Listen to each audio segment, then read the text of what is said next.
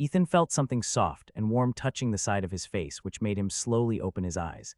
He felt so sleepy that he just wanted to sleep, but someone seemed to be calling out to him, refusing to allow him to continue sleeping. "Ethan, wake up," a kind and soothing voice said. "How long do you plan to keep sleeping? The next match will be happening soon." He was still groggy from sleep, and his vision was still a bit blurry. Because of this, he was unable to identify the person talking to him. Ethan simply thought that he was back at their farmhouse, where his grandpa and grandma lived with him. His grandma usually woke him up in the mornings, so he replied automatically without thinking. "Just 5 more minutes, Grandma," Ethan replied softly as he looked at the person that was caressing his face. Is it just me, or has the number of wrinkles on your face increased again?" Suddenly, the hand that was caressing his face paused. A second later, his grandma pinched his cheek hard, making him cry out in shock. All his drowsiness went away in an instant, and his gaze locked on his beautiful childhood friend, who was looking down on him as if she wanted to punch him silly. "Who are you calling Grandma, huh?" Chloe asked while showing Ethan her fist, which made the blue-haired boy suddenly realize what he had just done half a minute ago. "Good morning, Chloe," Ethan replied before wincing in pain. He didn't feel it a moment ago, but after being pinched, he seemed to have regained the senses in his body. "I can't move." Ethan tried to prop himself up to a sitting position, but he couldn't muster any strength in his body. The most he could do was move his head, but aside from that, his body felt as heavy as lead. "Calm down, Ethan." A soothing voice reached Ethan's ears, making him look at the right side of the bed. Luna, who had been reading a book in the corner, stood up and approached Ethan with a smile on her face. "You're suffering from mana deficiency, so it will take a while for you to regain your strength," Luna explained. "For the time being, why don't you drink this potion first? It was made by Terra Manor and is the first aid method that we use for wizards and witches that have exhausted their magical energies." Without even waiting for Ethan's reply, Luna sat beside the bed and gently lifted his head from the pillow. She then slowly poured the potion on Ethan's lips, making the blue-haired boy look less pale than he was earlier. "It seems that the two of you have become so close all of a sudden," Chloe commented as she narrowed her eyes. "Did something happen as of late?" However, instead of pushing Ethan away, she just gently laid his head back on the pillow before lightly brushing his head. "Ethan and I are both in the Dud Manor and are good friends," Luna replied. "Isn't it normal for friends to be close to each other?" "Are Noah and Sir Henry your friends as well?" Chloe arched an eyebrow. "Do you feel comfortable enough to do what you did to Ethan with them?" Luna's hand that was brushing Ethan's head suddenly stiffened. Even though she considered Noah and Sir Henry her friends, she wouldn't do the same thing she did with Ethan to them. Ethan knew that Luna was in a pinch, so he lightly coughed in order to catch the attention of the two girls. "What happened after I lost consciousness?" Ethan asked. "Is the battle between Schwartz Manor over?" Chloe and Luna glanced at each other. Clearly, the young lady with light brown hair still had questions to ask Luna, but decided to put it aside for now. "After you lost consciousness, Professor Reinhardt said that the next match will take place after an hour," Chloe explained. "The arena was destroyed, so they needed some time to fix it." Just as Chloe was about to say more, the door of the room opened, and several fairies flew inside the room, catching the 3 teenagers by surprise. "Ethan, we have come to save you," Ruby shouted. "HMPH. Those witches from the Terra Manor thought that they could stop us from coming into the infirmary. There's no place in the academy that fairies can't go. That's right, we've come to save you," a pretty fairy with purple hair declared before grabbing Ethan's finger and attempting to pull him up. "We won't let those girls steal your candies. Those are things that rightfully belong to us." "Yes, candies," the other fairies all replied in unison. A moment later, the blue-haired boy was swarmed by dozens of fairies who pulled on his fingers, hair, and clothes in an attempt to lift him up. Chloe and Luna giggled as they watched the fairies attempt to help Ethan off the bed, but they were unable to do so. "This is not the way, sisters," Ruby stated. "Use fairy dust on him, okay?" The fairies then sprinkled golden dust on Ethan's body and his face, making him sneeze. Half a minute later, the fairies tried to pull him up again, and this time the blue-haired boy's body rose up. Yes, Chloe and Luna watched as the group of enthusiastic fairies carried Ethan out of the room. A moment later, shouts of surprise from the medics of Terra Manor spread in the hallways. "You fairies, just what do you think you're doing?"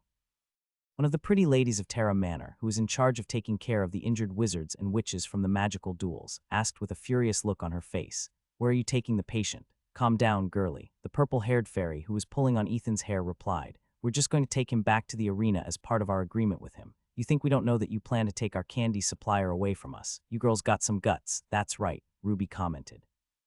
"We saw how you girls looked at Ethan earlier. Clearly, you plan to take advantage of him while he is unable to defend himself. We will not allow that to happen. Yes, don't touch our candy supplier. Find your own sugar daddy. There are other wizards in the academy, so go to them instead. Ethan belongs to us fairies. We will not let any of you ugly witches have him." The fairies then started to cast sneezing spells at the medics who were blocking their way, catching the witches by surprise. Let's go, sisters, Ruby shouted as the witches started to sneeze one by one. I'll open a path for us. Go, hurry. Chloe and Luna didn't know whether to laugh or cry after seeing this scene. In the end, the two of them ran after the renegade fairies, who infiltrated the infirmary just to rescue their candy supplier, who had promised to give each of them 50 bags of candies. Sisters, we're almost there, Ruby said excitedly. Make sure to give it your best. Our candies are at stake. Yes, the students of Brynhilder Academy watched with great amusement as the swarm of fairies carried Ethan like a war hero towards the grand stadium where the next battle was about to take place. The blue-haired boy, whose face couldn't get any redder, had no choice but to endure the embarrassment and shame as countless students watched him being carried away. Not far from him, two beautiful teenage girls were keeping a safe distance and were pretending that they didn't know him. Although they cared deeply about Ethan, it was simply too embarrassing to be associated with him right now. So this is what secondhand embarrassment feels like, Chloe muttered as she looked at her pitiful cousin in the distance. Luna, who heard her, simply nodded her head and looked at Ethan with an apologetic face. Since all of them were headed in the same location, she decided to make it up to the young man later by giving him some of the cookies that she had baked earlier. Several minutes later, Ethan was once again sitting on the stands. However, he wasn't alone.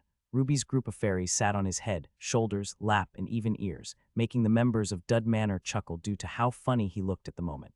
Ethan was feeling a lot better after arriving at the grand stadium. Some of the fairies that weren't part of the group that had initially made a deal with him for candies decided to kiss him while he was being carried to the grand stadium. They were hoping that they still had a chance to get free candies from the teenage boy, who had made all of them very proud. Since Ethan managed to absorb their magical powers, the symptoms of his mana deficiency eased up a bit, allowing him to be able to sit on his own.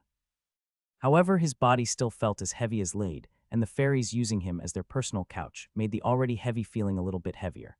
Chloe and Luna sat a meter away from him and would glance in his direction while trying their best not to giggle. "Ha ha ha, very funny," Ethan stated as he rolled his eyes at the two girls, whose bodies were shaking due to the laughter they were holding back. "It's good to see that you're doing well, Ethan," Henry said. "How are you feeling?" "Not that good, but slowly recovering," Ethan replied. "Sir Henry, I've been meaning to ask, does Noah have a chance of winning?" "The possibility exists." Henry narrowed his eyes as he looked at the handsome silver-haired boy who was currently standing in the arena facing his opponent. "Similar to you, Noah doesn't only have good looks. He can fight as well. I've never seen him train, so I don't know how he fights," Ethan commented while looking at Noah, who had become one of his good friends in the Dud Manor. "You haven't?" Henry arched an eyebrow before explaining Noah's fighting style. "He uses the whip. Watch closely, Ethan. You might learn a thing of two by watching him." 2 minutes later, Professor Reinhardt's booming voice spread in the grand stadium, making all the students look at the podium where he was currently standing. The students cheered because they were looking forward to another great match. The battle between Ethan and Langston fired them up, so they were hoping that a battle with the same intensity would happen for the next match. "Ralph Oren and Noah Casimir, are both of you ready to fight?" Professor Barrett, who was standing at the center of the arena, glanced at the two teenagers and waited for their answer. "I'm ready," Ralph replied. "Same," Noah stated. "Then let the battle begin," Professor Barrett declared. The professor then teleported outside the arena with his wand at the ready. Although he didn't expect something similar to what happened between Ethan and Langston would occur, he was still prepared to act at any second, in order to save the students from getting seriously injured in the duel. Ralph, who had dark blonde hair and gray eyes, pointed his wand on the ground in front of him and cast his first spell, Mayor Inmortui. A second later, a mummy covered up in bandages rose up from the ground, which made the first years gasp in surprise. "He's probably a necromancer or a dark summoner," Noah thought. "Either way, this is going to be tough." Since the battle had already started, Noah also took out his whip and prepared to fight off the undead monster, whom he believed to be a greater undead. With a monstrous roar, the mummy charged at Noah, who still had a calm expression on his face. Suddenly, a loud cracking of the whip spread in the arena as the silver-haired boy lashed out at the approaching monster. Surprisingly, the monster flinched after getting hit by Noah's whip, which made Ralph arch an eyebrow. "You have an interesting whip with you," Ralph stated. "Made from cold iron? Who knows?" Noah replied before making his whip coil around the mummy's leg. He then pulled with all of his might, making the mummy fall on its back. Ethan, who was watching the battle, narrowed his eyes because he didn't expect Noah's whip to be able to extend itself, allowing him to hit targets a good distance away. Ralph smirked after seeing his monster get immobilized. Clearly, what was happening at the moment wasn't a big deal to him. Mayor Inmortui. Ralph summoned another monster, but this time, it was a wolf zombie that reminded Ethan of the dire wolves in the Great Eagle Forest. Suddenly, Ralph did the unexpected and cast the spell for the third time, summoning another wolf zombie. This made the members of the Dud Manor have solemn expressions on their faces. They didn't know if Noah would be able to fight against 3 greater undead at the same time. However, they still believed that the silver-haired boy would find a way out of his current predicament.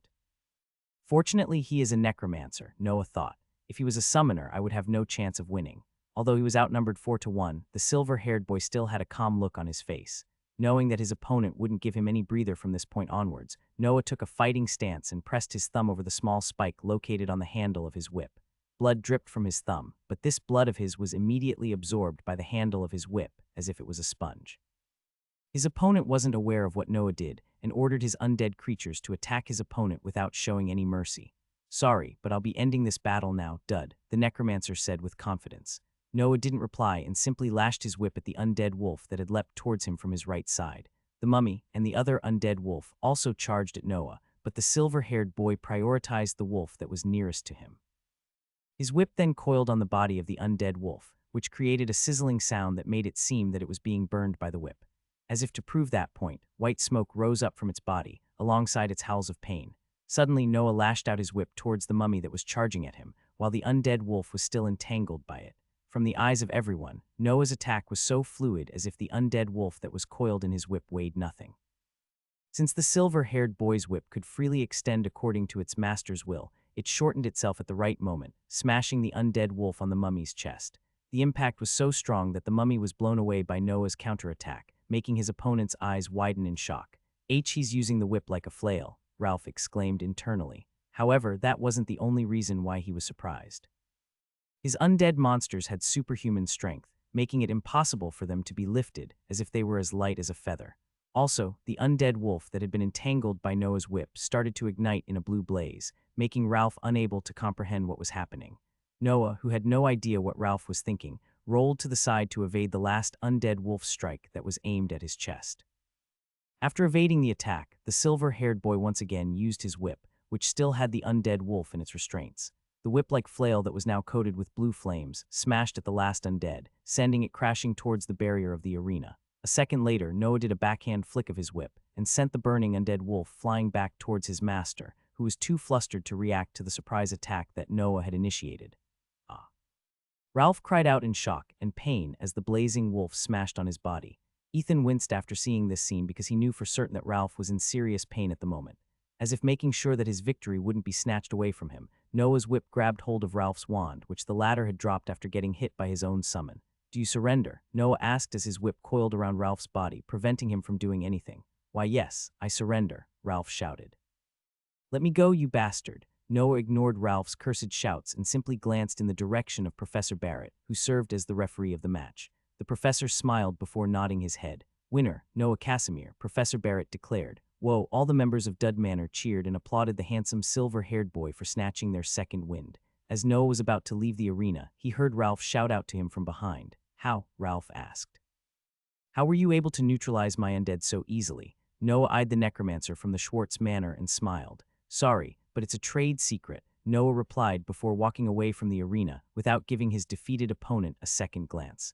The girls from the other manors looked at the handsome silver-haired boy in a different light. All witches were attracted to handsome and powerful wizards. Although Noah didn't use any spells and only relied on his weapon during the entire fight, it made him look like a gallant knight whose exceptional fighting skills had won the day.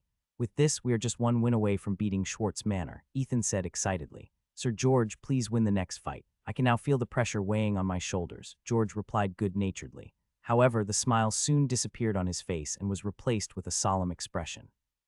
He then glanced at his best friend Henry, who nodded his head at him. "Do your best." Henry patted George's shoulder. "I'll handle the rest." A sigh escaped George's lips before he left the stands in order to fight in the arena. Seeing his senior's expression, Ethan felt as if something was wrong. "Sir Henry, is Sir George's opponent strong?" Ethan asked. "Very," Henry replied. "In fact, George's opponent is the strongest third year in the academy. If nothing unexpected happens this year, he will become the Schwartz Manor's next head prefect after we fourth years graduate from the academy." Hearing his head prefect's reply, Ethan's hope of a landslide victory against the Schwartz Manor suddenly felt like wishful thinking. Even Luna, who always looked positive, looked at the arena with a serious gaze. A moment later, a third-year student who had the same hair color as her went up the stage. As if to prove that Henry's words were true, the battle between George and his opponent lasted only half a minute, ending the Dud Manor's winning streak in an instant. Ethan looked in a daze at the winner of the match, while George was being taken by the medics to the infirmary in a hurry. The nurses all had anxious looks on their faces due to how serious George's injury was. It was as if his opponent had vented all of his anger for the defeat of his two teammates on the dud who dared to face him. The third year with the same hair color as Luna then glanced in the direction of the dud manor and smirked. "You guys got lucky this year," the third year said with a devilish smile on his face. "I'll see you all again next year." Without another word, the third year from the Schwartz Manor left the arena under a round of applause and cheers from the students of the academy, who idolized powerful wizards and witches. Ethan was very tempted to go to the infirmary to visit his senior, but in the end, he decided to stay. The last match between the Schwartz Manor and the Dud Manor was about to take place, and he wanted to see the battle until the end. Henry, who had seen how his best friend was brutally defeated by his opponent, walked up the stage with a calm expression on his face.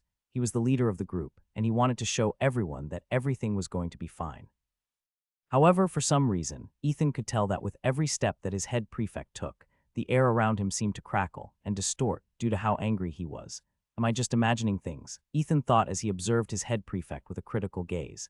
After staring at Henry for nearly a minute, the blue-haired boy concluded that he was just seeing things because the distortion that he had seen earlier disappeared without a trace. "Henry Weiss and Axel Daniels, are you ready?" Professor Barrett asked the two fourth years who had stepped onto the arena.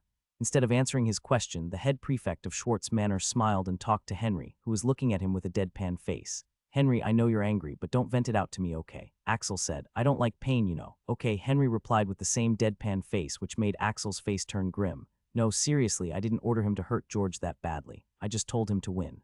"Okay." Seeing that Henry was just replying with a word, Axel knew that he was in for a hell of a fight. "Professor Barrett, I would like to surrender now," Axel said, which made all the first years of the academy, especially the first years of Schwartz Manor, cry out in shock. They didn't know why the head prefect of Schwartz Manor had chosen to surrender instead of fighting the head prefect of the Dud Manor. For them, this was simply inexcusable, but to those who really knew who Henry was, all of them thought that Axel made the right decision when he chose to concede. "Are you sure, Axel?" Professor Barrett. "Yes," Axel replied. "I mean, just look at Henry. That is the look of someone who is very impatient to kill people. This is just a friendly match, you know. I don't want to get killed, okay? As a referee, I find your decision to be disappointing," Professor Barrett stated. "However, as your professor, all I can say is that you made the right call." "I know, right," Axel sighed. "This guy is a madman." Professor Barrett nodded before looking at Henry with a serious expression on his face. He was the professor that taught all the fourth years, and he knew that Henry was someone that carried grudges with him. "Henry, this is just a friendly competition, okay? Professor Barrett, don't go attacking people outside of the arena later, especially Luna's elder brother. She's one of your members, so can you look the other way?" "Okay," Henry replied. "I'll just leave him half dead. See, this is why I don't like fighting this guy." Axel complained to Professor Barrett. "Henry should be banned from magic duels." This is why Axel said, "See you next year." He already knew that I would surrender before the fight even started. Professor Barrett shook his head helplessly before raising his hand to catch everyone's attention. "Winner of the final match, Henry Weiss," Professor Barrett declared. "The Dud Manor will now go to the semifinals." Henry, who had just been declared as the winner, didn't look too happy at the results, which made the corner of Axel's lips twitch. Under everyone's gazes, the head prefect of Schwartz Manor left the arena without giving his opponent a second glance. Henry, the Mage Slayer. That was the nickname that the students of the academy had given the head prefect of Dud Manor. To his members, he was a very easygoing and good-natured person. However, those who knew him well understood that the moment Henry went on his missions, the chances of his target accidentally dying was very high, making him one of the students that the third and fourth years in the academy didn't want to provoke no matter what. There was only one person in the entirety of the academy that could beat Henry in a duel, and that was none other than the head prefect of Terra Manor. Anyone else who fought him would be in a world of pain, including Luna's brother, Rowan, who had just hurt Henry's best friend. Ethan, who was just as surprised like the other first years, couldn't comprehend the victory they snatched without even a fight. "I'm sure you are confused right now, and that is perfectly understandable," Luna said with a conflicted look on her face. "Just know that Sir Henry is like a demon when he starts to fight. What you saw on our camping trip was just him being carefree. Is he that strong?" Ethan asked with great interest. "Strong? Well, yes, he is strong," Luna replied. "But his strength is due to his origin magic, which completely nullifies all magic in his surroundings. Even if he was facing a magical beast, as long as they use magic, it will have no effect against him. That is why he is called the Mage Slayer of Brynhilder Academy." Ethan, who was hearing all of this for the first time, looked at his easygoing head prefect, who was always very supportive of him. For some reason, deep inside his heart, he wanted to see how Henry fought. That way, he would gain some insight on how someone who could effectively nullify all magical spells in his surroundings handled a wizard or witch who had lost their ability to defend themselves. Mage Slayer, Ethan thought. I guess you can't really judge a book by its cover. For Ethan, Henry was still Henry. Although he might have a bad reputation among the students in the academy, for the blue-haired boy, his head prefect was a role model who wouldn't hesitate to help any member of the Dud Manor in their times of need. Due to an unexpected series of events, the Dud Manor advanced to the semifinals of the Clash of Manors, beating the Schwartz Manor with the score 3 wins and 1 loss. Although the much-awaited battle between the two head prefects didn't go as planned, everyone was still fired up because it was now time for the showdown between the Jaeger Manor and the Equus Manor. Please come up to the stage, Lily Langley and Alice Quinn, Professor Barrett announced, making the students, especially the boys, cheer loudly. Lily was a very cute and charming girl whom the boys found endearing. Alice, on the other hand, was referred to as a cold beauty. She almost always had a serious expression on her face, but some of the boys actually liked these kinds of girls. Some of them were even making bets with each other on who would be able to break the ice that covered her personality, making her become a warm and caring girl who would become every man's ideal lover. Who do you think will win this duel, Ethan? Nicole, who for some reason appeared beside the blue-haired boy when the latter wasn't paying attention, asked. Ethan didn't answer right away as he eyed the two young ladies who had just stepped into the arena. I don't have enough information about Lily to answer your question, Ethan replied. I have seen Alice fight in the past, but she was already in a weakened state by then. Also, your duel with her was covered in a white mist, so I wasn't able to see the battle between you girls. But there is one thing I do know. Lily isn't someone simple. Whenever she is around me, I always feel as if she was a wolf ready to pounce on me if an opportunity were to present itself. My instincts are telling me that I cannot judge her by her cute looks. Nicole smiled after hearing Ethan's honest opinion. Truth be told, between Alice and Lily, she already had an idea about who would win. However, she didn't voice her opinion out loud because Ethan didn't ask her who she thought would win the match. Actually, Chloe and Luna were paying close attention to Ethan's and Nicole's conversation. They were also very curious about who would emerge victorious between Alice and Lily. Lily was the pillar of Jaeger Manor, and Alice had beaten Nicole in their one-on-one duel, earning her the right to represent Equus Manor in the Clash of Manors. The battle between the two of them would certainly be something worth seeing. Are both of you ready? Professor Barrett asked. Lily and Alice both nodded their heads and took out their wands at the same time. Seeing that both of them were ready to fight, Professor Barrett raised his hand and announced the start of the battle. Duel start, Professor Barrett shouted before teleporting outside of the arena.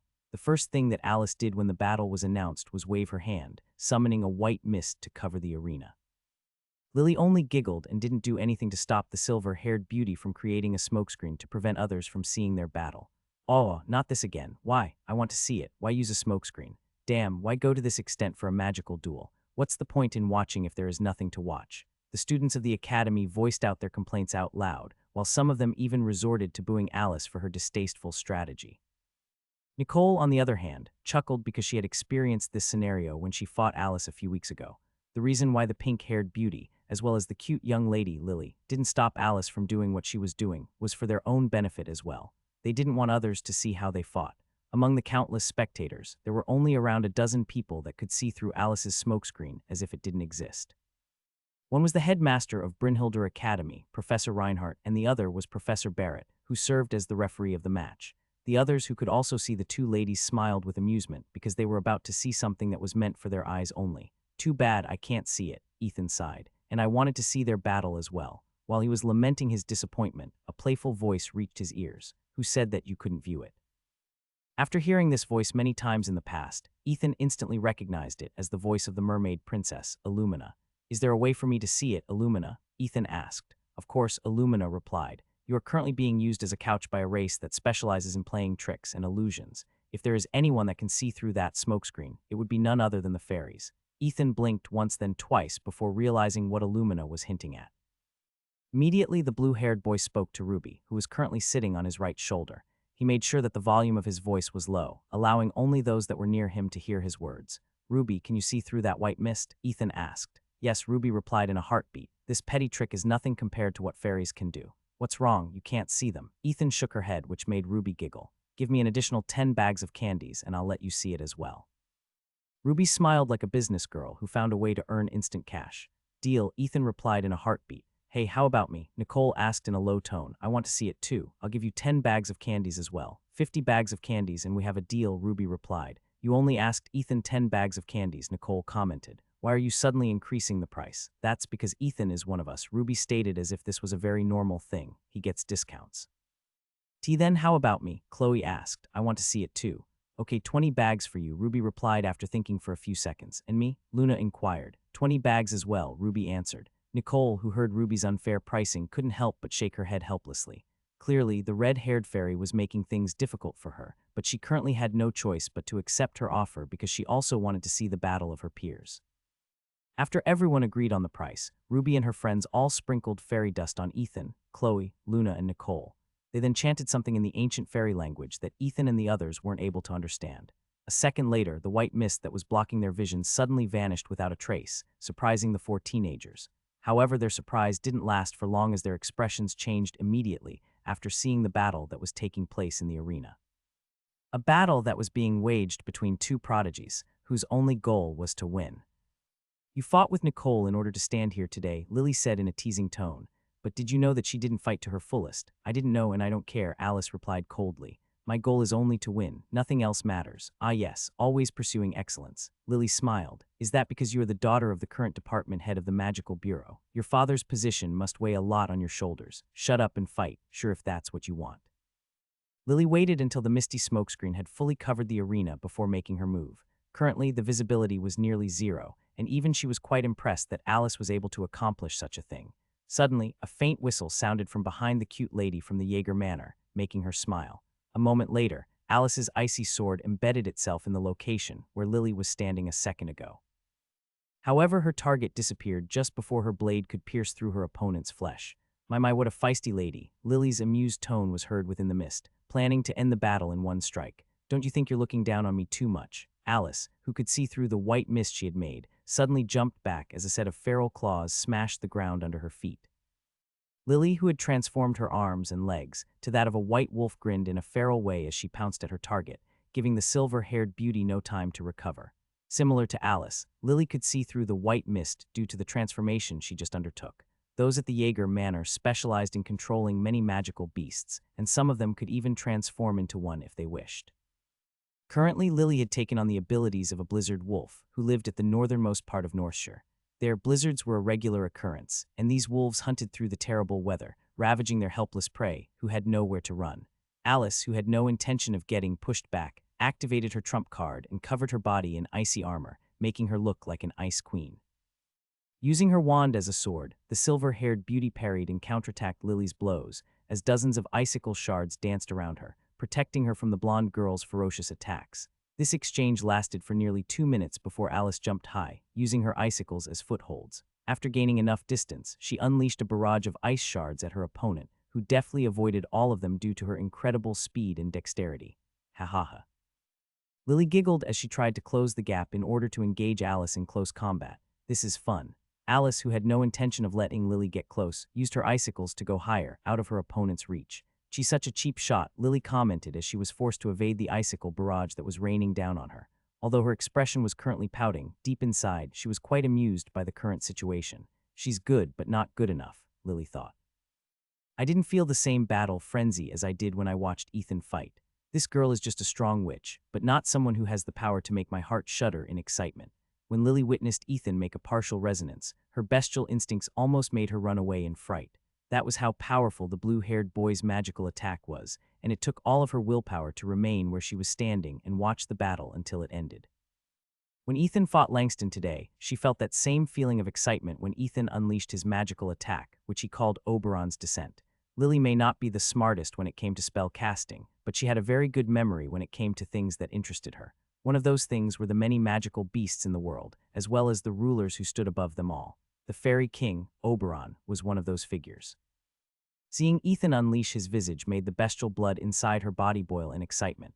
She was someone who longed to fight the strong, and among the candidates in the first years that she wanted to fight the most was Nicole. For her, Nicole was like an unsheathed blade. Lily knew for certain that the moment that blade was released from its scabbard, a deadly dance of death would commence.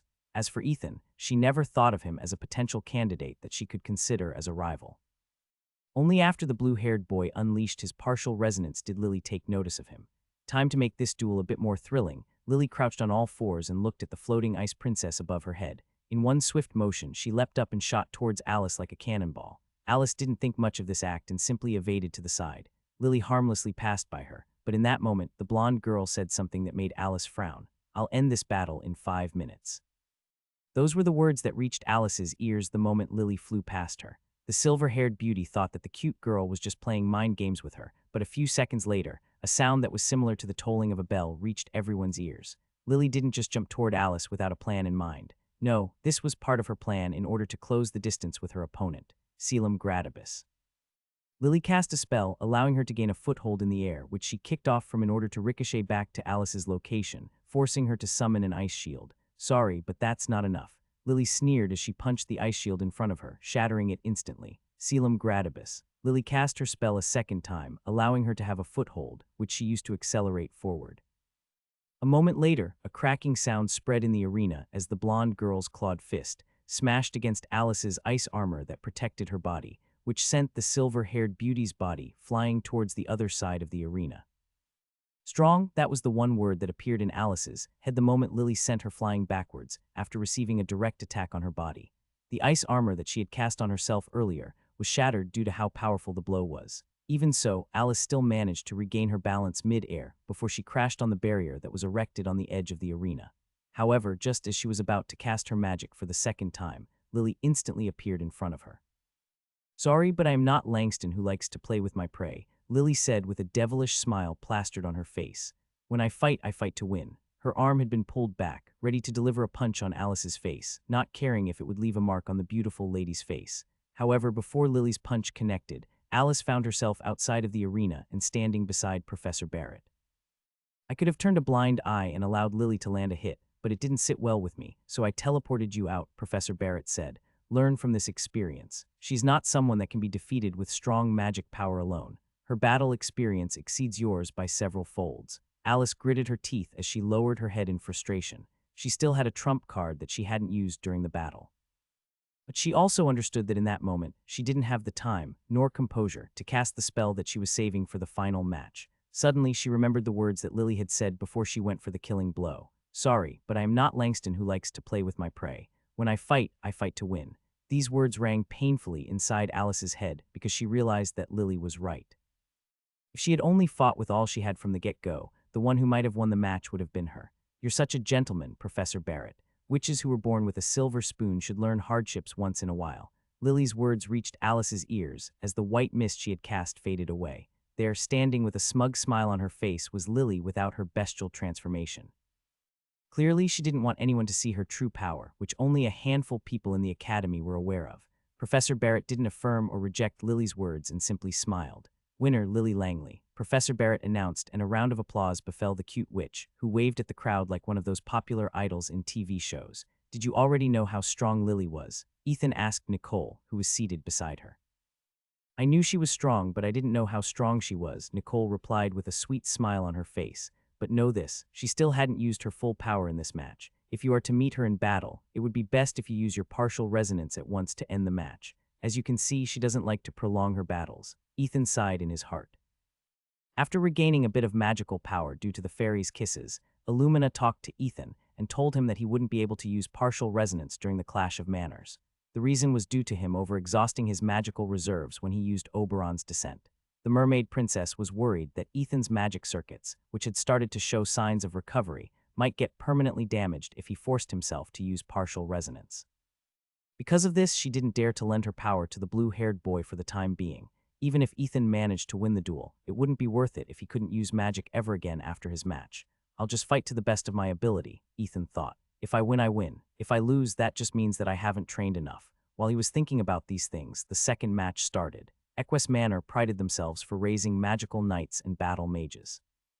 They were also the favorite manor to win due to their specialties. However, to everyone's surprise, the second match ended with another victory to Jaeger Manor. The battle lasted for 10 minutes, as both combatants fought to their fullest. However, the second year that represented Jaeger Manor had the ability to summon two dire bears, who managed to overwhelm their opponent using brute force.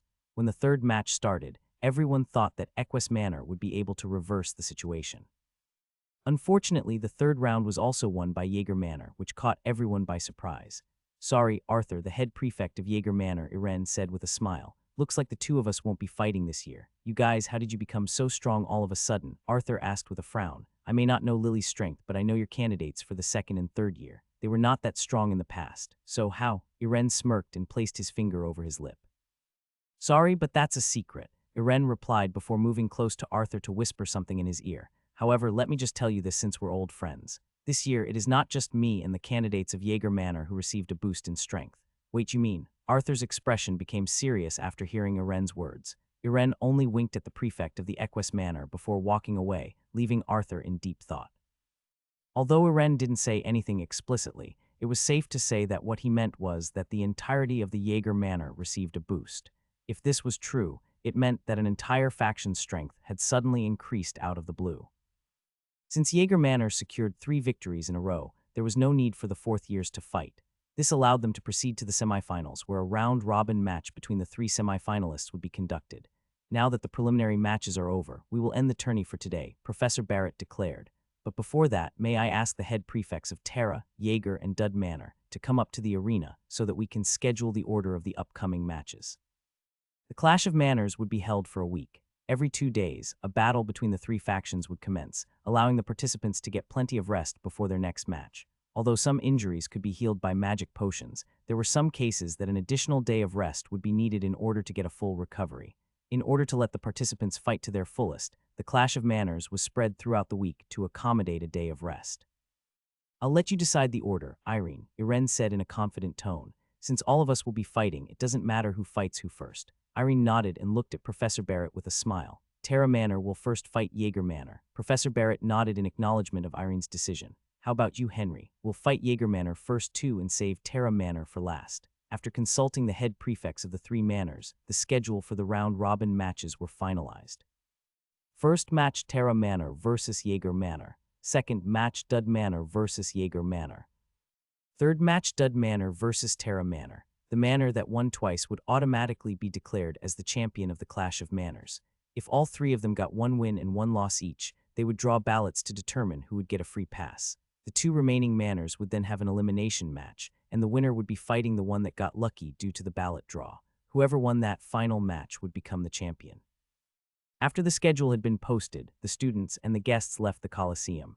Some of them were quite happy, while some of them had disappointed looks on their faces. This was especially true for the students belonging to the Equus and Schwartz manors, who didn't manage to reach the semifinals. The rest of the students were ecstatic and hailed their candidates as heroes who made them all proud. Although the number of their members were the smallest of the bunch, that didn't stop Dud Manor from celebrating their victory inside their manor's dining room. Ha ha ha, you were both amazing, Ethan and Noah, Oliver said as he refilled the mugs of the 2 handsome boys with fruit juice. You made us all proud. Am I right, George, who had somewhat recovered from the injuries he received during the match, but still considerably weakened, raised his mug in agreement. Cheers to the heroes of the new generation, George stated. Now I can retire with some peace of mind. What nonsense are you talking about? Henry snorted. After I graduate, you will become the head prefect. It's too early for you to retire. You can retire after 2 years. Bummer, George lamented. Ethan and Noah chuckled after seeing their seniors' disappointed faces. However, they knew that George was just joking, and everyone in the manor continued to enjoy the victory they gained after fighting with everything they had. Truth be told, I don't want to dampen everyone's mood, Henry said after placing his mug on top of the table. But there is something important that I must tell all of you, especially you, Ethan and Noah. Ethan and Noah looked at their head prefect with serious expressions because they could feel that whatever Henry was going to tell them was truly important. This is about Jaeger Manor, Henry stated. With the exception of Lily Langley, I have a rough idea on how strong those guys were in the past, but after seeing today's battle, I can tell that they had grown considerably stronger. Of course, it is only natural to become stronger the longer you stay in the academy, but this sudden boost of strength is uncanny. Arthur also mentioned in passing that the current Jaeger Manor isn't the same Jaeger Manor that we knew in the past. It is safe to say that they might be the greatest adversary we will be facing in the tournament. I'm not saying this to make you guys feel anxious. I am only doing this so that all of you will understand how strong the competition is right now. Ethan and Noah, who had seen Lily and the rest of the candidates of Jaeger Manor, understood what their head prefect was saying. However, the only thing they could do was do their best in the upcoming matches. The only silver lining was that the first match for the semifinals was between Terra Manor and the Jaeger Manor. They were hoping that they would be able to see more of what their competitors could do during the battle that would be held in 2 days' time. What are your chances of beating Lily without using partial resonance? Noah whispered in Ethan's ears. None, Ethan replied in a flat tone. How about you? Can you deal with that summoner? Ethan asked. I have a small chance of winning if the right conditions are met, Noah answered. The two then clinked their mugs together before drinking it down in one swig. For now, they would not think about their upcoming battles and just focus on enjoying their victory party. Somewhere in Brynhildr Academy.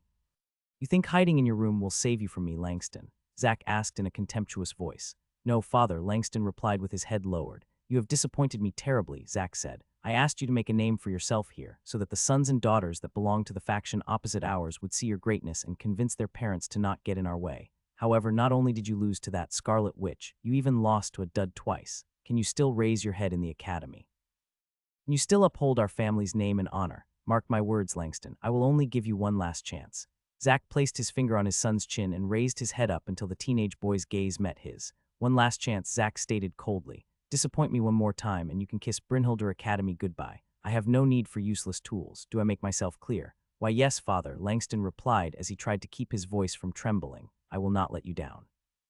You already did, Zack sneered. Lie low for a while and make sure to not cause any trouble again. If I hear another report that you are shaming our family's name, I'll make you regret it. Zack said the last words very slowly, sending a shiver down Langston's spine.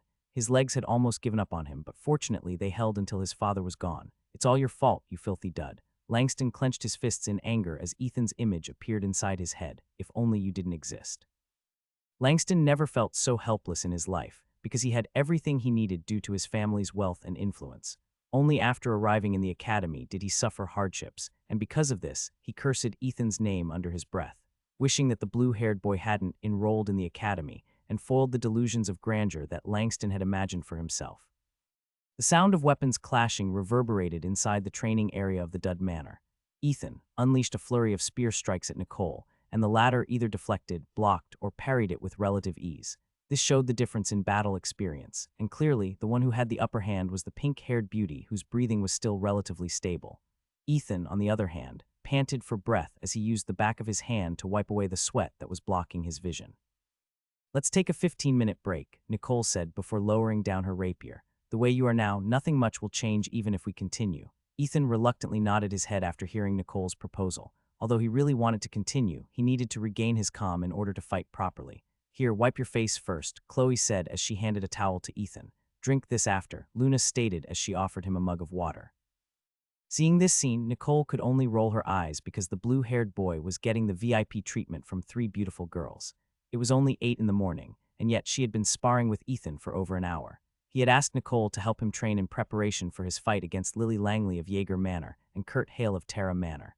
These two teenagers were both the pillars of the first years, and that alone spoke volumes. This was especially true after Lily's one-sided victory against Alice, who didn't even have the chance to mount a counterattack before she was defeated. That battle had made Ethan realize how truly lacking he was, so he decided to use the time he still had left to train as hard as he could.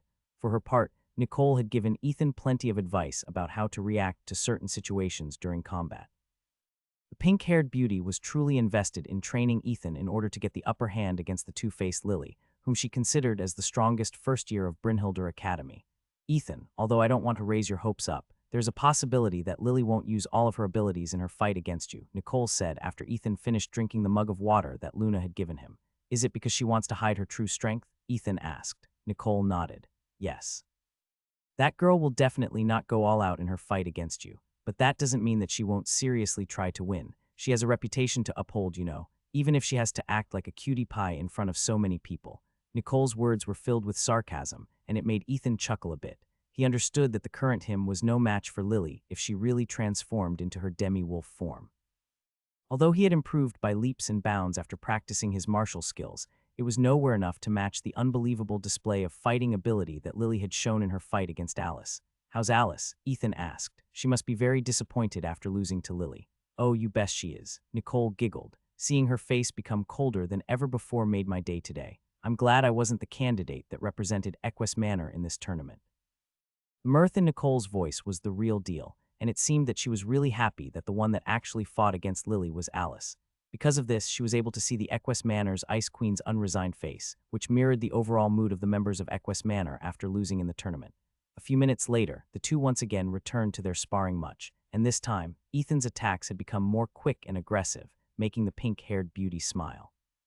"He's pushing himself too hard again," Chloe muttered. "He's still the same." "What do you mean by pushing himself too hard again?" Luna asked Ethan's cousin who had grown up with him. "When he feels that people have expectations of him, he tries his best to meet them," Chloe replied. "If possible, I don't want him to be this way." Luna nodded her head in understanding. She knew that feeling very well because her family also had high expectations of her. However, after discovering her limitations, these expectations were shattered. Now their family was rooting for her older brother, who was currently a third year in the Schwartz Manor, to bring glory to their family's name. Luna was fine with this not only because her brother was truly gifted in magic, but because the two of them were very close. Although he acted arrogant and aloof and was even thought to be standoffish by the students of the academy, her brother was actually kind and caring. Not many people knew that Luna's brother, Rowan, was the overly protective older brother type, who would not hesitate to cast black magic to those who bullied his sisters. He doesn't show this behavior in the academy, but whenever it was only Luna and him in private, Rowan would often give his sister protective charms that would instantly activate if someone dared to harm her. The angelic beauty usually equipped these charms whenever she went out on missions, ensuring her safety. While Ethan and Nicole were in the midst of their sparring match, George arrived in the training area with a mischievous smile on his face. "Ethan, you have a guest," George said in a teasing tone. "A top-class beauty, I might add. It seems that our boy here is truly getting popular with the ladies. I'm not gonna lie, I feel really envious of you right now." Chloe and Luna, who both heard that a top-class beauty was looking for Ethan, glanced in George's direction with a frown. "Who is it?" Ethan asked. He could tell that his senior was just teasing him. However, he was still curious about who this girl was and wondered why she was looking for him. "Alice Quinn," George replied with a smile. "It seems that she has come to talk to you about something really important." When Chloe, Luna, and Nicole heard that the one looking for Ethan was Alice, all of them became really curious. She was the last girl that they expected to come looking for Ethan, especially after losing to Lily. "Understood," Ethan nodded. "I'll go see her right now." Naturally, it was not only Ethan who left the training area to meet Alice. Chloe, Luna, and Nicole went as well, leaving George behind with an amused look on his face. "What are you doing here?" Alice asked when she saw Nicole walking behind Ethan. "I'm allowed to be here, of course," Nicole replied with a smile. "How about you? What are you doing here?" "I have business with Mr. Gremory." "Oh, Mr. Gremory, so you don't call Ethan on a first-name basis." The pink-haired beauty smiled as she eyed the cold beauty of the Equus Manor. Although both of them lived in the same dormitory, it was enough to tell with a glance that the two of them didn't get along. "I understand that you came here because you want to talk to me." Ethan cleared his throat in order to get Alice's attention. "What can I do for you?" Alice frowned before glancing at the three other girls, namely Chloe, Luna, and Nicole, who were also in the room with them. "Can we speak in private?" Alice asked. "I don't want others to hear what I am going to tell you." Chloe and Luna narrowed their eyes at the silver-haired beauty like mother hens protecting their chick. Clearly, they didn't want Ethan to be alone with Alice, but they couldn't bring themselves to speak it out loud. This was a matter between her and Ethan, and they didn't have the right to get in her way. Ethan glanced at the three girls behind his back before nodding his head. "Let's go to my room," Ethan replied. Alice nodded and followed Ethan towards his dormitory room. Chloe and Luna both clicked their tongue, while Nicole simply smiled as her eyes followed Alice's back until it disappeared from her view. A few minutes later, the blue-haired boy opened the door to his room and invited his guest inside it. Alice entered and looked around the room with a calm expression on her face. This was the first time she had entered the room of a boy aside from her family, and she was quite curious about what it was like. Ethan's room was a bit plain. Aside from a pile of books on the table, there was nothing noteworthy about it. Alice soon lost interest and sat on a chair, without waiting to be invited to do so. Ethan didn't mind Alice's action and sat across from her. The two then stared at each other for nearly half a minute before Alice broke the silence and spoke out her mind. "The reason I came here today is to tell you something about Lily," Alice said. "She is not as docile as she looks, and her fighting ability is quite high. One mistake and it can end very badly for you." Ethan smiled bitterly because he was well aware of this fact. "Actually, I saw the two of you fight in the arena with the help of the fairies," Ethan stated. "I saw how Lily transformed into a demi-wolf and how she ended her battle with you." Alice's expression turned to surprise after Ethan told her that he was able to see through the smokescreen that she created during her fight with Lily. "You saw everything?" Alice asked. "Yes," Ethan replied. "Everything." Alice didn't say anything else and simply gazed at Ethan's face. It was as if she was trying to see the telltale signs of a lie in order to confirm whether the boy in front of her was lying or not. However, deep inside, she knew that Ethan wasn't lying. There was simply no way that he would say that Lily had transformed into a demi-wolf right off the bat, which was simply impossible for those who didn't witness her fight with the cute blonde girl of Jaeger Manor. "What is that girl doing here?" Alice, who had remained silent for a few minutes, asked, "Girl." Ethan blinked. "Are you talking about Nicole?" Alice nodded. "What is she doing here? I asked her to help me train. Training, is it?" Alice closed her eyes and pondered for a bit. Seeing her like this, Ethan couldn't help but think that Alice was truly a beautiful girl. The title of Ice Princess suited her well, and he had to agree that she lived up to her reputation. "I wonder how many guys fantasize about breaking her icy attitude and make her a warm and caring girl to become their lover," Ethan mused. "Is there someone in the academy that can handle this cold beauty?" Ethan pondered for a bit before shaking his head. He hadn't been in Brynhilder Academy long enough to know more about the students that studied inside it. In fact, the school year had just started, and he was just starting to learn the faces and names of his classmates who studied with him every day. "I'd like to observe your training with Nicole," Alice said after a few minutes. "I want to know if you have a chance of beating Lily in your magical duel." Ethan didn't really mind if Alice watched him spar with Nicole. However, he still needed to ask the pink-haired beauty's permission first to know if she would like to be watched by Alice as well. "I'll ask Nicole after our talk if she wants you to watch our sparring match," Ethan replied after careful consideration. "If she refuses, then I am sorry, but letting you watch is impossible." "That's fine with me," Alice stated. "But if she doesn't agree to let me see your sparring much, I want you to spar with me as well." "A spar with you?" "Yes." The silver-haired beauty narrowed her gaze and eyed Ethan like a food aficionado who had very high standards when it came to culinary dishes. "Why, you're going to help me train?" Ethan asked to confirm if he heard Alice correctly. Alice nodded. "I'm sure that Nicole is only doing martial training with you. She is fighting you as a knight and not as a witch. That's fine, but I want to train you in dealing with offensive spells. Although you managed to win against Langston, that boy only boasts high magical power. His spell casting is not refined enough and simply uses brute force in order to make his opponents submit. I, on the other hand, am confident with my spell control. I'm sure that you will learn a lot by sparring with me as well." Ethan needed all the help he could get, so Alice's proposal was tempting to him. However, there was something that was bothering him, so he decided to ask this question to the silver-haired beauty in front of him. "Why?" Ethan asked. "Why do you want to help me?" "Because I hate losing," Alice replied in a heartbeat. "If Lily lost to you, then her win against me doesn't count." Huh. Ethan blinked once then twice because he clearly missed the logic in Alice's words. How could winning against Lily make the silver-haired beauty's loss to the cute girl from Jaeger Manor invalid? But before he could even say anything, Alice stood up from the chair and headed to the door of Ethan's room. "Let's go," Alice stated. "Time waits for no one, and you only have a few days before your match with that vixen." As soon as Alice finished speaking, she opened the door, and immediately two girls fell on the floor in front of her with a huff. Ethan gritted his teeth as he forcefully rolled to the side to evade the ice balls that were the size of tennis balls that were headed in his direction. The sound of something shattering reached his ears, but he paid it no mind. Instead, he hastily propped himself up from the ground and started running. Several more ice balls rained down on him like hail, forcing the teenage boy to run in a zigzag manner in the hopes of evading them. However, it was futile. The ground under his feet suddenly turned to ice, making him slip and fall on the ground.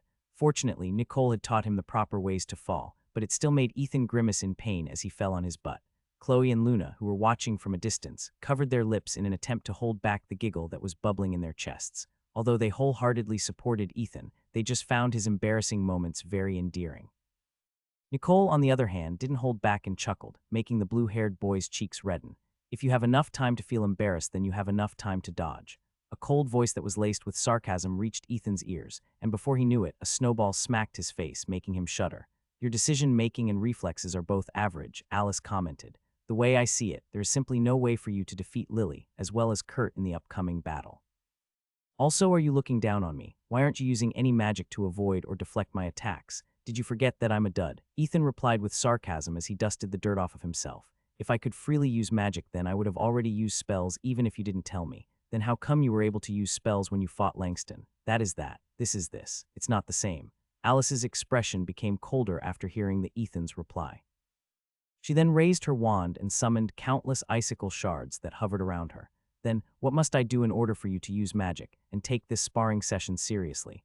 Alice asked in a tone that made Ethan feel that the silver-haired beauty would toss the icicle shards at him if she didn't like his answer. The teenage boy was very tempted to say, "If you want me to use magic, you need to kiss me first." But he didn't do that because if he really did, he knew that Alice would definitely turn him into a pincushion, with countless ice shards piercing his body. Only when I am in mortal danger does my origin magic manifest," Ethan lied with a straight face. "Unless that requirement is met, I won't be able to use magic." "I see." Alice nodded. "You just need to be in mortal danger, right? That can be arranged." Alice then pointed her wand at the handsome boy before chanting her spell. Clavum glacis zona oxysio. A moment later, countless ice spikes jutted out of the ground and headed in Ethan's direction. These ice spikes were coming from every direction, giving Ethan no room to dodge or defend himself. Wait, I was just joking. Ethan cried out in alarm as the ice spikes neared his location. I can't use magic because I've used up all of my magic power in the duel. The teenage boy then crossed his arms over his face and closed his eyes. There was simply no way for him to block this attack, and if Alice didn't stop it, he would really die or get himself fatally injured. Ignis Muris, Chloe and Nicole both pointed their wands towards Ethan and created walls of fire that blocked the path of the icicle spikes, protecting the teenage boy behind them. Alice clicked her tongue before tapping her wand on the palm of her hand. Right now, she looked very annoyed, which was something that she rarely let other people see in public. A few seconds later, the walls of fire disappeared, revealing Ethan, whose face was now flushed due to the heat and fear he felt a moment ago. Again, how are you able to use magic when you are a dud? Alice asked coldly. What are the requirements that you need to meet in order for you to use magic? Ethan took a few deep breaths before answering Alice's question. I can't tell you that, Ethan replied. This is the secret of my origin magic, and I don't want others, especially those that I don't trust to know about it. Chloe flinched after hearing Ethan's words. She had no idea how her childhood friend and cousin was able to use magic, which made her realize that he hadn't told her anything about his origin magic. Does that mean that he doesn't trust me enough? Is that why he hadn't told me how he has been able to use magic? Chloe thought as she felt a stinging pain in her chest. No.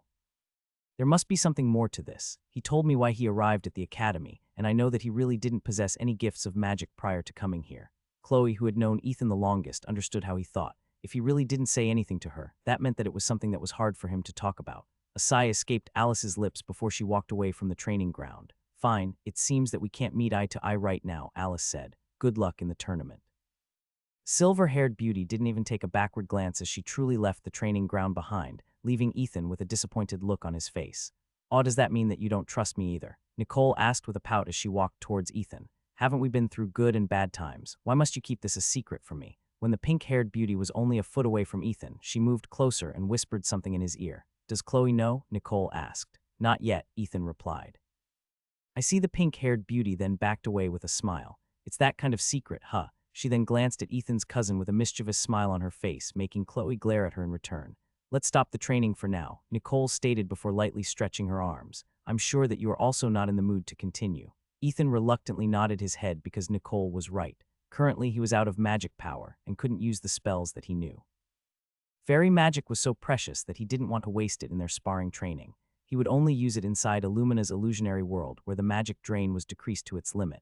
Ethan, a piece of advice, Nicole said in a volume that only he could hear. Talk to Chloe about your origin magic. She's one of your most steadfast allies in this academy. If you can't even trust her, there is simply no one you can trust here. Nicole smiled before leaving the training ground.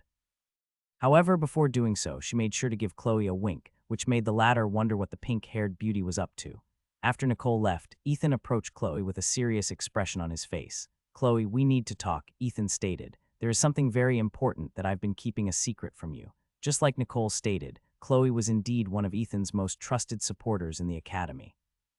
If he couldn't even tell her the secret of his origin magic, then there was simply no one, aside from Luna and the fairies, that he could trust. Inside Ethan's room, Chloe sat on Ethan's bed, while the teenage boy sat on the chair across from her. I'm sure you're wondering how I was able to suddenly use magic a few weeks ago, Ethan said. Chloe nodded. Yes, but I know that you must have had a reason for not telling me, so I didn't ask. She didn't want to admit it, but she was really surprised when Ethan fought a magical duel with Langston for her sake. Back then, Ethan looked so amazing that she even thought that she was dreaming. However, it didn't take long before she realized that it wasn't a dream, but reality. Since then, she had wondered how the teenage boy was able to do it, but she stayed silent and simply waited for him to tell her everything. I'll start from the very beginning. Ethan took a deep breath in order to calm himself before he started his tale. After returning from our camping trip in the Great Eagle Forest, I met the Cheshire cat, Chessie. He just appeared in my room one day and decided to tell me a way to awaken my magic. Ethan paused for a bit to make sure that Chloe was taking him seriously, but after seeing how serious her expression was, he understood that she was giving him her full attention. According to Chessie, there are a few ways someone can awaken their magic power, and one of those methods is to use moon magic, Ethan explained. So on the night of the full moon, Luna and I performed the ceremony to awaken my magic power. Chloe's eyes widened in shock after knowing that the angelic beauty Luna had played a role in awakening her cousin's magic power. The ceremony was a success and I was able to use magic. However, my magic is a bit special. Ethan sighed. I have the power to absorb the magic of others, but in order to do that, I need to kiss them. Chloe blinked once then twice because she thought that she had misheard the teenage boy in front of her. You need to kiss them. Yes. Ethan nodded his head in affirmation. But this magic only works if I kiss girls. The young lady looked at Ethan in a daze, but after thinking about it carefully, the events that followed afterwards could now be explained. Even so, there was one thing that bothered Chloe, so she asked the teenage boy in front of her a question. Wait a minute, Chloe stuttered. Understanding your origin magic doesn't happen in a day. How did you come to know that kissing girls allows you to absorb magic? The moment Chloe asked this question, Ethan felt several beads of sweat instantly form on his forehead. He was hoping that his cousin would overlook this topic, but since he was already telling her everything, he decided to answer honestly. Actually, I don't have much recollection about what happened after the ceremony succeeded, Ethan answered, but I had this very vague dream about kissing Luna. In that dream, I took the initiative to kiss her without permission. You kissed her without permission.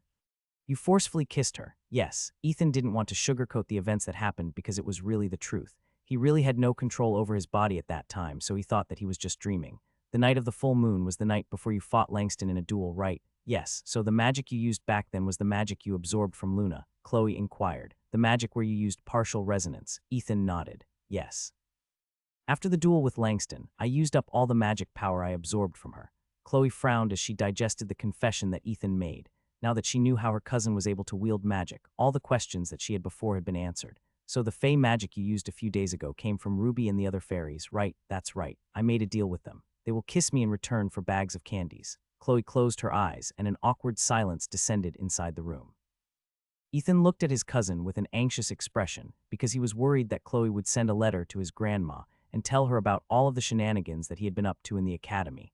Finally, after a few minutes, Chloe opened her eyes and looked at Ethan with a complicated expression on her face. Ethan kept his silence and waited for the young lady to speak her mind. I wish you would have told me this sooner, Chloe said with a face filled with injustice. If I knew about it, I would have helped you to the best of my ability. I'm sorry. Ethan smiled bitterly. Many things were happening at the same time, and it slipped my mind. I have always wanted to tell you the secret because you are one of the people I trust in the academy, Chloe. Believe me, I believe you. Chloe nodded. But can you tell me more about how your origin magic works? So you just kiss girls and you can use magic? Yes, but there are some limitations, Ethan explained. Depending on the source of magic and how powerful it is, it may only remain inside my body for a day.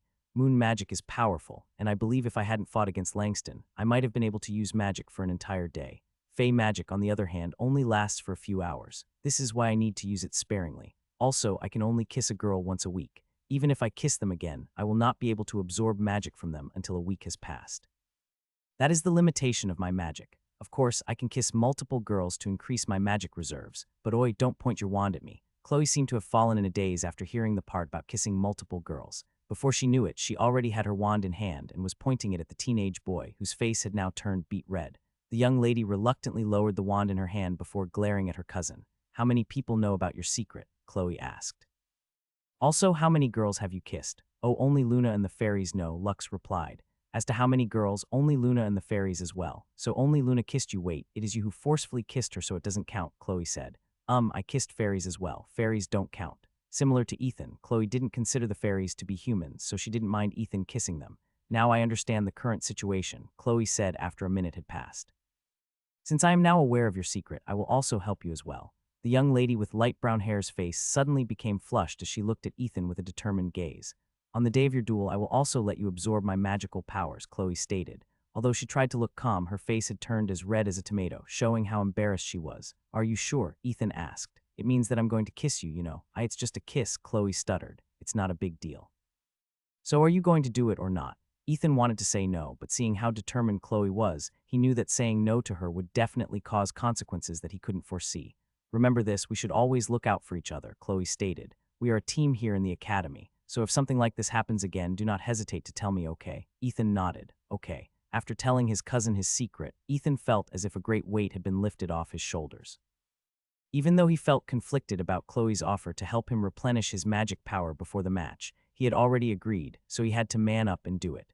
What he didn't know was that the young lady, who was still looking at him with a beet-red face, was thinking of having a private talk with Luna after leaving Ethan's room. There were some things that girls needed to sort out for themselves. Chloe believed that it was also time for her and Luna to have a serious talk regarding the handsome teenage boy, whose popularity was steadily rising within the circle of witches in Brynhildr Academy. "I'm excited to see the matches today," Noah said with a smile. "How about you, Ethan?" "I feel the same way," Ethan replied as he scanned the Grand Colosseum where all the students of Brynhild Academy, as well as their guests, had gathered in order to watch the battle between Terra Manor and Jaeger Manor.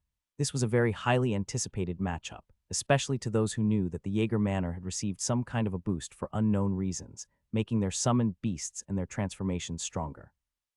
After the incident with Alice a few days ago, Ethan just focused on his training. He had also told Chloe his secret, and his cousin even said that she would help him before his match started. He was still conflicted about this development, but since it was already done, there was no longer a need to overthink things. What would come, and Ethan simply wished that nothing bad would come out of it. The students all cheered as if agreeing with their headmaster's words. Seeing that everyone was already pumped up to watch the magical duels, Professor Reinhardt no longer extended his speech and passed the baton to Professor Barrett, who served as the referee for the matches. "Kurt Hale, Lily Langley, please step into the arena," Professor Barrett shouted, making the students cheer a second time. Lily was the first one who appeared from the side of the Terra Manor, and she walked while waving her hands towards the crowd, making the boys from all years cheer for her. "She's so cute." One of the students commented, "I wish she was my girlfriend. Bro, just look at your face." A chubby boy who was seated beside him sneered, "You look like a sardine. How can you possibly have someone as cute as her as your girlfriend?" Similar conversations were happening all around the Colosseum as everyone's gazes remained fixed on the adorable girl who had caught the hearts of many. "Is she an angel? Wow, she looks more adorable today compared to last time. I think I'm in love. Can you stop?" You always say that whenever you see beautiful ladies. The wizards in the Brynhildr Academy were always in the lookout for strong witches who could potentially become part of their wizard family. The same could be said for the witches. They were always paying close attention to powerful wizards who had the potential to help them give birth to powerful wizards and witches who would elevate their family's ranks in the magical world. Not long after Lily's appearance, Kurt also appeared in the arena. However, instead of cheers, resounding boos descended upon him. "If you hurt Lily, we will make you pay. We are the Lily Fans Club. We will not allow our goddess to be hurt by the likes of you. Boys, make sure to remember Kurt's face. If he does something funny to our idol, we will beat him in the hallways." The boys, who were part of Lily's Fans Club, started to get rowdy, making the girls look at them in contempt. Noah, who was seated beside Ethan, chuckled after seeing Kurt's warm reception. "It looks like someone is hated," Noah smirked. "Be careful, Ethan. You will be fighting Lily next. If something happens to their little angel, you might find yourself in very deep trouble." Ethan could only smile bitterly because he knew that his friend was right. Currently, Lily was one of the most popular witches in the academy, and being the pillar of Jaeger Manor only heightened her reputation. Her win against the Ice Princess, Alice, also solidified her position in the hearts of the boys in the academy for being a very powerful witch. Although they hadn't seen how Alice's and Lily's fight had gone, because of the white mist that Alice had summoned during the match, that didn't change the fact that the cute girl was the one who emerged victorious from their bout. "Both of you already know the rules, so I will not repeat them," Professor Barrett stated. "Are both of you ready?" "Yes," Lily replied as she took out her wand. Kurt, on the other hand, simply nodded and took out his wand in preparation to fight. Seeing that both of them were ready, Professor Barrett raised his hand and announced the start of the duel. Duel start. Professor Barrett then teleported outside of the arena and paid close attention to the battle. Vinia tumultus. Kurt pointed his wand at the ground as he chanted his spell. Immediately, vines spread out from where he stood and charged towards Lily like live snakes that had found their prey. Amplifico. Lily pointed the wand at her chest before running away in order to avoid the vines that were headed her way. Nicole had already stated that Lily might not use her the Ryantrophy abilities in the battle. The pink-haired beauty added that since Lily wanted to keep a low profile, she might just resort to using standard spells in her battles against Kurt and Ethan. After seeing that the cute blonde girl had used the spell Amplifico as her starting move, Ethan knew that Nicole's hunch was right on the mark. Lily ran and tried to evade the vines that were coming for her in every direction. Just as the vines were about to grab hold of her, Lily pointed her wand on the ground beside her and chanted another spell. Vocer Glacem Vulps. A magic circle appeared in the place where she had pointed her wand. A second later, a meter-tall ice fox appeared and immediately sprayed a cone of ice at the vines that were advancing in its master's direction, freezing them completely. Vocer Glacem Vulps. Lily summoned another ice fox by her side before smiling at her opponent, who still had a calm look on his face. "So this is how you want to fight, eh?" Kurt smirked as he adjusted the glasses on his face. "Very well, I will play along with your little farce." The pillar of Terra Manor then stomped his right foot on the ground, creating a ripple of green energy that spread across the entire arena. "Vocate Antiquotrine," Kurt declared as he pointed his wand towards the sky. A moment later, the ground shook and a 7-meter-tall ancient tree towered behind him. Nice tree you have there, Lily commented with a smile. I hope it doesn't freeze to death. Don't worry, Kurt replied before adjusting his glasses. I'll end the match before that happens. Ethan, who was watching the battle, didn't notice that he had already clenched his fists in anticipation for what was about to come. Although he didn't want to admit it, he wanted to see his two rivals unleash their full powers. That way, he would be able to make the necessary preparations when it was his turn to fight them, and find a way to snatch the victory, no matter how hard it was. Lily and Kurt stared at each other for a brief moment before raising their wands at the same time. A moment later, the treant and the two ice foxes clashed together, while the two teenagers hurled spells at each other. The crowd cheered in excitement, because this was something that they didn't expect to see in a battle against the pillars of the first years. They thought that the battles between the third years and fourth years were the most exciting of all, but the first match of the day was so intense that they couldn't help but feel their blood boiling as they watched it. Thorny vines crawled towards Lily like live snakes, but she deftly avoided them by dodging and running away. Magna Amplifico, Lily shouted as she used the higher version of the spell, Amplifico, further raising her body's performance. This spell wasn't something that could be easily used because one must have an absolute understanding of how the spell, Amplifico, worked before casting this on oneself. Chanting the name of the spell wouldn't do anything, and you would only receive the ordinary boost of Amplifico if you hadn't mastered it completely. As soon as Lily cast the spell on herself, her speed drastically rose, allowing her to close the gap between her and Kurt in a matter of seconds. However, the teenage boy only stomped his feet on the ground and summoned a dome of thorny vines to protect himself, preventing Lily from getting close. Ethan, who had seen how Lily fought against Alice, knew that if the blonde girl used her the Ryanthropy ability, she would be able to easily rend through Kurt's defenses. However, for some reason, it seemed that she didn't have any intention of showing her true powers in his fight against her opponent. But that didn't mean that Lily was helpless against Kurt's defensive abilities. Now, Lily shouted before jumping to the side. A moment later, the two ice foxes ran past the treant and unleashed two icy breath attacks towards the dome of thorns that protected Kurt. The vines instantly turned into ice and shattered into pieces. Kurt once again appeared in Lily's vision, and just a glance was enough to tell her that he was in the middle of casting a very powerful spell. Her guess was spot on because Kurt was about to cast his strongest origin magic, which he was saving for his final match against Ethan's partial resonance. Magna Hortus, Kurt roared as he was about to say the final word of his spell. However, before he could complete his spell, a blur appeared in front of him, and Lily's fist smashed against his chest, canceling his spell mid-chant. The force of Lily's punch was so strong that Kurt smashed against the barrier of the arena, knocking the boy unconscious. Winner, Lily Langley. Professor Barrett raised his hand and declared Lily's victory in the match. The crowd cheered and applauded the cute girl, who immediately raised her hands to wave at the crowds. The medics ran towards the arena and immediately gave first aid to the unconscious Kurt, who was then carried away on a magical stretcher that floated in the air. Did you see it? Nicole asked Ethan in a solemn tone. I did, Ethan replied. Nicole smiled. Be careful in your next match.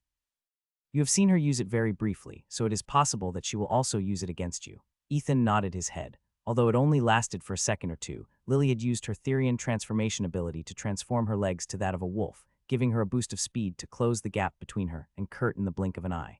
When she punched him, her hand also transformed to that of a wolf at the point of impact, making her blow more deadly. As Lily waved her hands to thank the crowd, her gaze landed on Ethan. Suddenly, a mischievous smile appeared on her face and blew the teenage boy a flying kiss, which made all the first years glance in his direction. It's that bastard Ethan again. One of the first years glared hatefully at the handsome boy with blue hair. We need to eliminate him. Another first year suggested. How did he manage to get a flying kiss from our angel when she doesn't even look at me? Bro, have you looked at yourself in the mirror? It looks like a sardine. How can you possibly get a flying kiss with that face? Damn you. Ethan, who was suddenly receiving hateful stares from Lily's fans club, ignored them and focused his attention on the person whom he considered as his greatest adversary in the tournament. Magna Amplifico, Ethan thought. I need to learn that spell before my fight against her starts. Currently, Ethan was only relying on the spell Amplifico to boost his body's performance.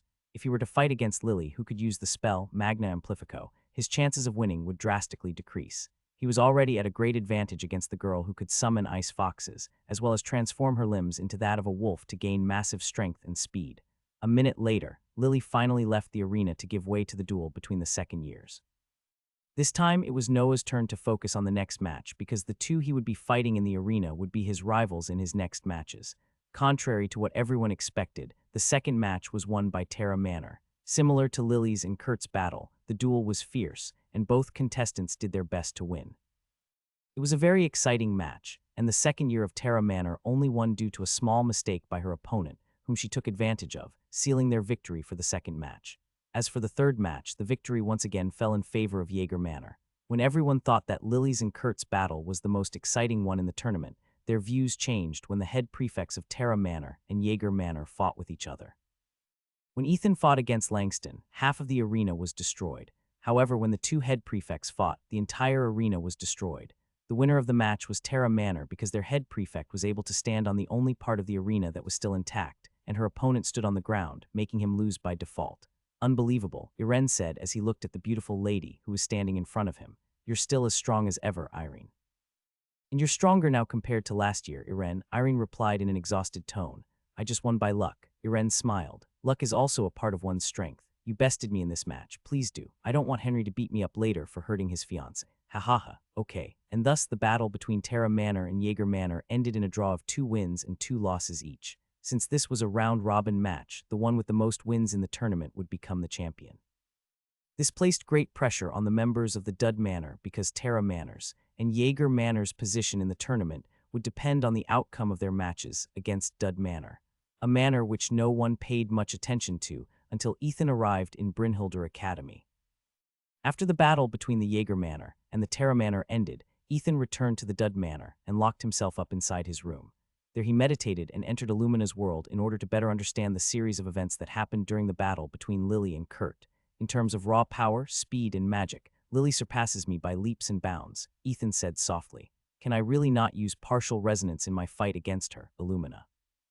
Yes, the mermaid princess replied firmly. Only if you want to lose the ability to use magic for the rest of your entire lifetime, then you can go ahead and try. I won't stop you. The teenage boy sighed because how could he possibly do that? Ever since he discovered that he too could use magic, albeit with limitations, he felt as if a brand new world had opened up to him. For him to risk it all in a magical duel, no matter how important it was, would be foolish of him. Then can you tell me if there is a way to defeat her? Ethan inquired. Ethan, you're not a baby, Illumina replied with a smile. The time for spoon feeding is over. If you wish to win, you should use your own hands and your own will to make it happen. Ethan could tell that the mermaid princess didn't really plan on lending him a hand this time around. However, he still decided to take a chance and ask her for advice. I know that you only want what is best for me, Illumina, but can you at least give me a hint about how to raise my chances of winning against Lily? Ethan inquired. Even if it's just a small hint, please. You're such a baby, Ethan. Illumina sighed helplessly. Have you forgotten that Lily is still a living, breathing human? She isn't a god, you know. If you really want to find answers, then how about you go to the library or ask your professors for advice? If they were in Kurt's place during the match, I'm pretty sure that they could have thought of a few ways to deal with Lily. Ethan suddenly felt enlightened after hearing Illumina's advice. He had completely forgotten that the professors of Brynhildr Academy were talented wizards and witches. Although he didn't know if all of them were proficient in magic combat, there were professors like Professor Lionel, as well as Professor Violet, who specialized in fighting. Without another word, Ethan left his room and went to find the nightly professor in the training grounds of the academy. The sun had already set and the stars could be seen in the sky, but Ethan knew that Professor Lionel didn't rest early, so there was still a chance that he could find him before he returned to his room to rest. As if Lady Luck was smiling on him, he found Professor Lionel in the training grounds, and he wasn't alone. Another professor, whom he was also looking for, was there. Sir Lionel, Professor Violet, I'm glad that both of you are here. Ethan ran towards his two professors with an excited look on his face. Ethan, what's this? Professor Lionel replied with a smile. Did that battle get your blood pumping that you decided to come here to the training grounds to train for a bit? The knightly professor was currently seated on a chair and holding a mug of mead in his hand. Professor Violet, on the other hand, was holding a glass of wine and eyed Ethan with a mischievous look on her beautiful face. The two seemed to be having dinner together because their table was laden with food, which was still warm. Clearly, they decided to dine outside instead of the great dining hall of the academy where everyone usually ate. I didn't come here to train, Sir Lionel, Ethan answered. I came here to ask for advice. Advice? Professor Lionel eyed Ethan with a solemn look on his face. I think I have an idea about what you want to ask, but go ahead and humor me. What is it that you want to ask for advice for? Ethan took a deep breath first in order to organize his thoughts. When he was sure that he was calm enough to talk, he proceeded to ask his question. Earlier during Kurt's and Lily's battle, if you were in Kurt's place, what would you have done in order to defeat Lily? Ethan asked. I knew it. Sir Lionel chuckled before looking at Professor Violet with a smile. It seems that our student here is now grasping for straws for how to fight his rivals in the tournament. Oh, poor Ethan. Professor Violet smiled sweetly. Are you afraid that Lily will beat your handsome face to pulp? There, don't worry. The medics will patch you up really well. Just be on guard if they attempt to feed you a purple-looking potion. No matter what happens, don't drink that, okay? That's a charm potion. It will make you infatuated with the first person you see after drinking it. It's very effective against Ordinarius and Duds, who have weak magical powers. However, you're something of an outlier. Sometimes you have magic, sometimes you don't. I'm very tempted to cut you up and discover your secrets. The beautiful professor with purple hair eyed Ethan from head to toe and even licked her lips, making Ethan feel as if she was some kind of snake that had seen her prey. I know that this might be shameless of me, but I really need some advice right now, Ethan said in a serious tone. I really want to win my fight with Lily, but I don't have the combat experience or magical expertise to pull it off. Can't you just use partial resonance and end it in an instant? Professor Violet asked. Even Lily will not be able to survive such an attack. Ethan shook his head. I can't use partial resonance in my fight against Lily. That one time was just a fluke. A fluke? Professor Lionel arched an eyebrow. Then, how about that Oberon's descent you used against Langston? Was that also a fluke? I think so, Ethan stuttered. I don't know what came over me back then. It just happened out of the blue. Professor Lionel and Professor Scarlet glanced at each other and smiled. Why don't you join us for dinner, Ethan? Professor Lionel said as he took out a chair out of thin air and placed it beside the table. We can talk as we eat. I'm sure that the food will be more enjoyable with more people. Ethan happily accepted the nightly professor's invitation because, truth be told, he was feeling very hungry as well. Professor Violet eyed the handsome teenager with a critical gaze before sipping the wine in her cup. When she said that she wanted to cut Ethan up to better understand him, she was being half serious about it. Just like all the professors in the academy, they were all surprised when Ethan was able to use magic during duels and still be a dud after it. Even now, Professor Violet could sense very little power coming out of Ethan's body, as if his magical powers were like a candle that could be snuffed out at any given moment. So you want some advice on how to beat Lily, Professor Lionel said after eating the roasted chicken leg in his hand.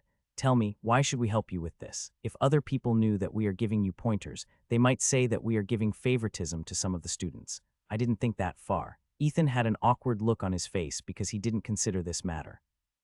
If the professors were to get in trouble for helping him because others would call it favoritism, then it would be best if he just looked for answers on his own. Seeing his troubled expression, Professor Violet giggled before placing her wine cup on top of the table. Don't tease him too much, Lionel, Professor Violet stated. Can't you see that the poor boy is desperate right now? The beautiful professor then winked at Ethan before resting her chin on the back of her intertwined hands. Truth be told, I'm a bit annoyed because Schwartz Manor didn't even reach the semifinals, Professor Violet stated. How about you, Lionel? Aren't you disappointed that Equus Manor didn't make it as well? Professor Violet was one of the advisors of Schwartz Manor, while Professor Lionel belonged to Equus Manor. Both of their manors had been kicked out of the tournament and could only watch from the sides and cheer for their favorites. Still, she had a good impression of Ethan, so she didn't think badly of him even if they lost. Of course I am disappointed, Professor Lionel answered, but that's just how things are. We win some, we lose some. Also, Jaeger Manor is truly strong this year, stronger than the past year. Professor Violet nodded her head in agreement because she was also surprised by how strong Jaeger Manor had become. Right now, they are the favorite to win the tournament, Professor Violet commented. They just need to completely beat the Dud Manor to secure enough points to win. Also, that annoying Professor Enjal still hasn't paid me the debt he owes me. Perhaps I should help make his team lose some points as well. Professor Lionel chuckled after hearing the beautiful professor's words. However, his laughter came to a complete stop as he placed his mug on top of the table. Come to think of it, Enjal didn't return the 5,000 gold coins he owed me either. Professor Lionel frowned. That two-faced snake, I should beat him to a pulp one of these days. Oh, do call me when you do that. Professor Violet smiled evilly. I want to join the fun. The two professors then nodded at each other before glancing at the young man with smiles on their faces. You're in luck, Ethan, Professor Lionel. Right now, we have a common enemy. Right, Professor Violet agreed. It's time to bring Professor Enjal down a peg. The two professors then gave the teenage boy a critical look before shaking their heads at the same time. No good, Professor Lionel stated. If he doesn't use partial resonance, there is no way to beat Lily. Ethan is simply too weak and too slow to fight her. Indeed, Professor Violet nodded. Unless her period comes on that day and she's suffering from cramps, I doubt that this dud will have a chance to win. The corner of Ethan's lips twitched after hearing the two professors' hurtful words. However, since it was the truth, he was unable to refute them. But that doesn't necessarily mean that there is no way to beat her. Professor Lionel crossed his arms over his chest. But before that, there is one spell that you need to overcome first. The knightly professor raised a finger as if making sure that Ethan was paying full attention to him. Magna Amplifico, Professor Lionel stated. Unless you can use this spell or find ways to overcome it, you won't stand a chance against Lily. You already mastered Amplifico, so you need to master Magna Amplifico before you duel with her. Professor Violet also raised a finger as she gave Ethan her own tip. Lily belongs to the Jaeger Manor, which means that all of her senses are stronger than normal people, Professor Violet commented. After using Magna Amplifico, those senses are heightened even further. It means that her eyesight becomes clearer, her hearing sharper, her sense of taste more detailed, and her sense of touch more profound. Having stronger senses isn't necessarily a good thing. Sometimes they can be double-edged swords that can also harm their owner. Bats navigate using echolocation. If you're able to counter their high-pitched sound waves, then they can lose their sense of direction and bump into trees when they fly. Professor Violet then gave more examples, which made Ethan realize how ignorant he was of the world. Professor Lionel and Professor Violet didn't directly tell him what to do, but the way they explained things allowed Ethan to suddenly think of many different ideas for how to fight Lily in their duel. Amazing, Ethan thought. Several minutes ago, I had no clue on how to fight against Lily. Now, I'm brimming with ideas. The handsome teenager absorbed Professor Lionel's and Professor Violet's words like a sponge, allowing them to talk uninterrupted. When dinner ended, Ethan profusely thanked his two professors before running towards the library of the academy. The two professors watched him go with smiles on their faces. Is he really a dud? Professor Lionel inquired. I don't know anymore. Professor Violet shrugged. However, after the tournament is over, the headmaster plans to have Ethan retake the appraisal test. It seems that some of the prestigious guests in the academy demanded this of him, including Langston's father. Ah, that snake wearing a human's skin. Professor Lionel sneered. I'm really glad that he wasn't able to win the vote to become the headmaster of this academy. If he really gets that position, I'll leave this place without a second thought. I feel the same. Professor Violet agreed. Fortunately, his faction wasn't able to sway the others, and Professor Reinhardt got the post from his predecessor. And I'd like it if it stayed that way. Professor Lionel refilled his mug with mead before drinking half of it in one gulp. The academy will be better off without him. Professor Violet smiled as she swirled the wine in her glass. The magical world was run by many influential people who were still trying to extend their reach into Brynhilder Academy. Even now, there were skirmishes happening in the shadows. Fortunately, Professor Reinhardt wasn't a pushover and was able to thwart the plans of those who wished to use the academy for personal gains. After this tournament is over, I'm sure that those old geezers will begin to move again, Professor Violet stated. Professor Lionel nodded. Well, this is no longer our problem. Let's just hope this year will be more peaceful than last year. Professor Violet giggled after hearing her colleague's somewhat hopeful words. Do you even think that what you hope for will happen? Professor Violet inquired. Nope, Professor Lionel replied. But one can dream, right? The two professors then clinked their glasses together as if reaching an agreement.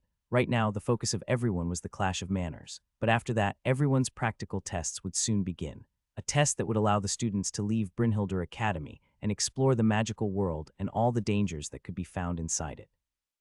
Is Ethan here? Chloe asked Luna, who was currently watering the flowers in front of Dud Manor.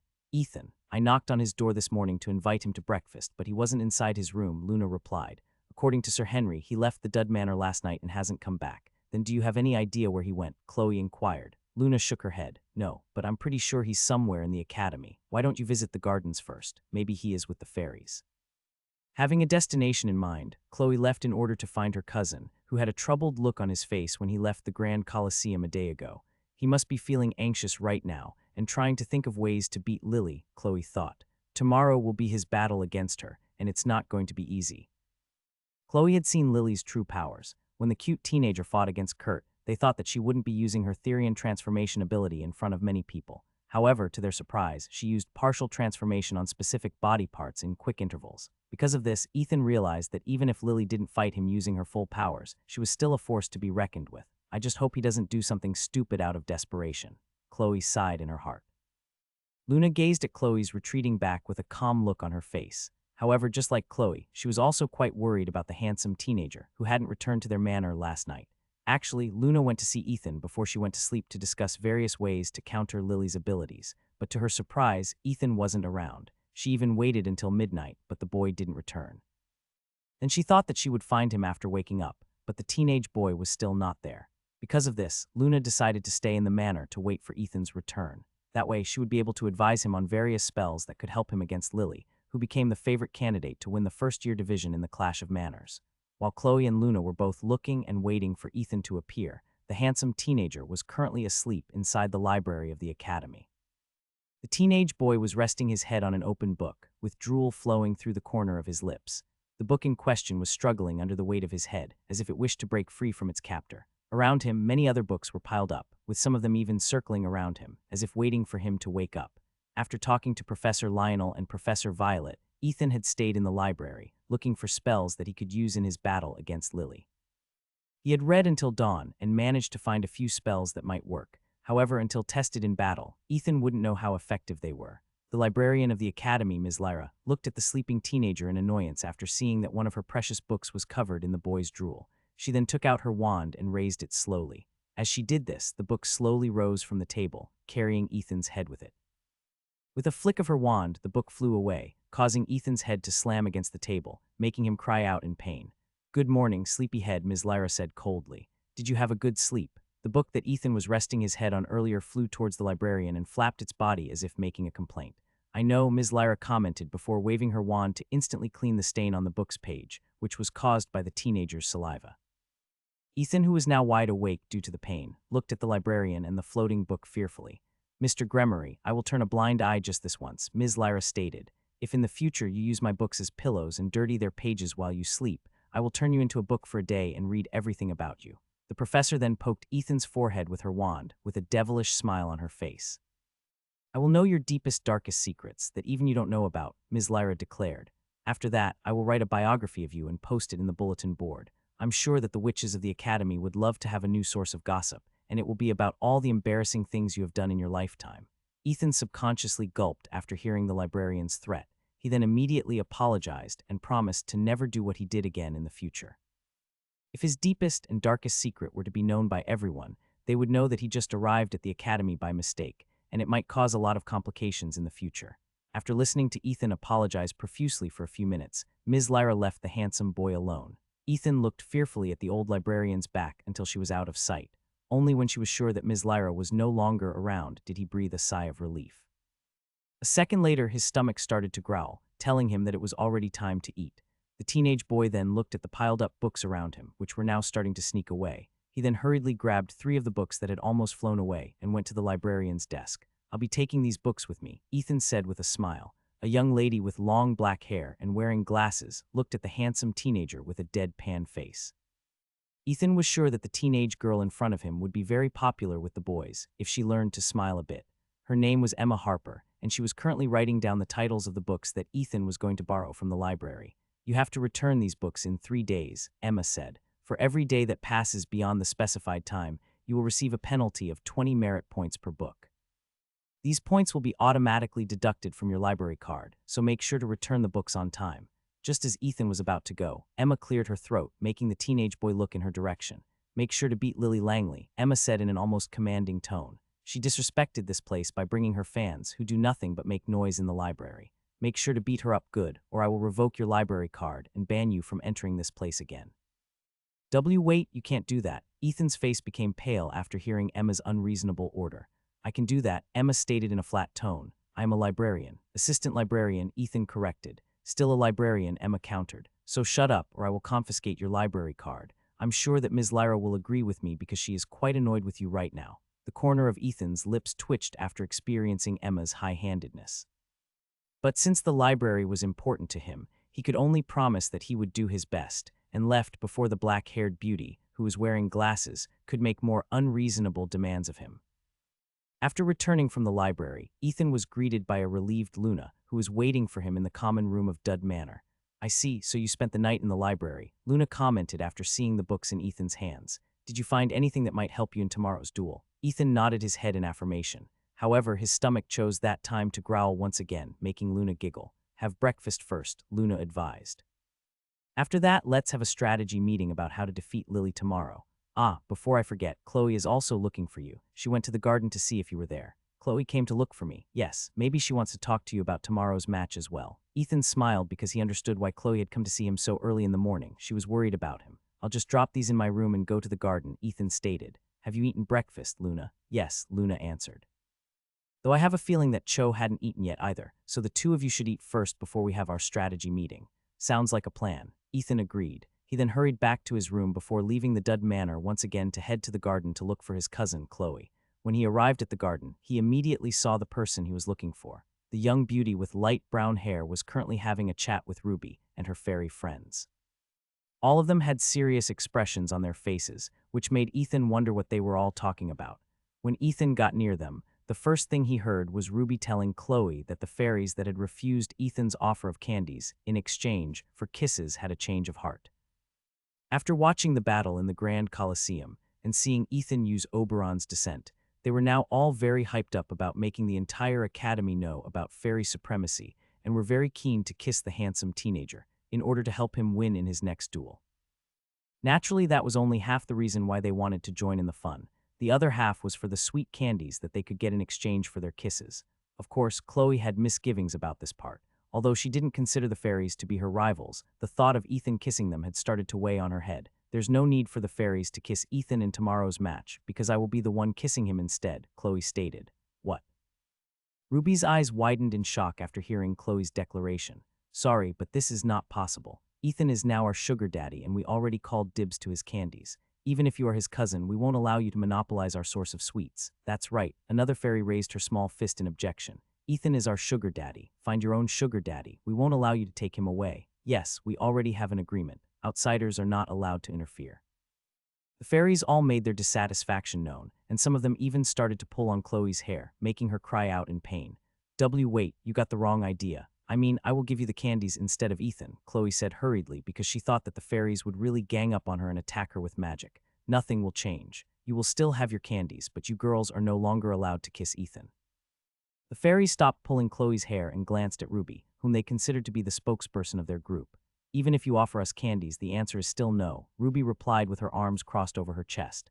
Now that everyone has seen how strong Fae magic is, they must understand that we are not fairies they can mess with. This is for the sake of our fairy supremacy. We demand regular tributes not only from Ethan, but all students of the academy. Yes, that's right, fairy supremacy. Candies for all. Ethan could no longer stand idly and see his cousin in her current state. Because of this, he cleared his throat to catch everyone's attention. Chloe, I heard you were looking for me, Ethan said with a smile. Have you eaten? Why don't we have breakfast first? As soon as the fairies saw Ethan, they immediately swarmed him like bees and started to demand candies from him. The teenage boy, who had already expected this scenario, took out several bags of candies from his storage ring and gave every fairy one bag of candies. Ethan, you're the best. Ruby happily took the bag of candy and made it float with magic. She then kissed Ethan's cheeks before flying away in order to share her candies with the rest of her sisters, who were in other places of the garden. The other fairies copied Ruby's gesture, and they all kissed Ethan's cheeks before flying away. When the last fairy had left the scene, the handsome teenage boy glanced at his cousin, who was looking at him with a pout. Let's go, Chloe, Ethan said as he reached out to hold Chloe's hand as if it was the most natural thing in the world. I'm really hungry. HMPH. Chloe averted her gaze, but she didn't shake away Ethan's hand that was holding her own. The teenage boy could only smile bitterly as he walked towards the dining hall of the academy while holding Chloe's hand. The two walked in silence for several minutes until they reached their destination.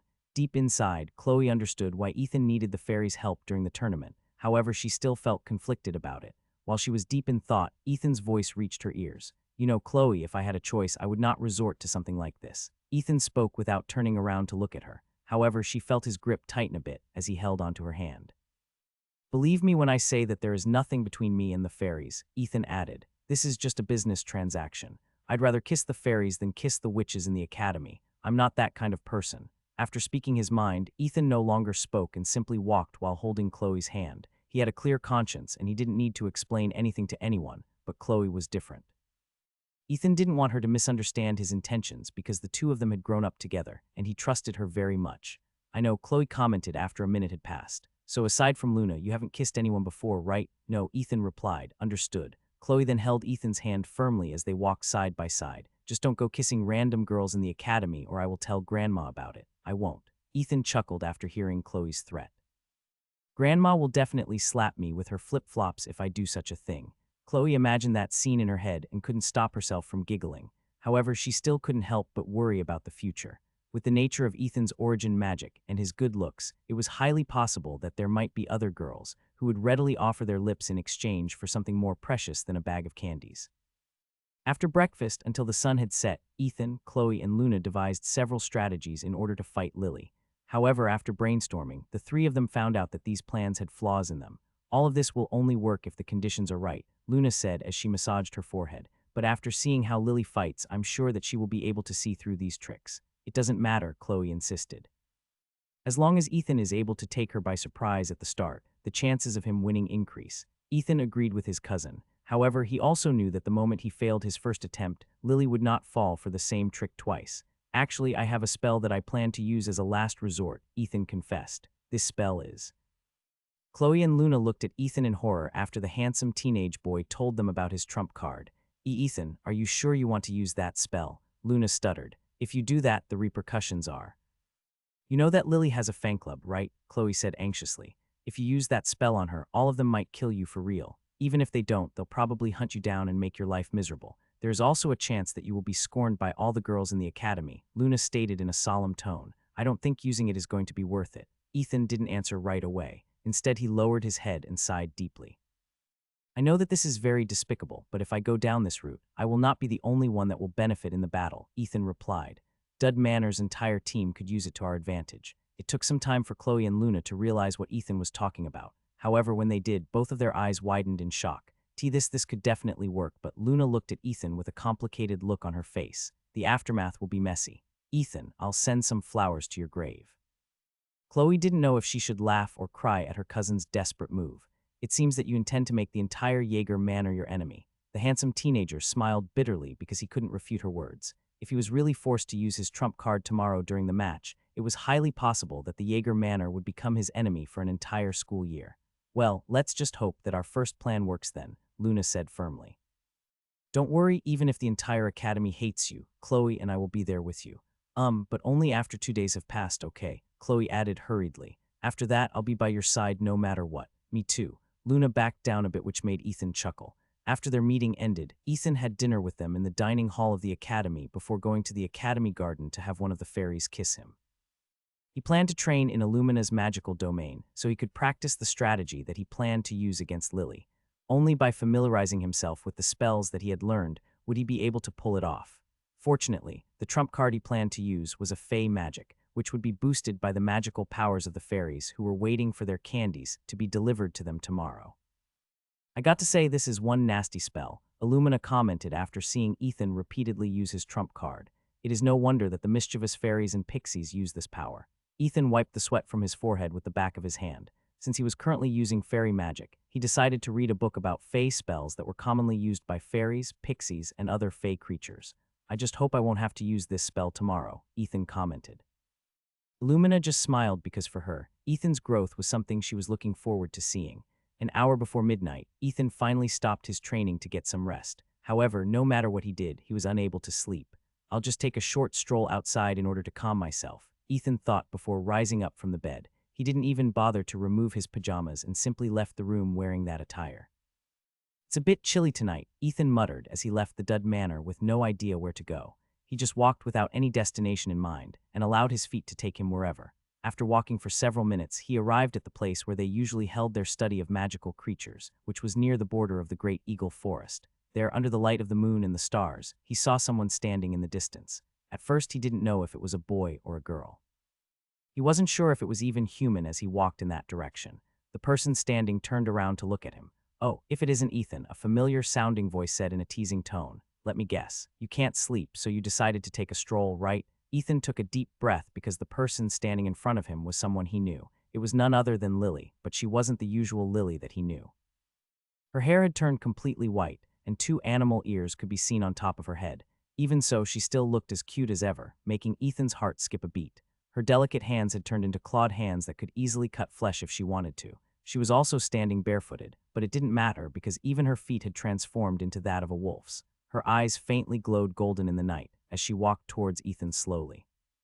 For a brief moment, Ethan felt as if Lily was looking at him as if he was a hare that would serve as her midnight snack.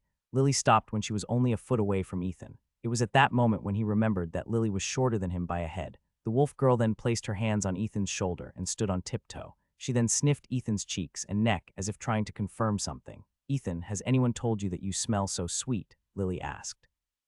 It makes me want to take a bite. Can I? Just a small piece, please. Ethan, whose body had somehow become paralyzed, was unable to pry off the wolf girl's hands, who held him in a firm grip. No good, Ethan, Lily whispered. You coming out at this time is like begging me to eat you. Unfortunately, I can't eat anyone in the academy or I will be expelled. But a little taste wouldn't hurt, I think. A second later, Ethan felt something wet and warm touching his cheek. Lily had stuck out her tongue and began to lick the side of Ethan's face, making his body shudder uncontrollably. I knew it, Lily said with longing. You do taste good. Are you really a dud? Lily, I need to go back. Ethan tried to raise his hand in order to push back the wolf girl in front of him using all the willpower that he could muster. Please let me go. However, the most he could do was place his hand on Lily's shoulder. He didn't have the strength to push her away. Let you go. Lily pulled back and looked at Ethan in a daze. Right, I can't eat you here, but when the mission starts, maybe I can. Very reluctantly, Lily backed away and used her left hand to hold her other hand, as if preventing it from doing anything. Go, Ethan, and don't look back, Lily said with a pained look on her face. Run if you have to. Just don't let me catch you or else. Ethan, who felt as if he had been freed from a paralyzing spell, ran away as if his life depended on it. Lily watched him go with a feral look in her eyes. Her body quivered as if it wanted to run after the prey that was trying to escape, but she stood firm and fought the temptations that appeared in her head. Father, you are right, Lily muttered. Brynhildr Academy is an interesting place. It seems that I won't be bored here for at least a year or two. After returning to his room, Ethan took a cold bath in order to calm himself down. His body already felt numb after his late-night encounter with Lily, so even the cold water was unable to make him shiver. After drying himself off, he changed to a different set of pajamas and laid down on the bed, looking up at the ceiling. His left hand slowly moved to touch his left cheek, where Lily had licked him. This was the first time that a girl had licked his face, and he didn't know how to feel about it.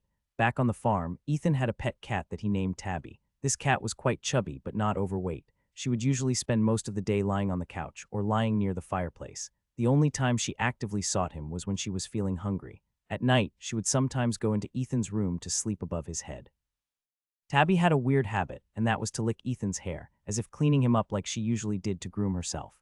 This was a weird feeling, but he soon got used to it. However, getting licked on the cheek was very different from having his hair licked, especially since the one who did it was the cutest first year in the academy, who had her own fans club.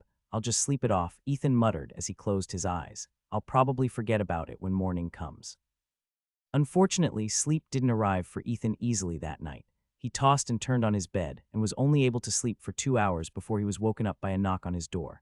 Ethan, it's Henry, Henry said. Let's have breakfast together before the match starts. Ethan groggily propped himself up on the bed. His body felt heavy, but he knew that he had to join everyone for breakfast before they faced their opponents in a few hours. When Henry saw him, an amused look appeared on the head prefect's face. You didn't get any sleep, Henry asked. Just a bit, Ethan replied. Henry nodded before patting Ethan's shoulder. Understandable. Come have breakfast with us and take a nap after that. I'll let Luna wake you up an hour before the match. The two then went to the Dud Manor's dining table to have breakfast with their manor mates. All of them noticed the dark circles under Ethan's eyes, which told them that he wasn't able to get very much sleep. None of them talked about the match and simply ate together. After breakfast, Henry and the others went back to their rooms to change into their battle uniforms. Just as Ethan was about to do the same, Chloe appeared in Dud Manor to check up on her cousin, as well as keep her promise to him. You look terrible. Those were the first words that came out of Chloe's lips after seeing Ethan's current state. Tell me about it. Ethan shook his head helplessly before walking up the stairs with Chloe and Luna. Are you sure you don't want to take a nap before your match? Luna asked. There are still 2 hours before it starts. No, Ethan replied. I'll use that time to psych myself up for the match. When they arrived in front of Ethan's door, Chloe gave Luna a glance and made a pleading gesture. Okay. Luna nodded her head in understanding. I'll be in my room. The angelic beauty walked away and left Chloe alone with the handsome teenager. She and Chloe had a heart-to-heart talk about Ethan, and both of them had come to an understanding. Right now, the two of them were allies, so she didn't mind letting Chloe have her moment with Ethan before his match. Once they were inside the room, Chloe sat on Ethan's bed and looked at her cousin with concern. Between the two of us, you are the one who doesn't usually have trouble sleeping, Chloe commented. It seems that you are really feeling anxious about today's match. Something like that, Ethan replied before sitting on the bed beside Chloe. Chloe, are you sure about this? Isn't it a bit late to ask me this question? Chloe asked. Her neck reddened a bit, and it was slowly spreading towards her face until she had become beet red. Ethan wanted to laugh after seeing his cousin's flushed face, but he held himself back. He knew that if he did that, Chloe would not hesitate to punch or pinch him, which would definitely be painful. Ethan, Chloe said softly before closing her eyes. She also raised her chin a bit, in preparation for what is about to come. Ethan subconsciously gulped as he looked at his beautiful cousin who had grown up with him. His friends often teased that she was his summer girlfriend because she would always be with him during the summer.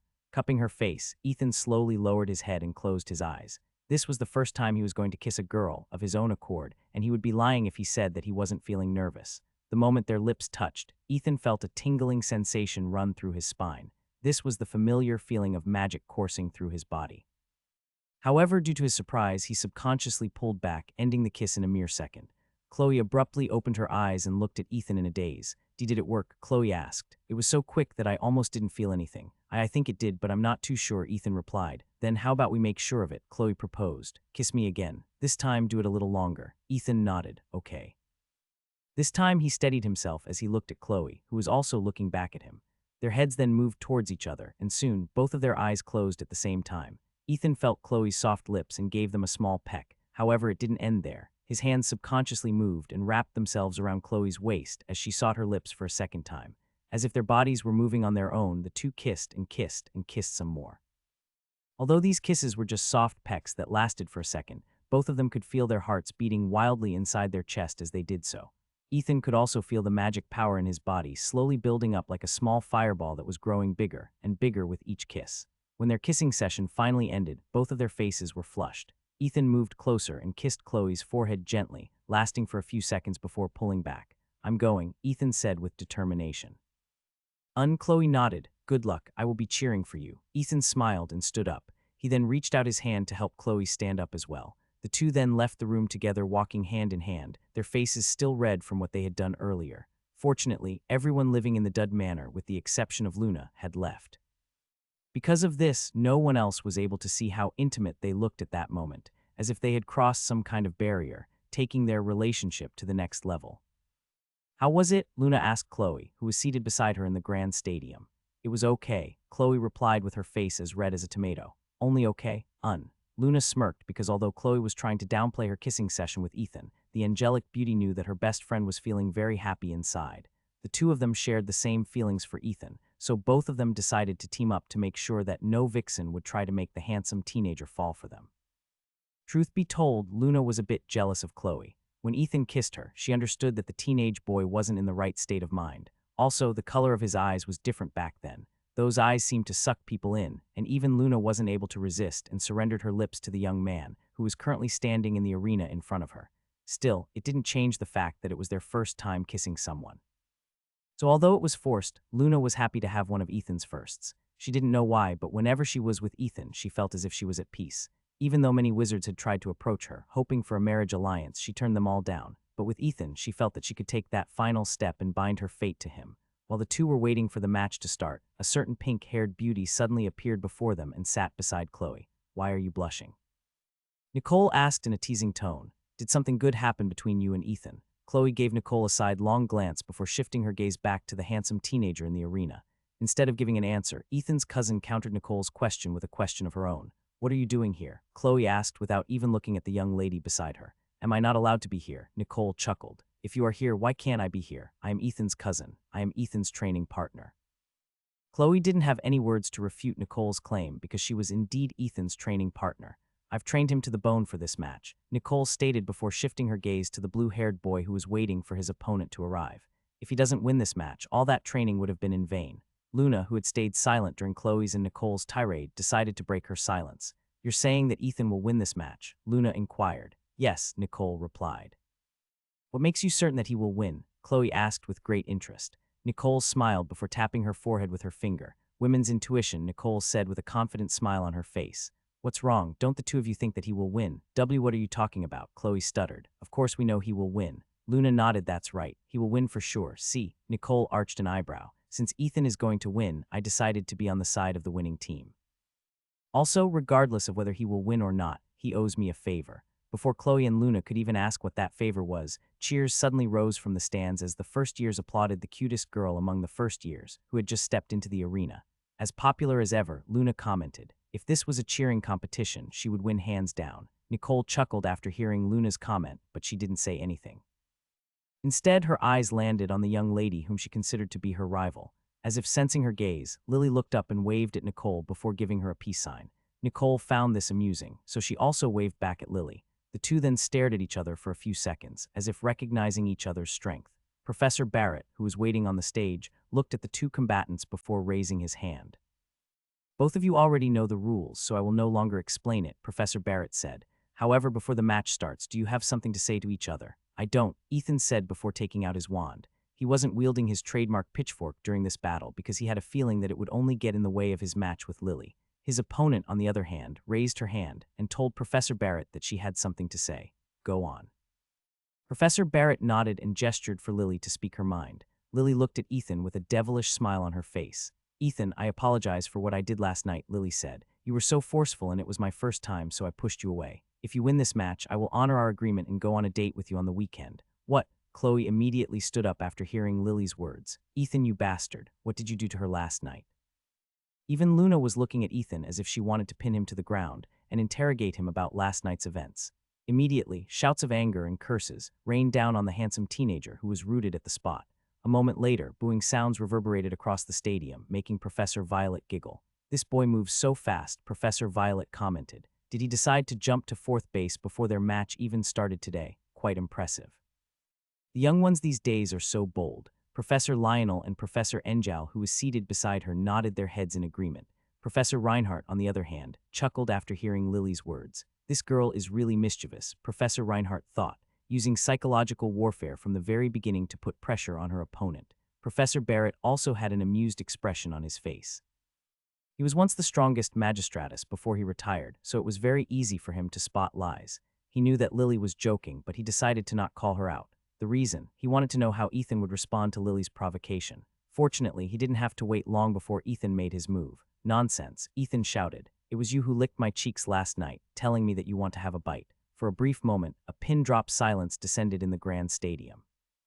A few seconds later, shouts of liar, bastard, and playboy spread in the surroundings like wildfire. Chloe and Luna were now glaring at Lily as if she had crossed a line that she shouldn't have crossed. Although they had been confused at the start, after Ethan cleared things up, they knew that the perpetrator was none other than the cute blonde girl, whose face had turned beet red after Ethan called her out. Nicole giggled because she found this quite entertaining. Even before the fight started, everyone in the stadium were all fired up, but for different reasons. Right now, all the first years and the second years wanted to tear Ethan apart, limb from limb. While they didn't know if what he said was true or not, the fact that he had been licked by Lily was enough for them to curse him until he lost all the hair on his head. While everyone was making a ruckus, Professor Barrett raised his wand and pointed it towards the sky. Magna Silentium. A moment later, all the sounds in the grand stadium disappeared, which made everyone experience a ringing sound in their ears. Powerful as ever, Langston's father, Zach Kerr, thought.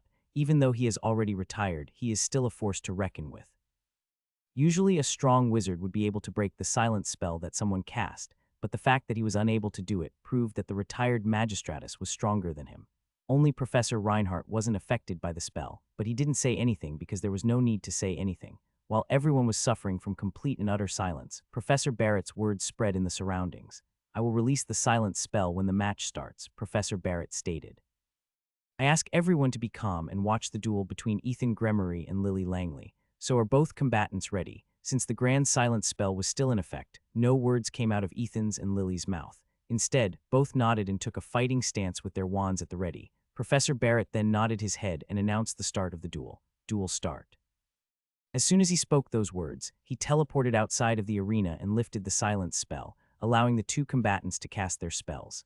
Magna Amplifico. Ethan and Lily chanted the same spell at the very start of the match. However, there was a big difference between the two. A faint blue light appeared around Ethan's body, while a faint golden light appeared around Lily's body for a brief moment. Although Ethan chanted the spell Magna Amplifico, the spell that took effect was the regular Amplifico, and not its more powerful version. Lily giggled because he found Ethan's attempt quite amusing. However, before she could even cast any other spell, Ethan charged in her direction with a determined look on his face. When he was only a dozen meters away from Lily, Ethan tapped his chest and uttered the spell, Duplicity, creating a clone. Ethan repeated this spell and created another clone. In the eyes of everyone in the stadium, there were 3 Ethans running towards Lily in unison. Lily was unfazed by Ethan's strategy because she had already seen this during the handsome teenager's battle against Langston. Although there were 3 Ethans charging towards her, she was able to tell which one was real due to her heightened senses. Your tricks won't work on me, Ethan, Lily said with confidence as she cast the spell that would paralyze her opponent, Impediendum. Ethan had expected his opponent to cast a spell to counter him when he got close enough, so he ordered his clones to advance in front of him, blocking Lily's view. Even though she knew where the real Ethan was, her vision couldn't see past Ethan's clones, allowing the teenage boy to dodge her spell, Impendium, and cast another spell of his own. But before doing so, Ethan covered his lips with his robe to muffle the words that he was about to blurt out. Lux Kika. The moment he cast his spell, his two clones moved to the sides. A moment later, a blinding light emerged from the tip of Ethan's wand, making Lily subconsciously close her eyes. Ethan had covered his face with the robe at the start, so he wasn't too affected by the light. When he canceled his spell, he was only a few meters away from Lily. His plan was to push the young lady out of the arena and end the match as soon as possible before she even knew what hit her. However, just as his hands were about to touch his opponent's robe, a teasing voice reached his ears. "Nice try, Ethan," Lily whispered, "but not good enough." Perhaps it was his instincts or the fruit of his training with Nicole, but the teenage boy subconsciously jumped to his right side and rolled on the ground. If he didn't do that, Lily's kick, which was supposed to send him outside of the arena, would have hit him without question. "Oh, you dodged that," Lily smiled. "Very impressive." Ethan hurriedly propped himself up and took a defensive stance. One of his concerns was if Lily managed to dodge the first strategy that he, Chloe, and Luna had devised together. If this plan didn't work, then the chances of the other plans succeeding was low because his opponent would already be on her guard. "Playtime's over," Lily declared as she pointed her wand to the ground in front of her. "Vocer glacium vulpes." An ice fox appeared in front of her and immediately started to cast ice bullets at Ethan, preventing him from getting close. The ice bullets were so fast, giving Ethan no time to dodge. Just as he was desperately thinking of what to do, a spell appeared inside his head. Ethan didn't know why, but for some reason, he was confident that he would be able to cast this spell because she had absorbed the power of the witch, who specialized in using fire magic, Ignis Muris. A wall of fire rose up in front of Ethan, melting the ice bullets that were being fired in his direction by the ice fox, turning it into steam. Chloe, who saw this, subconsciously covered her lips because she understood that Ethan was using her magic to fight against the girl who thought she had the upper hand. "That firewall is quite intense," Nicole commented before giving Chloe a sidelong glance. The pink-haired beauty was starting to become suspicious of how Ethan was able to cast spells even though he was a dud. First, he was able to use one of the most sought-after spells in the world, a resonance. Although Ethan was only able to use partial resonance, it was still a resonance, allowing other wizards and witches to take note of his name.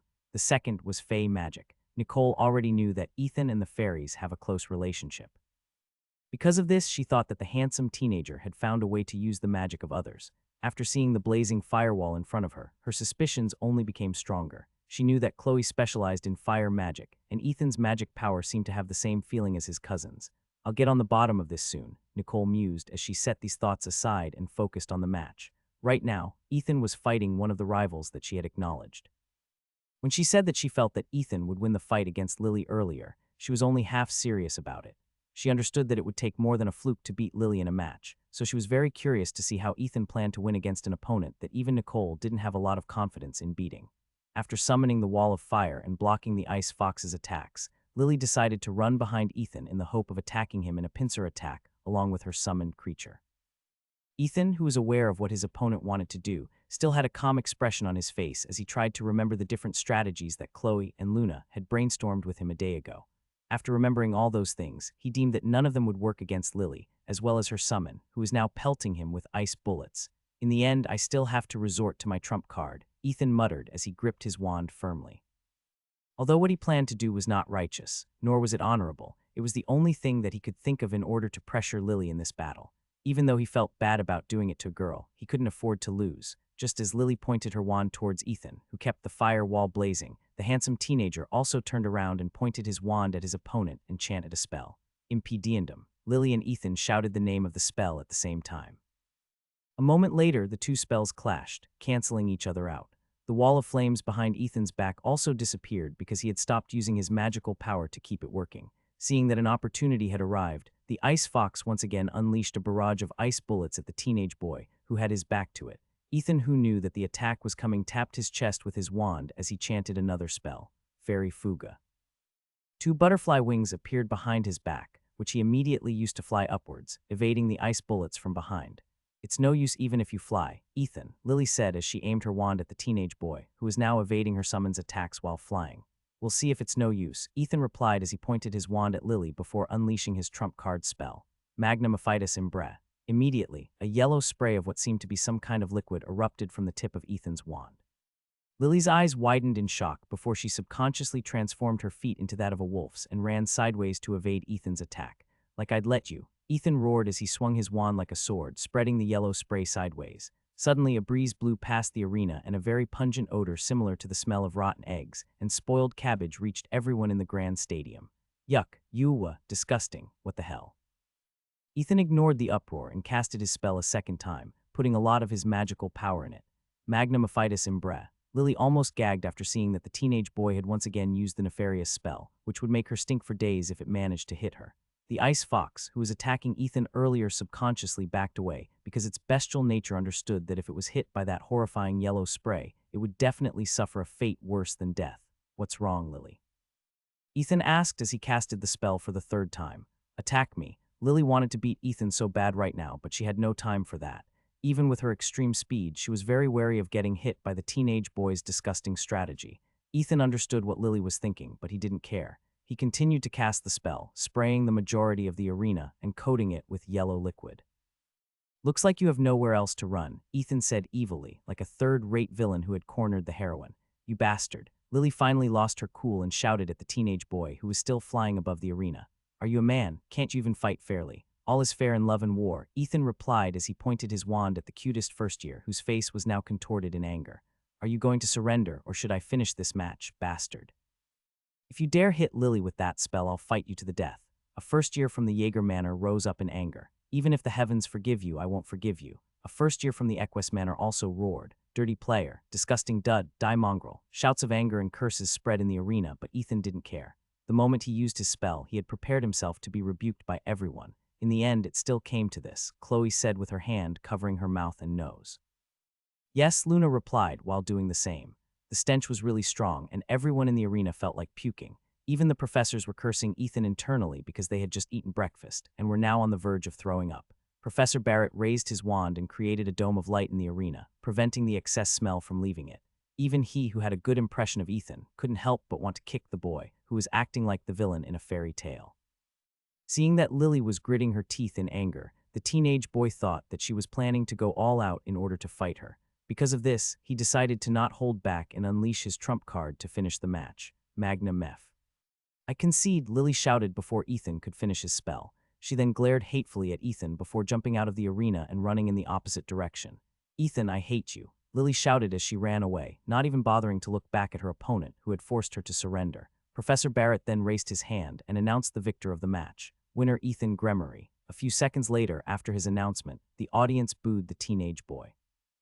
Even the professors were shaking their heads helplessly at the young man, who was still hovering above the arena. He might have won the battle, but he has lost the war, Professor Enjao, who is one of the supervisors of the Jaeger Manor, commented.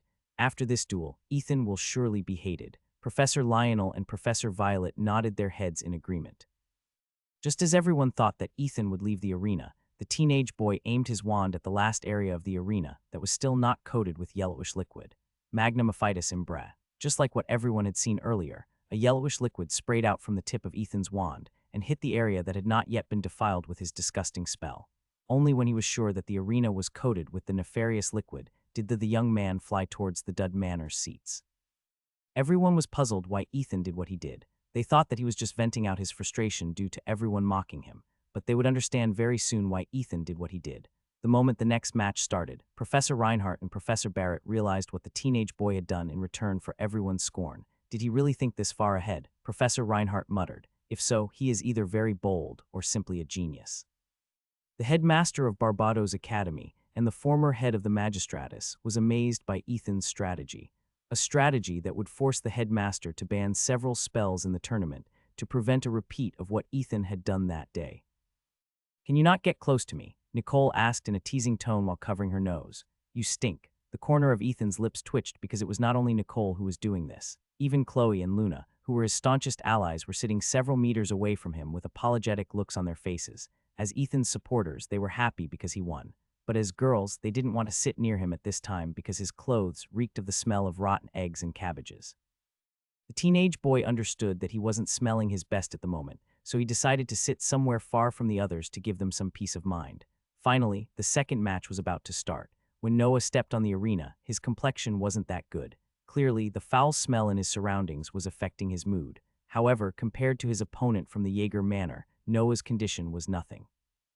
Due to their enhanced senses, the people from Jaeger Manor would suffer 3 times more than the average person.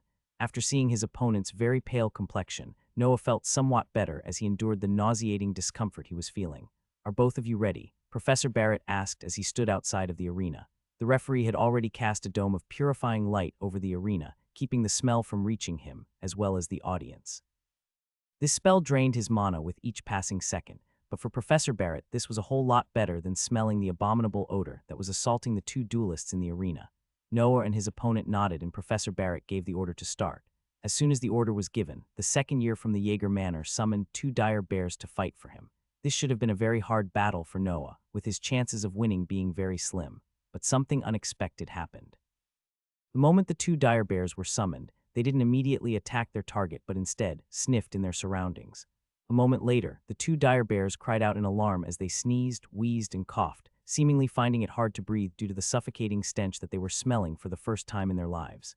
Ethan's spell, manhwaedit imbre, was actually a stench spell that was similar to a skunk spray, whose effect was multiplied 10 times. A simple skunk spray was enough to make animals flee in fright, and something that was 10 times more potent than that was enough to make even the ferocious dire bears suffer terribly.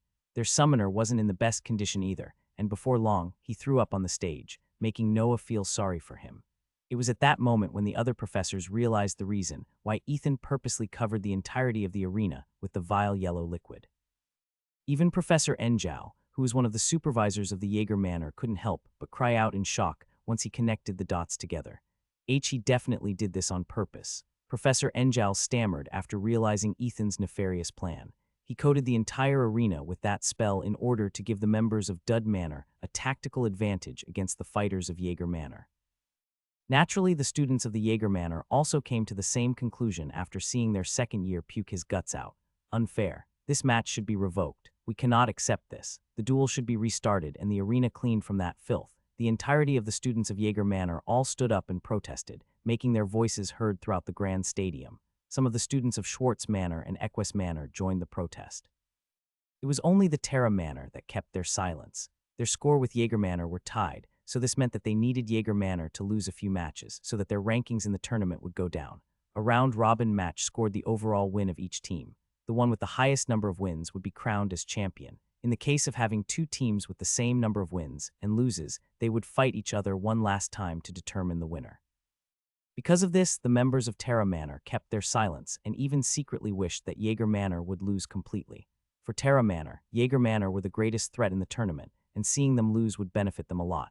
As the angry shouts of protests intensified, Professor Reinhardt finally stood up and raised his hand, making everyone turn silent. This is a magical duel that has become the yearly tradition of Brynhildr Academy, Professor Reinhardt stated. Its purpose is to prepare everyone for any unexpected circumstances when they are out doing their missions. Although I admit that the current situation places a great disadvantage on Jaeger Manor, the matches will continue. Why? The reason is simple. More often than not, you can't choose the time and place that something unexpected happens. Bandits might attack you out of the blue when you are at your weakest. Would you tell the bandits to come back at a later date to conduct their raid because you are not in your peak condition? The answer, of course, is no. There will be situations when you will be at a very great disadvantage where you have to choose between winning and survival. I believe that during your darkest moment, you will be able to go beyond your limits and break through to a better and stronger version of you. But since we are on the subject, from this day onwards, the spell manhwaedit imbre will be banned from the Clash of Manors, alongside several other spells that I will announce later this afternoon. The match will not be cancelled and will continue. Although it pains me to say this, the candidates of Jaeger Manor should find ways to overcome this obstacle. Take this as a lesson and prepare for similar situations in the future. That is all. After Professor Reinhardt made his declaration, the students unwillingly backed down and sat in their seats. They understood what their headmaster was saying, and this was something that they couldn't refute. On the battlefield, their opponent would not wait for them to have favorable conditions before they attacked. In fact, they would even try to put them at the greatest disadvantage possible to ensure their victory. They understood this logic, but they still couldn't forgive Ethan for using such a spell in a battle that was supposed to be fought fair and square. Just like everyone expected, Noah won the second match. His opponent was terribly weakened, so it didn't take much effort to whip him out of the arena and end the battle with the victory of the Dud Manor. George and Henry both had smiles on their faces because they didn't find Ethan's strategy foul or anything. In fact, they even thought that he was a genius for thinking beyond his own match. Not only did he win his own match, he also laid out a perfect battlefield to give the members of the Dud Manor an opportunity to overcome their opponents. It was a brilliant strategy that cost the handsome teenager the hate of the entirety of the Jaeger Manor. George, good luck, Henry said as he patted his best friend's shoulder. Your opponent is not an amateur. I'm sure that he already made preparations to fight under that horrible condition. You know, I feel like I'm the odd one in our team, George said wryly. All of my opponents are the best of the third years, who are also candidates to become the head prefects next year. It's like I'm just going up there to be a punching bag for them. Henry chuckled after hearing his best friend's complaints. So you say, but the medics of Terra Manor are quite pretty this year. Henry smirked. When I went to visit you, one of the medics was flirting with you, and you were flirting back. If I didn't know better, I'd say that you are losing just so you can be pampered by them. George grinned after hearing his best friend's comment. What can I say? Aside from magic duels, I'm quite popular with the ladies, George stated. He was indeed quite popular with the ladies despite not being as handsome as Ethan, Noah, and Henry. George's looks were only a little bit above average, but his calm demeanor and charming smile were enough to make some of the witches in the academy smitten with him. Several minutes later, George was carried out of the arena on a stretcher. He had lost his match against the third year, who had temporarily removed his sense of smell, making it so he was unaffected by the stench in the arena. The members of the Jaeger Manor came to life after this victory. Now all that remained was for the two head prefects of each manor to battle it out and see who would emerge victorious in today's battles. The members of Dud Manor looked at their head prefect with confident smiles on their faces as he walked up to the arena. Ethan didn't know why Luna, Noah, and the others didn't look worried about Henry's battle. In fact, they were even giving off the vibes that this was already in the bag. For him, all the head prefects of each manor was supposed to be the strongest wizard or witch among the fourth years. This meant that the one that his head prefect was going to fight was the strongest fighter of Jaeger Manor, who hadn't had the chance to fight in their previous battle against the Equus Manor. If Sir Henry loses, then the score will end in 2 victories and 2 defeats, Ethan thought. This will be the same outcome as their fight against the Terra Manor, which would put Jaeger Manor in a favorable position. While Ethan was the only one in Dud Manor who was feeling worried about Henry, the young man in question was now looking at his opponent with a smile on his face. You have one hell of a first year, Henry, the head prefect of the Jaeger Manor, Irene said in a calm manner. Did you tell him to do this? Did you sacrifice his reputation for your team to gain an advantage? Ethan is indeed exceptional, and no, I didn't order him to do this, Henry replied. He came up with this plan all alone, and I didn't expect him to go this far for us. I wish someone like him was in Jaeger Manor, Irene shrugged. He would definitely be a good candidate as the next head prefect. Too bad, but the Dud Manor is his home, Henry commented. He won't be going anywhere. Irene snorted and Henry smirked. Both then took their wands out at the same time and took a dueling stance. Professor Barrett raised his hand because there was no need to tell the head prefects about the rules of the tournament. Duel start. As soon as the battle started, Irene's wand immediately merged with his body, allowing him to transform into a 3-meter-tall black werewolf. This was Irene's origin magic, which granted him incredible speed and strength. Henry's wand, on the other hand, transformed into a silver dagger that he held in a reverse grip. He then stared at the towering monsters in front of him with a fearless smile on his face. Ethan could feel his heart beating wildly inside his chest because he thought that his friendly and dependable head prefect would get seriously injured by his opponent. However, a minute later, his eyes widened in shock at what he saw. Irene, who had transformed into a werewolf, charged at Henry like a juggernaut that was about to smash someone to meat paste. Henry, on the other hand, held his ground and waited for his opponent to come within strike range. The moment the two fighters were only a few meters away from each other, Henry dashed forward, closing the gap in a heartbeat. A moment later, the head prefect of Dud Manor slid in between the black werewolf's legs, evading Irene's charge, which would have seriously injured him if it hit. Suddenly, and without warning, Henry threw his dagger at the werewolf's back. Ethan thought that this move was made in order to embed the dagger in Henry's opponent, but he was way off the mark. Instead of the dagger embedding itself in its target, Henry suddenly appeared where the dagger should have been and kicked his opponent in the back, sending the black werewolf flying. What? Ethan stood up in shock due to how unexpected that move was. Henry had swapped places with his dagger, allowing him to attack his opponent at point-blank range with a kick to the back. The blue-haired boy's eyes then glanced at the place where Henry was earlier and found a silver dagger firmly embedded in the arena. A moment later, this dagger flew towards Henry's hand, which he once again held in a reverse grip. You're as strong as ever, Henry said as he looked at his opponent, who had now propped himself off from the ground. Are you being coy? Irene asked in annoyance. No, I'm being serious. If you were an ordinary human, you would have been unable to stand up after receiving that kick. Instead of answering, a low growl escaped Irene's jaws. Due to the black werewolf's body being completely black, others weren't able to see that Henry's shoes had created a dent in his back, making him feel pain. Irene didn't even bother to cast any spells at Henry because it was futile. The head prefect of Dud Manor's incredible fighting abilities were known to all the third years as well as the fourth years. His nickname, the Mage Slayer, wasn't just for show. He was indeed very capable of killing wizards and witches if he felt like it. Why? That was because Henry was completely immune to offensive magical spells. This made him a wizard's and a witch's worst enemy. Not only that, Henry was really strong. In fact, he was so strong that many people believed that he had the bloodline of giants flowing through his body. His kicks and punches could smash boulders, and with his instant teleportation magic involving his dagger, he was a force to be reckoned with. This was also why he was referred to as the strongest fourth year of Brynhildr Academy, because no one except for one person could defeat him in battle. Today I will show everyone that I will surpass you, Irene shouted. Eat more, sleep more, and live more, Henry commented. After doing that for a few years, you might indeed surpass me, but that is something far off in the future. Right now, you are no match for me, Irene roared in anger. We'll see about that. There's nothing to see, Henry stated as he took a fighting style, but feel free to try. 2 minutes later, the black werewolf's body flew outside of the arena and returned to its original form. Irene had lost consciousness and was carried away by the medics of the academy to be treated for the injuries he received in battle. Although Irene was wearing clothes, the moment they were removed, everyone would see dozens of bruises on his body. He had also suffered internal injuries as well as some broken bones. Ethan then looked with awe and admiration at his head prefect, who had raised his right fist high in the sky to declare his victory. All the members of Dud Manor cheered and applauded Henry for his outstanding performance in battle.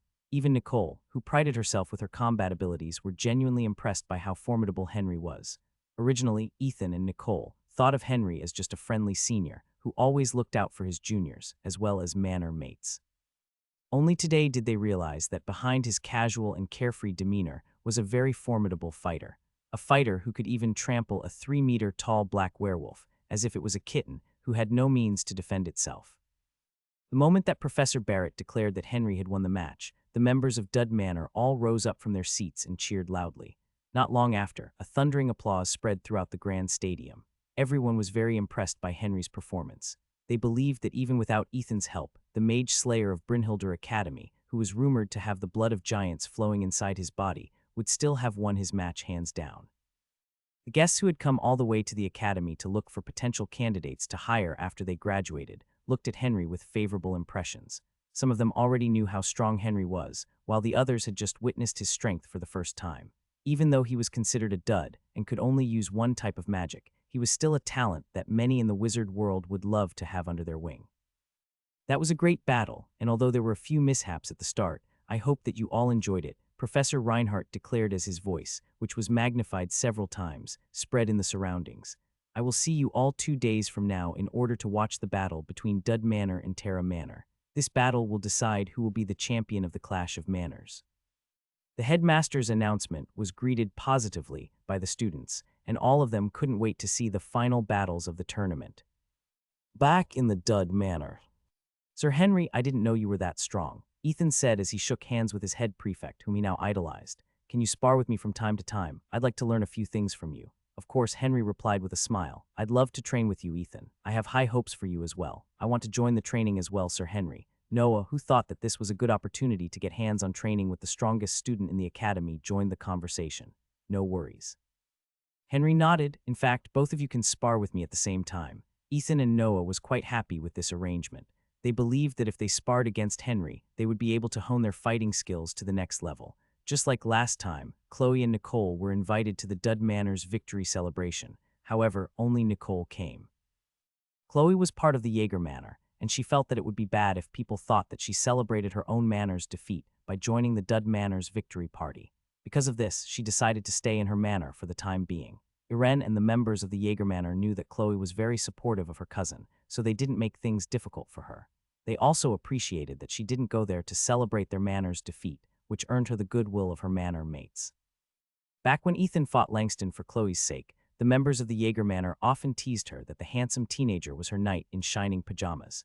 But right now, almost every member of the Jaeger Manor hated Ethan with a vengeance. Lily had also locked herself inside her room and refused to come out, even though her close friends kept on knocking on her door.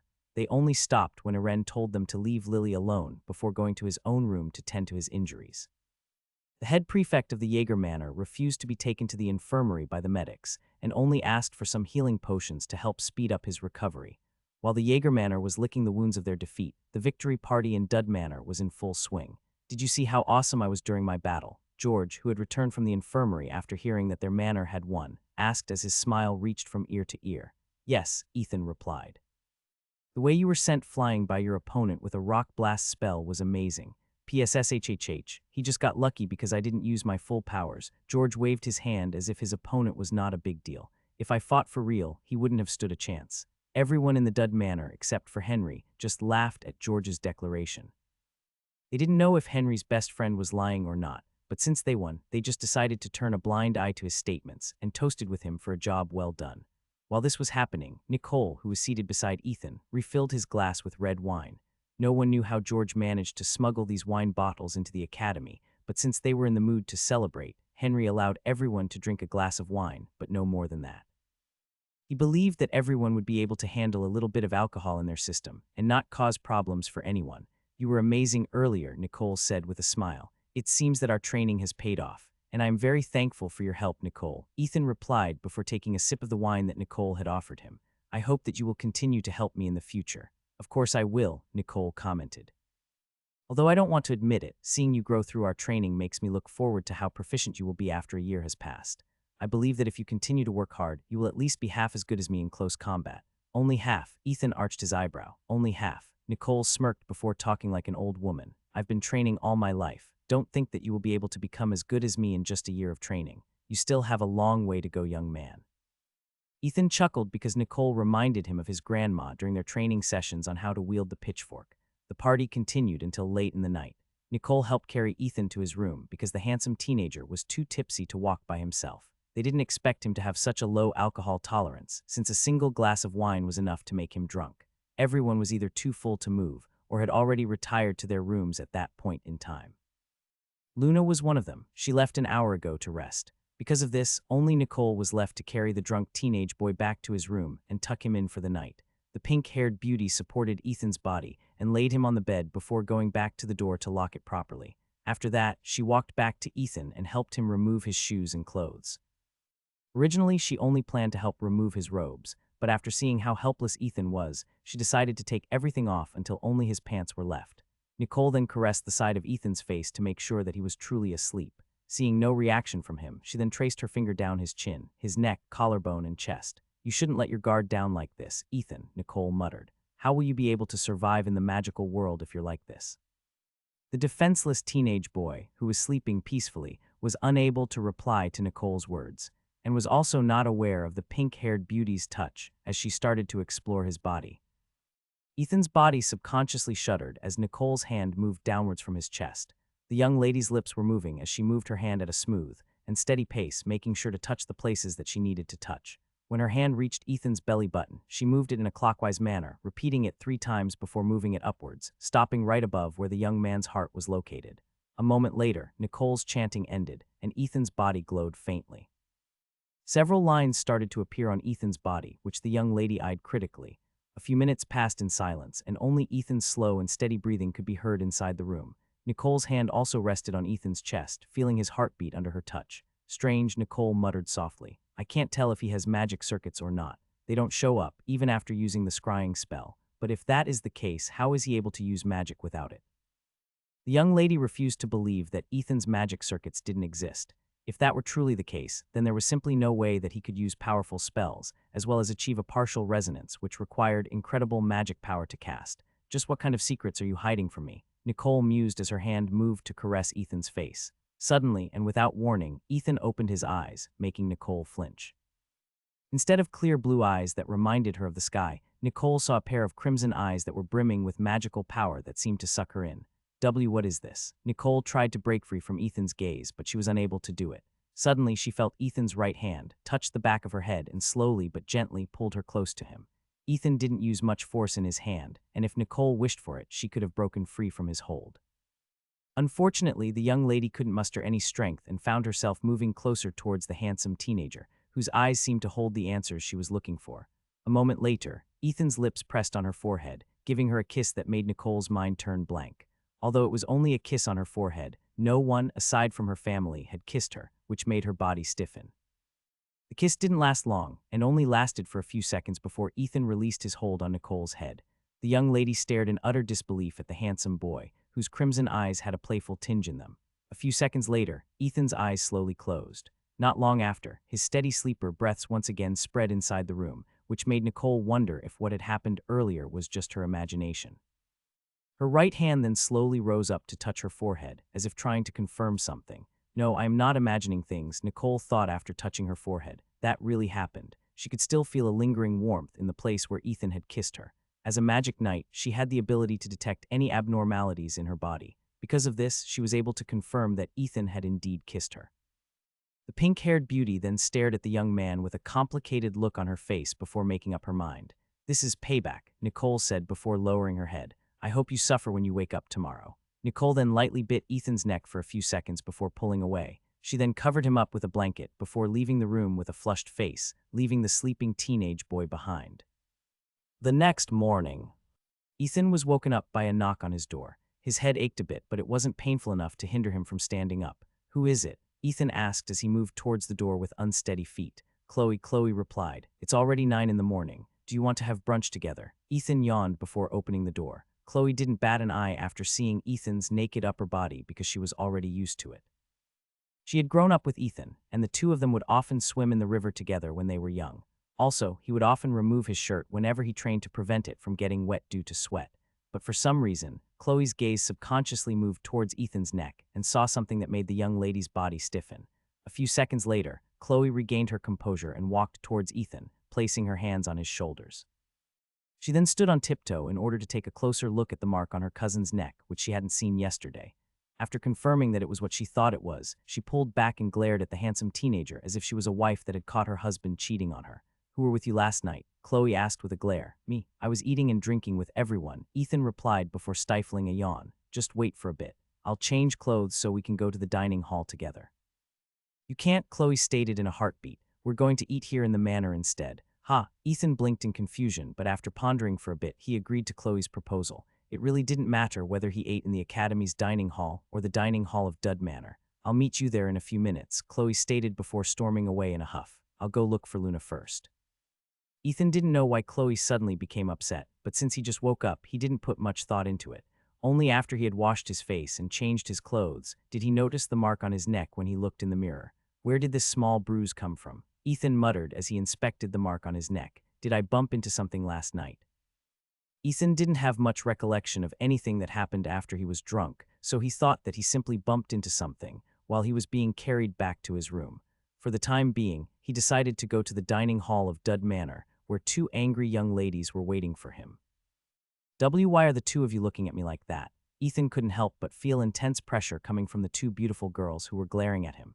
It should be Nicole, Luna said firmly. She was my first suspect from the very start. Chloe agreed. I knew that girl couldn't be trusted. Ethan didn't know what the two were talking about, but he had a feeling that Nicole did something that angered the two girls in front of him. The two of you calm down for a bit, Ethan said. Let's eat while the food is still warm. HMPH. Chloe and Luna continued to glare at Ethan, making the teenage boy very uncomfortable. However, since he was feeling really hungry, he still went ahead and started to eat despite being stared at by the two beautiful ladies, who were cursing Nicole in their hearts for being a thieving cat. Half an hour later, Ethan was finally done with his meal and excused himself to return to his room. For some reason, he felt really tired after yesterday's duel, and the party that lasted all night didn't help either. Although he had just woken up from his sleep, he decided to take a nap to recover his strength. Ethan didn't know that one of the reasons he was feeling extra tired was due to Nicole's spell, which she had used the night before. This spell would forcefully release the magical powers of a person, which allowed their magical circuits to be seen by others, similar to an ultrasound. But Nicole's experiment didn't bear any fruit because Ethan had spent all of his magical powers in the duel, leaving nothing behind for her to trace. Even so, the pink-haired beauty didn't believe that Ethan didn't have any magical circuits because it was completely impossible for someone to cast spells if they didn't have them in their body. A minute after Ethan placed his head on the pillow, he easily fell into a deep sleep and went to dreamland. Meanwhile, in the Equus Manor, Nicole had just finished taking her bath and was drying her hair. She was standing in front of her full-body mirror and couldn't help but glance at her forehead where Ethan had kissed her. He sure has guts, Nicole muttered. Still, the Ethan that kissed me seemed different from his usual state. Also, those crimson eyes. Nicole was unable to forget those beautiful crimson eyes that were brimming with magical powers. They also had a powerful appeal to them, making her unable to avert her gaze. She was quite confident in her ability to resist charm spells because her family ensured that she would be immune to them. However, she had to admit that looking at those charming and charismatic eyes made her heart skip a beat. A moment later, the corner of Nicole's lips rose up into a smirk. He should be in trouble right about now, Nicole mused. I saw Chloe leave half an hour ago, and if my prediction is right, she will definitely suspect me. But as long as I don't admit anything, her suspicion will remain a suspicion. Teasing them is really a lot of fun. The pink-haired beauty suppressed a giggle as she thought about Ethan's cousin pulling on his ear, or pinching his waist, after discovering the kiss mark she had left on the handsome teenager's neck. That is your punishment for kissing my forehead without permission, Nicole thought. You shouldn't casually kiss girls, Ethan, or else you will find yourself in a lot of trouble. Nicole didn't know that although Ethan didn't casually kiss girls, he had already kissed 2 ladies and over a dozen of fairies. Inside Lily's room in the Jaeger Manor.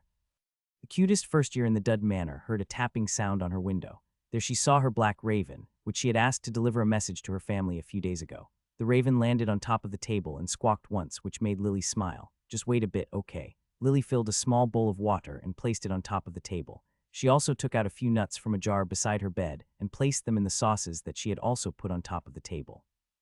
The raven drank a bit of water before presenting its clawed foot to Lily. A small cylinder was attached to its leg, which carried the reply to the letter she had sent several days ago. Lily sat on her chair and read the reply her father sent to her letter. Dear Lily, to this day I still oppose your wish to study in Brynhildr Magic Academy. If not for your mother convincing me to let you spread your wings and see the world with your own eyes, I would have done everything in my power to stop you from leaving. Even so, I am glad to know that you are doing well in the academy and are being cared for by your manor mates. Jaeger Manor, is it? What an interesting place. I didn't know that wizards and witches had different specialties. The only thing I knew about them is that they are pesky critters who like to stick their nose where it isn't needed. Naturally, your mother is an exception. I don't regret making her my lifelong mate. So my dear girl, don't be in such a hurry to find a partner in that magic academy. Most of them are simply sheep. They may be good looking, but they don't have any substance. All talk and no bite. Our tribe has better options, and all of them wish to become your suitor. In fact, I received several offers after you left. Included in this letter is the list of the young men who have shown great interest in you.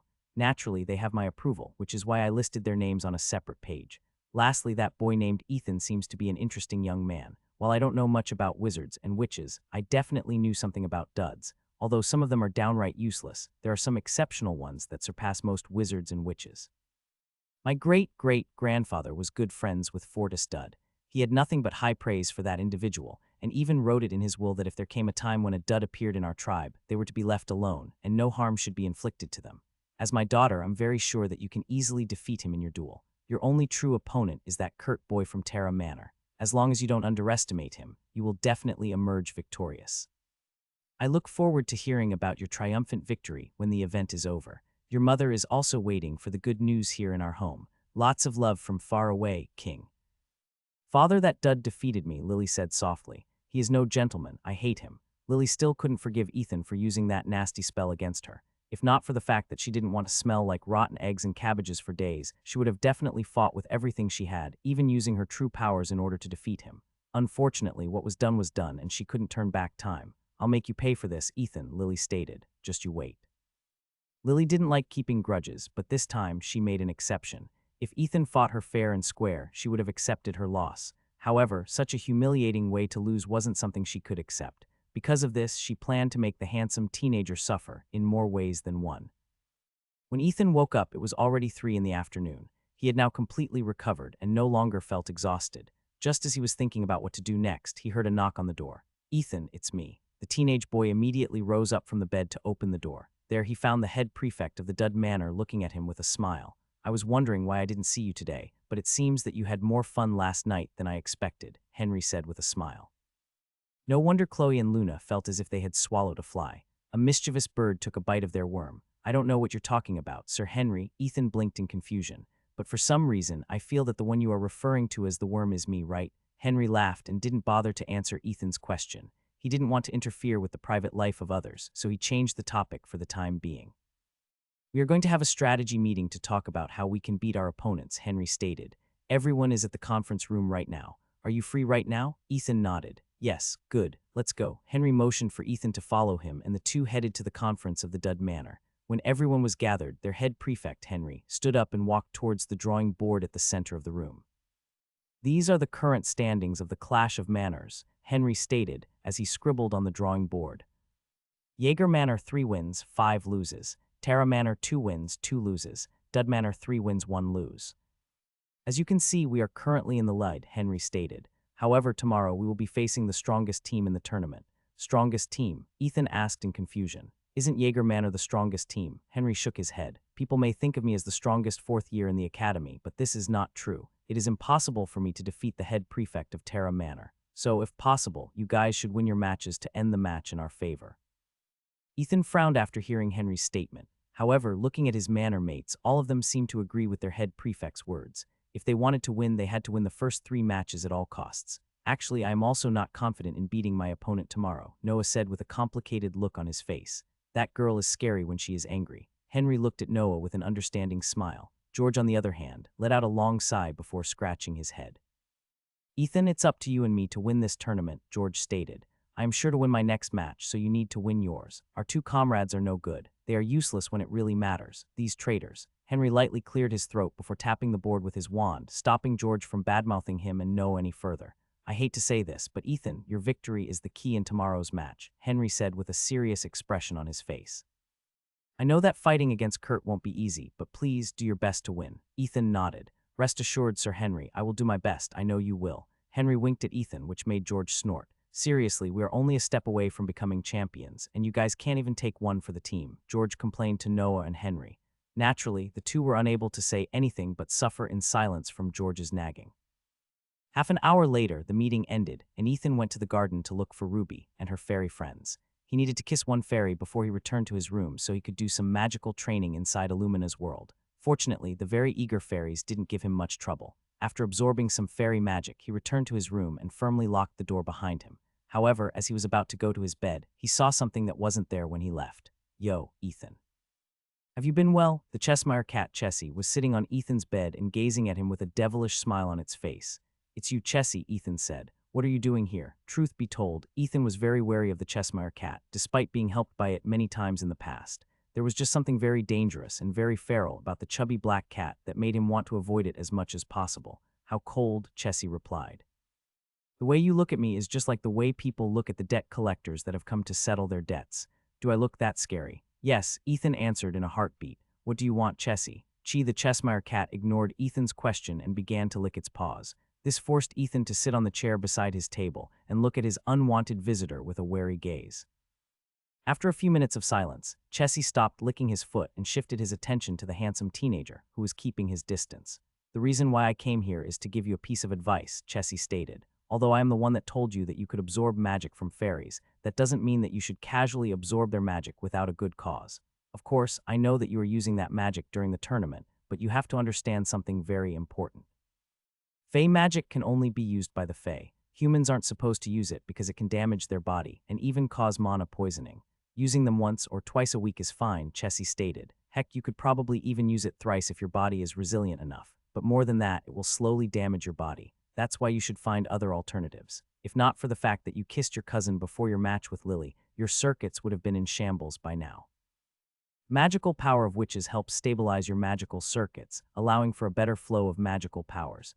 Ethan's face became flushed because he didn't know how Chessie knew that he had kissed Chloe. Fool, do you think that everyone around you is stupid? Chessie smirked. During the match, you used fire magic. Although many would not think too much about it, those who are paying close attention to you would become suspicious. Since I know your secret, it was easy for me to connect the dots. You are a bit careless, Ethan. In the future, make sure to diversify your spells. Although it will drain your magic faster, it will help keep your secret longer. The Cheshire cat then licked its paw 3 more times before flexing its body, making its tail stand up. I've warned you about the mana poisoning, Chessie stated. If you don't want to collapse during tomorrow's match, it will be for your best good if you don't kiss another fairy. After saying those words, the Cheshire cat disappeared without a trace, leaving the teenage boy behind, whose face had turned pale due to the warning he had left him. The Cheshire cat is right, Illumina replied after Ethan talked to her about the problem with using magic that wasn't meant for humans. This is also why I forbade you to use resonance while powered up by Fey magic. Your very frail magical circuits would not be able to handle it. Ethan's face sank after hearing Illumina's words. Right now, he didn't have any other source of magic aside from Fey magic, and his duel was going to start the next day. The reason why I didn't tell you about this was because you were so serious about the clash of the manners, Illumina stated. I didn't want to dampen your mood because I know how important these duels are for you, but your body has reached its limit. If not for the fact that Chloe had shared her magical powers with you yesterday, I would have stopped you forcefully by making it so you were unable to cast any spells. Even the fey magic you possess right now is the last magic you can use this week. If you force it, you may not be able to use magic ever again, just like the warning that I gave you after I banned you from using partial resonance. Ethan lowered his head as he tried to think of a way to overcome his current situation. If I kiss a witch and absorb their magical powers, will I be able to use magic tomorrow? Ethan inquired. Yes, Illumina replied. I will allow it. But once this tournament is over, you are forbidden from absorbing any more magical powers from other sources. Don't abuse your body and give it time to heal. Ethan sighed in his heart, but he still nodded his head. Perhaps I got addicted to using magic, Ethan thought. As someone who had no idea that magic existed before entering Brynhildr Magic Academy, Ethan felt as though he was living in a fantasy world. It was like a dream. So when he was given the opportunity to use magic, he felt as if he was a child that had received a toy for the very first time in his life. He played with it and played it with some more. He never got tired of using it, but eventually the toy would certainly break down in time after being used multiple times. That was Ethan's current state. His addiction to using magic was slowly taking a toll on him. If not for the Cheshire Cat's timely advice and Illumina's watchful eye, he might have pushed himself to the point of no return, losing the very thing that he now held sacred. Also, one more thing, Ethan, Illumina said with a mischievous smile on her beautiful face. Don't kiss girls at random. One of these days you might kiss a girl that might make your life a living hell. I'm serious about this, okay? Chloe and Luna are good girls. They will not harm you, as for the rest some have hidden agendas, so watch out for those. Illumina, what do you think of me? Ethan asked with a face filled with injustice. Do you think I'm some kind of ladies' man? I'm not that kind of guy. Even kissing Chloe took a lot of effort on my part. Illumina nodded. True, you're not that kind of man. However, there are things that sleep inside us that we don't know about. Things that only come to the surface when we are not aware of them. For example, some people sleepwalk when they sleep at night. They have no recollection of it, but that doesn't stop their bodies from moving on their own. Ethan blinked once then twice before pondering what the mermaid princess meant by things that sleep within. As far as I know, I don't sleepwalk, Ethan muttered. At least Grandma never told me that I do. Illumina just smiled and no longer said anything. She and Ethan's white raven, Dantalion, shared an intimate and deep connection with the handsome teenager. The two of them were also sensitive to magic and knew secrets that Ethan didn't know about himself, but both kept their silence. They knew that now was not the time to tell Ethan anything. Only once his magic circuits had recovered to a certain extent would they tell him about the hidden power that lay dormant within the deepest part of his heart. After his magical training inside Illumina's world, Ethan decided to go to the training ground of Dud Manor to practice his martial art. Since he didn't want to kiss any girls at random, the only thing he could do was use his rising dragon technique. He knew that beating Kurt with martial arts would be nearly impossible, but he would rather not take the risk and forever be magically crippled. To his surprise, Noah was in the training ground practicing his whip arts. The two of them glanced at each other and smiled at the same time. Ethan took out his molding ball and transformed it into a pitchfork, while Noah took a fighting stance with his whip at the ready. Without even exchanging words, Ethan charged at his friend, and the latter flicked his wrist and sent the whip snaking towards the blue-haired boy's direction like a snake ready to bite. While this was happening, Nicole found herself being cornered by two ladies with their arms crossed over their chest. You were the one that left that mark on Ethan, right? Chloe stated. She said it in a way that wasn't asking a question, but merely stating a fact. Luna, who was also beside Chloe, looked at the pink-haired beauty with a solemn expression on her face. If I said I wasn't the one who did it, will you believe me? Nicole inquired with a smile. Of course not, Chloe replied. Nicole smirked before raising both of her hands in surrender. You are right, I was the one that left that kiss mark on Ethan's neck when I carried him back to his room, Nicole stated. He was dead drunk, and I did it just to tease him. Only to tease him. Luna finally spoke up after hearing Nicole's reply. Yes, Nicole answered. Unlike the two of you, I don't have any romantic feelings for Ethan. Although he is indeed handsome and is also my type, it is not my nature to snatch other people's property. Of course, if I were to truly fall in love with him, then that's another story. I am the type of girl that will do everything in her power to take what I like. Also, I will definitely not hold back, even if I have rivals. After all is fair in love and war, right? Nicole smiled sweetly at the two girls who glared back at her.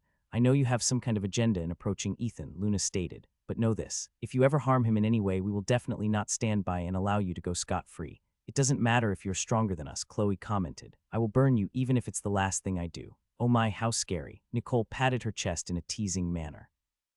Well, if you are really worried about others snatching Ethan's worm, then you have to eat it before others get an opportunity. Who knows, while the two of you are focused on me, others might already be making their moves on your precious prince. The pink-haired beauty then winked at the two girls before walking towards the library, where she had originally intended to go. She planned to do some research so too if there were any wizards in history who were able to use magic, even though they didn't have magic circuits, or if they could use magic with their magic circuits destroyed or damaged. For Nicole, Ethan was a mystery that she planned to solve no matter what. The next day. I guess I will not be using magic today, Ethan muttered as he stared at the mirror. After hearing the Cheshire Cats and Illumina's warnings, he decided to just fight using his martial arts against Kurt in their battle today. He would rather fight without magic than lose it forever because of his stubbornness. While he was psyching himself up for the fight, he heard a knock on his door and wondered if it was his head prefect, Henry, calling him to go to the Grand Stadium together. However, when he opened the door, he didn't see the person he expected to see. He did, however, see an angelic beauty who was looking at him with a flushed face. "See, can I come in?" Luna asked before lowering her head. Of course, Ethan replied, and he opened the door wider in order to allow the angelic beauty to enter his room. This wasn't the first time that Luna had entered Ethan's room. However, she stepped inside as if this was her first time, which amused the handsome teenager who didn't have any idea why Luna visited her so early in the morning.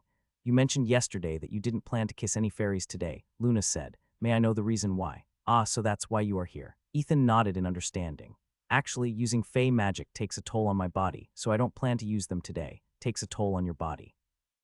Luna momentarily forgot her worries and looked at Ethan in surprise. "Yes," Ethan replied. "Fae magic isn't really a magic that humans can use freely. If I keep using them, I might suffer from mana poisoning, which will make my situation worse." "Oh no, should we take you to the infirmary and have them check you?" "Calm down, Luna. Nothing is wrong with my body at the moment, so there is no need to be alarmed." The angelic beauty then breathed a sigh of relief after knowing that Ethan was really okay. When she finally regained her composure, she suddenly remembered her reason for coming to visit him before his match started. Immediately, her face became flushed once again, making Ethan wonder if Luna was still worrying about his condition.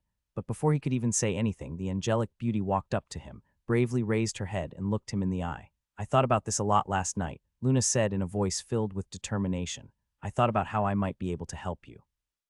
Chloe has already done her part in helping you with your duel 2 days ago, so I decided to help you in your last match against Kurt Hale."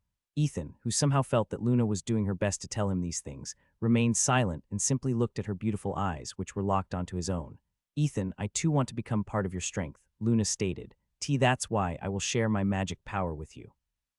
The handsome teenager blinked once, then twice before realizing what Luna was talking about. Wait, Ethan almost subconsciously took a step back after understanding Luna's words. Fortunately, his body held its ground and didn't back away from the young lady, who had gathered all of her courage to help him. "You mean you want me to kiss you?" Ethan inquired just to make sure that he and Luna were on the same page. "Yes," Luna said with a beet red face. "I want to share my magical power with you, so kiss me just like you did Chloe." "See, calm down for a bit, Luna," Ethan said as he rested his hands on Luna's shoulders. "I appreciate your feelings. Believe me that I do. No sane boy would reject kissing you, and I certainly would love to do it as well. However, I don't want to take advantage of you. Besides, today is not the day of the full moon. Didn't you say that you can only use your magic during those days?" Luna nodded her head. "It's true that I can only use magic on the days of the full moon, but that doesn't mean that I have no means of using magic on normal days." The angelic beauty then took out something from her pocket and showed it to Ethan. A maroon bracelet that was almost the same color as Luna's hair appeared in front of him. "A magical battery," Ethan muttered as he looked at the bracelet in Luna's hand. He was quite familiar with it because he had seen it when he visited the Magical Trinket Club, where Luna served as its vice president. "Yes," Luna replied. "I plan to help you with this." The handsome teenager watched as Luna put on the bracelet. It glistened for a bit, and before long, magical power started to flow through Luna's magical circuits, allowing her to use magic. A look of understanding appeared on Ethan's face when he saw what was happening. "Ethan, I want to help you," Luna said. "Besides, you have to take responsibility for kissing me." The teenage boy could feel his heart beating wildly inside his chest as he looked at the angelic beauty, whose face was as red as a tomato. When he kissed Luna for the first time, he thought that he was just dreaming. Because of that, he didn't consider that the kiss he shared with her counted as his first kiss. However, a part of him also understood that it didn't work that way. Although he thought that he was dreaming, for Luna it was a very real experience. "I'm sorry," Ethan said as he moved towards Luna and rested his hand on her delicate waist. "I was on the verge of refusing your offer, but doing so was the same as ignoring the amount of courage it took for you to say these words to me." Ethan then looked at Luna with a gentle gaze before asking her a question. Are you sure? Ethan asked. Are you fine doing it with me? Yes, Luna replied. I am sure. Luna smiled and closed her eyes. Ethan looked at the angelic beauty in front of him and slowly lowered his head. When their lips were about to touch, he subconsciously closed his eyes and his arms wrapped around Luna's waist, holding her gently. A second later, he felt Luna's soft lips against his, that many boys had fantasized about kissing in their daydreams. She was the first girl that Ethan had kissed in his life, and in his heart, Luna held a very special place. Just like Chloe, who had grown up with him. If anyone were to hurt these two ladies, Ethan would definitely fight them with everything he had, with or without his magic. Soon, the faint sound of kissing reverberated inside the room. As Ethan and Luna kissed each other many times, the handsome teenager's body and heart were slowly being filled with warmth and magical power. So how was it? Chloe asked Luna with her arms crossed over her chest. The two who had stayed inside Dud Manor after Ethan left went to the Grand Stadium with the excuse that they needed to do something first before heading to the stadium. It's different from the first time he kissed me, Luna replied with a flushed face. This time, it felt more intimate and special. Chloe nodded in understanding. I see. She didn't need to ask more questions because she herself had experienced it in the past. That intimate and fluffy feeling inside her chest after Ethan and her kissed, which gave her a feeling of joy that was hard to describe. But are you sure about this? Luna asked. Will this really work out? You are a noble in Eastshire, Chloe replied. You already know the answer to this question. Luna lowered her head because Chloe was right. She already knew the answer to her question, so all that was left was to know Ethan's true feelings. Don't worry, Chloe smiled. Although you might not know it, Ethan is a very responsible person. He will not make a decision in a casual way. He will think about it seriously, and once he has made up his mind, he will pursue it with everything he has, just like the way he fights in these magical duels. No matter what he is about to face, regardless if he wins or loses, he will take that step forward. I've been with him the longest, so I believe in him. You should believe in him as well. Luna placed her right hand over her heart and nodded her head. Luna nodded. You are right, Chloe. I believe in him. Also, I want you to know one thing, and that is I won't lose to you. Then you better do your best. My mother and Ethan's grandma have been talking a lot and arranging things in the background. I have the family advantage, so you need to put more effort in on your part. Chloe gave Luna a confident smile as if she had already won before the battle started. Even so, the angelic beauty didn't look disappointed and even smiled back at her. I'll accept that challenge, Luna stated. I won't lose, Chloe. Regardless of the outcome, both of them would be there to witness it. Inside the waiting room of the Grand Stadium. We've come this far, so let's do our best to win, George said as he placed his hands on his waist. Ethan, no matter what happens, you need to win your duel. Noah's chances of winning against his opponent are 50-50. We can't count on our awe-inspiring hen-pecked head prefect to win his match. Henry averted his gaze and just allowed George to take the lead and say anything he wanted. Although Ethan still had no idea what George was talking about, he had a feeling that he would understand after the tournament was over. Noah had a conflicted look on his face, and the determined expression that he wore during his previous duels in the tournament was nowhere to be seen. This made Ethan worried for his friend, who was one of his first friends in Brynhildr Academy. Noah, are you all right? Ethan asked. Don't worry, just do your best like always. Winning or losing doesn't matter. I will. Ethan nodded and even raised his fist in order to encourage the silver-haired boy, making Noah chuckle. A moment later, Ethan heard Professor Barrett's booming voice spread throughout the stadium, calling out his name and his opponent Kurt to stand in the arena. I'm going, Ethan said as he walked towards the path that would lead him to the arena. Break a leg, George shouted. Or better yet, break your opponent's leg. Don't worry, the medics in the infirmary are good. I can guarantee it. As someone who had been sent there almost every time during the tournament, George's words were very convincing, which made everyone laugh. Ethan nodded before leaving everyone behind. As he walked towards the arena, he saw Kurt walking towards it from the opposite direction. Both of them stared at each other as they climbed up to the stage, on which both of them would represent their respective manners in a battle that would bring it glory. Ethan Gremory, Kurt Hale, are both of you ready? Professor Barrett asked. Ready, Kurt replied as he adjusted the glasses on his face. He was already holding his wand with his right hand, ready for battle. I am ready, Ethan answered as he held his wand with his right hand and his pitchfork with his left hand. Moon magic was coursing through his body, and with it, the anxiety he felt a day ago disappeared without a trace. Seeing that both fighters were ready, Professor Barrett raised his hand and declared the start of the duel. Begin, Professor Barrett declared. As soon as the signal was given, Kurt pointed his wand to his opponent and unleashed his strongest offensive spell. He had learned his lesson in his fight against Lily, so he decided to end the battle at the very start, giving Ethan no opportunity to make a comeback. Magna Ortis Eden. Countless thorny vines that were as large as tree trunks erupted from the ground and lashed towards Ethan, making the ground under his feet tremble. Facing such a threat, Ethan didn't back down and instead ran towards his opponent fearlessly. If he fought against Kurt by using only his martial arts, he would have definitely lost to his opponent's opening move. Ethan gripped his pitchfork with both hands while his wand flew a meter ahead of him. Illumina, Ethan roared, and the wand transformed into the mermaid princess, who had given the teenage boy the go signal to use his strongest offensive spell.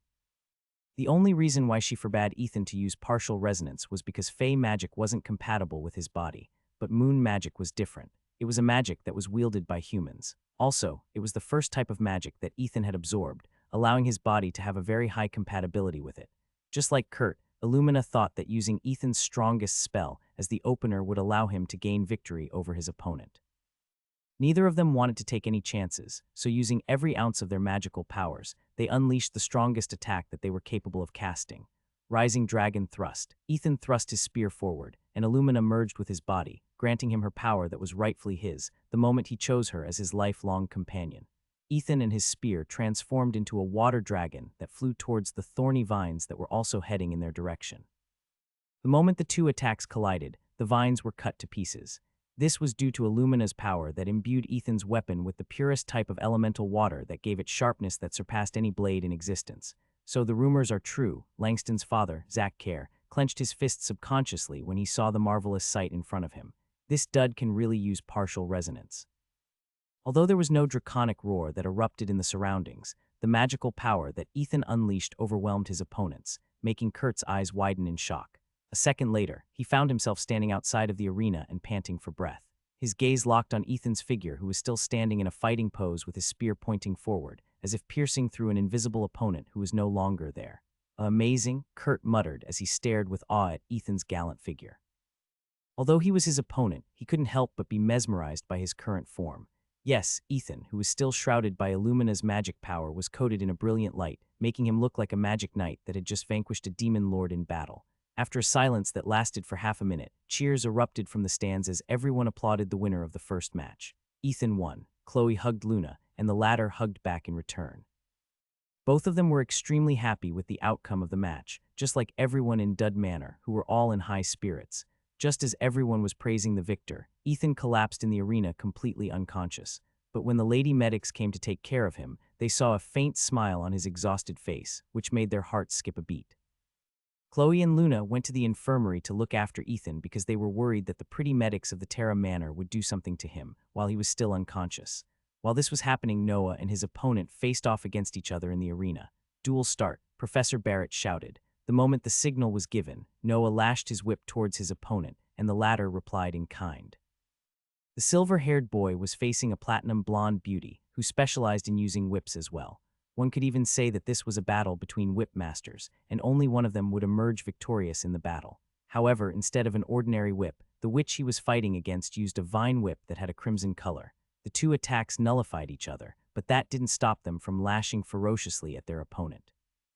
The two of them danced in the arena as their whips collided from time to time, creating crackling noises that mesmerized the crowd. Flower petals also floated in the air, each time their whips collided, spreading a fragrance that made Noah's body a bit sluggish. Even so, he stood firm and attacked relentlessly, while slowly bridging the gap between him and his opponent. Ha! The young lady, who was Noah's opponent, stomped her foot on the ground, and several vines emerged from it, spreading in the surroundings. However, these vines didn't stand idly and released needle-like projectiles at Noah, whom the latter deflected using his whip, despite the fact that his body was starting to feel very heavy.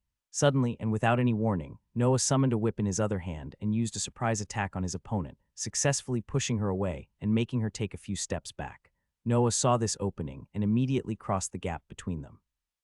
However, just as he was about to push his opponent out of the arena, he hesitated, giving his opponent enough time to launch a counterattack.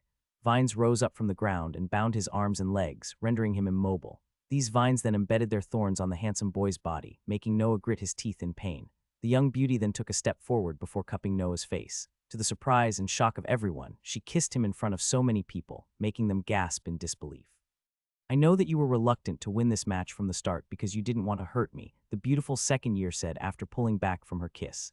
Since that is the case, can you surrender? I don't want to hurt you more than this. Noah sighed before reluctantly nodding his head. He then glanced in Professor Barrett's direction and said his words of surrender. I surrender, Noah said with a pained expression on his face.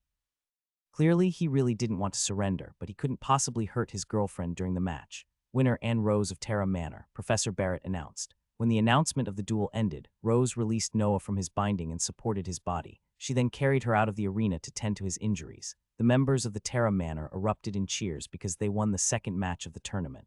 Although the battle was quite unfair, there was nothing they could do about it. George, who heard the result of the duel, sighed before placing his hand on his forehead. He then shook his head helplessly before looking at his best friend with a disappointed look on his face. "I knew it," George stated. "You guys broke the bro code." Henry, who was standing beside him, feigned ignorance and looked at the wall beside him as if it was a work of art.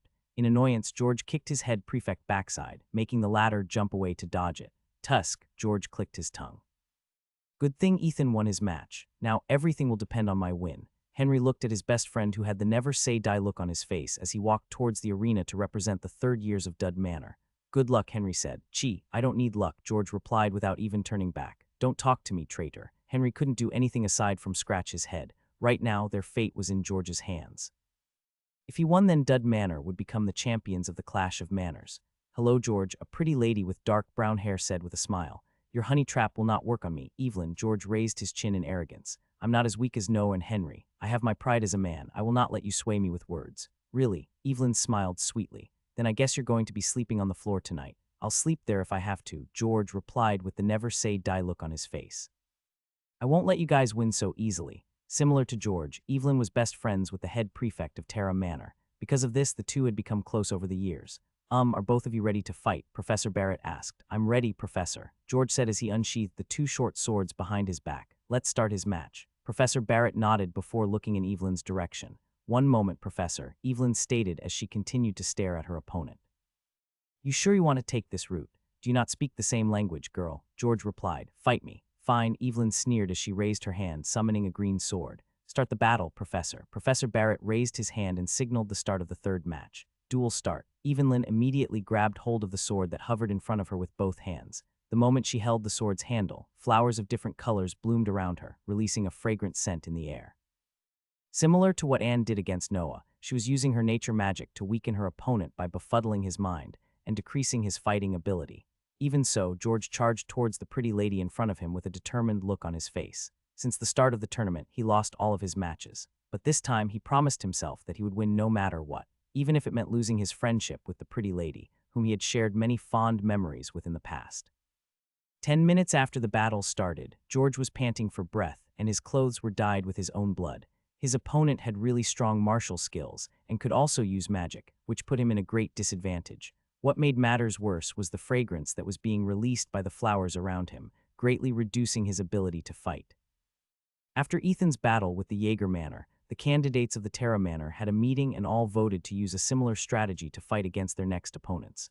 They were the proud members of the Terra Manor, and none of them would stoop so low as to use a disgusting spell like Ethan did.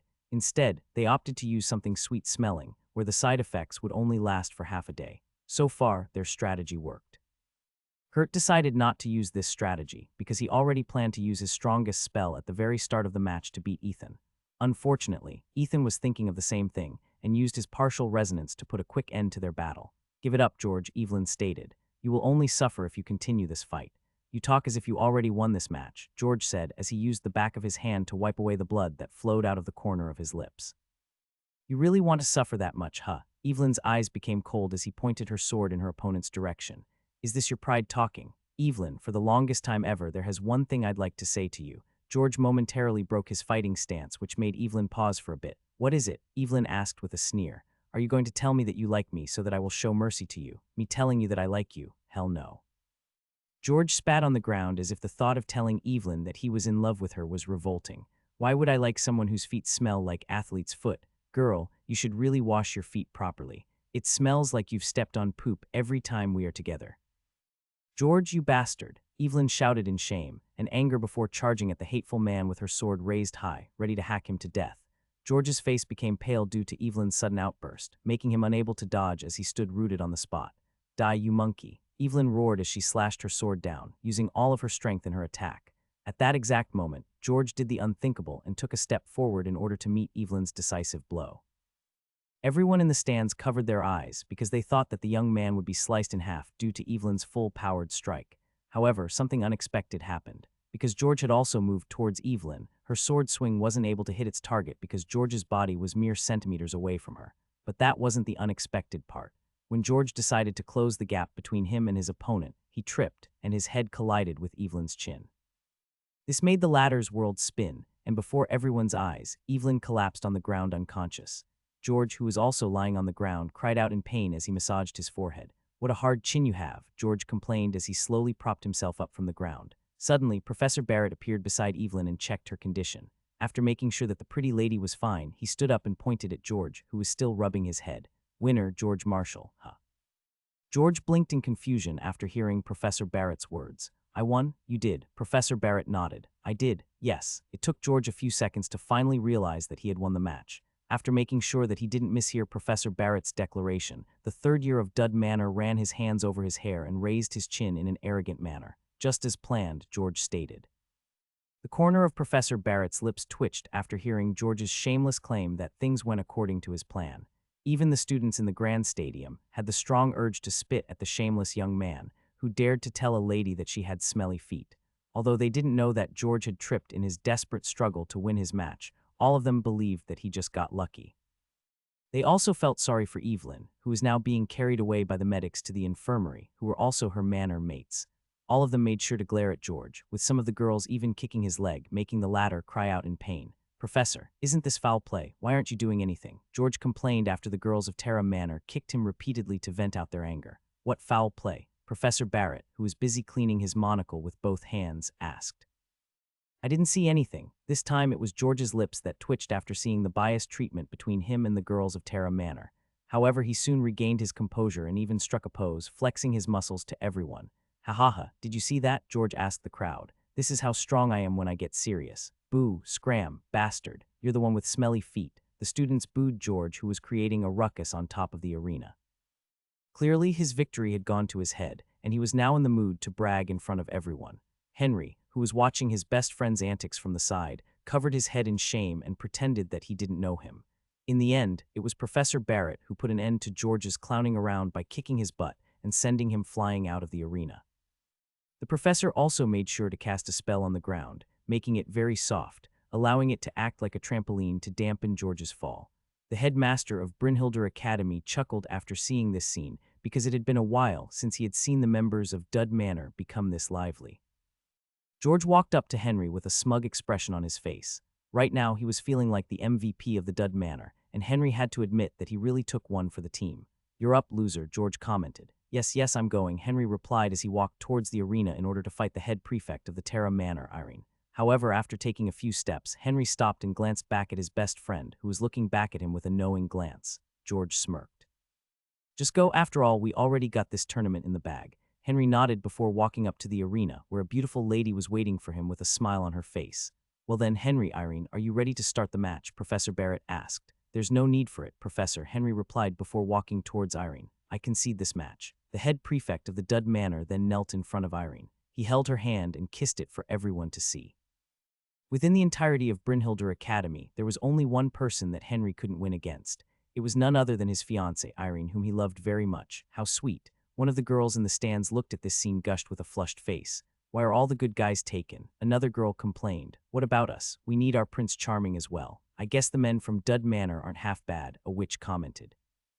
"That George may have a bit of personality, but I like how stubborn he is." "Right, I guess he has his own charm as well. My parents will definitely not agree if I marry a dud, but if he is as handsome as Noah, I'm sure my mother will not mind." Professor Barrett sighed in his heart before raising his hand to declare the winner of the last match. "Winner, Irene Campbell," Professor Barrett declared. Due to this, the result of today's battle was 2 wins and 2 losses for both manors. Even so, the overall tally of the round-robin match was as follows. Dud Manor 5 wins 3 loses, Terra Manor 4 wins 4 loses, Jaeger Manor 3 wins 5 loses. Professor Reinhardt then stood up and raised his hand to silence the people in the grand stadium. "And now, I announce the result of the Clash of Manors," Professor Reinhardt declared. "This year, the champion is none other than the Dud Manor." Whoa, the crowd cheered and applauded the champions. No one had expected that the winner of the tournament would be the manor where all the magically crippled students gathered. Zach Kerr, whose goal was to have the Dud Manor permanently closed, clenched his fist tightly. Due to this victory, he no longer had an excuse to submit his proposal to the Magical Bureau to force the manor's closure. The arrogant duke's gaze locked icily at the headmaster of the academy, who, for some reason, looked in his direction and gave him a smirk, further fueling the anger that Zack was feeling inside his chest. "You won this round, Reinhardt," Zack sneered, "but you can't keep winning forever. One day you will lose, and when that day comes, I will be there to take what I want." The Duke then left the arena amidst the cheering of the crowd. For a brief moment, he felt as if they were jeering at him for his loss, making his mood become even more sour. "Zack, you need to keep your hands off the students of my academy," Professor Reinhardt thought as he watched the Duke walking away in the distance. "If you force my hand, then I will not hesitate to do what I have to do." As someone who had kept the tradition and spirit of Brynhilder Academy alive, Professor Reinhardt had sent his people to fight those who wished to lay their hands on the academy in the shadows. This battle had been going on for many years, and fortunately, his side had the upper hand. However, he also understood that he couldn't win forever. This was why he had set some contingencies in place, so he could stop being passive and focus on defense. If and when he was truly forced to act, he would bring the battlefield to their opponent's home court, destroying it until they had nothing left. "Your members did a good job this year," Irene said as she helped her fiancé stand up. "Especially Ethan. Make sure to keep watch on him. I'm very sure that those who hold influence and power in the magical world are paying close attention to him as we speak." "Understood," Henry nodded. "I'll make sure to protect my juniors to the best of my ability." Irene smiled before leaving the arena with steady steps. She was not the type to openly show her affection in public, unlike her junior, who had kissed No in front of everybody. Her private affairs were private, and were only to be conducted behind closed doors. However, she made sure to make everyone understand that Henry belonged to her, and he was off limits to the other witches in the academy. Truth be told, she was very sad that Terra Manor didn't manage to become this year's champion. But her members had done their best, allowing them to take second place. Her manor mates had the same opinion as her, so although they were disappointed, they accepted the results of the tournament with grace. Inside the infirmary. "Dud Manor won," Luna muttered after hearing Professor Reinhardt's announcement. "Good for you guys," Chloe commented. "I'm sure that Ethan will be ecstatic when he wakes up from his sleep." The handsome teenager was still unconscious, and the medics told them that he had just exhausted his magical powers. He had already drunk recovery potions, and all that he needed was rest to recover. Chloe and Luna made sure that none of the pretty girls from Terra Manor could do anything funny while they administered their treatment to Ethan. The two were worried that they would make him drink love potions, or charm potions, while he was unable to defend himself. Although these potions weren't as powerful as their name suggested, they were still able to make people momentarily lose their sense of reason, allowing others to take advantage of them. The medics of the Terra Manor all had disappointed looks on their faces as they gave the unconscious Ethan side long glances. With two girls keeping watch over him, the pretty medics didn't have an opportunity to give Ethan any special treatment that would make the handsome teenager look at them favorably when he regained his consciousness. "Am I a mage?" Ethan slowly opened his eyes and saw a familiar ceiling. Although he still didn't get a good look in his surroundings, he was certain that he was back inside his room because everything felt familiar to him. However, there was something out of place, and it made him wonder if he was in a dream. Sleeping beside him on the bed were two young ladies who were each holding one of his arms. On his right side was Chloe, on his left side was Luna. Both of them were sleeping peacefully, and Ethan didn't dare move because he didn't want to wake the two of them. Since he couldn't get up, Ethan tried to recall what had happened during his fight against Kurt. The last thing he remembered was using his partial resonance and overpowered Kurt's spell. That was the last thing he remembered before he blacked out. What Ethan didn't know was that he had slept for an entire day, only waking up in the afternoon, a day after the tournament ended. The merry members of Dud Manor helped carry him back to his room so that he could get a proper rest. Since one of their MVPs were still unconscious, they decided to put their victory celebration on hold for the time being and wait for him to wake up. Chloe and Luna visited him after eating their lunch to make sure that he was healing properly. Ethan had given his cousin a spare key to his room, allowing her to enter at any time. When they saw that the handsome teenager was sleeping peacefully on the bed, they also felt sleepy, so they decided to sleep alongside him. Fortunately, the manor beds were big enough to accommodate 3 people, so the two were able to sleep comfortably beside him. At that moment, Ethan heard something tapping on his window, which made the 2 girls wake up from their nap. "Good afternoon." Ethan greeted the 2 girls, who both looked at him at the same time. The first one to prop herself up from the bed as if she was electrified was none other than Chloe. Luna was a few seconds slower, but she also moved away from the bed with a blush on her face. A part of Ethan was relieved to see them act this way, but the other part wished that they could have stayed beside him a little bit longer. However, the constant tapping on his window once again caught his attention, so he moved towards it to open it wide. His white raven, Dentalion, looked at his master with a knowing glance before flying inside the room. He landed on top of the table and nodded his head in greeting to Chloe and Luna, who were also inside it. Due to having ravens of their own, the two girls immediately attended to it by giving it a bowl of water, as well as a handful of nuts, making Dantalion quite happy. Ethan scratched his head as he sat on the chair beside the table and watched with envy as his white raven got the VIP treatment from the two ladies. After having his fill of food and drink, Dantalion walked towards Ethan and stuck out his clawed foot. The teenage boy took the cylinder that was used to store messages and opened it carefully. Chloe and Luna took turns patting Dantalion's body, while Ethan read the letter in his hand. A fond smile could be seen on his face, which made the two girls wonder what he was reading.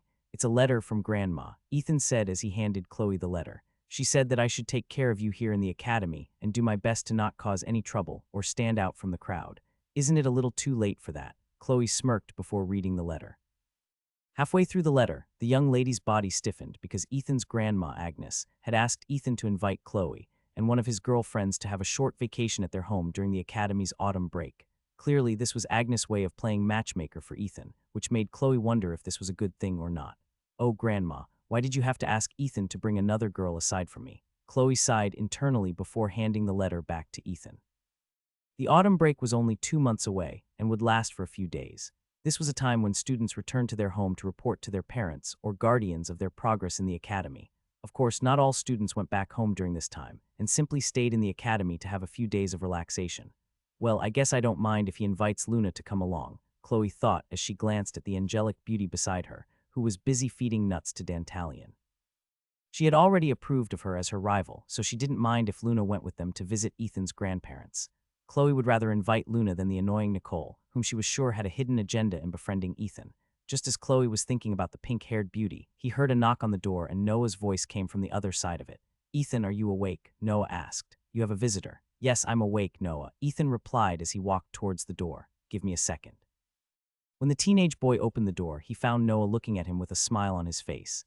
"It's a good thing that you're awake," Noah said. "Have you recovered enough for a victory party? If yes, I will tell Sir Henry right away." A victory party. Ethan's eyes widened in shock because he had completely forgotten about the tournament. "We won." Noah gave his friend a thumbs up, confirming their victory. "That's great," Ethan said in excitement. "I'm feeling a lot better now after hearing this news." "Also, a victory party sounds good. We didn't celebrate it yet because you are sleeping. Also, you are one of the MVPs that allowed us to become the champions, so the party can't start without you. I'm glad that we won." You said I have a visitor." "Yes," Noah replied in a teasing tone. "Nicole is here to visit you. Should I tell her that you are awake?" Chloe, who was just thinking about the pink-haired devil, rubbed her forehead with her right hand. The last person she wanted to see was Nicole, and yet she was now here to visit Ethan. Speaking of the devil, Chloe muttered before shaking her head helplessly. Ethan, who didn't see or hear his cousin's reaction behind him, nodded his head. For him, Nicole was one of the people that allowed him to win in the tournament. The advice that she had given him during their sparring sessions were quite useful, allowing Ethan to refine his martial skills. Although he was still an amateur in the eyes of true experts, he was on his way to building a good foundation which would allow him to grow stronger in the future. "Sure, tell her she can come to see me." Ethan smiled. "Okay, I'll tell her to come up." Noah nodded. "Prepare yourself, okay? Our victory party will definitely last until midnight. You bet I'm ready." Ethan raised his fist and bumped it with Noah's. "I wouldn't miss it for the world." The teenage boy was truly happy after knowing that they had won the tournament. Because of this, he could take it easy and give his body time to recover from the burden of using fairy magic. "Am I interrupting something?" Nicole asked in a teasing tone as soon as she entered Ethan's room.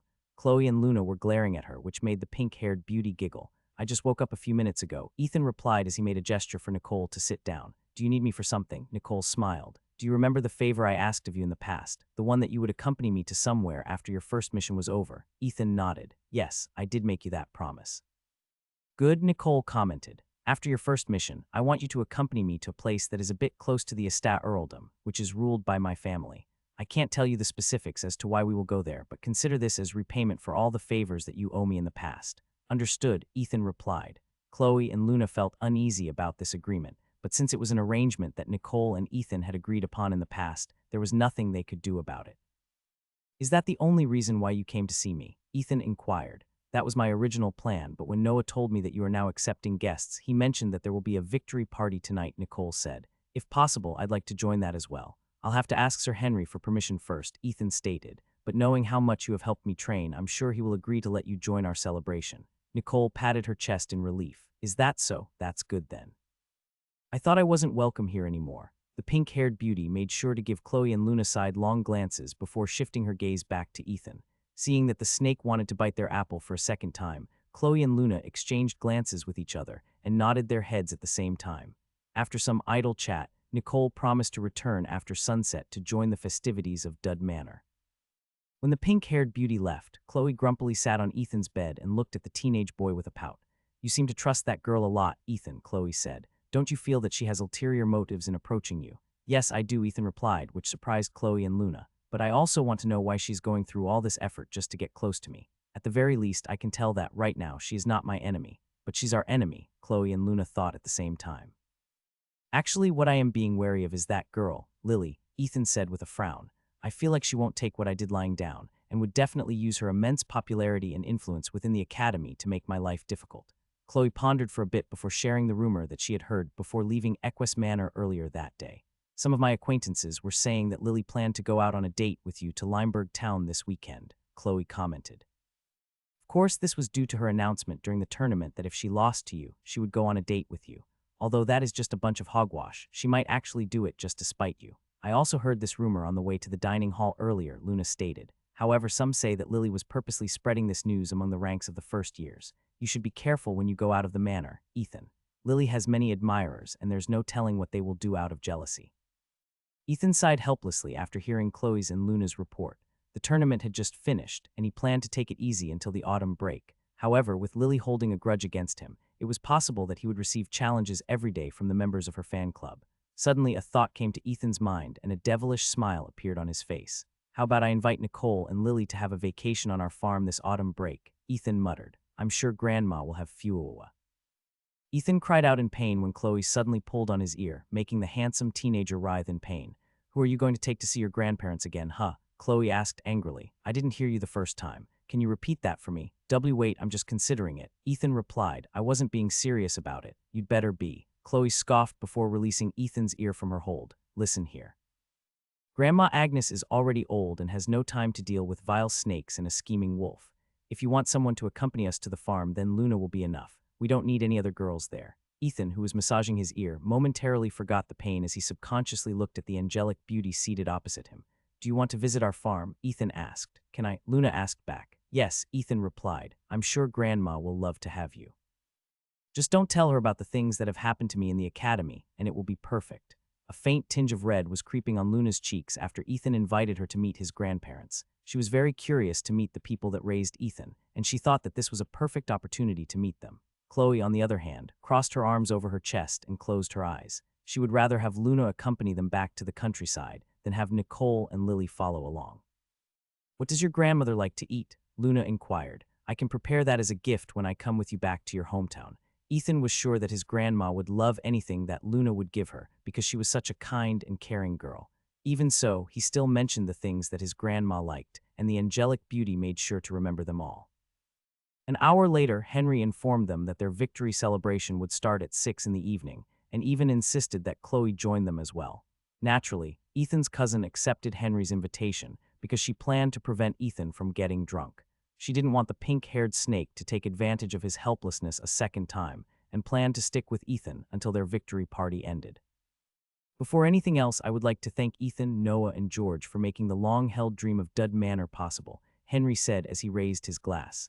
Now we can walk with our heads high because we are the champions of the Clash of Manners. I'm not one that likes long speeches, so that's all from me. Cheers, cheers. Everyone raised their glass and cheered happily as they started their celebration. Chloe and Nicole, who were given permission to join them, didn't hold back and enjoyed the food and drinks that Henry and George carried back to the Dud Manor from the Academy's kitchen. An hour after the party started, Ethan found himself standing in front of everyone as he told his manor mates a little more about him. This was a request that came from Noah because he wanted to know more about Ethan. The same could be said for the other members of Dud Manor. They were very curious about Ethan's background, so they listened to his tale very seriously. I grew up in the countryside with my grandparents, Ethan said with a smile. Since we have a farm, my main role was to help them take care of miscellaneous work. My grandma is a strong believer of the phrase, nothing ventured, nothing gained, so she would encourage me to try different things and explore all of the possibilities. This may sound funny, but I was very adamant about going to the academy to study. Because of this, she threatened to tie me up and send me there in a cardboard box. This earned him some laughs from the people who were listening to his tale. For them, they felt truly lucky that Ethan enrolled in the academy and became part of their family. The one that recommended you here is Professor Ophelia, right? George asked. How did the two of you meet? I'm sorry, but this is a bit complicated, Ethan replied. Professor Ophelia also forbade me from telling anyone about my connection with her. This was partly true because Professor Ophelia wanted to keep the fact that Ethan coming to the academy was due to an accident. Because of this, she cautioned Ethan to not divulge the true story to anyone. Ethan wholeheartedly agreed with this arrangement because right now, he was very happy with his academy life. Also, he didn't want to create trouble for the professor who had helped him get the basic needs for a wizard like him. Then, can you tell us a bit about how you are able to use partial resonance? One of the three girls in the Dud Manor, who was a third year, asked. Even a little information about it is good. The young lady who asked Ethan the question was named Lucy Kinsley. Although she hadn't interacted with Ethan much, she had left a good impression on him due to her kindness when he first arrived in the Dud Manor. All right, Ethan replied. I will tell you what I know about partial resonance. The moment Ethan said this, everyone in the room became silent. Even Nicole and George, who usually had a carefree attitude, were paying close attention to Ethan. They were afraid that if they did anything, they would miss the opportunity of finding the key to unlocking the secret of the spell that all wizards and witches yearned for, which was resonance. During one of the times when Ethan was inside Illumina's world, he asked the mermaid princess how he was able to use resonance. The mermaid princess answered him honestly, but he still didn't understand much of it even today. However, he remembered her exact words, which he relayed to the others that were with him at the moment. Resonance is the power that can be achieved when a person's origin magic resonates with their core magic, Ethan stated.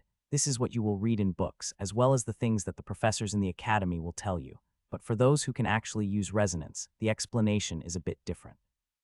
If everyone was paying serious attention to Ethan earlier, now they were all looking at him as if what he was going to say would change their lives forever.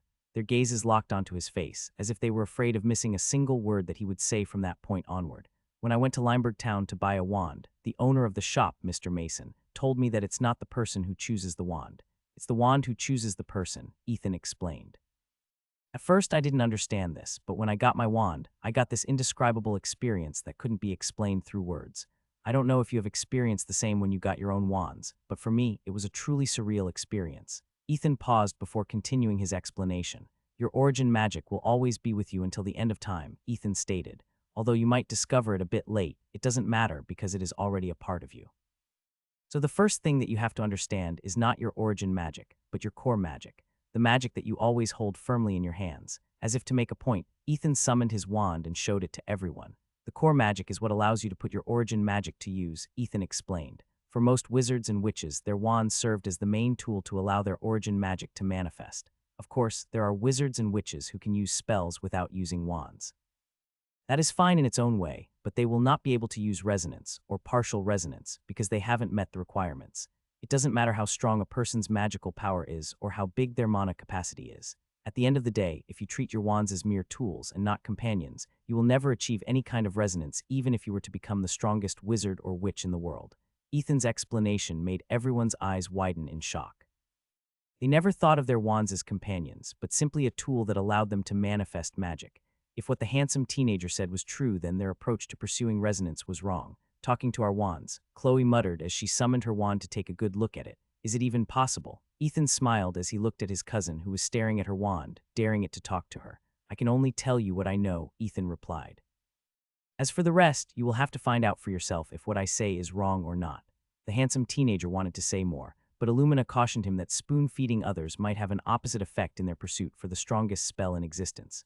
Because of this, he deliberately left out one piece of information, which they would discover once they managed to talk to their partners, who had always been with them the moment they entered the world of magic.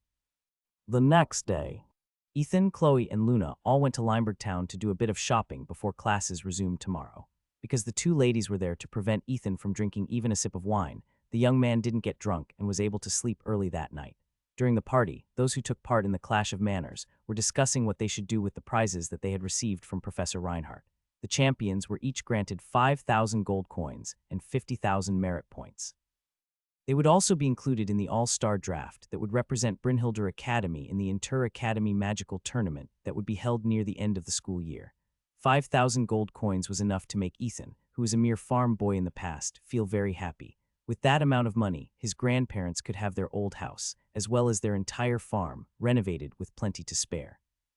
Ethan planned to send all of his prize money to his grandma, thinking that he didn't have much use for it anyway. As one of the pillars of the first years who also held the double pillar title, Ethan received a monthly stipend of 1,000 gold coins, so he really didn't need the prize money that he won in the tournament.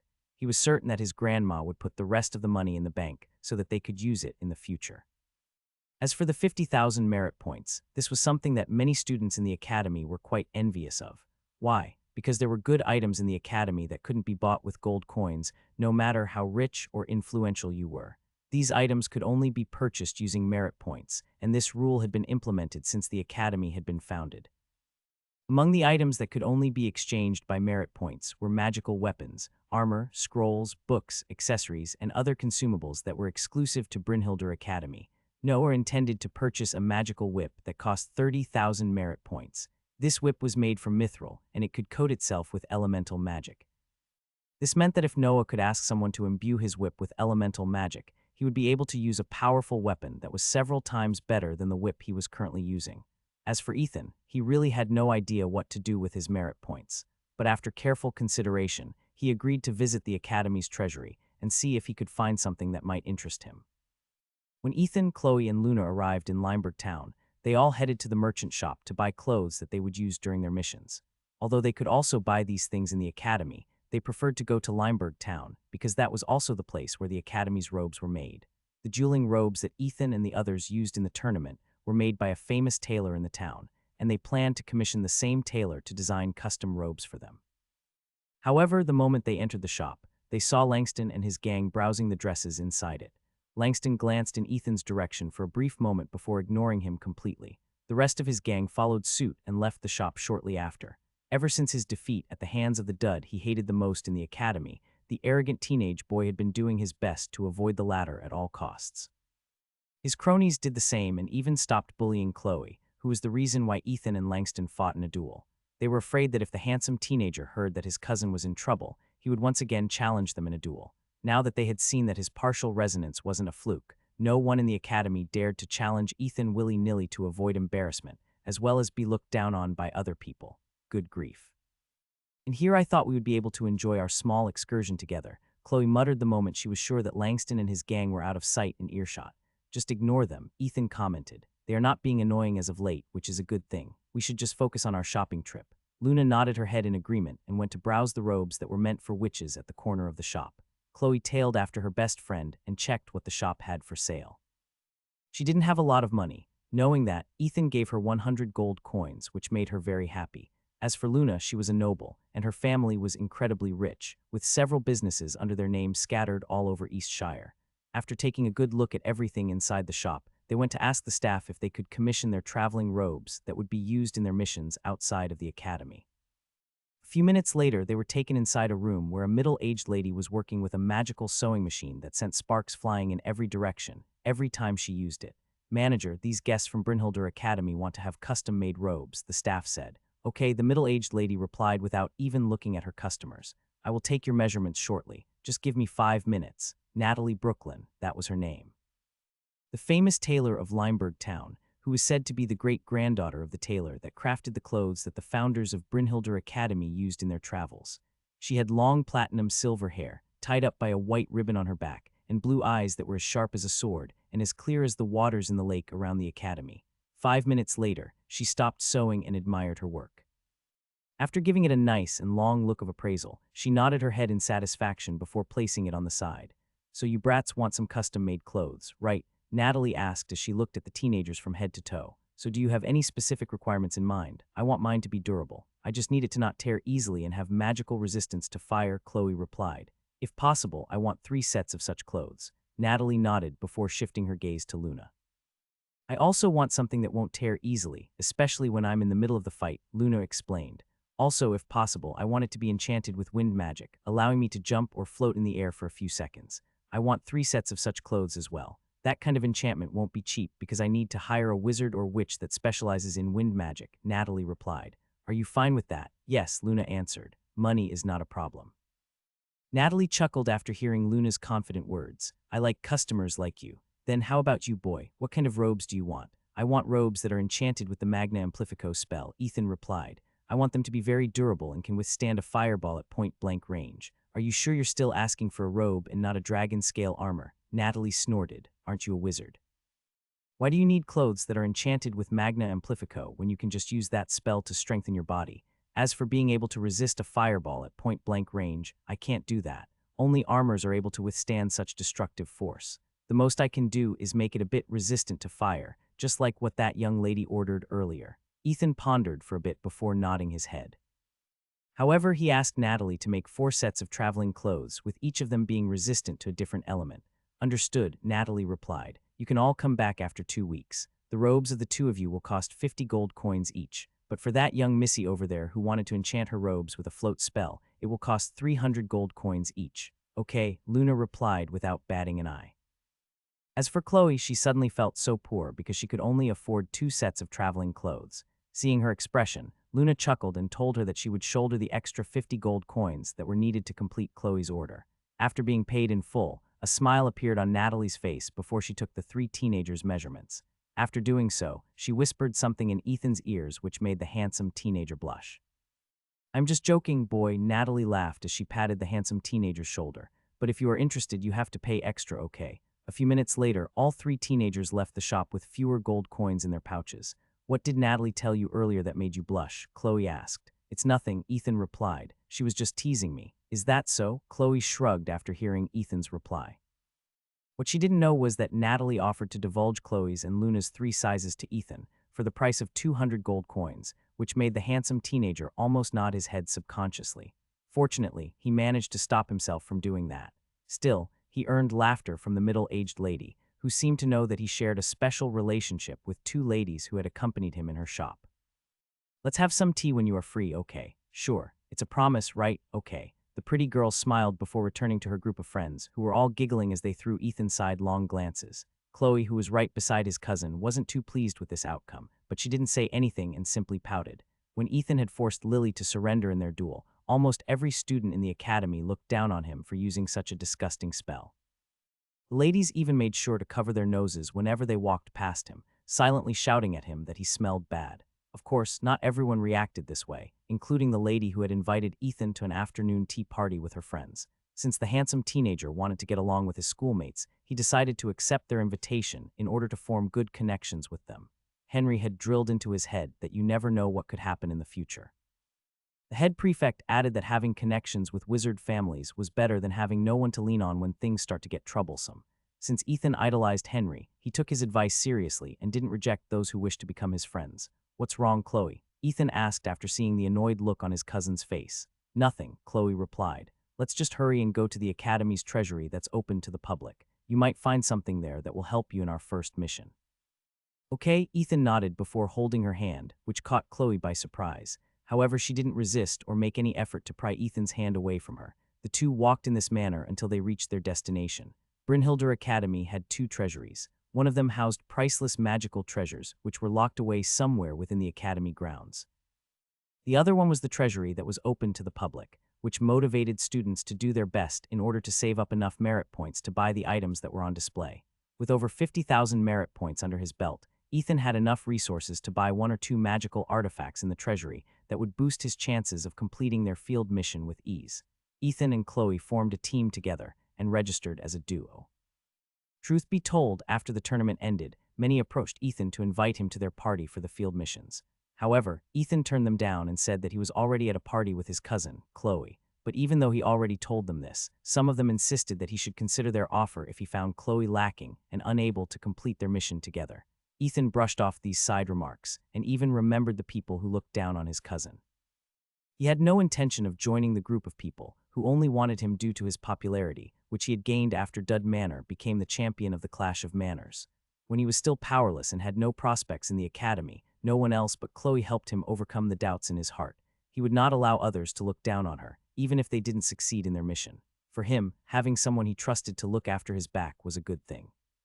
He preferred to have his cousin by his side than some random snake who could bite his back when he least expected it. Wow, there are so many magical artifacts here. Chloe couldn't help but stare in amazement at the number of artifacts that were on display. She was like a little girl who had come to the toy store for the first time in her life. Ethan couldn't help but smile after seeing Chloe like this, but he had to admit that even he didn't expect that the treasury would be this amazing. There were also other students browsing the items that were on display as if they were window shopping. When they noticed Ethan's presence, all of them looked at him with envy because they knew that he had enough merit points to buy a few things in the treasury. Ethan ignored their envious gazes and looked in the direction of the sword section, where several magical swords were on display. Even though he didn't know how to use a sword, he still felt drawn to them, perhaps influenced by the stories he had read about knights fighting against dragons and evil monsters that tried to invade their lands. However, after glancing at the merit points needed to purchase them, the handsome teenager almost choked on his own saliva. "This sword needs 40,000 merit points," Ethan muttered. "That one needs 45,000.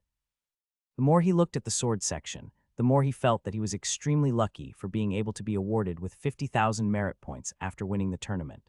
Some of the swords even cost 80,000 merit points and above, which made the corner of Ethan's lips twitch.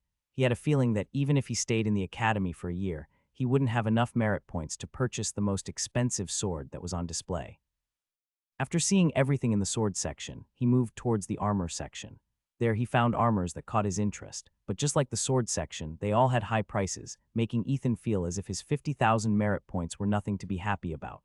After feeling like a poor person, he noticed Chloe staring intently at one of the displays in the accessory section. Feeling curious about what his cousin was looking at, Ethan snuck up behind her and took a peek. Chloe was looking at a pair of rings made of mithril that was emanating a faint light.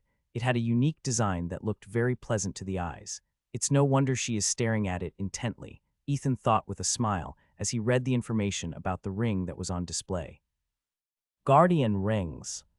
These rings come in pairs and have a passive ability to cure their owners if they are poisoned. Take note that it couldn't completely cure all poisons, but it will allow their owners to resist its effects for a period of time, giving them time to get an antidote to fully cure it. These rings also allow their owners to communicate as long as they are within 1,000 meters of each other. The communication ability will lose its effectiveness once one of the ring holders goes out of range. These rings also protect their owners from the effects of miasma or similar elements for the duration of 2 hours. This ability can be used once a day. These rings can cast the spell Lux Eterna 3 times a day. These rings can also be used to cast a barrier that can protect its owner from offensive spells that are as strong as a fireball spell. Any spell that is above that category will shatter the barrier instantly. This ability can be used once a day. After reading the information about the rings, Ethan thought that it was a very useful accessory. 20,000 merit points, Ethan mused. "For its effects, I think the price is worth it. Also, it comes in pairs, which is a good thing." After making sure that the rings would be very useful to him, Ethan lightly tapped Chloe's shoulder, causing the young beauty to jump up in shock. "Are you trying to give me a heart attack?" Chloe complained as she pressed her right hand over her chest, in an effort to calm herself down. "I'm sorry. I didn't mean to scare you," Ethan replied apologetically. "As an apology, how about I buy that ring for you?" "Huh." Chloe blinked once then twice because she thought that she misheard her cousin. "I said, as an apology, I will buy that ring for you," Ethan repeated before catching the attention of one of the staff that was tasked to handle transactions in the treasury. "I would like to purchase these guardian rings, please." "Certainly," the lady, who seemed to be in her early 30s, replied with a smile. "That will be 20,000 merit points." Ethan nodded and pressed his hand over a crystal ball. A moment later, the number 20,000 appeared, and the staff confirmed that the merit points had been transformed. Ethan casually opened the box and took one of the rings inside it. He then slid the guardian ring onto Chloe's ring finger, who seemed to be still in a daze.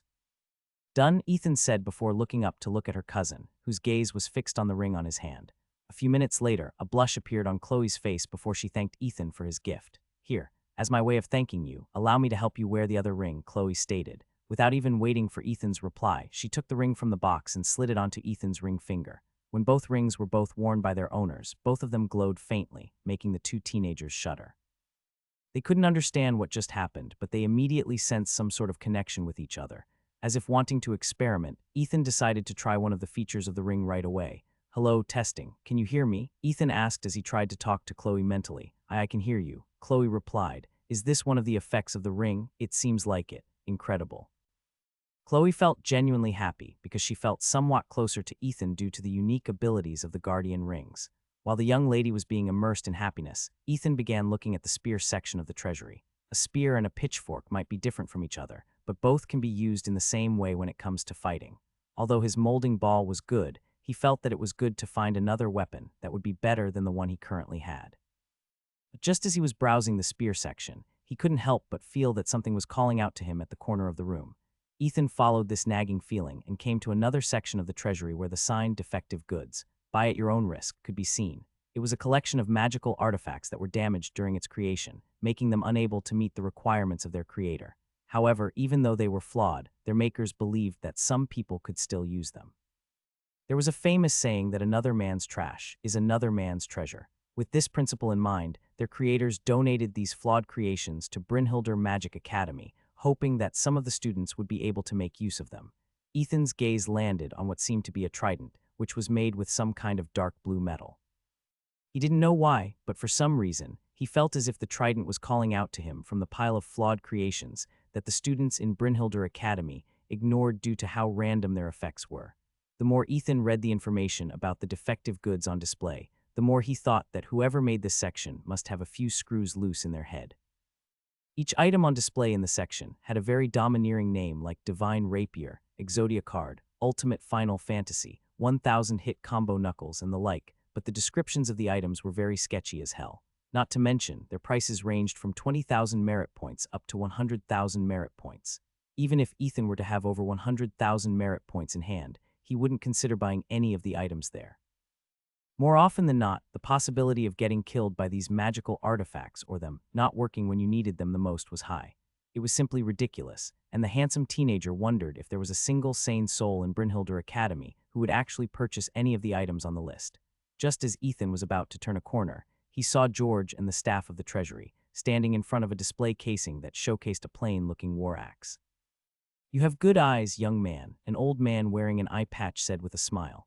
"This war axe is called the God of War Axe. According to history, this war axe had slain over 100 gods in the past. Its previous owner, Kratos, decided to donate it here in Brynhildr Academy so that it can be wielded by the next god slayer. The moment I saw you walk into the treasury, I immediately knew that you are a man of great courage and valor. Even now I can tell that the God of War Axe is calling out to you. Ha ha ha, you have good eyes, old man," George replied with a smug expression on his face. "Although I didn't feel anything upon seeing this war axe, I believe that what you say is the truth. Do you know, I am one of the members of Dud Manor who fought against the tournament and won all my matches. A single slap from me sent all my enemies flying. They didn't even get the chance to say their last words. Amazing." The old man, who had the smile of a scammer, praised George after hearing his bragging. "I knew it. This God of War axe was left here to become yours. It is our best-selling item as well." What do you mean, best-selling item?" George blinked. "Isn't this one of a kind?" I'm sorry," the old man immediately tried to correct the mistake he made due to a slip in the tongue. "I mean, this is the best-selling weapon that I want to sell, but this weapon is very picky. It only allows heroes to touch it for the first time. How about you try it?" George raised his chin arrogantly before opening the case and held the war axe firmly with his hands. He then took it casually out of the case as if it were nothing, making the old man clap in awe and admiration. "Indeed, you are the chosen one," the old man stated. "The man among men, the dragon among dragons, the hero among heroes." George then admired the plain-looking war axe and tried a few practice swings with it. "Its balance is perfect," George commented. "It was as if this weapon was specially made just for me." "Young man, I already told you that this is our best-selling our best legendary weapon here in this section," the old man said with a smile. "How about I wrap it for you before you change your mind? Just remember, we don't accept refunds, okay? But this weapon costs 100,000 merit points," George stated. "I only have 50,000 merit points. Ha ha ha." "You are in luck, young man. Right now, we are having a sale," the old man said as he hastily placed the war axe inside a wooden box that would serve as its storage and even tied a red ribbon to it. "You said you only have 50,000 merit points, right? You came here at the right time because all items here are now 50 off for a day." George looked at the old man in surprise, but this surprise didn't last long as the third year smiled from ear to ear. "This must be fate at work," George commented. "Very well, since you convinced me, old man, I'll be taking this God of War axe with me." "Excellent choice." The old man clapped his hands. "Now just sign this no-refund contract, and this weapon is as good as yours." George didn't even blink and hastily signed the no-refund contract before placing his hand over a crystal ball. All his merit points were then transferred to the old man, who was smiling from ear to ear.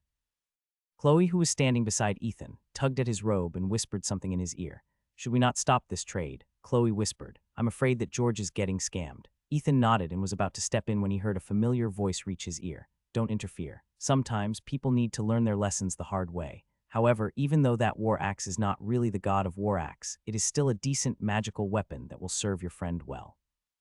Cheshire Cat's voice said in a teasing manner, stopping Ethan in his tracks.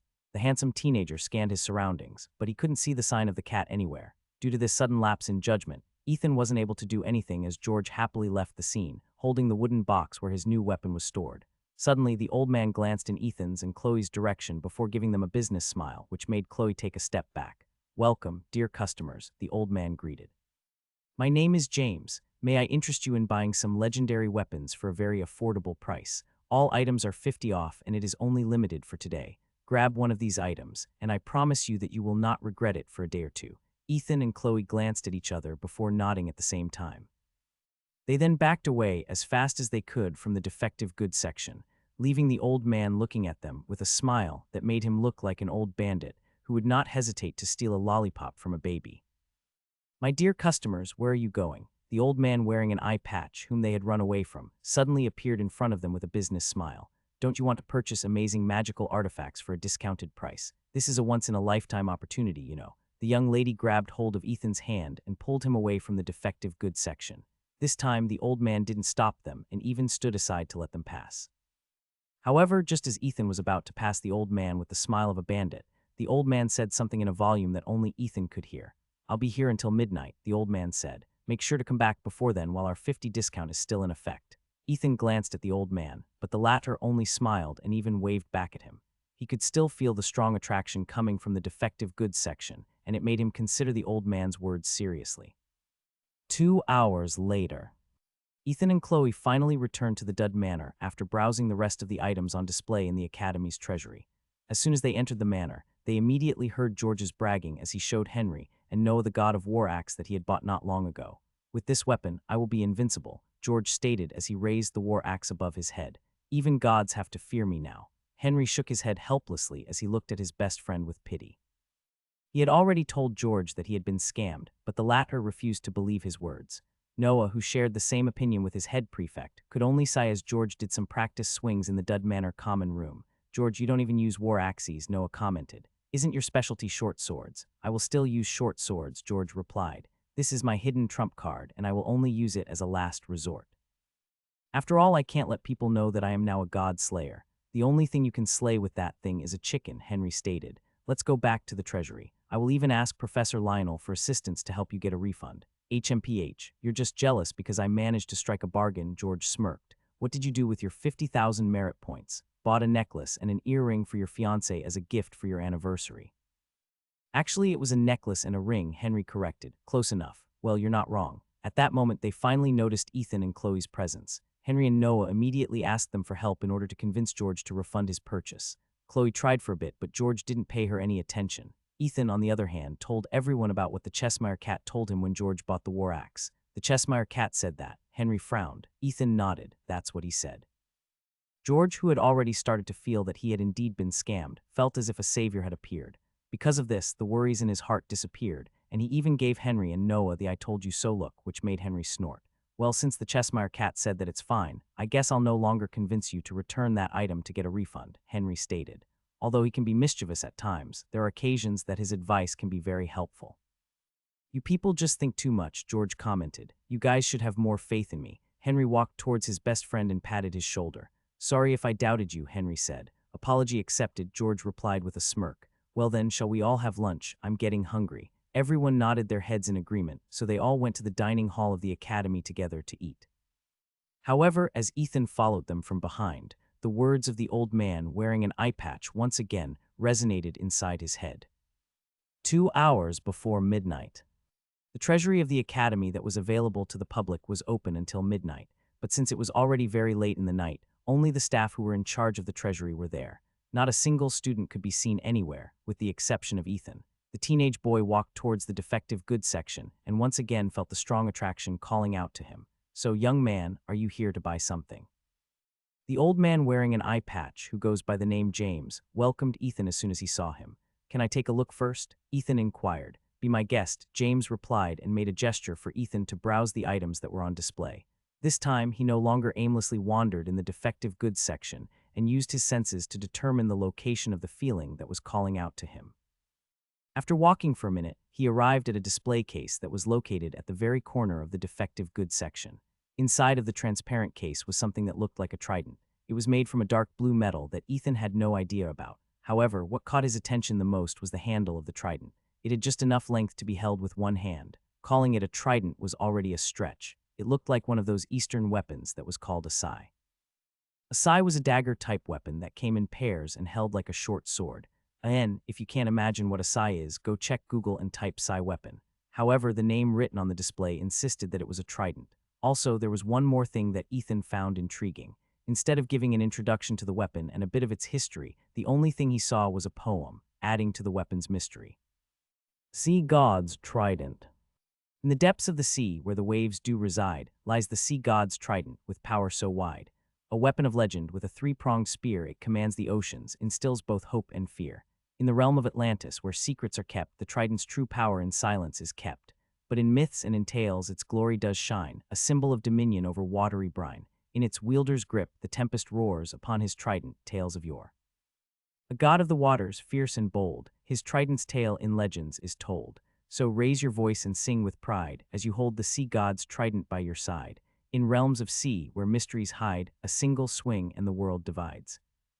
As soon as Ethan finished reading the poem, the sea god's trident glowed faintly in front of him. The beautiful singing of a mermaid resounded in his ears, and for a brief moment, he was almost in tears. Ethan didn't know why he suddenly felt like crying after hearing the mermaid song that played in his ears. He just felt so sad and heartbroken that he almost teared up. Fortunately, he managed to shake off this strong urge, and he once again looked at the sea god's trident in front of him. As if understanding his intent, James walked to his side and smiled. "The sea god's tridentum, most excellent choice, young man," James said. As the name suggests, this trident used to belong to a sea god eons ago. Unfortunately, as pantheons rose and fell, even the ancient gods had long ceased to exist and had been forgotten as time went on. I can tell that you and this weapon share a connection. So how about it? It was originally priced at 60,000 merit points, but as I've told you, all the items here have a 50 discount until midnight, so you can get it for a very low price of 30,000 merit points. Ethan didn't know whether it was just a coincidence or if James knew how many merit points he exactly had. Either way, the remaining merit points in his possession were just a little over 30,000, which was just enough to purchase the sea god's trident if he wished to do so. Can I return the weapon if it's defective? Sorry, but we have a no refund policy. Once you buy it, it cannot be returned. Ethan sighed in his heart, feeling quite conflicted at the moment. Part of him wanted to get the sea god's trident, and the other half was very wary of the old man, whom Henry had said to be a scammer. But after thinking for a few minutes, the teenage boy decided to take a leap of faith and agreed to buy the weapon from James. "You made the right choice, young man." James nodded his head in satisfaction. Sometimes, we need to take a gamble in life to see its ups and downs. Walking down the easy path will not get you to the place where you need to be. If anything, it will only give you regrets because time doesn't wait for anyone. Once you grow old like me, you will look back at the past events in your life and wish you could have done things differently. Remember this, Ethan. You will never know how strong you are until you have no other option but to be strong. James then patted the young man's head before taking out the sea god's trident from its display case and placing it inside a wooden box. "That will be 30,000 merit points," James said as he presented a crystal ball to Ethan. Ethan placed his hand over the crystal ball, and 30,000 merit points were deducted from him. After the transaction was done, James handed him the wooden box, to which Ethan replied with a thumbs up. "Allow me to give you one more piece of advice before you leave this place, Ethan," James stated. "Happily ever after is not a fairy tale, but a choice. If you wish for everyone to be happy, then you need to put in a lot of effort to make them happen, especially if you love more than one girl, if you know what I mean." James chuckled before walking away, leaving Ethan deep in his thoughts. Half an hour later, the handsome teenager returned to his room, where he opened the wooden box. Inside, it was the sea god's trident that faintly glowed in the darkness. Back in the treasury, he felt like he wasn't in the right place to hold the weapon in his hand. Now that he was back in his room, he reached out to hold its handle and held it firmly in his hand. A second later, he found himself in a familiar blue world, where the sea extended over the horizon. Not far from him was Illumina, who was resting on top of a rock and looking at the sea god's trident in his hand with a shocked expression on her face. "Where did you get this?" Illumina asked. "How did this come into your possession?" After Ethan's battle with Kurt, the mermaid princess told him that she would go into hibernation for several days to recover her strength. During that time, Ethan wouldn't be able to use magic because his wand wouldn't react to it. However, after Ethan touched the sea god's trident, Illumina woke up from her slumber. The residual magical power that it possessed allowed her to manifest. "I bought it from the Academy's treasury," Ethan replied. "It was in the defective goods section." Academy's treasury. Illumina blinked in confusion. "Defective goods section? You got this in that place?" Yes, I did. Just what kind of place sells relics that belong to an ancient god? After hearing Illumina's words, Ethan became curious and decided to ask her a few questions. Is this weapon really a relic from a god? Ethan asked. Is it authentic? It is authentic, Illumina replied, but it is also damaged. You can even say that it has lost its original strength. In its current form, the most it can do is manifest 1% of its original power. Of course, if it can be fixed, then its performance will substantially increase. I dare say that if you manage to fully repair it, only a handful of people in this world would dare to fight you. Seeing how serious the mermaid princess expression was, Ethan believed that she was telling the truth. But after chatting with her a bit longer, he found out that there were only a handful of blacksmiths in the world who could repair a weapon that once belonged to a god. At a minimum, their proficiency level in smithing must be at a godly level. Only then would they be able to repair the sea god's trident. Don't think too much about it, Illumina advised. Consider yourself extremely lucky that you got your hands on an ancient relic that once belonged to a god, even if you can only use a fraction of its true power. Ethan looked at the dark blue trident, whose handle only had enough space to be gripped by one hand. He still didn't know how to activate its powers, but something was telling him that he would know more about it when the right time came. As for when that right time would be, only time could tell. The next day after Ethan went to the treasury, an unexpected guest came to visit him in the Dud Manor very early in the morning. This visitor made Ethan feel anxious. She was smiling at him, but it was as if she wanted to eat him alive. Good morning, Lily. Ethan greeted the cutest first year in the academy whom he had fought in the Clash of Manners. Good morning, Ethan, Lily replied. Do you have time after class today? I don't have anything planned after class today, Ethan answered. Lily clapped her hands together. Great, I would like to talk to you about something very important. So can you go and visit me in the Jaeger Manor after classes? Don't worry, I already asked Sir Aren for permission to let you enter our manor. The corner of Ethan's lips twitched after hearing Lily's words. Right now, the most dangerous place in the academy for him was the Jaeger Manor. He had offended the entire manor by using a stink spell in the arena, preventing their fighters from fighting to their fullest. Whenever he walked into the academy and saw a member of the Jaeger Manor, he'd see them glaring at him, and some were even emitting murderous intent. Ethan believed that if not for the rule that prohibited attacking someone in the academy grounds using spells, which was punishable by expulsion, he would definitely be in the infirmary right about now, spending his days bedridden. I don't think that's a good idea, Lily, Ethan replied in an apologetic tone. Can we meet somewhere else? Somewhere else. Lily pondered a bit as if she didn't expect that Ethan would reject her invitation. After a few minutes of silence, the cute first year walked up to Ethan and whispered something in his ears. Meet me at the outskirts of the Great Eagle Forest after classes end today, Lily said. I will wait for you in the clearing where the manors set up their camps during the weekends. You are also not allowed to bring anyone or tell anyone that we are going to talk in private. If I don't see you there later, you'll be sorry.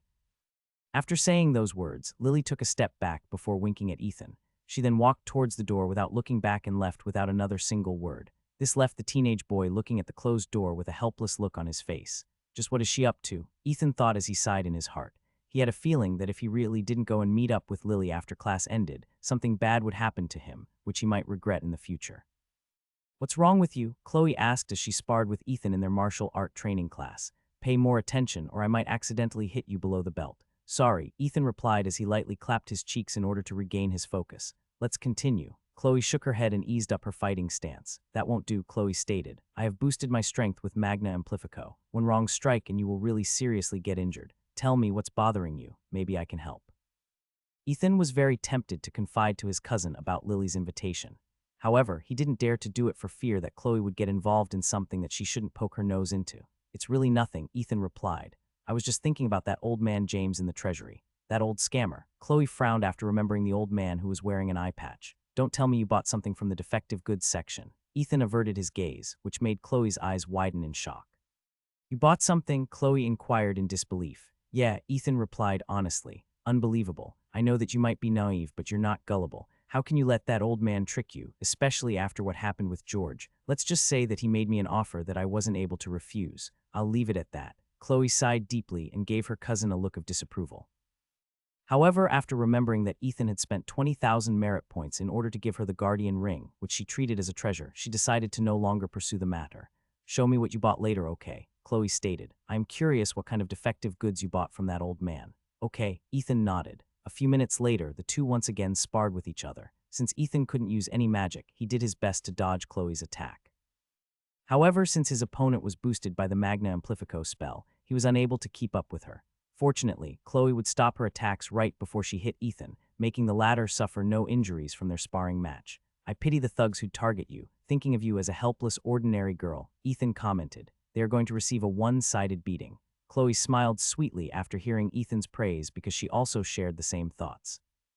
After joining the martial classes, the young lady dedicated herself to learning self-defense. She was very competitive in nature, and seeing that Nicole, Alice, and Lily were very good at fighting, she decided that she didn't want to be left behind. Chloe trained just as hard as Ethan did during her free time and would often seek advice from their nightly professor, Sir Noel. Although Ethan was certain that he could beat Chloe if she didn't boost her body's performance with the Magna Amplifico spell, he didn't deny the possibility of the young lady having a hidden ace up her sleeve. After a short break, the two sparred once again, which allowed Ethan to temporarily forget his meeting with one of the strongest first years in the academy, whom he defeated by pure luck. He wasn't aware that while he and Chloe were sparring, several ravens were eyeing him from a safe distance. Ravens that belonged to the members of the Jaeger Manor, who were looking for a perfect opportunity to strike. After classes ended, Ethan didn't head directly to where he was supposed to meet Lily. He first looked for his head prefect and confided in him, telling him about the invitation he received from the pillar of Jaeger Manor. He had a nagging feeling that something was amiss, and it was better to be safe than sorry. Henry listened to his explanation silently until he finished talking. Since she said that you are not allowed to bring anyone with you, it will be hard for me to follow you because they will be on guard, Henry commented. Do you have a plan in mind? Ethan nodded. Sir Henry, if I'm not back before midnight, please tell the professors about my meeting with Lily. Although I'm hoping that she really only wanted to talk to me in private, I just can't shake off the feeling that something bad will happen. Henry pondered a bit before giving Ethan 2 red balls that were the size of a gold coin. If something happens, throw one of these into the air, Henry stated. These balls are like flares, and they will shine brightly for an entire minute before fading away. I will be paying attention in the direction of the Great Eagle Forest. The moment I see the signal, I will immediately come to your rescue. Ethan felt touched, not expecting that his head prefect would give him some kind of insurance just in case something unexpected happened. Go, don't worry, I got your back. Ethan no longer tarried and left the Dud Manor in haste. Just to be sure, he also brought the sea god's trident with him just in case he would need something to protect himself. Right now, he couldn't use any magic. His body was still recovering from using fey magic. If Lily were to really attack him in his current state, it would just be like an adult fighting a toddler in a boxing match. Going to their meeting place wasn't an easy feat, and it took Ethan nearly an hour to reach his destination. Wizards and witches could easily reach that place in just a few minutes if they used their brooms to fly. The owner of the shop named Brooms for All Seasons, Mr. Carwell, had informed Ethan that he should meet him during the weekend a few weeks ago. However, at the time that he was about to go to Limburg Town to do the testing of Flying Broom, Wind Dancer, something came up and he had to cancel their meeting. He told him that he would contact him again as soon as possible, but Ethan still hadn't got any letter from him. He also visited the Brooms for All Seasons when he, Chloe, and Luna went to Limburg Town, but the clerk only said that Mr. Carwell suddenly went somewhere without informing her when he would return. I wish he'd return soon, Ethan muttered just as he was about to enter the clearing where Lily was waiting for him. After checking his surroundings, Ethan confirmed that the cute first year hadn't arrived yet. Because of this, he decided to just sit on one of the logs that were used as chairs by the people who used the clearing as their camp during the weekends. Suddenly, and without any warning, 2 dire wolves and 2 dire bears charged at the clearing, encircling Ethan. A few seconds later, more animals of different shapes and colors emerged from the forest and entered the clearing, gathering a few meters away from the teenage boy, giving him no place to run. Ethan stood up and put his left hand in his robe pocket where the red balls were being kept, ready to throw them at a moment's notice. In his right hand, he was holding the sea god's trident as a weapon, just in case the animals were to attack him. The only reason why Ethan didn't immediately use the red balls was because he didn't forget that he was still within the boundary of the academy. That meant that the animals in front of him belonged to the students of the academy, so they would most likely not attack him, unless he did something to provoke their owners. I didn't expect to receive such a warm welcome, Ethan said in a volume that was enough for anyone hiding within the forest to hear. Is this what you want to talk about, Lily? At that moment, he heard the sound of several footsteps coming from the trees behind him, which made him turn around.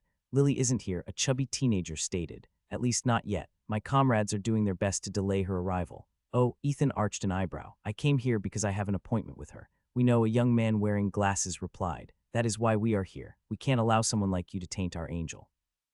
Just thinking of you marking her with your colors makes me angry to no end. That's right, another student shouted. You better stay away from Lily. You already won the tournament and you're still making advances on her. Don't force her to go on a date with you just because you won. A handsome young man glared at Ethan. Forcing a girl to become your girlfriend just because you beat her in a duel isn't very manly. Scum, philanderer, you already have Chloe and you still want our angel. Womanizer. Trash, stinky dud. The animals that were surrounding Ethan roared, growled, shrieked, and screeched accordingly. Clearly, they sided with their owners and made sure to let the handsome young man know that they didn't like him as well. Ethan held his ground and scanned his surroundings. 8 wizards, 2 witches, Ethan thought. Are they part of Lily's fan club, or do they just want to mess with me because of what happened during the tournament?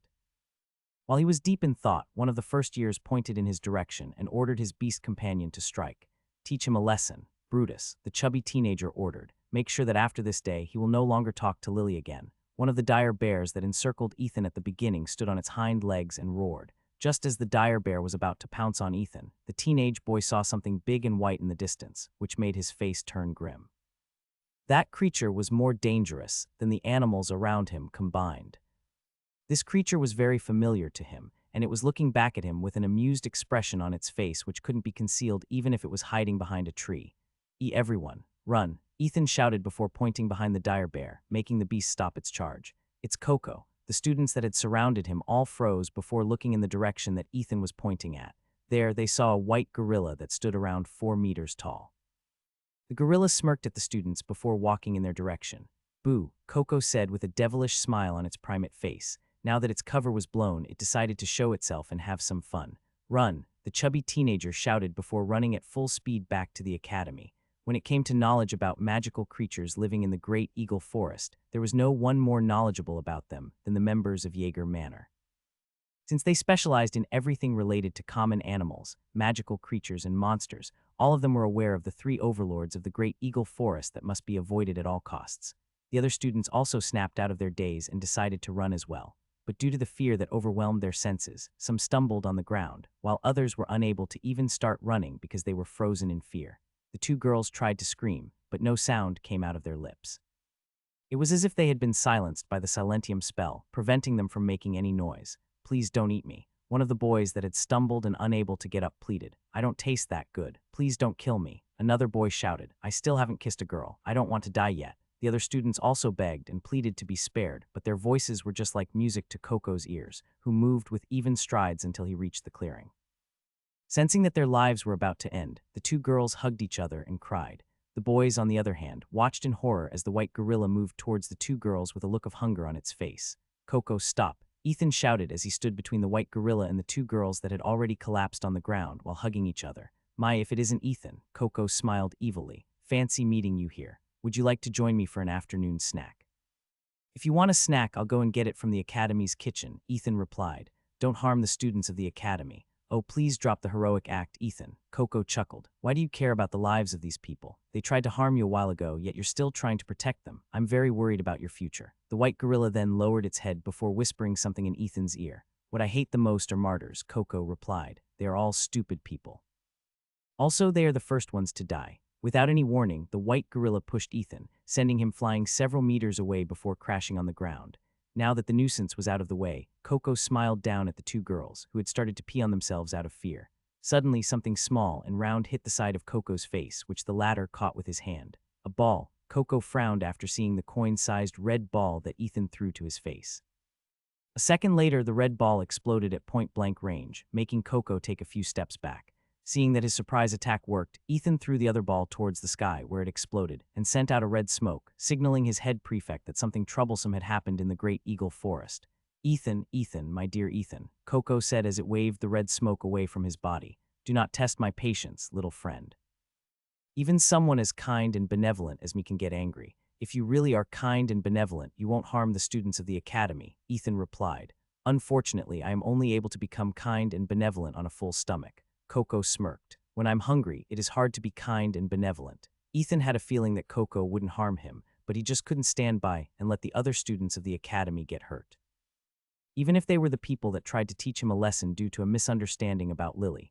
As if reacting to his feelings, the sea god's trident in his hand started to emit a faint heat that caught Ethan by surprise. A moment later, he felt his body suddenly become strong, much stronger when he was under the influence of the spell Amplifico.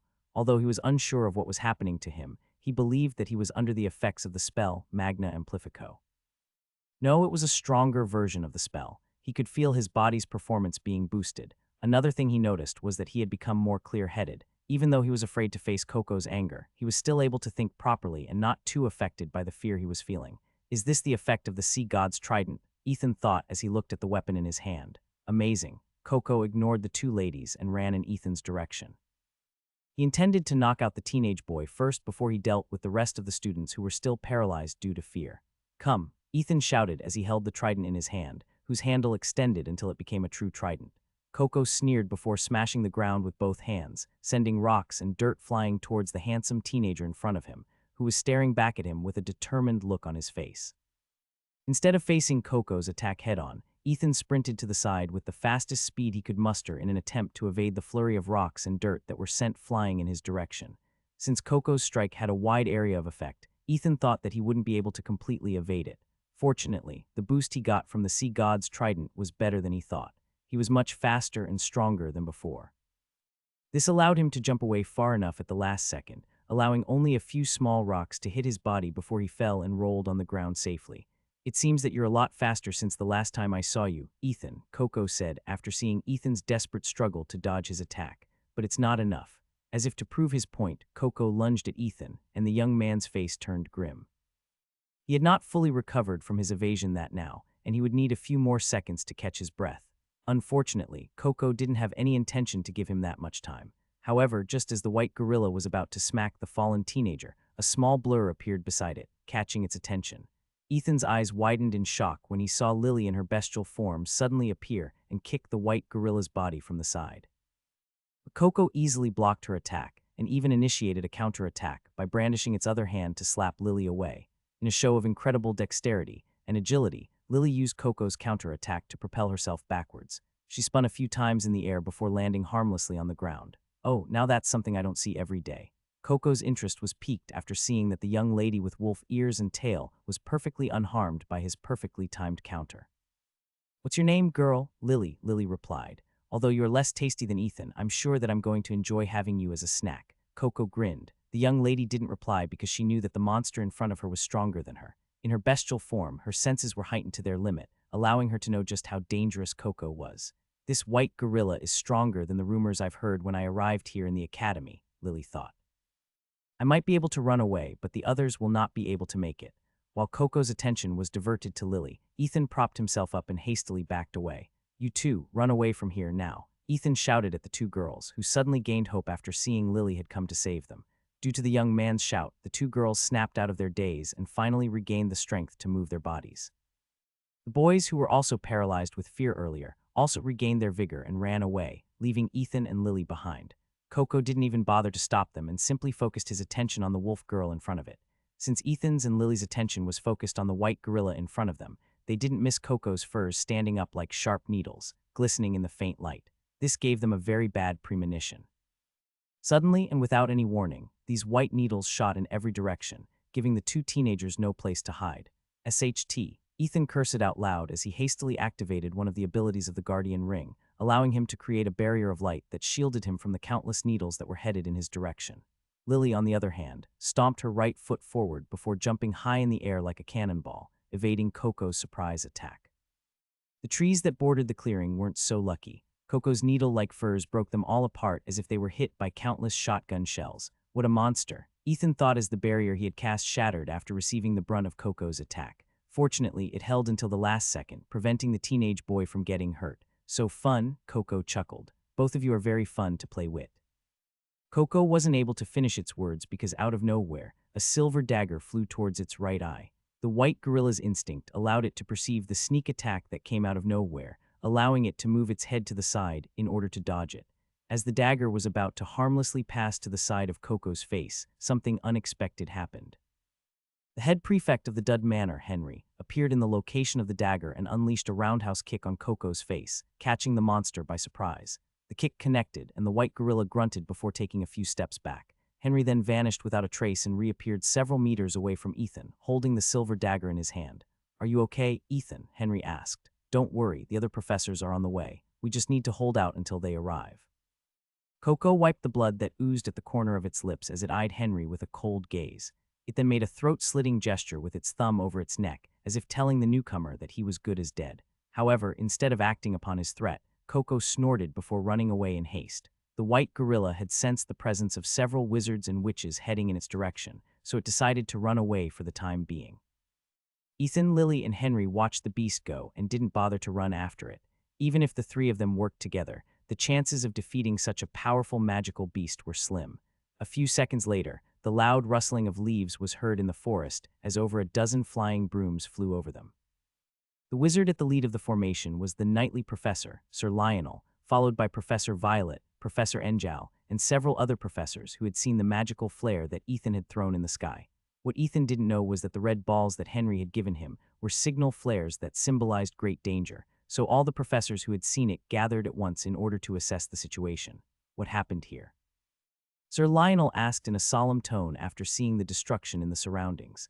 Are you having a non-approved magical duel on the academy grounds? No, Professor Lionel, Henry replied. Coco came and attacked the students here. What? Professor Enjal's eyes widened in shock after hearing Henry's report. He then flew towards one of the fallen trees and inspected the razor-sharp, white fur that was embedded in it. There's no mistaking it, Professor Enjal said in a grave tone. It's that white gorilla's fur. How did it manage to break through the academy's barrier? Violet with me, Professor Lionel stated. The rest spread out and find traces of the monster. No matter what happens, do not engage it alone. Send a signal flare if you see it. We will fight it together. Enjal, take these three back to the academy. Don't let them linger here. Ethan, Lily, and Henry glanced at each other before following Professor Enjal's orders. That day, all the professors, and even the fourth years of the academy, were mobilized in order to sweep the outskirts of the Great Eagle Forest, in search of the white gorilla, who vanished without a trace. Deep inside the Great Eagle Forest, Coco looked back in the direction of the academy with a smirk on its face. A moment later, a calm and steady voice sounded in its ears. You really are good at playing the part of the villain, Coco. The white gorilla stared at the space in front of it and narrowed its eyes. Although there was nothing in front of it, it knew that an old friend was standing there and talking to it. That's because you were late, and that boy, Ethan, seemed to be in a pickle, Coco scoffed. It seems that your school policy is getting lax. Or are you just too soft-hearted to punish your students? You're still too soft, Reinhardt, Coco replied in a disapproving tone. They're still young, and young people make mistakes, Professor Reinhardt commented. But if they don't learn from it and repeat it a second time, that's a different story. By then, I will no longer show any mercy and expel them from the academy. HMPH, it's your academy, so you decide what to do, Coco scoffed. But due to this incident, we have to change our meeting place. This time, it will be you who will be visiting me instead of me visiting you. Understandable. Professor Reinhardt nodded. I already heard from Chessie, but I want to hear your report. Did that guy really break the barrier in the north? Coco's expression turned grave after Professor Reinhardt reminded him of the reason for their meeting. Yes, Coco replied. It is best if you strengthen the barrier around your academy. I tested it earlier and managed to poke a hole inside it. If I can do that, so can that guy. Once he sneaks past the academy's defenses, expelling your students will be the least of your worries. The headmaster narrowed his eyes because, if what Coco said was true, then the safety of the students was really in the balance. Perhaps appearing in the academy the way you did is a blessing in disguise, Professor Reinhardt commented. I will now have a reason to ban any excursions in the forest, as well as any camping trips in the near future. Well, that is all good and all, but I still haven't received my reward for the things I did for you, Coco stated. Also, add a little bonus. After all, I saved that boy Ethan. You owe me, you hear me. Professor Reinhardt smiled bitterly before reluctantly nodding his head. Fine, Professor Reinhardt agreed. I owe you one. Good, Coco smirked. I will now go visit Broodmother and have a nice long talk with her. Now that Wendigo is at large, there is no longer any safe place in the Great Eagle Forest. Go and tell the Centaur chieftain of this as well, Professor Reinhardt said. Meanwhile, I'll go and relay this news to the satyrs. Okay, I'll go now. Remember to leave the rewards you promised me at my cave. It will be there by tomorrow or the day after. I still need to do some cleaning up in the academy, as well as call for an emergency meeting. Keep a low profile for the time being, my friend. The Wendigo is not something that can be fought with brute force. Coco nodded before running towards the heart of the Great Eagle Forest, where the broodmaster had made her nest. Although he didn't want to admit it, he would need the broodmother's help in order to fight against the nasty monster from the north, whose cravings for flesh and blood exceeded that of Coco's and the broodmother's combined. Inside the Dud Manor, Ethan was holding a mug of hot chocolate in his hands, sipping it as he watched the burning logs crackle in the fireplace of the common room. An hour ago, the headmaster of the academy gathered all the students, as well as the professors, to inform them that the barrier that prevented any magical creatures from entering the grounds of the academy had been breached. However, he assured them that repairs were underway, and advised everyone to not go anywhere near the Great Eagle Forest until the ban had been lifted. Everyone was also advised to not leave their respective manors past 7 in the evening, as they would be implementing a forced curfew for the time being. Any students caught loitering at the academy grounds at that time, unless they gained special permission from him or the professors of the academy, would be suspended and forced to remain indoors for a week. Professor Reinhardt also talked to Ethan and Henry in private, asking them to divulge anything they saw earlier. Both agreed and promised not to speak of the incident involving Coco. As Ethan was quietly sipping his hot chocolate, Chloe's voice resounded inside his head. "Are you all right, Ethan?" Chloe asked. "A few of my friends told me that my manor mates had tried to teach you a little lesson earlier today. You're not seriously hurt, are you?" "I'm not hurt," Ethan replied. "Are you sure?" "Yes." He heard Chloe's sigh inside his head, which also made him sigh in his heart. Fortunately, both of them were wearing guardian rings, so both of them could communicate even though they were forced to stay indoors. Mind you, the two of them were some of the people here in the Jaeger Manor who don't like me because I am your cousin. I didn't expect them to suddenly greet me out of the blue, let alone invite me to have tea with them tomorrow. Hey, are you perhaps trying to get under their skirt or something? Ethan spat the chocolate inside his mouth at the fireplace after hearing Chloe's statement. He then had a coughing fit, which made Luna, as well as the other members of the Dud Manor who were also in the common room, look at him weirdly. "Of course not," Ethan replied after wiping his mouth with a handkerchief. "We just had a misunderstanding earlier." "Heh, misunderstanding." Chloe's reply was filled with sarcasm that Ethan was certain that she didn't believe him one bit. If possible, he wanted to tell his cousin everything that happened, but due to Professor Reinhardt's request, he didn't tell her everything and watered down the events that had happened a few hours ago. Meanwhile, inside the Great Eagle Forest, a creature that stood 4 meters tall looked up at the moonlit sky as if reminiscing something of the distant past. It had 2 reindeer-like horns on its head, and its jaws were soaked with blood. The creature had just finished eating, and yet its hunger wasn't the least bit satiated. "Not enough," the creature said as it began to walk towards the south, its eyes glowing in the darkness. Its hunger for flesh and blood knew no bounds, but it could be sated if it managed to eat wizards and witches, whose flesh and blood were overflowing with magical energy. "Today we will be discussing the 3 overlords of the Great Eagle Forest," Professor Enjal said in a solemn tone. "I'm sure that all of you are already aware that the forest is currently off limits. Any student who'd be caught trying to sneak inside will be suspended and given demerits. The professors and some 4th years are assigned to patrol it at regular intervals, so for your own good, don't even think about breaking the rules." Professor Enjal's usual cheery tone, when explaining something about magical creatures, was gone, replaced by a solemn voice. Clearly, what happened a day ago made the professor very serious about today's lesson, which made Ethan focus all of his attention on him. "There are 3 magical creatures inside the Great Eagle Forest that you must never offend, or rather, you shouldn't fight under any circumstance," Professor Enjal stated. "The moment you see them, the first thing you should do is run. If you don't, the chances that they are going to be the last thing you will see in this world is very high, especially the last overlord that we are going to talk about later." The professor then waved his hand, and an illusionary image of a 4-meter-tall white gorilla appeared behind him. "This magical beast belongs to the Bigfoot category," Professor Enjal explained. "Yetis, abominations, and hulks are part of this monster group. But recently, ogres and mountain trolls have been considered to be part of this category as well. Now, before we go off topic, let me tell you a bit about the Bigfoot family. Any monster who stands on 2 legs, has a big robust body, and has a height of over 4 meters belongs to this category. They also have incredible strength, stamina, and endurance. Some of them are also very resistant to magic, which makes them a very difficult opponent for wizards and witches. This white gorilla is one of such creatures. The headmaster fought it once in the past, and their battle ended in a draw. Of course, this is subject to debate. Some say that this white gorilla was so overwhelmed by our headmaster's magic that it decided to retreat rather than continue fighting. This bit of fun fact intrigued Ethan very much. If there was an opportunity to talk to Coco when he is in a better mood, he would definitely ask about this to know the real story. "But all of you are nowhere near the headmaster's level," Professor Enjal said in a flat tone. "You are unable to cast a perfect resonance like he could. Well, although one of you here can cast a partial resonance, I doubt that it will be enough to make this monster run away with a single hit." All eyes suddenly shifted to the handsome teenager, who was visibly paying close attention to what the professor was saying. When his classmates all looked in his direction, he simply pretended that they didn't exist and continued to focus his attention in front of him. Professor Enjal chuckled after seeing Ethan's reaction. He was still a little bit bitter about the outcome of the clash of manners, since he was one of the guardians of Jaeger Manor. Even so, that didn't make him look down on Ethan. The young man's method might be ridiculous, but it couldn't be denied that it was a brilliant strategy that hit four birds with one stone. In fact, he very much approved of Ethan's quick thinking and even wished that the latter belonged to their manor instead of others. After fighting the white gorilla, Professor Reinhardt had given it a nickname. Professor Enjal stated, Coco, which is what we now call this creature. The headmaster also added that this creature is very sly. It also knew how to exploit its environment as well as its opponent's weakness, making it a very fearsome adversary. There is only one white gorilla in the Great Eagle Forest, so it is impossible for you to miss it. After his explanation, the professor once again waved his wand, making Coco's illusionary image disappear.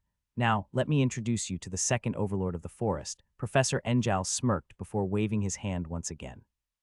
The image of a giant black spider with 8 crimson eyes appeared in front of everyone. Its body was as black as night, and if not for its glowing eyes and mandibles that reeked of a purple liquid, which Ethan believed to be poison, no creature would be able to notice it, especially when it hunted during moonless nights. In fact, the giant spider was so terrifying that Chloe subconsciously hugged Ethan and buried her head on his chest. Seeing her react strongly, Ethan hugged her back and even patted her head, assuring her that everything would be all right. The other girls in the class weren't able to stop themselves from screaming, while the boys gasped as they subconsciously backed away in fright. Frightening, isn't she? Professor Enjal looked at his students with an amused expression on his face. Everyone, let me introduce all of you to Broodmother, the walking nightmare that nests at the heart of Great Eagle Forest. If you happen to venture deep enough in the forest, you can tell that you are within her territory once you start to see a lot of spiders crawling on the ground or the trees.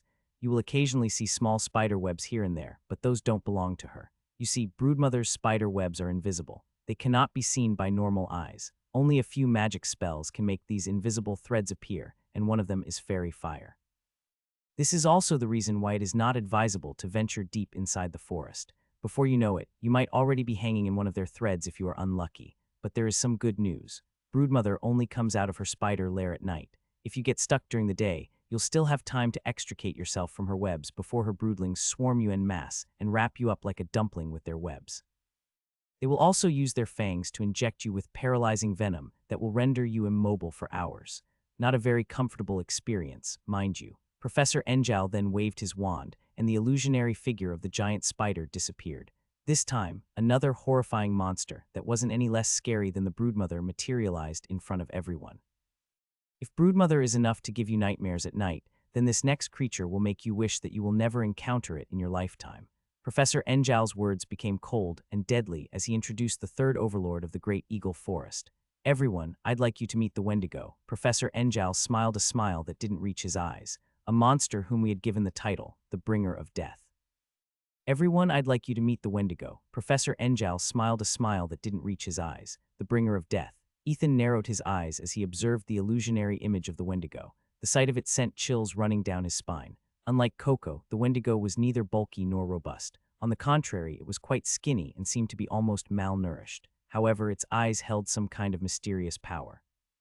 Their color was between gold and red, nearly orange, and the sight of it made everyone's hearts turn cold.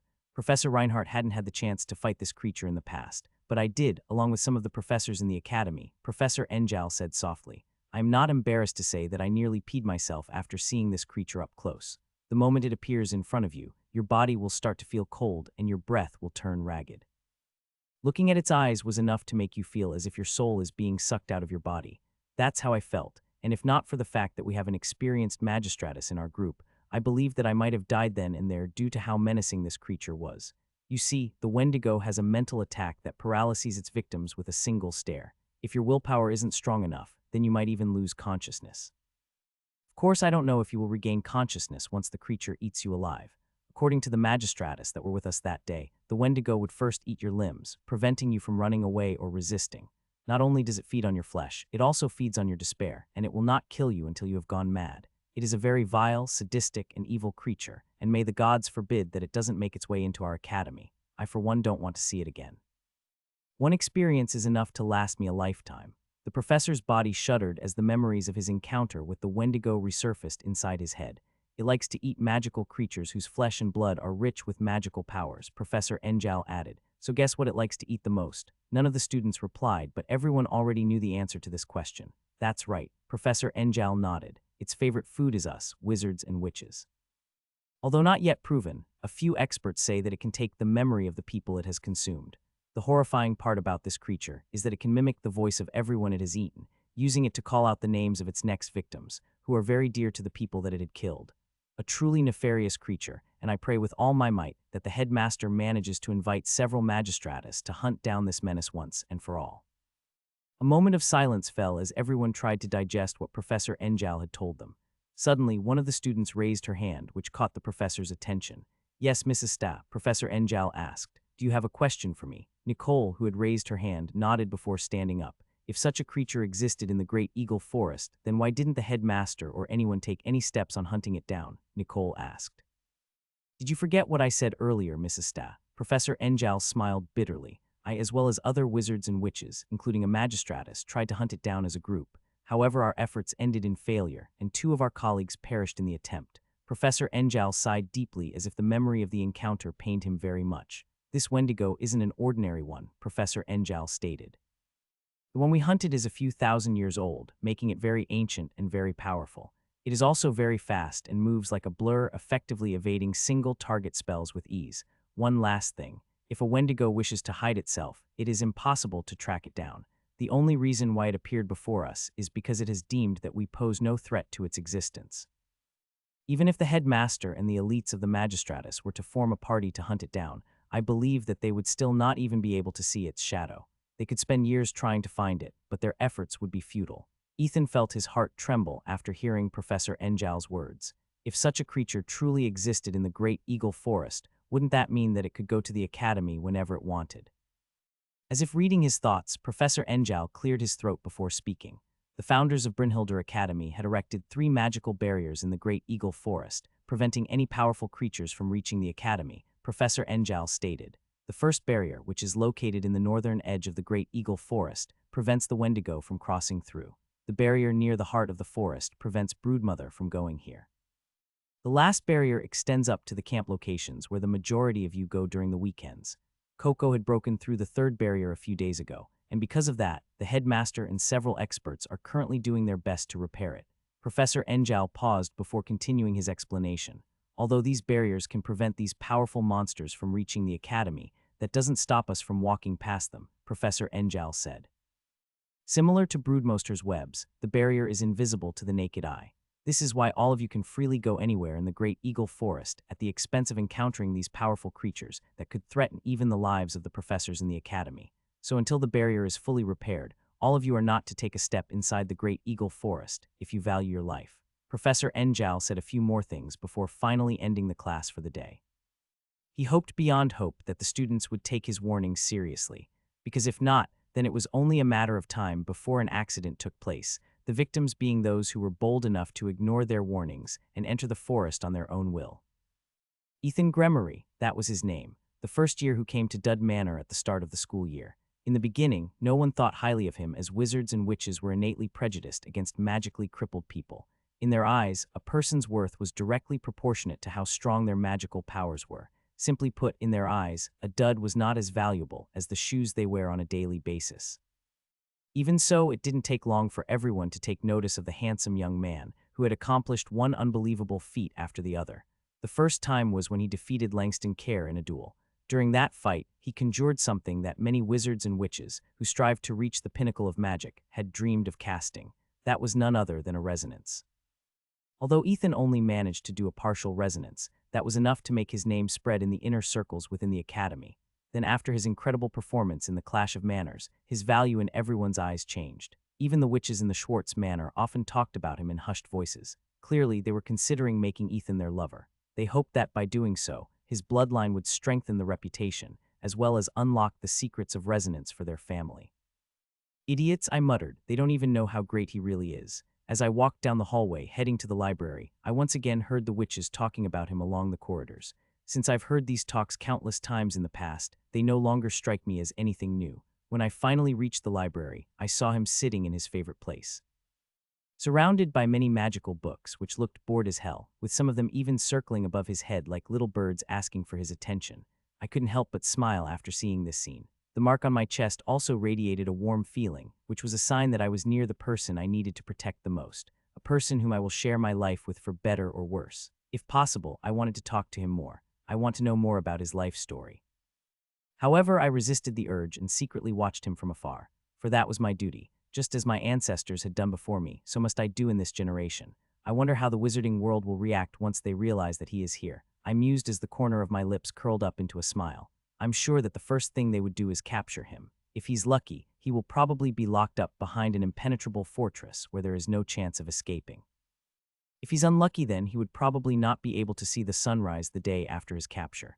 These thoughts swirled inside my head, and yet I wasn't too worried about it happening. For what was the reason their clan existed if they couldn't even protect their liege? It's quite unfortunate that I am the only one who knows about his existence, I muttered. But the less people know about it, the safer he is. An hour passed, then 2. A few more hours passed after that. Just as the sun was about to set, I saw a familiar young lady who had long, light brown hair and eyes walk in his direction. For a brief moment, I felt a slight stinging pain in my chest as I saw her sit beside him and poke his cheek. "Hey, when do you plan to have dinner?" Chloe asked. "You've been reading here since classes ended. Are you still not done?" I watched as he scratched his head and looked at the clock hanging on the wall. "Sorry, I got too engrossed in what I was reading," Ethan replied. "Well, it's easy to lose track of time when you are here in the library," Chloe commented. "So how about it? Should we have dinner?" "Sounds like a plan." Ethan nodded. "I'll just read these books in my room later. Since we are forced to curfew, there's really nothing to do aside from reading books at night." He then stood up and reached towards his head, where the 2 flying books were circling a while ago. Grabbing them firmly in his hands, he then made his way towards my direction. This scene would have been perfect, if not for the fact that his cousin was walking beside him. Seriously, why does she need to always stick beside him? As much as I wanted to talk to him for a bit more, there was always a nuisance accompanying him. As I forced these thoughts aside, I made sure to wear my poker face, making me look boring and deadpan. "Emma, I would like to borrow these books," Ethan said. "Certainly," I replied. "Till how long do you plan to borrow them?" 3 days. Understood. Make sure to return these books by then. Otherwise, you will have a penalty of 20 merit points that will automatically be deducted from your account." Ethan smiled and nodded his head. What would I give if he would only reserve that smile just for me? Just as I was thinking about these mundane thoughts while handing his library card to him, he once again spoke to me, which made my heart flutter. "I know I've said this many times already, but if you only smile, remove your glasses, and tidy your hair a bit, I'm sure you'll be popular with the boys," Ethan stated. Yes, I heard you time and time again," I replied. "One more word from you and I'm going to confiscate your library card for sexual harassment." "Oh, oi, I'm just telling the truth. Also, you don't have that authority." "Of course I have the authority. I am a librarian, assistant librarian," Ethan insisted. "Still a librarian," I replied. Chloe, who was watching our exchange, frowned and tugged on Ethan's robe, making him look at her. "Don't bully Emma," Chloe stated. "Let's go." I did my best to prevent myself from telling his cousin, "Why don't you go by yourself instead?" But I held my tongue and kept the bored look on my face. Truth be told, I'd be willing to kiss a leprechaun if I could switch positions with her. Unfortunately, that wouldn't happen in the short term. My master had still not fully awakened his powers and potential. The moment that happened, I would be able to be by his side as his most loyal servant. Perhaps by then I will also have an important place in his heart. "See you later, Emma," Ethan said as he walked away with Chloe towards the exit of the library. Once again, I felt a stinging pain in my chest when I saw him holding her hand. I know that Chloe was irreplaceable to him, and I am fine with that. My lord and master was bound to be a great man, and it was only natural for talented and beautiful witches to be attracted to him. This I believe with the entirety of my being. Until that day when your bloodline would start to awaken, I will stay as close as possible, but observe you only from afar. If any foul man or woman dared to harm your life, then. "Excuse me, I'd like to borrow these books, please." "Same for me. I'd like to borrow these books as well." "Me too." I stared at the 3 bitwitches who had secretly snatched the books that my master had left on the table with a calm expression on my face. These vixens who had been secretly observing my master from afar were just one of the many delusional girls hoping to get his attention. "I'm sorry, but I'm just about to take a break," I replied in a bored tone. "Please wait for Ms. Lyra to return." Bye. Without even looking back, I left the library with steady steps. Now that my master is no longer here, there is no need for me to stay and waste my time. Even though voices of complaint were being hurled in my direction, I didn't give a damn. "He'll be going to the academy's dining hall in a few minutes," I muttered as I exited the library. I just hoped that I could get a seat that gives a good view of the Dud Manor's dining table. That bastard Langston and his cronies always take the best seats at this time. Should I just slip a potion or 2 in his drink to make him sick for a day or 2? Nah, it's not worth the trouble. I guess I'll just pretend to spill my fruit juice on his robe so that he leaves early. As I walked in the direction of the dining hall, I couldn't help but smile. If my mother were to see me right now, I'm sure that she would be very proud of me. After all, I was the first one to discover our Lord's existence, and it was now up to me to carry out our clan's mission till the end. I finally found you. The vile creature reached out its bony hands in Luna's direction, making her scream in fright. The next second, she found herself inside her room, gasping for breath and drenched with sweat. A dream. Luna placed her right hand over her chest to calm her wildly beating heart. No, a nightmare. It took her a few minutes to regain her composure. When she finally regained the ability to think properly, she walked towards the table beside her bed and poured herself a glass of water. The hands holding the jug were shaking a bit, so it took her a while to fill the glass properly. Her hands were still shaking when she held the glass of water. It took her great effort to drink a few sips and only managed to finish the entire glass after a few minutes. Even after drinking the water, she still felt restless and feared going to bed to sleep again. Luna's eyes then darted to the clock hanging on the wall and saw that it was only a few minutes past 1 o'clock in the morning. Suddenly, she thought of an idea and grabbed one of her pillows from the bed before leaving her room. A few minutes later, she found herself standing in front of Ethan's room. At first, Luna hesitated, but after weighing her choices, she mustered up her courage and knocked on the door. Just as she was thinking that Ethan might be in deep sleep, the door of the room suddenly opened, almost making her scream and jump back in surprise. Fortunately, she was able to stop her time, as her gaze landed on the handsome young man who looked at her with concern. Luna, Ethan said with a confused look on his face. What's wrong? Did something happen? I had a nightmare, so I'm unable to sleep at that moment, Luna replied. I'm sorry for bothering you, but you are the first person that came to my mind when I was at a loss on what to do. Is that so? Ethan smiled. Please come in. Let's talk inside. As soon as Luna entered the room, she felt less tense. Being around Ethan soothed her. When she was younger, she would often visit her mother's room to sleep with her whenever she had a bad dream. Perhaps it was for this reason that she immediately thought of someone that she could trust and depend on when she was troubled. Please sit on the bed, Ethan said before returning to the table, where a book was open. You've been reading this late, Luna asked in a disapproving tone. It's fine. We don't have classes tomorrow, so I can sleep a bit late, Ethan replied. Would you like to talk about your nightmare? Perhaps sharing it with someone will make it less scary. Luna pondered for a bit before nodding her head. She recalled her nightmare where she found herself standing inside the great eagle forest at night, wearing just her nightgown. Luna had no recollection of how she ended up there. The only thing she could recall was after discovering where she was, she panicked and started to run away in the direction of the academy. However, since it was dark and the towering trees made it impossible for her to see the stars in the sky, she had no sense of direction. Ultimately, she just ran as hard as she could. To her surprise, she didn't bump into any magical creatures in the forest, and no one harassed her. There was only an eerie, yet menacing silence that made her extremely anxious. Then it happened. A creature that was 4 to 5 meters tall, with reindeer-like antlers on its head and eyes that glowed with malice, appeared in front of her. Luna had recognized the creature for what it was. They had all been repeatedly warned by their professors to not step foot inside the great eagle forest because there was a high chance of encountering one of such creatures. Knowing what would happen if the Wendigo succeeded in taking hold of her, she ran away with all of her might. However, the chilling cold in her surroundings dug into her body, draining her stamina and slowing down her movement.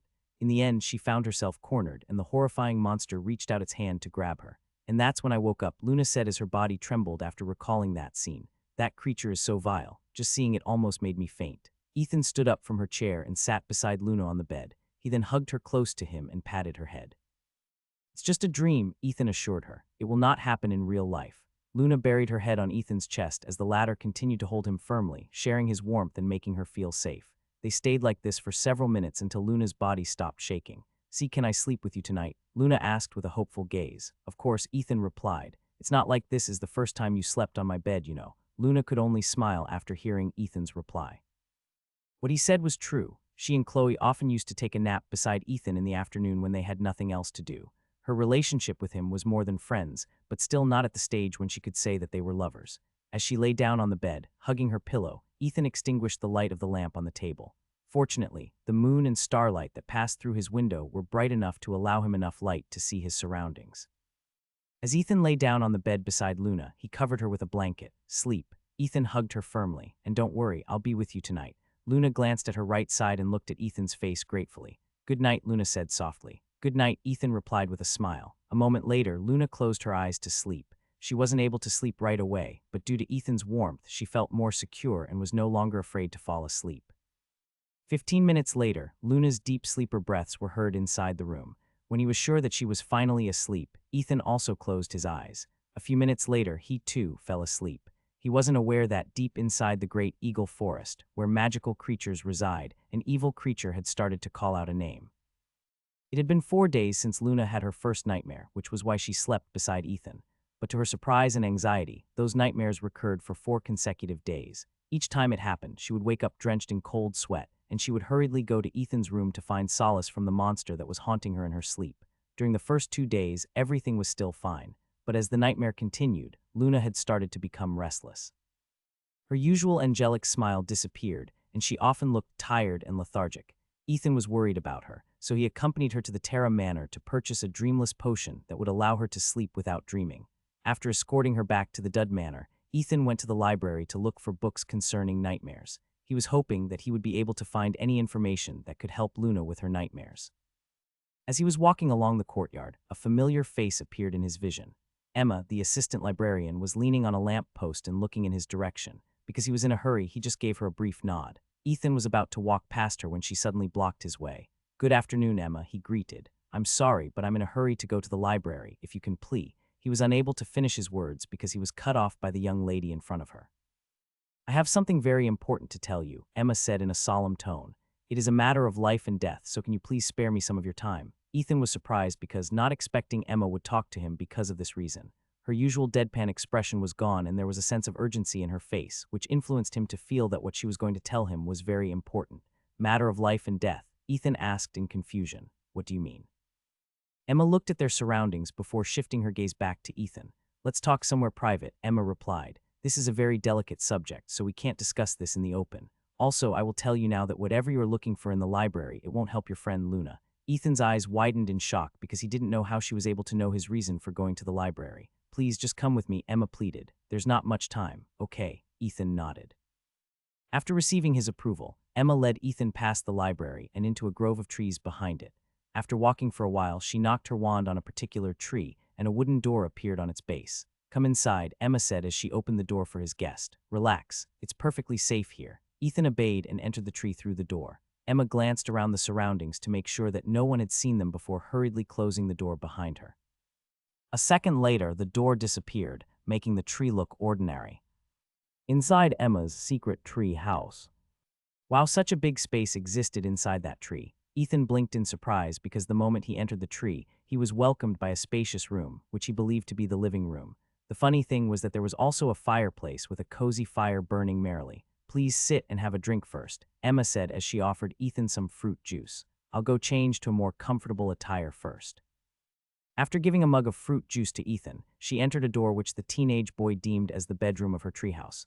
Truth be told, he was still unable to process what was happening, but he believed that all of his questions would be answered the moment Emma returned. Since he had nothing else to do, Ethan drank the fruit juice that was offered to him. "Delicious," Ethan muttered after the first sip. "Not too sweet and not too sour."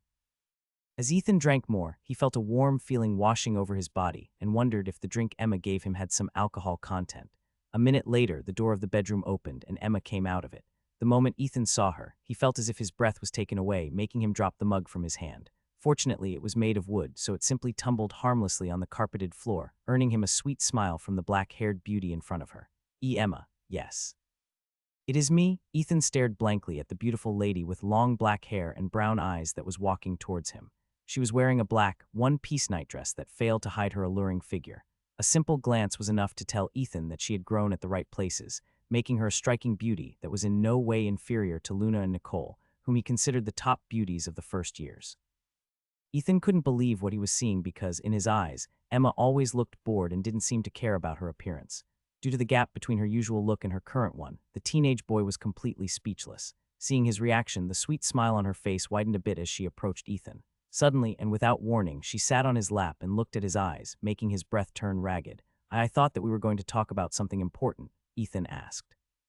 He could feel that his cheeks were burning, and the warm feeling that was washing over his body intensified, making him feel hot. "Yes," Emma replied as her soft and delicate hands cupped the young man's face. "What we are going to talk about is very important. I apologize for making you drink that aphrodisiac and wearing something like this." Excuse me, you made me drink an aphrodisiac." "Yes, because I need it to awaken your other half that is currently sleeping inside of you." Ethan was becoming more confused, and his body was slowly reacting to the softness of Emma's body, making his face turn beet red. "I am sorry, but I didn't come here for this." Ethan was about to push Emma away, but he found himself unable to gather the strength in his arms to do what he intended. What's going on? I forgot to mention that the aphrodisiac will also temporarily weaken you. This is something made for wizards and witches," Emma explained. But if ingested by duds or people without magic powers, they will find themselves losing strength for a short period of time. Ethan looked at the young lady who was sitting on his lap in disbelief. He had so many questions to ask her, but only one word came out of his mouth. Why? For the first time, an apologetic expression appeared on Emma's face before she pressed her hands on Ethan's chest, stroking it. "Didn't I tell you that I need to awaken your other half?" Emma answered. "What you are going to face isn't something that you can defeat on your own. You will need the dormant power inside of you to stand a chance against that monster." Ethan still didn't understand what the young lady was talking about. Just as he was about to ask another question, he felt his head spin for a brief moment before he blacked out and lost consciousness. Emma gently supported Ethan's head with her right hand as she gazed at his face with anticipation.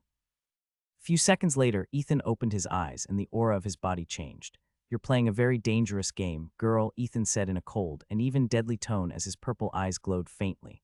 "What do you think you're doing?" "I'm sorry, my liege," Emma replied, "but there is no other way. I had to forcefully awaken you so that you can lend your power to him, or else one of the most important people in his life and your life will die." Ethan narrowed his eyes. "Speak. I can't stay for long." And with that, Emma told the handsome young man her reason for asking him to talk in private with her. The moment Ethan opened his eyes, he found himself staring at the young lady who very recently made him drink an aphrodisiac that rendered him helpless.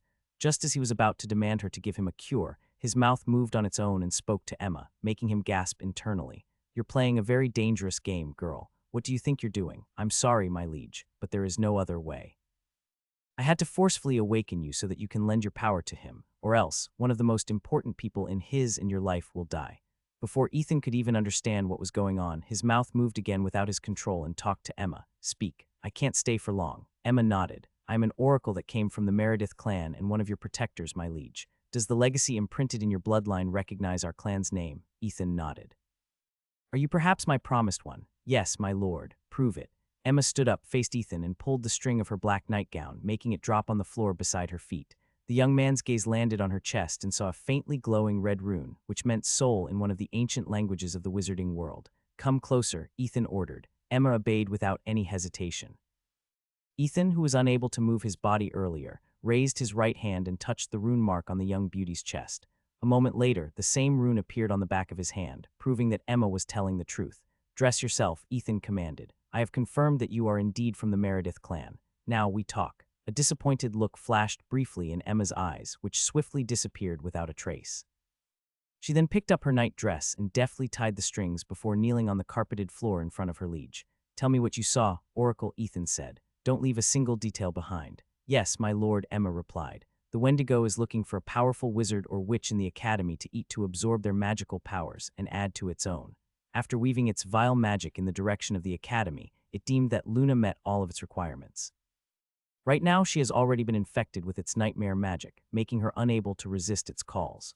For the past few days, it didn't make its move because it knew that the time wasn't right. However, tonight is the night that he will claim his prize." Ethan frowned because he realized something just now. "Tonight is the night of the full moon," Ethan stated. "I see, I understand now." "Yes, my lord." Emma nodded. He wanted to consume her when her magic power was at its peak.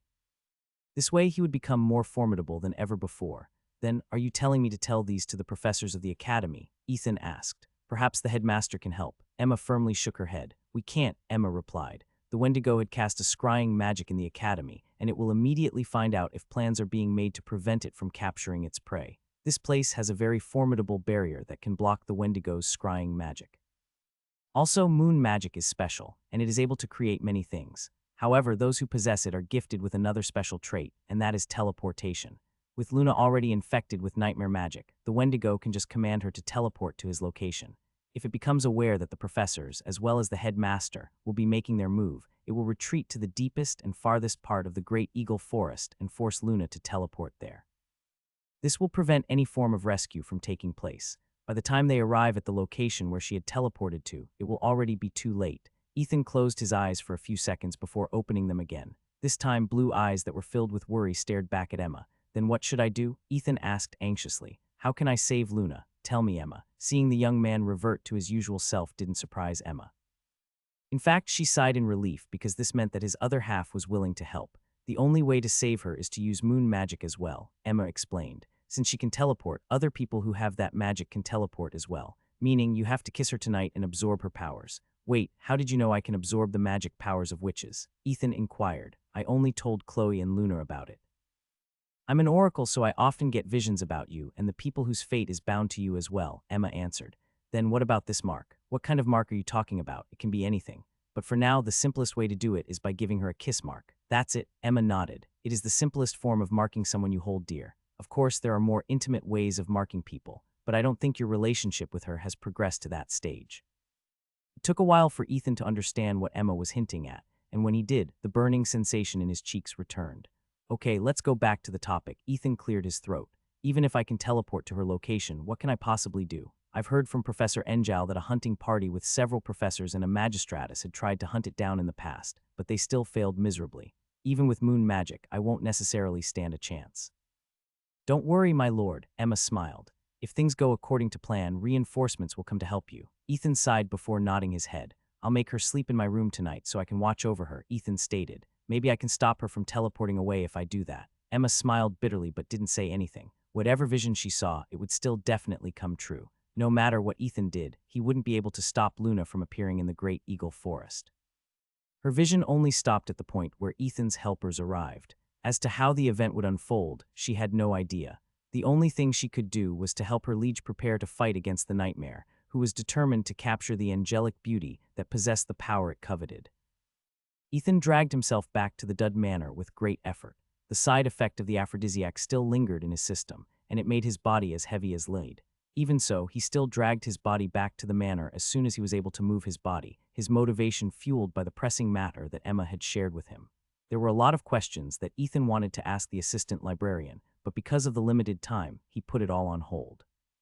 There was something very important that he had to do, and that was to see one of the most important people in his life, Luna. Remember, make sure to not tell her anything, a voice said inside his head.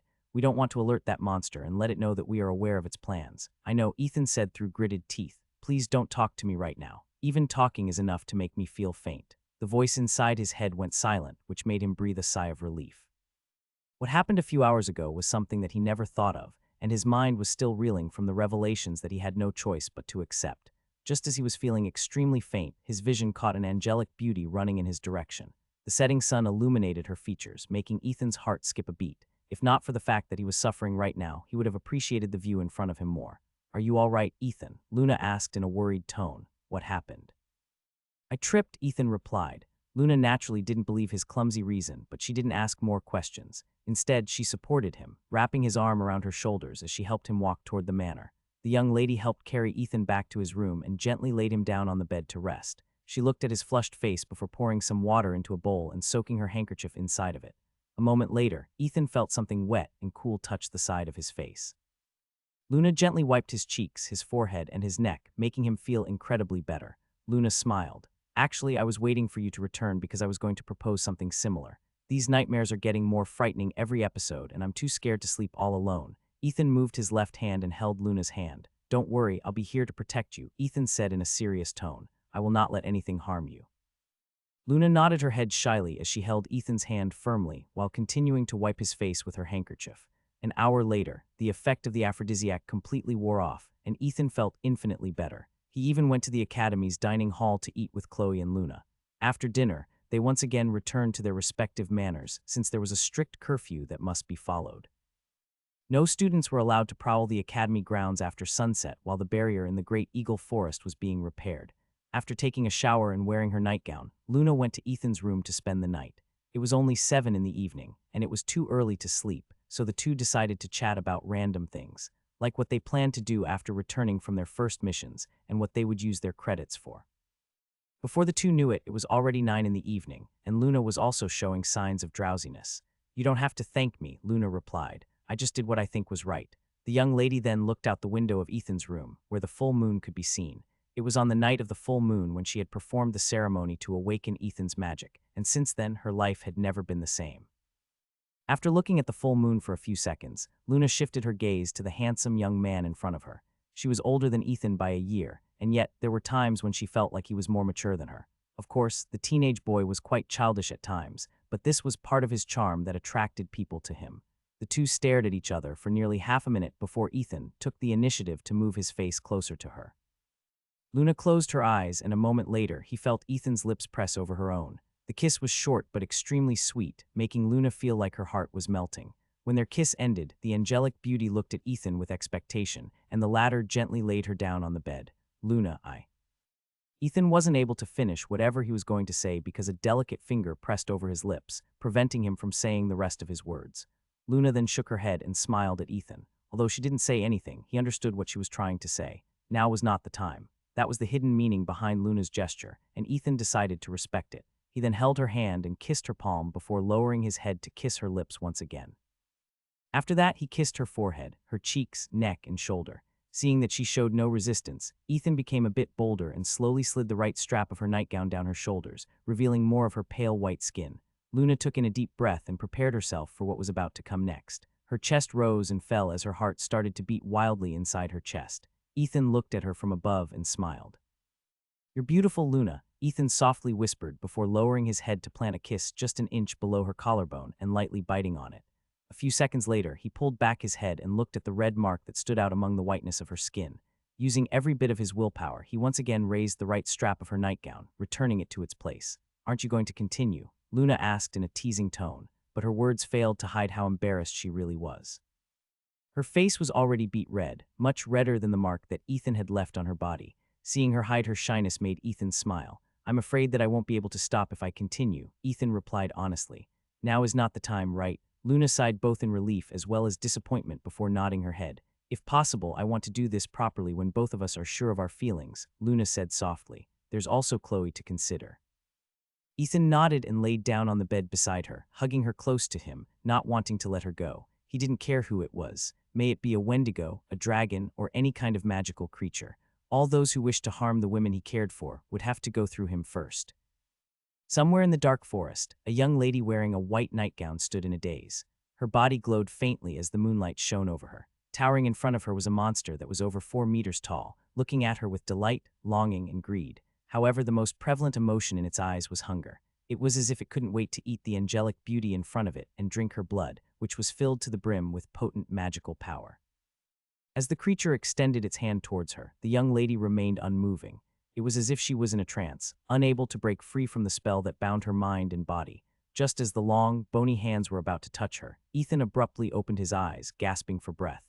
A second later, he glanced at his side where the young lady should be sleeping, but only emptiness and a sense of panic greeted him. "No," Ethan cried out as he lifted the blankets off the bed, hoping that Luna was still there and merely out of his sight. Seeing that his worst fear had come true, Ethan stood up from the bed and rushed to the door. He was supposed to keep vigil and prevent her from being spirited away, but due to the exhaustion he felt that day, he fell asleep before he knew it. "Calm down," a firm, cold voice rang inside his head. "Let me take over for a while. I'm more proficient in magic than you are. Do it." Ethan replied, "I don't care what it takes, just make sure you save her. You don't have to tell me twice. Luna belongs to us. I won't let a monster have his way with her." Somewhere in the great eagle forest, Luna stood in a trance as the Wendigo reached out to her. Just as the vile hands that had killed countless wizards and witches were about to touch her, she suddenly broke out of her daze and took a few steps back. Her face was pale and her breathing was ragged. She tried to scream, but her voice failed her. The Wendigo chuckled evilly as it took a step forward, its glowing eyes locked onto the angelic beauty's body, licking the air and savoring the magical energy that she was releasing. It was a creature of pure evil, who enjoyed the fear, pain, and despair of its victims. For the Wendigo, these emotions were the spices that made its meal more delicious. It had broken its spell on purpose to allow Luna to break free from its control and make her feel these emotions. The moment she reached the peak of her despair was the time when the monster would go for the kill and eat her, absorbing her powerful magic that would allow the Wendigo to grow stronger. One of the Wendigo's specialties was magic which affected the mind of its target. It invoked a strong sense of fear inside Luna's mind, making her temporarily forget that she was a witch who could use magic. But even if she were to remember, the Wendigo had the ability to nullify her magic with a single stare using the mind spell that it had planted inside her consciousness. Luna, who was overwhelmed with fear, started to run away with all of her might. The Wendigo chuckled because this was the part that it loved the most. It enjoyed a good hunt by guiding its target to a dead end, leaving them with no place to run. As Luna ran, the Wendigo would appear in front of her and chuckle, forcing her to change direction. This continued for several minutes until she found herself surrounded by many trees, leaving her no path. "No," Luna shouted. "Stay back, don't come near me." The young witch pressed her back at the tree behind her, wishing that she could merge with its body. The vile monster approached her slowly while chuckling evilly, making her feel that all hope was lost. Suddenly, a bright flash of light illuminated the dark forest. the Wendigo only had enough time to look in the direction where the light was coming from before something hit its body and sent it flying. The trident that hit the Wendigo flew high in the air before returning to the hand of its owner. "Get your filthy hands off my woman." A young man with purple eyes that glowed faintly in the darkness gazed steadily at the abomination that had already managed to prop itself up from the ground. The monster's hateful glare met the young man's gaze, and a hateful chuckle escaped its lips. Ethan. Luna stared at the familiar yet unfamiliar teenage boy who stood not far away from her. Ethan glanced in her direction, and the purple light in his eyes disappeared, returning to its normal color. As if freed from some kind of spell, Ethan hurriedly ran towards Luna and hugged her tightly for a few seconds. The feeling of fear and dread that had gripped his heart after finding that the young lady was no longer by his side when he woke up was unbearable, almost making him scream out in anger and despair. Fortunately, his other half successfully calmed him down in time, allowing him to travel to the Great Eagle Forest in haste. "I'm glad you're safe," Ethan said before reluctantly pulling back, "but we have to fight him together if we want to stand a chance of returning to the academy alive." Luna nodded and summoned her wand. Her mind was now clearer after the Wendigo suffered some injury. Today was the night of the full moon, and her magic was strongest during this time of the month. "Luni Radium," Luna chanted as she pointed her wand at the Wendigo. However, a second later, the young lady cried out in pain as she held her head with both hands, dropping her wand on the ground. The Wendigo's dormant spell that it had planted in her consciousness that prevented her from using her magic activated, making her feel as if her head was being split apart from the inside. Ethan was about to ask Luna what was happening to her, but the voice inside his head told him to focus on the monster they were facing. The Wendigo might have planted some kind of mind spell in her consciousness earlier. She won't be able to break free from its influence anytime soon, so we must buy her time until then. Focus on your opponent and stand your ground. Ethan gritted his teeth before pointing his wand at the fiend in front of him. Luni Radium. A beam of white light erupted from the tip of his wand and shot towards the monster. However, the latter deftly dodged to the side, preventing the spell from hitting it. Luni Radium, Luni Radium, Luni Radium. Ethan fired multiple moonbeams at the same time, hoping for at least one to hit the target. But the Wendigo was simply too fast and evaded his attacks with ease. Another eerie chuckle escaped its lips as if making fun of the young wizard who couldn't hit his target. Ethan was unfazed and kept casting the spell over and over again. For him, it didn't matter if he hit his target or not. He simply hoped that the radiant rays of light would somehow catch the attention of the professors of the academy, allowing them to come to their rescue. The Wendigo's insidious chuckle reverberated throughout the forest, as if mocking Ethan for his futile attempt of rescuing its prey. After dodging the young man's spell more than a dozen times, the monster stopped moving completely, allowing Ethan's spell to hit it dead center. But contrary to Ethan's expectations, the moonbeam he casted did nothing. The Wendigo is also very resistant to magic. A voice spoke inside his head. Only very powerful magic can harm it. If only Luna wasn't affected by its mind spell, she could definitely wound that creature's body. Then what should we do? Ethan muttered. Pray that our promised one didn't see things wrongly. Ethan wanted to curse internally after hearing his other half's words. Left with no choice, he picked up Luna and immediately ran as fast as he could. His body was currently empowered by the spell Magna Amplifico that was casted through the sea god's trident, so carrying Luna wasn't a problem. The problem was that after running a dozen steps, the creature he was running away from appeared directly in front of him. Damn, Ethan cursed internally as he hurriedly put down Luna behind him and summoned his trident. The Wendigo chuckled and slashed at Ethan using its razor-sharp nails. Knowing that he had no choice but to stand his ground, the young man parried the attack, sending sparks flying in every direction every time their blows collided. Run, Luna. Ethan gritted his teeth as he forced himself to endure each strike. Run. Luna reluctantly obeyed and ran away, while Ethan stayed to keep the creature at bay. Unfortunately, she had only taken a dozen steps when she once again clutched her head in pain as the Wendigo used its mind spell to prevent her from getting away. With each strike, Ethan found himself taking a step back from the force of his opponent. They only exchanged a few blows with each other, but his arms were already numb. However, he had a feeling that the Wendigo wasn't taking him seriously and was simply toying with him in order to make him feel helpless. The Wendigo feeds on the negative feelings of its prey, and the more his prey despaired and feared him, the more delicious they would be when it ate them. Such a sick bastard, Ethan thought as he decided to use his trump card. Knowing what he wanted to do, his wand hovered in the air above him as he prepared to use the strongest attack in his arsenal, Illumina. A bright flash of light illuminated the surroundings as the silhouette of the mermaid princess materialized above the young man.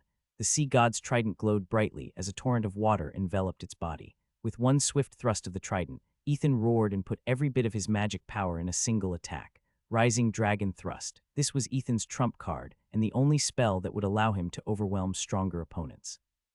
Since ordinary spells had no effect on the Wendigo, the only thing he could use to damage the monster's body was his partial resonance. The Wendigo, on the other hand, only chuckled and faced the attack head-on. Its glowing eyes looked at Ethan in disdain, and its evil chuckle was filled with contempt. Its bony hands transformed into claws, and its sharp nails were then covered in a purple light imbued with dark magic. As an ancient creature who had lived for hundreds of years, it was confident that anything the boy used against it was futile. A brilliant flash of light erupted as the sea god's trident and the monster's clawed hands clashed with each other. Ethan felt like he was hit by a truck when he was sent flying towards a tree. At the moment of impact, he heard a crack on his left shoulder, making him cry out in pain before falling on the ground face first. His trident embedded itself on the ground several meters away from him, and the radiant light that coated its body dimmed after a few seconds before disappearing completely. The Wendigo, who was at the receiving end of Ethan's desperate attack, had lost an entire arm and skidded a few meters away. Despite its injury, only a chuckle escaped its lips as it walked towards the boy with its eyes glowing merrily.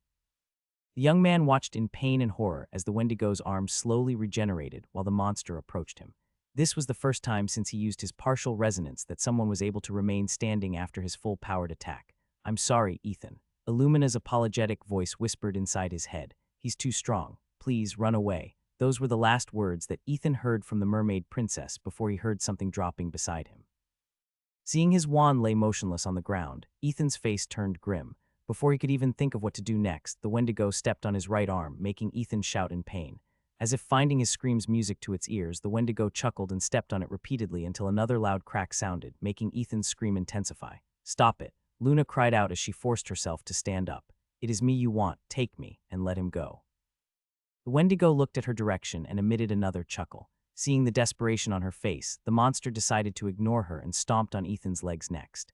It could sense that the young man was important to the girl, so breaking him would effectively break her as well. "No!" Luna shouted as she ran towards the Wendigo and pounded its body with her fists. "Let him go, monster, let him go." The Wendigo pushed her away and continued to stomp on Ethan's leg until it broke. Then it shifted its attention on his other leg and did the same, crippling him completely. Luna watched this with tears streaming down her eyes as she forced herself to stand up to help Ethan. However, the Wendigo's mind spell pinned her on the ground, forcing her to watch as the young man suffered. Just as the monster was about to kick Ethan towards Luna, a boulder smashed on its body and sent it flying. Luna looked in the direction where the boulder came from and saw a white gorilla walk into the clearing. "Up to your old tricks again, fiend," Coco asked in disdain. "Why don't you pick someone your own size?" The Wendigo groggily stood up before glaring at the white gorilla who had thrown a boulder at him from behind. A displeased look briefly flashed in its glowing eyes as it gazed at one of the lords of the great eagle forest, who was known for its incredible physical strength. The two stared at each other for a few seconds before Coco let out a furious roar and charged at its opponent. High above the trees, a giant black spider watched the battle silently. Its mandibles opened and closed as it waited for a good opportunity to strike. Its 8 eyes were locked on the body of the Wendigo, whom it treats as one of its mortal enemies. Clearly, it was very displeased at the battle that was happening inside its territory. Just like a raging bull, Coco charged at its target fearlessly. As it was about to hit its target, the Wendigo turned into a black mist, completely avoiding the white gorilla's charge. Coco, who had already expected this to happen, stomped its foot on the ground, stopping its charge completely before going for a backhand blow. As if knowing that its opponent couldn't remain in its mist form for a long time, the white gorilla's fist connected with the side of the Wendigo's body, sending the creature smashing against the tree behind it. Coco didn't give its opponent any time to recover and jumped high in the air using its entire weight to body slam its opponent. Unfortunately, the Wendigo managed to roll to its side, evading the gorilla's attack, making the latter smash against the tree, destroying it completely.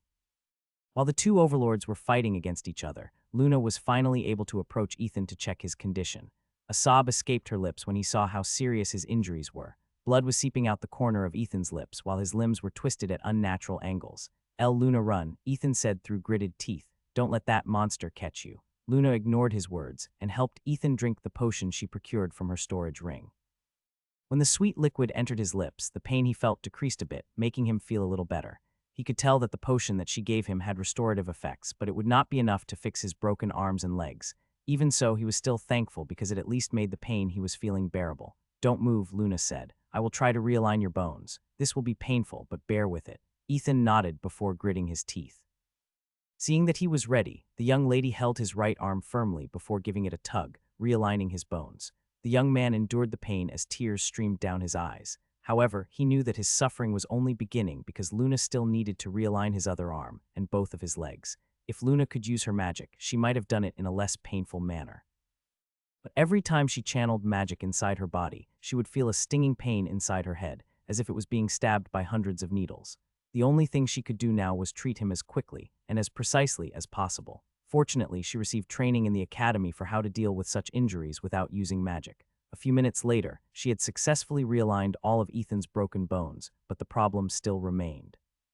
Due to the young man's injuries, she was unable to escape with him, while Coco fought against the Wendigo. Luna would never leave him behind, and Ethan knew this as well. No matter how much he pleaded for her to run away, the young lady didn't budge an inch and sat beside him with a determined look on her face. The sound of Coco's roars, the Wendigo's demented chuckle, and the breaking of trees reverberated inside the forest. Despite the white gorilla's incredible strength, it was unable to deal a lethal blow to its enemy, who had strong regeneration ability, could turn into black mist, and use powerful dark magic. In fact, Coco's white fur was now dyed red with blood because the Wendigo wasn't any less feral and brutal than it. It was an ancient monster that was older than the white gorilla and had fought strong wizards, witches, and magical beasts during its lifetime. Even though Ethan used a partial resonance, the Wendigo was confident that it could endure the damage it could pose to its body. In order to defeat this monster, one must use a powerful spell that would disintegrate its body instantly, not leaving any part behind, which it could use to regenerate itself. Breaking every bone in its body, blowing off its limbs, or severing its head would not kill the creature because it was nearly immortal due to the power it had absorbed over a very long period of time. This was also why Coco didn't want to fight this beast alone and had to ask for Broodmother's help in order to deal with their unruly neighbor. When Ethan started to fight against the Wendigo, Coco and the Broodmother heard the commotion and immediately rushed in order to investigate what was happening. Fortunately, they arrived before it was too late. "A little help here," Coco complained as he smacked the head of the Wendigo, making it scream in pain. A series of clicking sounds spread in the surroundings, alerting Coco of what was about to come. Understanding what its accomplice planned to do, the white gorilla roared as it smashed its two fists into the Wendigo's face repeatedly, pinning it on the ground. After a dozen blows, the white gorilla lifted its opponent and threw it towards a tree. At that exact moment, countless spider silks descended from the sky, pinning the vile monster on the tree until its entire body was covered with spider webs. If they were fighting an ordinary opponent, this combination attack would be enough to finish it. Unfortunately, they weren't fighting an ordinary enemy. Purple flames burned the spider silk away, and the Wendigo emerged from the trap that the Broodmother had prepared for it unharmed. A second later, it turned into a black mist, just in time to evade an acid spray that melted the ground under its feet. The Broodmother didn't stop and continued its relentless attack, forcing the Wendigo to distance itself from Coco, who was standing between the Wendigo and the two teenagers behind it. Coco gave Ethan and Luna a backward glance before sighing in its heart. "This is bad," Coco thought. "This bastard is stronger than we anticipated." Just as the white gorilla was thinking about what to do next, a bright ray of light struck the Wendigo, who was busy evading Broodmother's acid sprays. The light was so intense that it blasted a hole in the Wendigo's chest, making the monster shriek in pain. Coco and the Broodmother raised their heads to look at the three figures that were floating in the sky. Suddenly, a cold and chilling voice filled with killing intent reached everyone's ears. "Don't think you will be able to escape after hurting the students of my academy." Professor Reinhardt raised his wand and created a barrier of light in the surroundings, preventing any creature from leaving. Floating on the headmaster's right side was none other than the strongest magistratus, when he was still in active service, Professor Barrett. Professor Ophelia, who also became a magistratus just recently, landed in front of Ethan and Luna, guarding them from further harm. Seeing that the number of its opponent had increased, another chuckle escaped the Wendigo's lips as the hole in its chest slowly regenerated. However, if one were to listen closely, its chuckle was no longer filled with amusement and disdain. Instead, there was a hint of anxiety in it. For the first time since it had decided to head south from its domain, the Wendigo was starting to think that coming here was a bad idea. The Wendigo's eyes glowed like fiery embers as it gazed at the headmaster of Brynhilder Academy for a short while before shifting its attention to the wizard beside him. A few seconds later, it glanced at Coco, Broodmother, Ophelia, and finally on the angelic beauty, Luna, whom it had chosen as prey. If it had been confident that it could push the young lady to the brink of despair earlier, now it knew that it was no longer possible. Since that was the case, the Wendigo decided to do the only option it was left with, and that was to escape. The monster's body turned into a blur as it increased its speed to escape the encirclement that had trapped it in its center. Professor Reinhardt sneered when he saw this and quickly pointed his wand at the fleeting monster. I already told you I don't think that you can escape. A flash of brilliant light that illuminated the surroundings hit the fleeting monster's leg, obliterating it completely. Didn't matter how fast its movements were. For Professor Reinhardt, no one would be able to escape the moment he unleashed his domain. The Wendigo screamed in pain before falling headfirst on the ground. Before it could even stand up, 3 more rays of intense light hit its body, targeting its remaining leg and arms. Just as the monster willed itself to regenerate the parts that were destroyed, 4 silver chains descended from the sky and wrapped itself on the Wendigo's body. These silver chains not only locked its target in place, but it also suppressed any form of healing and regeneration. Seeing that its body wasn't recovering, it then attempted to turn into a black mist in order to escape its binding. However, contrary to what it expected, the binding remained in place, preventing the monster from escaping. Brynhildur, lock up this fiend, Professor Reinhardt ordered. The statue of the Valkyrie located at the highest tower of the academy slowly opened its eyes. Its marble body glowed faintly before transforming into a beam of light that flew towards the great eagle forest. When the light plunged into the clearing, a beautiful woman with angelic wings stood regal and proud. She held a spear in one hand and a shield on the other. Her long blonde hair fluttered faintly in the breeze as her crimson eyes locked onto the Wendigo's body, which made the evil abomination shudder. The Valkyrie, who was also the guardian of Brynhildur Academy, moved her shield until the Wendigo's reflection appeared on its surface. Magnus Carcer. Her voice, which was as beautiful as her exterior, reached everyone's ears, making Ethan momentarily forget the pain he was feeling. Then it happened. A black orb appeared in front of the shield, and a powerful sucking force pulled the struggling Wendigo inside of it. The creature screamed and did its best to escape from its jailer, but no matter what it did, his attempts were futile. In the end, it was sucked up inside the Valkyrie's shield, never to be seen again, at least for the time being. With her duty accomplished, the Valkyrie flapped her wings and flew toward the sky before turning into a beam of light. It once again returned to the highest tower of the academy, her pose freezing and her body turning into stone. A strange calm descended into the clearing as Professor Reinhardt removed the white barrier in the surroundings. Coco and Broodmother glanced at each other before leaving the clearing and returning to their respective territories. Now that their greatest threat was gone, the 2 overlords would no longer have to worry about the flesh eater of the great eagle forest ever again. You 2 have a lot of explaining to do, Professor Barrett said with a smile. I believe we have a curfew, right? What are you 2 doing here in the great eagle forest? Don't tell me you're here to take a stroll. Barrett, stop teasing the children, Professor Reinhardt said as he landed on the ground. You and I know that both of them are not at fault. Professor Barrett smiled and no longer teased the 2 teenagers, who barely escaped one of the vilest magical creatures that lived within the forest that bordered Brynhildur Academy. Knowing that they were already safe from harm, Ethan sighed in relief. A second later, he lost consciousness. Due to the rush of adrenaline earlier, he wasn't aware that his magical energy had already dipped to dangerous levels. The injuries that the Wendigo had given him didn't help either, making him extremely weak. Seeing his condition, Professor Ophelia waved her wand and made his body float. Let's take him back to the academy, Professor Ophelia said to Luna, who was looking at the teenage boy with worry in her eyes. I'm sure that Professor Galena will patch him up until he becomes good as new. Luna nodded as a reply and sat on Professor Ophelia's flying broom, which took both of them back to the academy. Professor Reinhardt and Professor Barrett, who remained in the clearing, glanced in the direction of the sea god's trident that was embedded on the ground. What is this thing? Professor Barrett asked as he casually walked towards the trident. I've never seen anything like this in the academy before.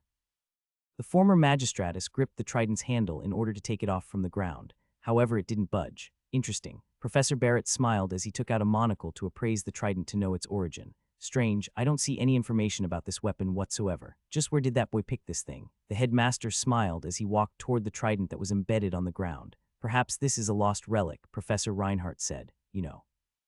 Those things that came from the age of myths. Nice one, Reinhardt, Professor Barrett smirked. Do you think lost relics are like 4-leaf clovers that you can randomly find with just a bit of luck? But how do we take this back to the academy? We don't, Professor Reinhardt replied, his eyes twinkling in amusement. If this is what I think it will return to Ethan's side the moment he regains consciousness. It is best that we leave it here.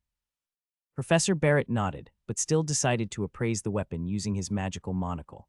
After 2 minutes without getting any result, the ex-magistratus sighed before reluctantly leaving the clearing, along with Professor Reinhardt. When the 2 wizards were no longer around, the sea god's trident returned to its original form before disappearing completely. Only its master could wield it, and it would not allow anyone to pull it out of the ground unless that person was someone that its master trusted completely. Chloe and Luna sat beside Ethan's bed and watched the teenager who was currently asleep. Ethan had a frown on his face and he seemed to be having a bad dream. Suddenly, the young man groaned and a desperate voice escaped his lips. "And no," Ethan shouted, "don't take Luna away from me." Chloe, who was sitting right beside the bed, immediately stood up and pinched his right cheek, eliciting a scream of pain from the young man.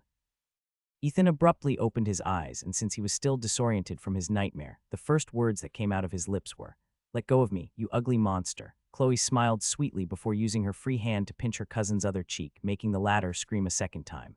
"Wake up, you dumb," Chloe growled. "Who are you calling an ugly monster?" Ethan, who finally realized that everything he saw was just a dream, looked at his cousin with injustice. "That hurts, Chloe," Ethan complained as he massaged both of his cheeks.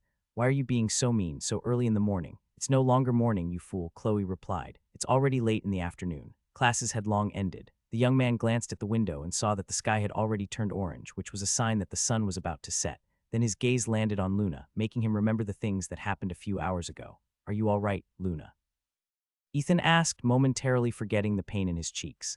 "Are you hurt anywhere?" "I'm fine, Ethan," Luna replied with a smile. "It is you that we are worried about. How are you feeling?" "Not so good." Ethan glanced at his cousin, who just pinched both of his cheeks a while ago. "A gremlin bit me." Luna giggled, while Chloe raised her fist in a threatening manner. It was at that moment Ethan realized that he wasn't inside his room. His gaze then landed on a middle-aged lady, who was looking at them with a smile from her desk. "Don't mind me, little ones," Professor Galena said. "Continue your public display of attention. It's not every day that I see a romantic comedy in the infirmary." Ethan blinked in confusion, while Luna and Chloe blushed in embarrassment. An awkward silence then descended inside the room, making the most proficient healer of Brynhilder Academy chuckle. "All right, let me do a quick inspection to make sure that your bones have healed properly," Professor Galena said before approaching Ethan. "Raise your arms." Ethan obeyed and allowed the professor to run a diagnostic spell on him to check if he had other injuries that she had missed. "The bone mending potion has done its work quite well," Professor Galena commented. "Okay, you are free to go. Just remember this: I can fix broken bones and even regenerate a limb or two. However, I can't mend a broken heart. So do your best, okay?" The witch glanced at Chloe and Luna before winking at Ethan, which made the latter lower his gaze. Half an hour later, the three of them walked back to the Dud Manor together. Luna had already told Chloe everything that happened that night, which made the latter feel hurt, knowing that two of the most important people in her life had suffered under the Wendigo's evil clutches. Fortunately, the monster had already been dealt with, preventing any more attempts on Luna's life. "Hey, if that Wendigo abducted me too, would you come to my rescue?" Chloe asked as the three of them walked side by side. "Why are you even asking this question?" Ethan asked back. "Of course I will come to rescue you." This answer put a smile on the young lady's face, making her hum a happy tune until they reached the Dud Manor. "Do you think they will lift the curfew now that the threat to the academy is gone?" Chloe asked. "I think they will," Luna replied. "On a side note, your first mission will start in 2 weeks' time. Are both of you already ready to embark on your adventure outside of the academy?" "I already made my preparations." Chloe nodded. "I'm ready to go anytime." "How about you, Ethan?" Ethan didn't answer the question right away and simply looked in front of him in a daze, buried deep in thought. After his battle with the Wendigo, he realized that his ability to protect himself and others were still lacking. If Coco, the broodmother, and the professors didn't arrive on time, he and Luna would probably not be here talking to his cousin right now. After a few minutes of silence, he sighed and answered Chloe's question. "I'm still not done with my preparations," Ethan answered after organizing his thoughts. "There are still a few things I need to do before we embark on our mission." Yes, Ethan needed to do a lot of things.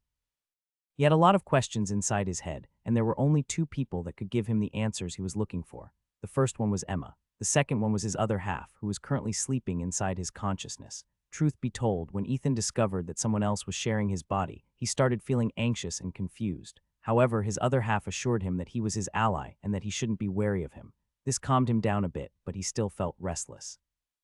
He had only set it aside for the time being because rescuing Luna took precedence. During that time, he didn't mind letting his other half take control of his body to teleport to the Great Eagle Forest and launch the surprise attack on their enemy.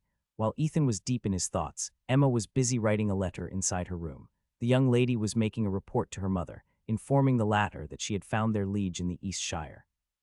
The report was encrypted in a way that even if the letter was intercepted, no one would be able to decipher the message that she had written. "Go, Dawn," Emma said as she placed the letter inside the magical cylinder of her raven. "Fly swift, fly safe." The raven cowed once before flying out of the window. Emma sighed before placing her hand over her chest, where the mark of her clan glowed faintly.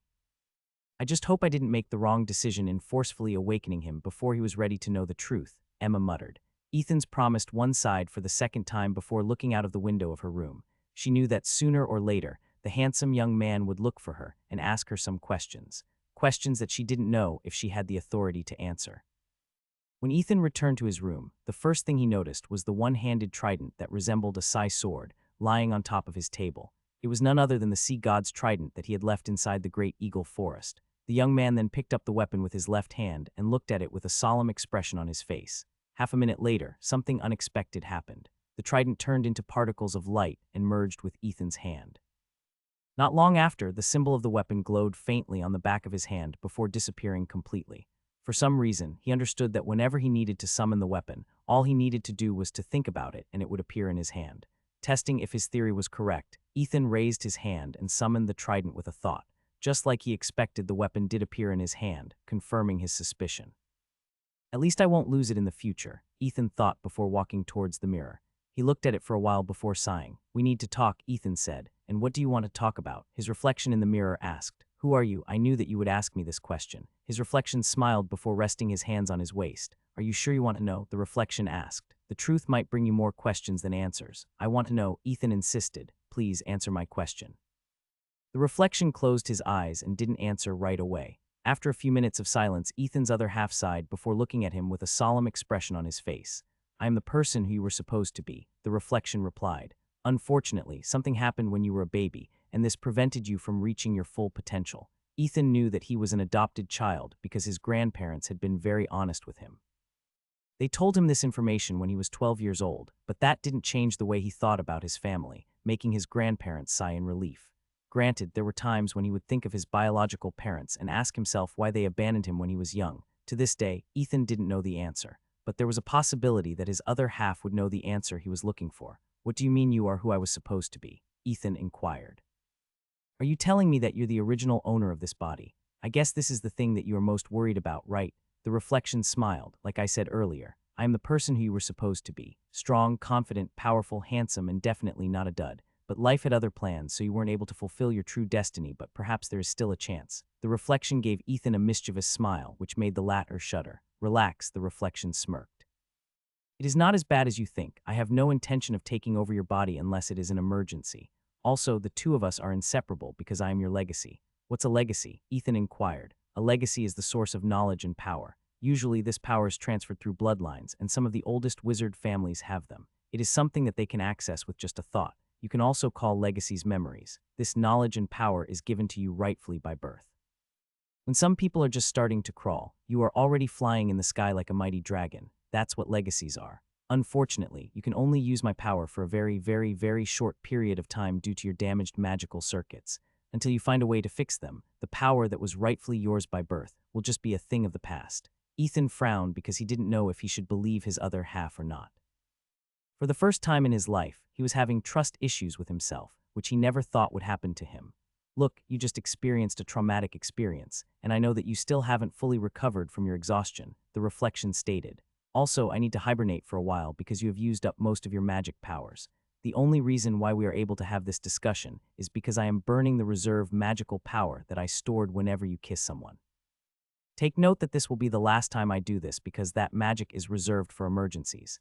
If you want to talk to me again, make sure to absorb magic first. Till then, be safe." A second later, the reflection on the mirror returned to normal. If Ethan didn't know better, he would definitely think that the discussion he had with his reflection was just his delusion, but he knew that it was real, making him feel lost and confused. "A legacy," Ethan muttered. "Just who am I?" The young man sighed before sitting down on his bed. Right now, he didn't know what to do and what to believe.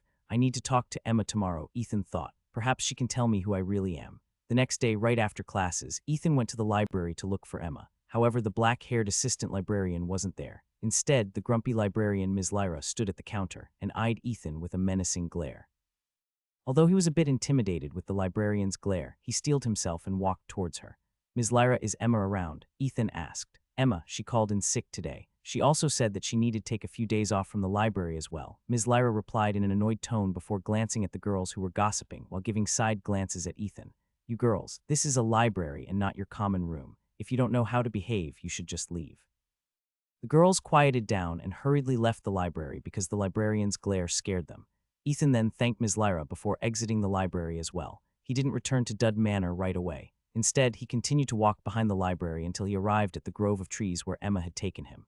As he stood in front of the familiar tree, Ethan took a deep breath before knocking on its bark. "Emma, it's me," Ethan said. "I need to talk to you." No answer came, so Ethan knocked on the tree once again.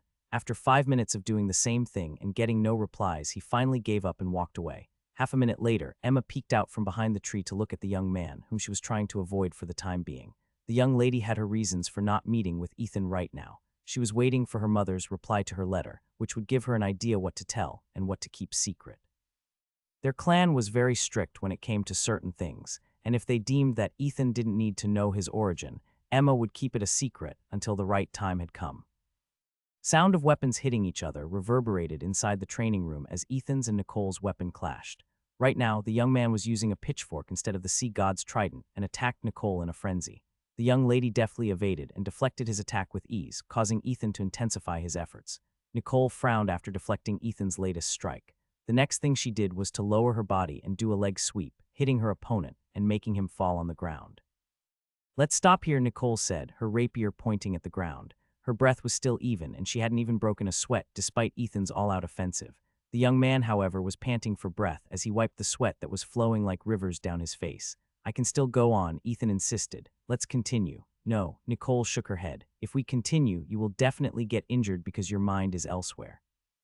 She then returned her rapier to her scabbard and looked down at Ethan with a calm expression on his face.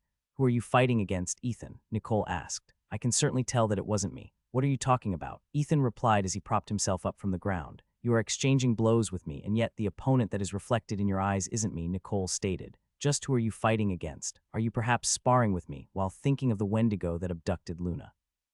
"I'm hurt. Do I look like a vile monster to you?" Ethan's guilt caused him to avert his gaze because what Nicole said was the truth. He was fighting her with the image of the Wendigo in his mind and venting out his frustrations for the helplessness that he felt when the monster toyed with him. "Don't do this again, Ethan," Nicole said softly. "If you don't look at the opponent in front of you and see them for who or what they are, you will only get hurt. My fighting style is different from the Wendigo, and one careless mistake might cause you to lose an eye." After hearing Nicole's words, Ethan sighed and looked her in the eye. "I'm sorry," Ethan replied. "You're right. My mind is in the gutters right now. I feel so lost." "Is something troubling you?" Nicole asked. "Perhaps I can help." Ethan smiled before asking her a question. "What would you do if you woke up one day and realized that everything you believed in wasn't real?" Ethan asked. "I didn't know you liked philosophy, Ethan." Nicole smiled. "But to answer your question, I'd probably feel lost and troubled." "Why? Are you having some kind of existential crisis right now?" Ethan left the training room and rested for a while before taking a cold shower. It had been 2 days since he had attempted to talk to Emma, but the latter was determined to not meet him. He even went to Schwartz Manor despite the fact that almost everyone there hated his guts. However, nothing happened, and the people there thought that he was harassing one of their people, forcing him to leave empty-handed. Chloe and Luna also felt that Ethan was not acting like himself for the last 2 days. Although they wanted to ask him questions, they felt that he needed some time alone, so they kept their distance. After taking a shower, Ethan decided to wander around the academy with no destination in mind. Nearly half an hour later, he found himself staring at the island at the center of the lake where he and Luna had done the ceremony to awaken his magical powers. That was where everything started, and that was the first time that his other half appeared. While he was feeling melancholic, a familiar voice reached his ears. "I see a person that is looking for answers, and yet when the answer is given to him, he refuses to accept it. Such a contradiction, but that is part of human nature." Still, you being human is debatable. Ethan didn't need to turn around because he didn't want to see the chubby black cat who came and went whenever it felt like it. Instead, he gave it a piece of his mind. "Do you think I'm not human?" Ethan asked as he continued to stare at the lake. "Like I said, that is debatable," the Cheshire cat replied as it casually sat beside the young man. "You look like a human, but don't smell like one. Maybe you are a half-breed." "Actually, you remind me of an old friend of mine. His name is Merlin, and he was one of, if not the most powerful wizard during the Age of Myths. That was several hundred years ago, mind you." "Oh," Ethan finally glanced at the chubby black cat beside him. "Tell me more about this Merlin fellow." The chubby black cat licked its paws for a few seconds before looking up at the young man, who was waiting for his reply. "Well, for starters, you're not him, and you are not related to him in any way possible," the Cheshire cat said. "Now, where was I? Merlin, right? This guy has a few screws loose in his head. He is a powerful magician, a seer and shapeshifter. But not many people know that he was also proficient with the sword. This is why during the Age of Myths, those who tried to assassinate that lunatic ended up dying because they thought that if they got close enough, they would be able to kill him. Bunch of idiots, really." Ethan smiled. Then why did you say that I remind you of that Merlin fellow? Because he looked human, and yet he was not, the Cheshire cat replied, and the two of you smell the same. The smile on Ethan's face disappeared as he looked at the chubby black cat that was looking at him with a devilish smile on his face. Are you saying I'm not human? Ethan inquired. You already asked that question earlier, Ethan, the Cheshire cat smirked. My answer remains the same. It is debatable. But I can tell you one thing with certainty. The human part of you is greater than your other half. This much is true, so I don't think you will be growing wings and horns anytime soon. After saying those words, the Cheshire cat laughed before turning invisible. But before leaving completely, he imparted a few words to the young man, who reminded him of his old friend. One last thing, Ethan. Do not let the shadows of your past darken your future. The present is the point at which time touches eternity. Whether you do good things or do bad things, the choice will always be in your hands. Not long after, a gentle breeze caressed Ethan's face as he continued to look at the lake in front of him. He digested the words that the Cheshire cat had parted with, and for some reason, he felt that the chubby black cat was right. What happened in the past was in the past, and regardless of his origin, he was the one who had the ability to decide what he should do with his life. Also, the Cheshire cat had stated that his human part was greater than his other half. He still didn't know what the black cat was implying, but it was enough for now. Feeling a bit better, he decided to return to Dud Manor. There was no use of thinking about things outside of his control. He would just focus on what he could, and wait till the final piece of the puzzle fell into place. A few days had passed since Ethan last talked to the Cheshire cat. In those few days, Ethan trained and refined his martial skills to the best of his abilities. Nicole had told him that there was no way for him to become a master in such a short period of time. Mastery over skills and abilities required a lot of time, as well as experience in combat. But she also told him that there was a shortcut, and that was to experience real battles. Battles were very different from the spars, as well as the magical duels in the academy. The young beauty had told him that only when your life truly hung on the boundary between life and death, where one's senses are stimulated, would one truly ingrain the best way to fight into the bones. Ethan knew that Nicole was right, so he decided to just take it one step at a time. What he did in the magical duels might be truly outstanding, but since he couldn't use magic whenever he wanted, he needed to learn other ways to protect himself. His clash against the Wendigo had taught Ethan a lot.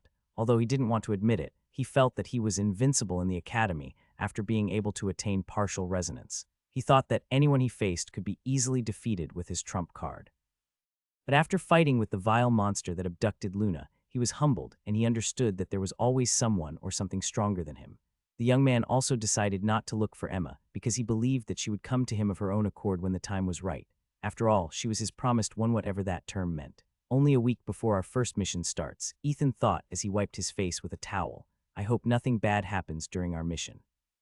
Just as he was about to return to his room to take a shower, Luna entered the training hall with a complicated look on her face. Ethan, you have a guest, Luna said. A guest? Ethan arched an eyebrow. Who? Emma from Schwartz Manor, Luna replied. She's waiting in the common room. Ethan blinked once then twice before his mind registered what the angelic beauty had told him. Emma came to see me. Yes, she is waiting outside. Ethan thanked Luna and went to see his guest, whom he'd been wanting to see for the past few days. The moment he entered the common room, Emma immediately sensed his presence and greeted him. Good morning, Ethan. Emma stood up and gave Ethan a brief nod. I hope I didn't interrupt your training. The young man stared at the assistant librarian, who had a deadpan look on her face like always. He had seen how attractive Emma was a few days prior, and it left him a strong impression, so seeing her revert back to her old self took a moment to get used to. Good morning, Ethan replied. Do you need me for something? Emma nodded. Meet me at 3 in the afternoon behind the library. We can continue the discussion we had the other day. Ethan sighed internally because this was the moment he was waiting for. Finally, he would be able to talk to her and ask some of the questions that he had set aside for the time being. Emma only gave Ethan a brief nod before taking her leave. When the assistant librarian was finally gone, Luna glanced at Ethan with concern. I didn't know that you were on good terms with Emma, Luna said. She has a reputation of being standoffish in the academy. She doesn't talk to people and prefers to be alone. How did you two come to know each other? She's an assistant librarian, so I see her a lot whenever I visit the library, Ethan answered. He wanted to tell Luna more about Emma, but he held his tongue. Emma had told him to not speak about her to others and his secret relationship with her. A few hours later, Ethan stood in front of the tree that Emma had taken him to a few days ago. Before he could even knock on its bark, a door appeared and opened wide for him to enter. The young man didn't hesitate and entered the secret treehouse as quickly as he could. Once he was safely inside, the door closed behind him, and the tree reverted back to its original look. Inside, he saw Emma sitting on the couch. She was no longer wearing glasses, and her hair was neatly combed, showing her beautiful face that only a handful of people knew about. "Please sit, my liege," Emma said softly. "I apologize for not meeting with you over the past few days." "It's fine," Ethan replied before sitting on the couch opposite Emma's. "I have a lot of questions to ask you, but first, let's talk about why you wanted to meet with me." Emma eyed the handsome young man, whom her mark had recognized to be her master. She hadn't seen him for the past few days, and there were visible dark circles under Ethan's eyes, which made her heart ache. "I know that you have a lot of questions, my lord," Emma said softly, "but there are some questions that I cannot answer." "I hope that you will forgive me for that. I understand." Ethan nodded. "First, tell me what a promised one is. I want to know if you're friend or foe." The young lady smiled bitterly after hearing Ethan's first question. "In order to answer this question, my liege, I will need to tell you a little bit about my clan," Emma answered. "I belong to the Meredith clan. The ancestors of my clan were shamans and druids who are nomadic by nature. In the past, they lived peacefully in a small village that is hidden within the Grimwood forest, but during the Age of Myths, they were forced to flee in order to keep themselves safe from the great battle between the gods and the giants. The elves, dwarves, and humans sided with the gods, while the Fomorians and the monsters of the land sided with the giants. Our clan is peaceful by nature and didn't want to fight, so we left our home and wandered the land, looking for a safe place to stay. That is when we met the First Lord, who allowed us to take shelter within his domain. He protected our clan from the ravages of war and made sure that our clan could live in peace. In order to repay his grace, our ancestors decided to have one of our maidens become the protectors of his rightful heir. Since then, the Meredith clan has followed this tradition, from generation to generation. But in this generation, there have been some complications." Emma sighed before continuing her story. "There were some people who didn't want the Lord's bloodline to continue and sent countless wizards and witches to kill the newborn baby. Because of this, our Lord's army, as well as our clan, fought them back to allow Lady Catherine an opportunity to escape. That was the last time we saw Our Lady, but she made sure to send our clan a message that you were safe. She didn't mention where you were or where she was going to hide, but that was enough. Our clan then dispatched several maidens throughout Eastshire, Northshire, Westshire, and Southshire in order to find you. They said that whoever finds you first will become your promised one." Emma looked at Ethan with a smile. "My mother thought that enrolling at Brynhildr Academy would give me a chance to meet you if you were here in Eastshire. Of course, I am not the only maiden of our clan in Eastshire, but they had gone to other places in order to search for you. I'm sure my mother is very happy that her foresight has paid off." Ethan kept his silence and patiently listened to Emma's story. When she was done talking, he learned two important things about his identity. The first one was his mother's name, Catherine. Ethan thought. He felt a dull pain in his chest after he heard the name of his biological mother. "So that is my mother's name." The young man closed his eyes and placed his hand over his chest as he thought about his mother, who went missing according to Emma's story. The second thing was the meaning of the promised one, which explained why Emma referred to him as my liege. "So a promised one is a protector." Ethan nodded. "Understood." Emma wanted to say more, but she decided to hold back for the time being. She didn't want to overload the young man with information, which might complicate things. Truth be told, she was very tempted to tell Ethan that the promised ones also served as their lord's concubines in the past. But since she believed that he didn't need this information right now, she decided to keep it a secret for the time being. "I have another question," Ethan said. "The Meredith clan served this lord, right? Is he a noble? Does he have a territory? If so, where is it?" "I can't answer the first question because things might get complicated if you were to know about it," Emma answered. "As for the second question, yes, he has a territory. In order to reach it, one must first pass through Heimdall's Gate, which leads to the central continent of Midgard. Don't worry, I won't ask for anything too extreme. Kekek, good luck, and may you reach the target." Emma explained a lot of things to Ethan, giving him a general understanding of the land's layout.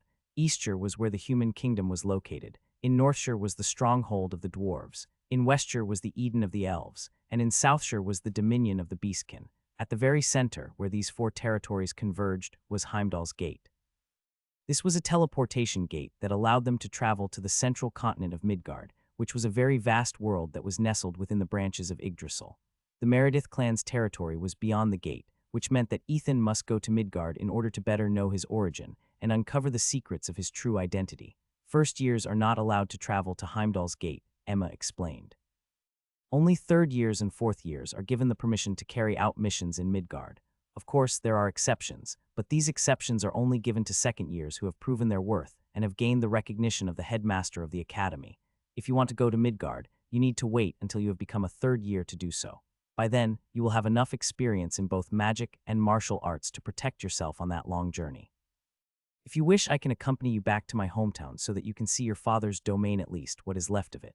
Ethan nodded his head in understanding. Understood. So when I become a third year, you will accompany me to Midgard. It would be my honor, my liege. Emma bowed. Do you still have questions for me? The young man thought for a while before making his thoughts known. What is my mother like? Ethan asked. I'm sorry, but I was still a baby when she left Midgard, Emma replied.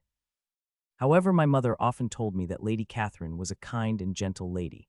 She even said that she was too good for our lord, but please don't tell others about this, okay? My family might get in trouble if my clan head hears I said that. Ethan wasn't able to keep himself from smiling because he found Emma's reply quite funny. Am I right if I say that I can't ask questions about my father? Ethan inquired. Emma nodded. I'm sorry, but it really is confidential information. I do not have the authority to tell anything about our lord.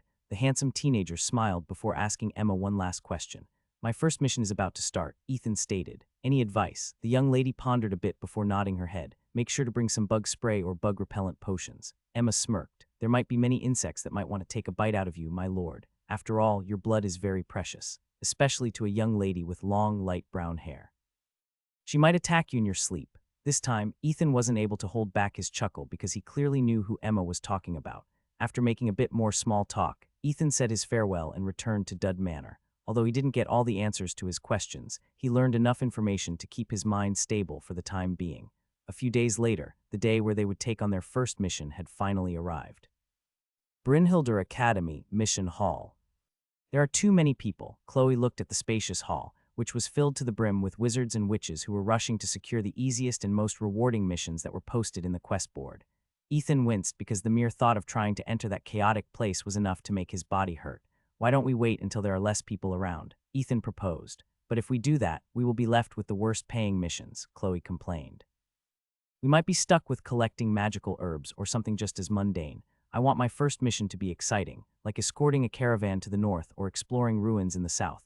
Better yet, I want to enter one of those legacy gates. According to my senior in Jaeger Manor, it is the place where we can get treasures as well as other magical artifacts. Ethan blinked in confusion. Legacy gates, Ethan asked. What legacy gates? Chloe scratched her head because she had forgotten that Ethan didn't know much about the magic world. Listen, legacy gates are connected to different places in Midgard. Some of them are even connected to other worlds that are within the branches of Yggdrasil. There is just one major problem, and that is time. Time, yes, time moves differently inside the legacy gates. After entering a legacy gate, the passage of time will remain the same for the first month. Meaning, if you spend 1 month inside the world after passing through the gate, it is equivalent to a month here in Eastshire. However, if you stay inside the gate for more than a month, time becomes blurred. Chloe's expression became solemn as she continued her explanation. If you spend more than 30 days inside the gate, then return to Eastshire, there is a possibility that you will arrive in a different timeline. What I mean by a different timeline is that some people who have gone past the 30-day limit emerged from the gate in a different year. There were even instances when people only spent 2 months inside the gate, but when they returned, they discovered that 20 years had passed. That is the scary thing about entering legacy gates. Although the treasures in them could make you extremely wealthy and powerful, the consequences of not being able to return in time are, well, time itself. Ethan looked at his beautiful cousin in horror. He never expected that something so nasty existed in the world. Let me get this straight, Ethan stated. Let's say I enter the gate and return after 6 months. Does that mean that the next time I see you, there's a possibility that I'd meet a 60-year-old woman instead of a teen while I'd still be 17 years old? Chloe nodded. There is documented evidence that it has happened many times in the past. Wow, such a scary place to go. Ethan shuddered, yet people still want to go there. Chloe smiled. Of course. As long as you return within the 30-day limit, you'll be just fine. Before entering a legacy gate, everyone is given a watch that counts the days that you are inside it instead of just the hours. Of course, those who enter a legacy gate are also required to sign a waiver so that the Academy is not held responsible for their choice. Well, there have been instances where some people stayed inside the legacy worlds for several years, and when they returned, they found out that only a few months had passed. Those were the lucky ones. Ethan crossed his arms over his chest and looked at Chloe with determination. Chloe, we are not entering a legacy gate, Ethan stated. Do I make myself clear? Seeing his intense stare, the young lady had no choice but to nod her head in agreement. She understood that Ethan didn't want to take such a gamble with their lives. I guess our first mission will be herb collection. Chloe sighed. Talk about a complete letdown. The young man beside her also sighed in his heart. However, his sigh was a sigh of relief instead of disappointment. Ethan didn't want to do something as exciting as challenging a legacy gate on their first mission. He would rather spend time picking herbs than come back to a world where the people important to him no longer existed. Just as Chloe expected, There were only mundane missions remaining when the number of people inside the mission hall finally decreased. There were even missions for finding lost animals like dogs and cats, which made Ethan scratch his head. According to Chloe, the missions posted in the mission hall were quests that were commissioned by the people in Eastshire. Meaning, these missions could have come from royalty, noble families, and even the common folk who lived in the magical world. There were also special missions that came from Northshire, Westshire, and Southshire, and their rewards were just as good as the rewards given by the royal family and nobles. These missions were called international quests, which were available to any academy or race within the Shire continent. There were also special quests that were issued by other magical academies as well. Although these quests were rare, they were one of the most sought-after quests in the mission hall. Oftentimes, these quests were sent out because they required certain specialties that only the other races like the elves, dwarves, and beastkins could do. An example of these special quests would be to explore a newly discovered legacy gate, stop a beast tide, or close a corrupted gate that released countless horrors into the Shire continent. While the young lady was busy picking the best mundane quest available, Ethan busied himself with observing the crowd around him. He could see wizards and witches with excited, anxious, calm, and even sad faces. The mission hall was also divided into different years. There was a separate mission hall for the second years, third years, and fourth years. Because of this arrangement, complete pandemonium was averted, especially during this time of year when everyone wanted to challenge a mission solo or with a team. "Well, have you found a mission?" Ethan asked his cousin, who had a resigned look on her face. "Yeah, we're going to look for a lost cat," Chloe replied. "Very exciting mission you got there." "I know, right?" Ethan chuckled before holding Chloe's hand. "Let's finish this mission as fast as possible," Ethan stated. "Where should we look for the cat?" "The place we will go is called Crawford Town," Chloe answered. "It's half a day of travel by broom and 2 days to travel by carriage. The reward is 100 gold coins and 5,000 merit points. It seems that the cat belonged to the daughter of a baron. This is the best mission available. If I had been slower by a second, someone else might have already taken this from the mission board. So how do you want to do this? Flying broom or carriage?" Ethan pondered a bit before telling Chloe that it would be better if they traveled on her flying broom. Since the broom could carry up to 2 people, it was only natural to choose the fastest mode of transportation.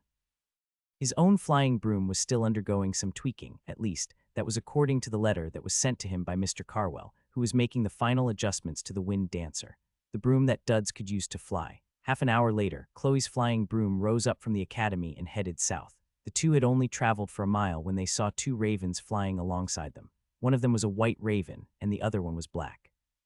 They were none other than Dantalion, who belonged to Ethan, and Nightshade, who belonged to Chloe. "Are you coming with us on this mission?" Ethan asked his spiritual guide through the connection they shared. "Yes," Dantalion replied. "I guess this is better than doing nothing." Indeed, just like him, Chloe had turned silent. However, he was quite certain that she was also talking to her own raven as it flew beside them. 2 hours into their journey, the 2 ravens flew close to them and made a low shriek. The young lady frowned as she navigated her broomstick to fly lower until they were flying just a few meters above the forest floor. A few minutes later, a giant shadow passed over their heads, causing the faces of the 2 teenagers to turn pale. They weren't able to see what kind of creature it was due to how fast it was moving. But one thing was clear. "Do you guys often encounter magical creatures like that when you deliver letters?" Ethan inquired. "Not often," Dantalion replied. "We always encounter them." Beads of sweat started to form on Ethan's forehead when he imagined himself flying in the sky with his flying broom and meeting a wild griffin, wyvern, or a dragon. "Dantalion, when I fly with my own flying broom for the first time, guide me okay, of course." After receiving his raven's assurance, the young man was able to breathe easier knowing that he was in good hands. A few hours later, they arrived at their destination. But since they didn't want to create a scene, they landed on the road not far from the town and walked toward its gates. When the guards saw them wearing the uniform of Brynhildr Academy, they didn't say anything and allowed them to pass without paying the toll fee. "Where do you think is the best place to look for this cat?" Ethan asked. "Should we look for it separately?" Chloe thought for a bit before nodding her head. Since Crawford Town was near the academy, it was relatively safe. Also, the 2 of them were magicians and had the means to defend themselves. "Wait, before we separate, come with me first," Chloe said as she dragged Ethan to an alley. "I can protect myself with magic, but you don't have that ability. So I need to give you some of my magic to ensure that you'll be safe." Ethan, who immediately understood what Chloe was thinking, couldn't help but feel his cheeks burning. The young lady wasn't faring any better either, and the tips of her ears were already red. A few minutes later, in an alley in Crawford Town, the 2 of them exchanged a kiss, allowing the handsome young man to have a means of using magic in order to help them complete their first mission faster. "You're welcome," Chloe replied. "Make sure that you do not lose him again, okay?" The girl nodded her head. The man, who was standing beside his daughter, smiled and handed Chloe a certificate of completion. He was the one who had sent the commission to Brynhildr Academy so that his daughter could reunite with her beloved pet that had been missing for nearly 2 weeks. After bidding their farewells, Chloe walked with a spring in her steps. Clearly, she was in a very good mood, and a sweet smile could be seen on her face. "I didn't think that doing a quest like this could make me this happy," Chloe said as she walked hand in hand with Ethan. "Perhaps doing this kind of mission isn't that bad after all." The young lady's smile was infectious, so Ethan couldn't help but smile as well. "Helping others is a good thing," Ethan replied. "You did well, Chloe." The one who found the missing cat was Chloe, and when she found it, the cat was rummaging for food in a garbage bin. She didn't have any difficulties catching it because the cat was very docile to humans. Clearly, it had been spoiled by its owner and didn't know that humans could pose a danger to it. Since they were able to finish their mission in a span of 2 hours, the two decided to take a stroll around the town for the time being. The return trip to the academy was half a day long, so they decided to wait until morning before they traveled back to the academy. It wasn't safe to travel at night because there were many nocturnal magical beasts that hunted during this time. Also, it was easy to get disoriented due to the darkness, so the two of them agreed that they would stay at an inn and spend the night there. As they strolled around the town, they didn't notice that several people were observing them from a safe distance. The uniforms of Brynhildr Academy automatically marked them as wizards and witches, so it was very easy for people to know what faction they belonged to. After they grew tired of their stroll, the two went to an inn to have dinner and reserve their rooms for the night. "Good day to the two of you," the innkeeper said with a smile. "How many rooms would you like to have?" "2," Ethan replied. "1," Chloe answered. The two then stiffened before looking at each other's faces. Chloe's face turned beet red as she waved her hands in front of her. "It's not what you think," Chloe stated. "I just thought that we would be able to save money if we just got one room." Ethan smiled and nodded his head. "Sir, we'll just take one room," Ethan said. "Make sure that it has 2 beds in it, or one big bed that can fit 2 to 3 people." "Ah, youth, it reminds me of when I was an adventurer," the innkeeper smiled. "But I had to retire ever since I took an arrow in the knee, and currently I'm an innkeeper. Life is filled with surprises, don't you think?" "Oh my, sorry, I got carried away. Here is your key, and your room is the rightmost room on the 3rd floor. Please enjoy your stay." Ethan took the key and nodded his head before grabbing Chloe's hand, whose face was still as red as a tomato. However, before he climbed the stairs, he turned back to face the innkeeper and asked for some warm water that they could use to clean their bodies. The innkeeper nodded and said that they would send the water after they finished eating dinner in their room. Unlike the academy, which was brightly lit during the night, Crawford Town was washed over by darkness after the sun had set. Only some establishments like taverns and inns had lanterns outside of their buildings, which helped illuminate the surroundings. An hour later, the two enjoyed the simple dinner that the innkeeper had prepared for them. "You wash yourself first," Ethan said before leaving the room. "I'll stand just outside the door, so call me when you're finished." Ethan nodded and left the room, closing the door firmly behind him. "Dentalian, any news?" Ethan asked. "There are some suspicious individuals that have been trailing the two of you for quite a while," Dentalian replied. "Even now, they are hiding in the shadows, observing this inn. Nightshade and I are paying close attention to their movements. Do you think they will attack us during the night?" Ethan inquired. "Are they perhaps those human traffickers that we were warned about in the academy?" "The possibility exists," Dentalian answered. "So make sure to stay inside your room and lock it properly. We will alert you if they decide to make their move tonight." Ethan sighed before thanking his guide, who had accompanied him on his mission. Day before the mission hall opened, Professor Reinhardt made a speech and reminded everyone to be wary of the people who always waited for this time of the year to capture wizards and witches while they were completing their field missions. Naturally, the Academy has prepared a countermeasure to these illegal activities and had already tortured and imprisoned countless individuals over the past several decades. The Magistratus has also sent their elite members, who have managed to exterminate entire organizations who target the 1st and 2nd years of the Academy to protect the younger students. Because of this, very few individuals dare to target the wizards and witches of Brynhildr Academy. After all, the possibility of having the tables turned against them was high. Half an hour later, Chloe opened the door and allowed Ethan to come in. Her hair was still wet, and she was wearing a white nightgown that failed to hide the curves of her body. Ethan pretended to be calm and proceeded to the corner of the room, where a tub of clean, warm water was waiting for him. "The water is no longer warm, so I summoned Khan to heat it up for you," Chloe said as she continued to wipe her hair dry with a towel. The young lady had her back turned on him, so Ethan no longer hesitated to wipe his body with a wet towel in order to wash away the dirt that had accumulated during their travel. Chloe had volunteered to stay outside the room while he cleaned himself up, but Ethan rejected her proposal. He told her about Dentalian's observation and insisted that she not leave the room. Right now, they shouldn't separate no matter what in order to prepare for any contingencies. As the sound of water echoed within the walls of the room, Chloe used a bit of her fire magic to create hot air in order to dry her hair. When she was done, she used a comb so that it wouldn't be too tangled when she woke up the next day. It didn't take long for Ethan to finish bathing and put on his pajamas. Chloe volunteered to help him dry his hair, which Ethan didn't reject. "Your hair has grown a bit long," Chloe commented as she wiped Ethan's hair with a towel. "You should have it cut when we return to the academy." "Really?" Ethan asked back. "I didn't notice. You should pay more attention to your looks, no scratch that. Don't make yourself too handsome, okay? The girls in my manor are getting annoying and always gossiping about you. What's this? Are you getting jealous?" Chloe didn't answer and simply pulled Ethan's hair, making the latter chuckle despite the pain. After drying his hair with magic, the two laid down on the bed, with Chloe resting her head on Ethan's chest. The young man had his arms wrapped around her, holding her in place. "You smell like a flower." "It's good," Ethan commented. "What kind of soap are you using?" "Rose Passion." "I bought it in Terra Manor," Chloe replied. "Do you like it?" "I like it very much." "Good. It was worth reserving it in advance." Ethan closed his eyes and enjoyed the comfort of Chloe's warmth and softness that was sticking to his skin. He wasn't dense and fully understood what she felt for him just as she knew what he felt for her. Chloe then raised her head to kiss his cheek before waving her wand at the candle beside their bed, extinguishing it.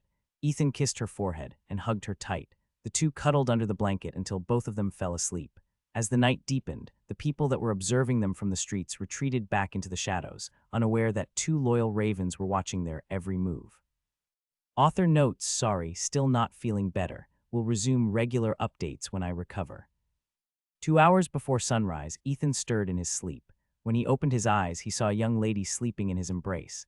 As much as he wanted to let her sleep a little longer, he knew that this was no longer possible. He gently shook her awake, and Chloe groaned in response as she opened her eyes. It was still a bit dark, so she had a bit of trouble adjusting to the darkness. "Ethan," Chloe asked sleepily. "What's wrong? We need to leave the city," Ethan whispered in her ears.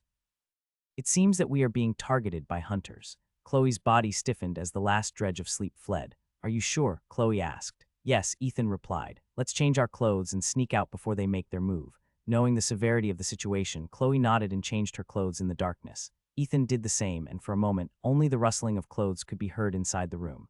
Once both of them were ready, Ethan held Chloe's hand and made his way toward the door. "Wands out," Ethan said softly. "We will use the back door of the inn." Chloe obeyed and followed Ethan as he walked down the stairs. There were faint sounds coming from the kitchen of the first floor as the innkeeper and his wife began their morning routine in order to prepare breakfast for their guests.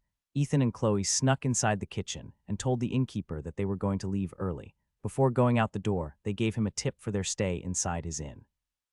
The innkeeper was surprised and thankful for the gold coin, so he didn't say anything when the two teenagers left the inn using the back door. Ethan was paying close attention to Dantalion's report, while Chloe was being updated by Nightshade about their current situation. According to the two ravens, there were at least a dozen individuals making their way toward the inn, and one of them was holding a wand. They were the wizard and witch hunters that kidnapped students from the academy. If they were lucky, the hunters would only ask for ransom, but if they were unlucky, they would be sold as slaves or auctioned to the highest bidder. Fortunately, the two ravens had warned them in time, so they were able to leave the inn before the hunters could arrive. The young man felt sick in his stomach after knowing that a wizard was participating in this illegal activity for profit. Although he knew that not all wizards and witches were good people, he just didn't expect that they would see the dark side of the magic world on their first mission.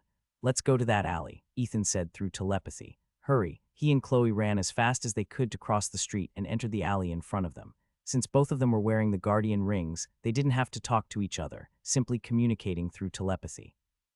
The two weren't going to the city gate because Dantalion already warned them that the hunters had stationed a few of their men there to ensure that they wouldn't be able to escape. Because of this, they chose to go to the westernmost part of the town, using magic to jump over the wall and utilizing the forest as their cover. Once the two had traveled a safe distance from the city, Chloe summoned her broomstick, and the two of them flew just a meter above the ground. Black Raven flew in front of them, guiding them away from the city. High in the sky, another black raven circled the town, eyeing the surroundings. This was the raven that belonged to the wizard that was among the hunters. Suddenly, a white raven dove down from the sky and attacked the black raven from above. Dantalion's claws glowed faintly as he drew magic from Ethan's soul. His eyes were locked on the body of the enemy, who was searching for the two teenagers from the sky. In one swift strike, Dantalion's razor-sharp claws slashed the raven's neck, severing its head from its body. Suddenly, a blood-curdling scream reverberated from somewhere inside the town as the wizard roared in pain and anger after feeling the death of his spirit guide. The white raven gave the town a sidelong glance as its eyes glowed faintly with magic. Dantalion had no mercy for a corrupted member of his kind, especially when they were targeting his master, as well as the people that were important to him. Nightshade, tell them to make a detour to Limeberg town before going back to the academy. I'll stall for time. Understood. Be careful, Dantalion. The white raven then flew high up in the sky and hid above the clouds. Since there was a possibility that the wizard would pursue Ethan and Chloe using the fastest route back to the academy, he asked Nightshade to lead them to a different path back to the academy. Although it would take longer, it was much safer. While the white raven was monitoring the town from the sky, Chloe's flying broomstick broke out of the forest and headed east. Their flight speed wasn't that fast because there were two people riding the broomstick. Even so, Nightshade assured them that they were safe for the time being. Dantalion's sneak attack on their opponent's raven had limited their enemy's ability to scout the surroundings. Because of this, the wizard would have no choice but to make a guess about the path they chose to return to the academy. The young lady was gripping the handle of her broomstick very hard, and her face was quite pale. This was the first time being targeted by a hunting team, and it made her feel very anxious. Ethan was just as anxious as she was. However, he trusted that their spirit guides would do their best to guide them to safety. After hours of flying without rest, the two finally arrived at Limeberg town. This was the closest town to Brynhildr Academy, and the security here was tighter than most. They would not have to worry about being targeted by hunters here because, before they could do that, the magistratus, as well as the magical knights patrolling the town, would arrest them without fail. Shaken by their near brush with the hunters, the two decided to have lunch at an inn as they waited for Dantalion to return. They hadn't been able to have a meal earlier, and after traveling for quite some time, they felt incredibly hungry and exhausted. To their surprise, a familiar face welcomed their sight as they entered the inn they chose, making them feel a lot safer. "What happened to the two of you?" Nicole asked as she walked towards their table with a smile. "Did you perhaps fail your mission?" Ethan and Chloe glanced at each other before signaling for Nicole to join them. After the food was served and the two were sufficiently hydrated, they told her what happened in Crawford Town. I see. Nicole nodded and her eyes glinted with killing intent. "Crawford Town, is it? Understood." The young beauty then glanced in the direction of the window where a black raven was perched. A moment later, the black raven nodded its head before taking off to the sky. "After the two of you are done with breakfast, I'll escort you back to the academy," Nicole said. "After that, I'll resume my mission." "You're still not done with your mission?" Ethan asked. "Not yet," Nicole smirked, "but I will be done soon." What Ethan didn't know was that the beautiful lady in front of him had been given a special mission by the headmaster of the academy himself. Nicole was one of the many hunters of the academy who was tasked to put down the hunters that targeted wizards and witches. It was a SS-class mission, given only to battle-oriented people who wouldn't bat an eye at shedding blood to protect their fellow students. An eye for an eye, a tooth for a tooth, Nicole sneered in her heart. "Of all the people you could have targeted, you chose my friends. Before this day is over, I'll make sure to make you all pay." High above Limeberg town, two flying broomsticks were moving southwest. Henry of Dud Manor was riding with Rowan of Schwartz Manor, while Lily of Jaeger Manor flew beside them as they headed to Crawford Town with haste. Nicole was part of this strike group, but Henry had ordered her to make sure that Ethan and Chloe made it back to the academy safely. Although she would be missing part of the action, Nicole knew that once her team arrived at their destination, all of the hunters would suffer a pain worse than death. With this consolation in her heart, she watched Ethan and Chloe eat hungrily, while she sipped her coffee and waited for them to finish their meal. A day after Ethan and Chloe returned to the academy. "I'm glad that you managed to return safely, Ethan," Emma said with a smile. "Were you scared?" "Yes," Ethan replied as he looked at his teacup. "If possible, I don't want to experience that kind of scare again." Emma eyed the handsome young man before sighing in her heart. Truth be told, she had seen a vision of Ethan being targeted by hunters, so she sneakily followed him to Crawford Town.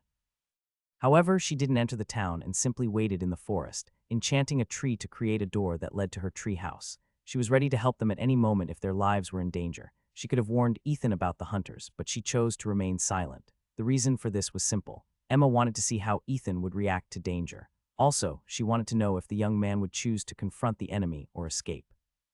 Her own black raven was scouting everything, but Dantalion and Nightshade didn't notice her spirit guide because her raven, Dawn, had the power to turn invisible. When she saw Ethan choose to escape the city, she asked her spirit guide to pay close attention to the hunters and attack if any of them noticed that their targets had escaped. She even ordered Dawn to attack the enemy's raven, but to her surprise, Dantalion got to it first, renewing Emma's impression of the white raven who served as her lord's spirit guide. "Not only must we be careful in fighting against monsters, but we must also be wary of monsters that wear human skin," Emma said.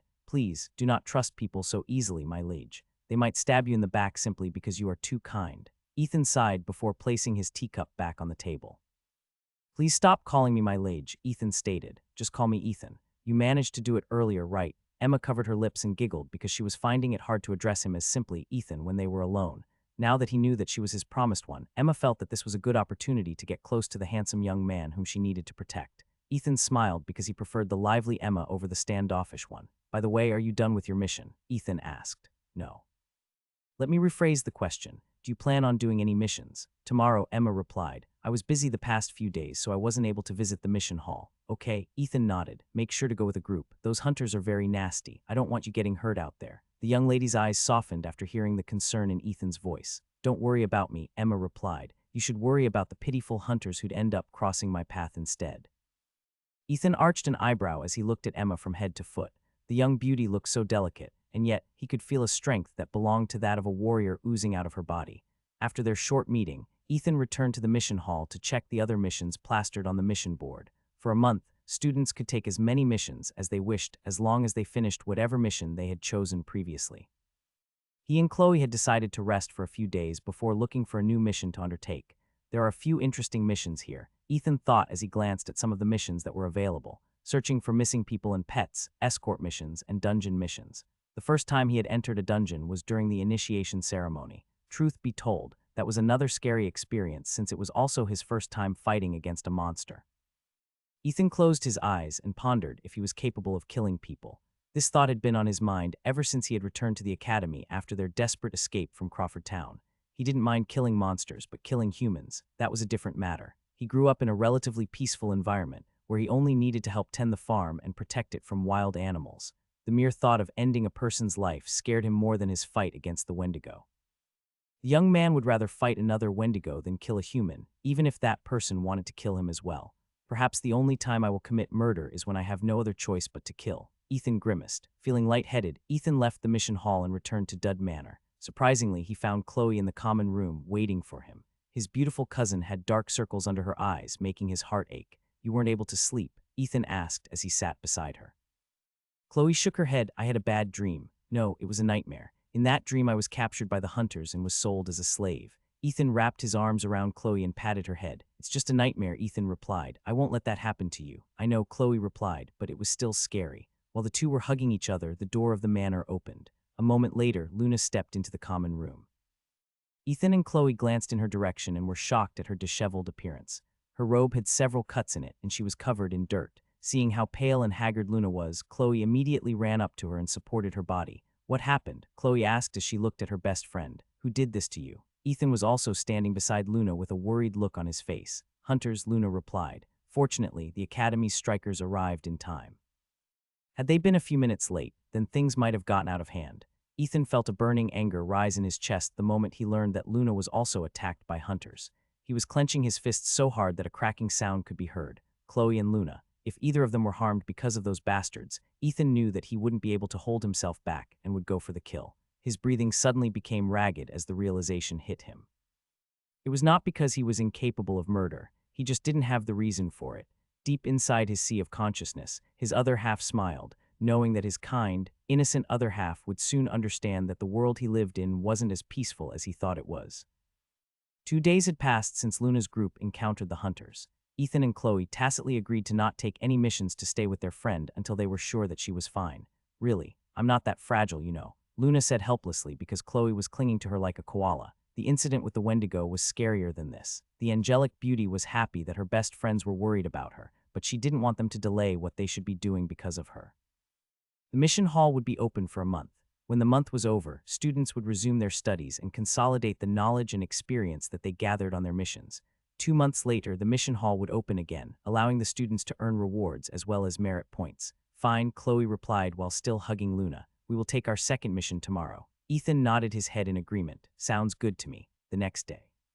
Chloe narrowed her eyes as she looked at every mission that was posted in the mission hall. She even used her flying broom to look at the missions that were at the very top of the mission board, making sure that she didn't miss any of the good missions by accident.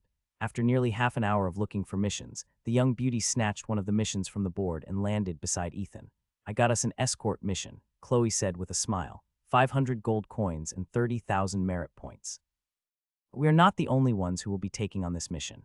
It seems that 2 other teams of wizards and witches will be coming with us as well. Ethan arched an eyebrow. Are we escorting a VIP? It doesn't specify the identity of the person who we escorting, Chloe replied, but with this kind of security, it's pretty much guaranteed that it is someone quite important.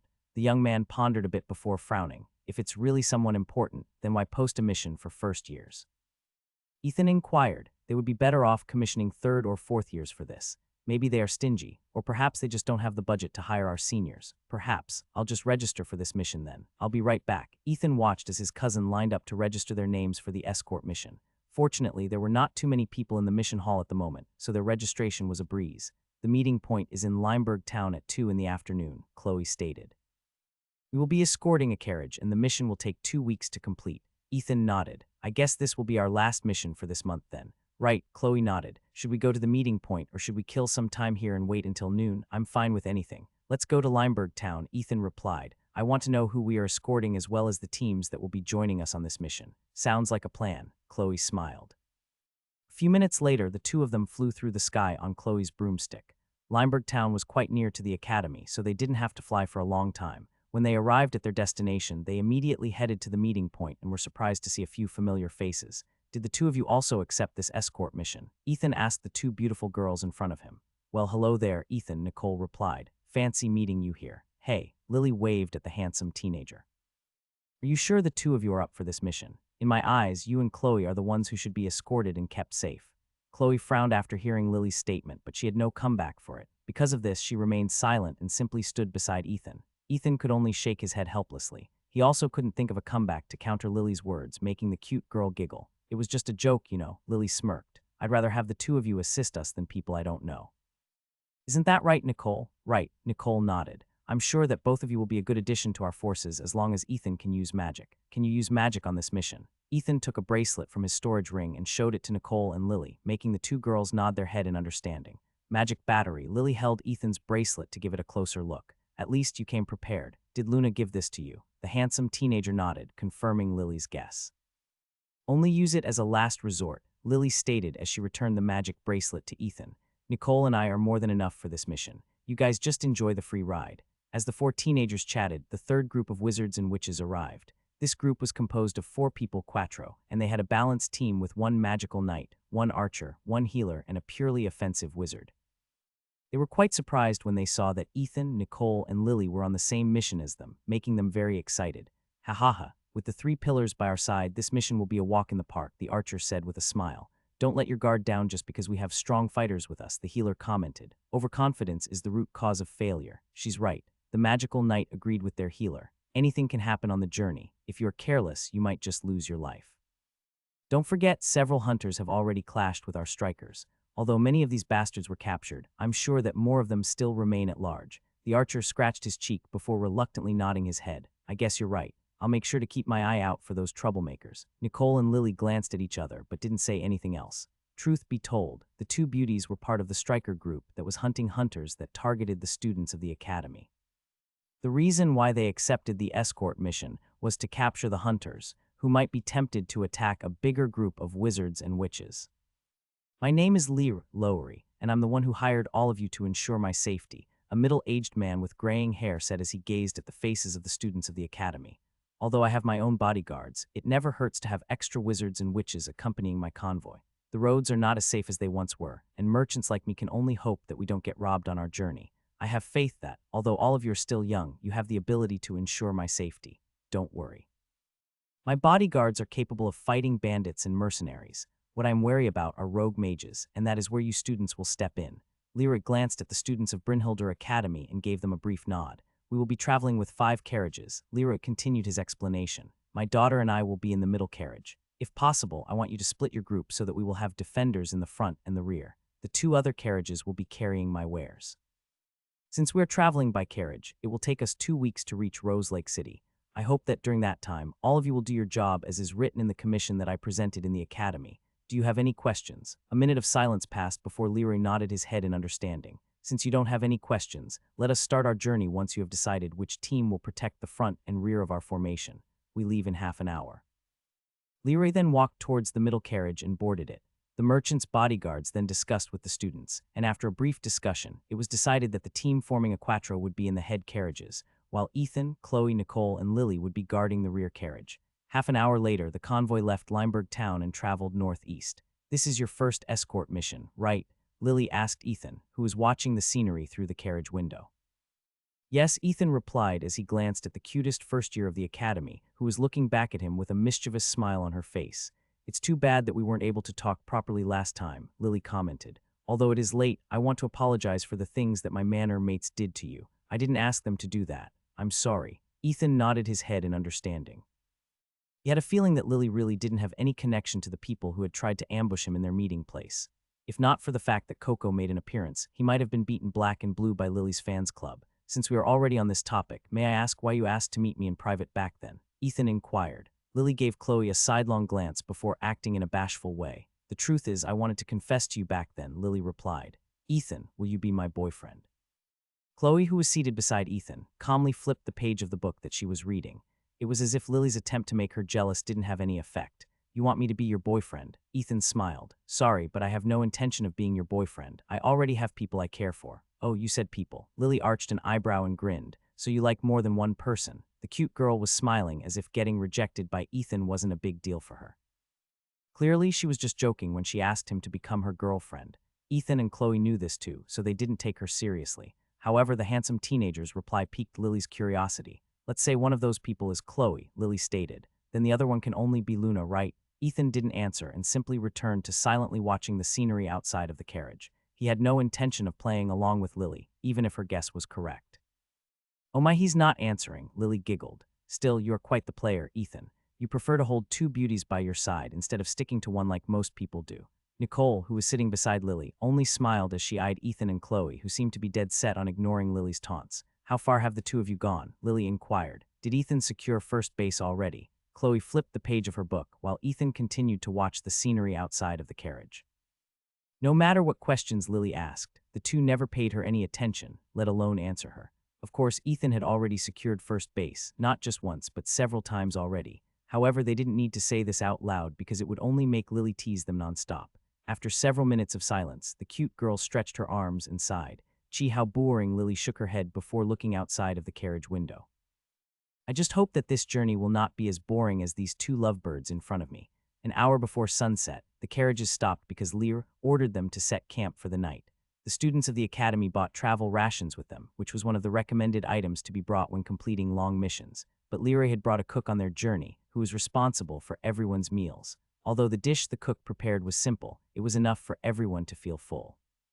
When it was time to sleep, the bodyguards and the students of the academy assigned several people to do the night watch while others rested.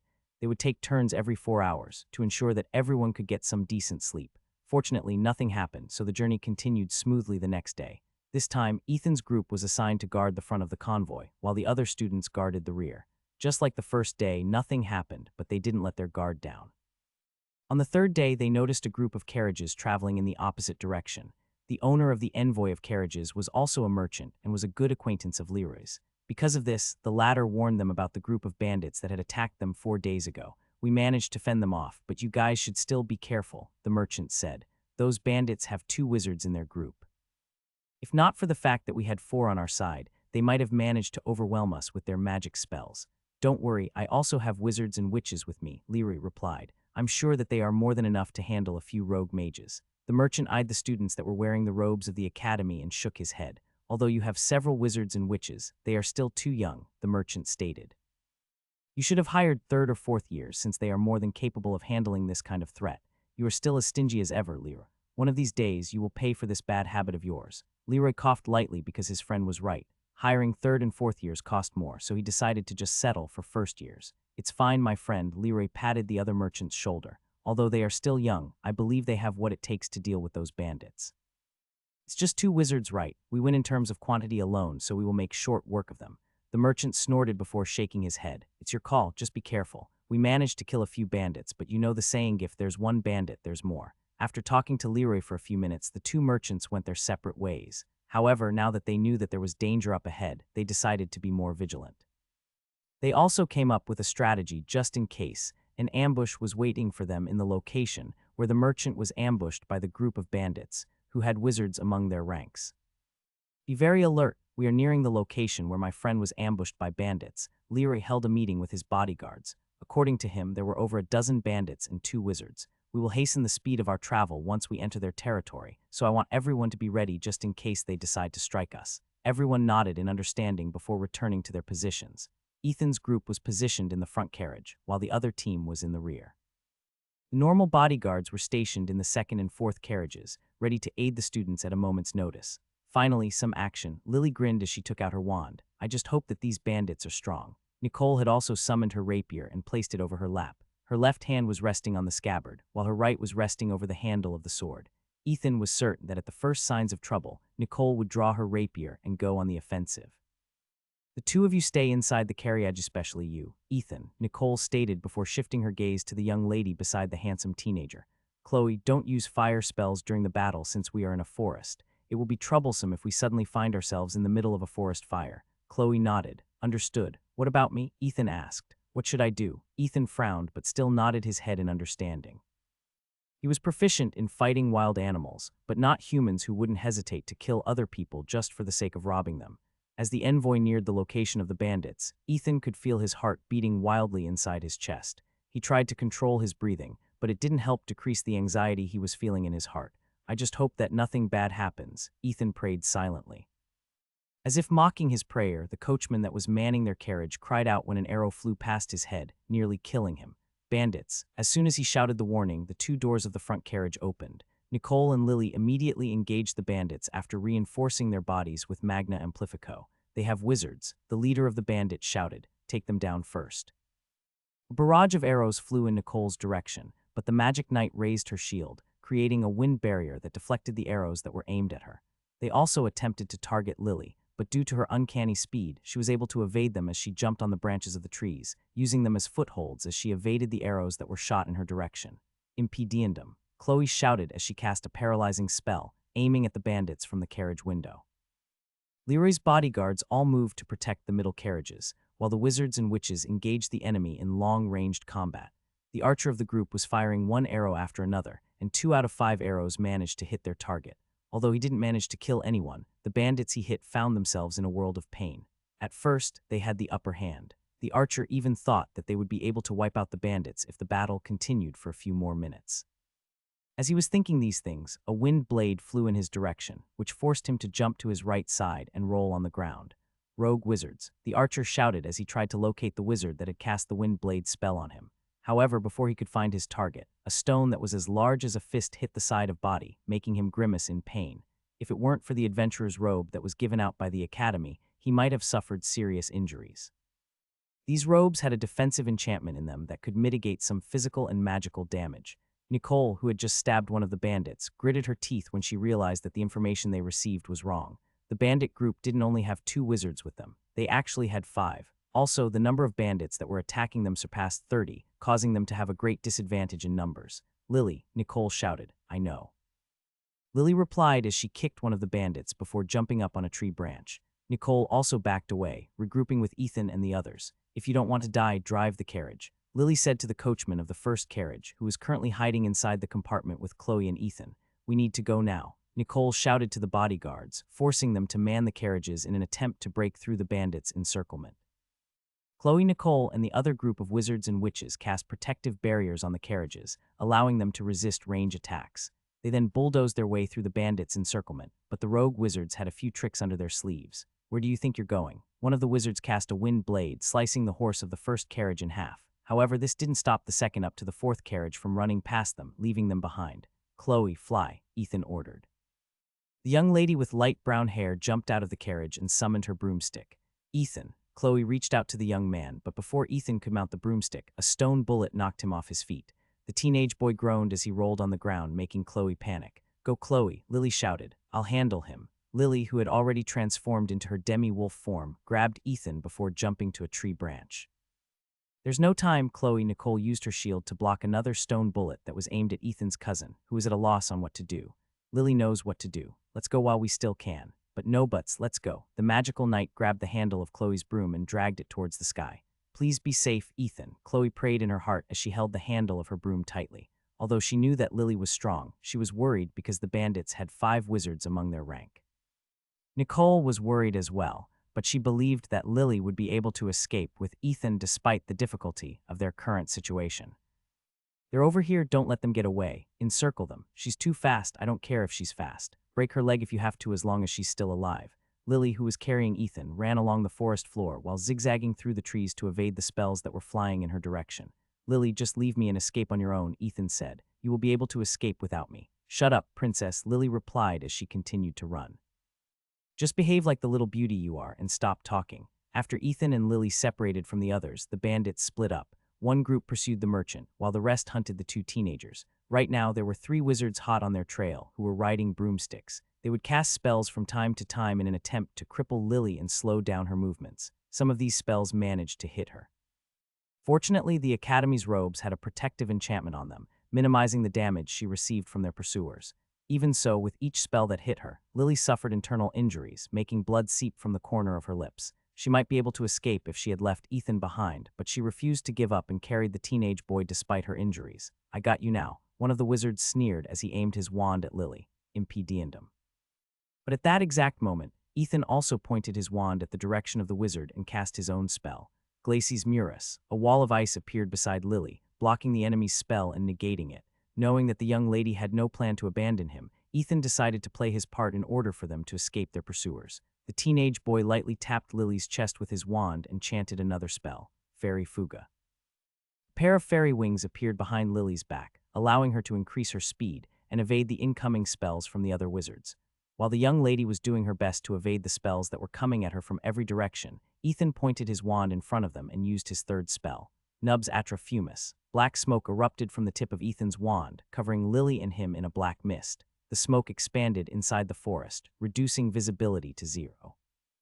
Lily furled her wings and resumed running on the ground. She was afraid that her wings might blow the mist away, revealing their position to the bandits.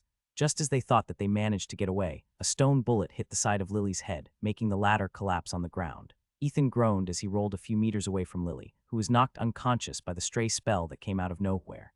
Knowing that they were in grave danger, Ethan summoned his sea god's trident and held it in his left hand. The moment he held the handle of his weapon, he felt himself growing stronger as the passive spell, Magna Amplifico, boosted his body's performance. His mind also cleared up, and even though the black smoke was thick, he was able to see up to 10 meters in front of him. He didn't know if this was one of the passive abilities that the sea god's trident possessed, but he had no time to find out. The young man picked Lily up from the ground and ran toward a random direction. Time was of the essence, and the sooner they distanced themselves from their pursuers, the better. He could see blood flowing from the side of Lily's head, dyeing her head and hair a crimson color. However, there was nothing he could do about it. For now, his only option was to run away as fast as he could before they were discovered. Suddenly, he felt a powerful gust of wind pass through the forest, blowing away the black mist that he had created. Ethan didn't have time to look behind him because he was afraid of what he might see. It was at that moment when something flew past him, which made his face turn pale. A stone bullet, the size of an adult's face, hit the tree in front of him, embedding itself in the tree bark. "They're here, damn brats, they're like slippery eels. Hurry, we can catch up to them." Ethan gritted his teeth as he pushed himself to the limit. He ran like there was no tomorrow, making him feel pain in his right side and his lungs crave for air. Even so, he didn't stop. The moment he did, it would be over. A stone bullet hit Ethan's shoulder, causing him to cry out in pain. If not for the fact that he was holding Lily tightly, he might have dropped her due to how painful it was. Ethan forcefully bit his lip as he willed himself to withstand the pain. He knew that Lily had suffered more than he did, and that thought alone gave him the strength to continue running. However, even with the boost of Magna Amplico, Ethan was just human. Their pursuers were riding on broomsticks and were closing in on them with every passing second. As Ethan was desperately thinking of ways on how to escape this impossible situation, he saw something flash at the corner of his eyes. The young man glanced to his right side and saw a white portal shimmering between 2 trees in the distance. He recognized this portal because he had read about them in the library. It was called a nexus, one of the phenomenons that appeared only in the magical world. It was also the cause of many disappearances because almost everyone that entered them was unable to return alive. The reason? A nexus was a one-way portal that would send them to the past. Unless they managed to find the nexus that would return them to the present, they would be trapped in the past forever. For a brief period of time, everything around Ethan came to a standstill. It was as if time itself had stopped, giving the teenage boy a chance to make an important decision that would decide his and Lily's fate forever. If we stay, we will definitely be captured, Ethan thought. Although there is a chance that we will be rescued, there is also a possibility that we won't. If I enter the Nexus, we might temporarily be safe, but what if we become trapped in the past? How are we going to return to the present? Faced with an important decision, Ethan felt as if his body was paralyzed, but this paralysis didn't last long because he heard Lily's voice, which brought him out of his daze. Enter the Nexus, Lily said. Let's take a gamble. The young man looked at the lady in his arms. Lily was looking back at him with an exhausted expression on her face, and yet her eyes were filled with determination. A second later, time returned to normal, and Ethan dashed towards the Nexus with everything he had. However, just as his right foot stepped into the portal, he felt something hard hit the back of his head, making him black out. His momentum carried the rest of his body, making him fall forward towards the Nexus, with Lily in his arms. The moment the two teenagers entered the white portal, it glowed brightly for a few seconds before vanishing without a trace. The five wizards who were hunting Ethan and Lily glanced at each other in dismay. Let's regroup with the others, one of the wizards said after a minute had passed. Although it's a shame, those two brats are goners. Only a handful of people have managed to return after entering a Nexus, and I doubt that those two will be as lucky as them. Knowing that they could no longer pursue their targets, the three wizards soared into the sky to catch up to the merchant and his escorts. They knew that the chances were slim, but they still hoped that they would be able to salvage something from their failed operation. When Ethan opened his eyes, he found himself lying on a bed in an unfamiliar room. Having suddenly recalled what happened to him, he abruptly propped himself up from the bed. However, before he could even do anything, his head was assaulted by a stinging pain, as if his head was being stabbed by a large needle. It took him a few minutes to regain his composure, and he started to look around in search of Lily, whom he was carrying before he blacked out. It didn't take long for him to realize that the young lady was unfortunately nowhere to be found. Since his head was still hurting, he decided to check his surroundings to have a better understanding of the place he was currently in. The bed was made from wood, cushioned only by straw and animal furs. The walls were also made of wood, but the floor was made from reeds, which surprised him.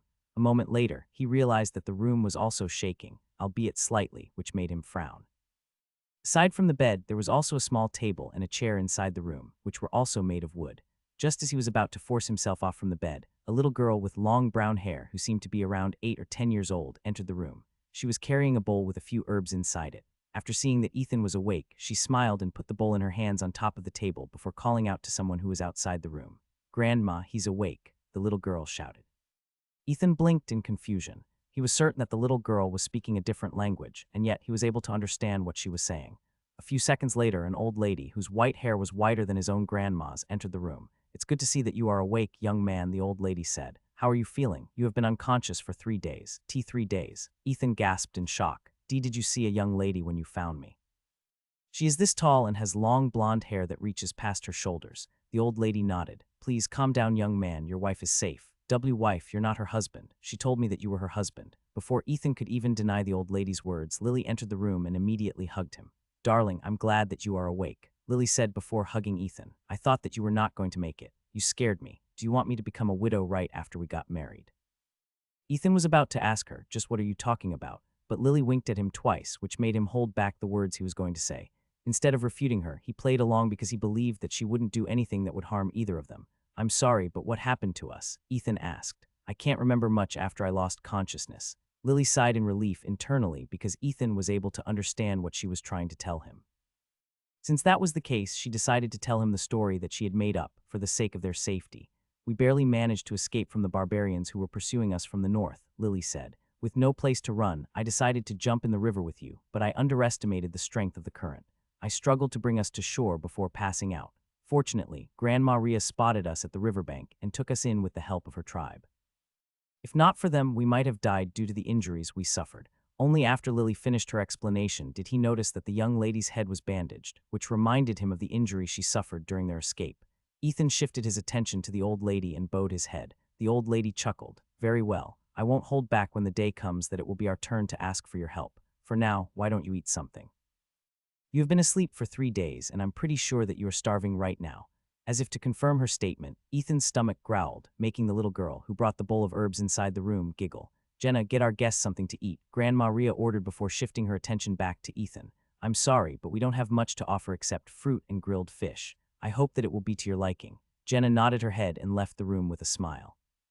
The old lady nodded and said a few more things to Ethan before leaving the room. Jenna returned shortly and handed Ethan a small bowl containing a fruit he had never seen before. as well as a grilled fish. After delivering the food, she excused herself and left the room.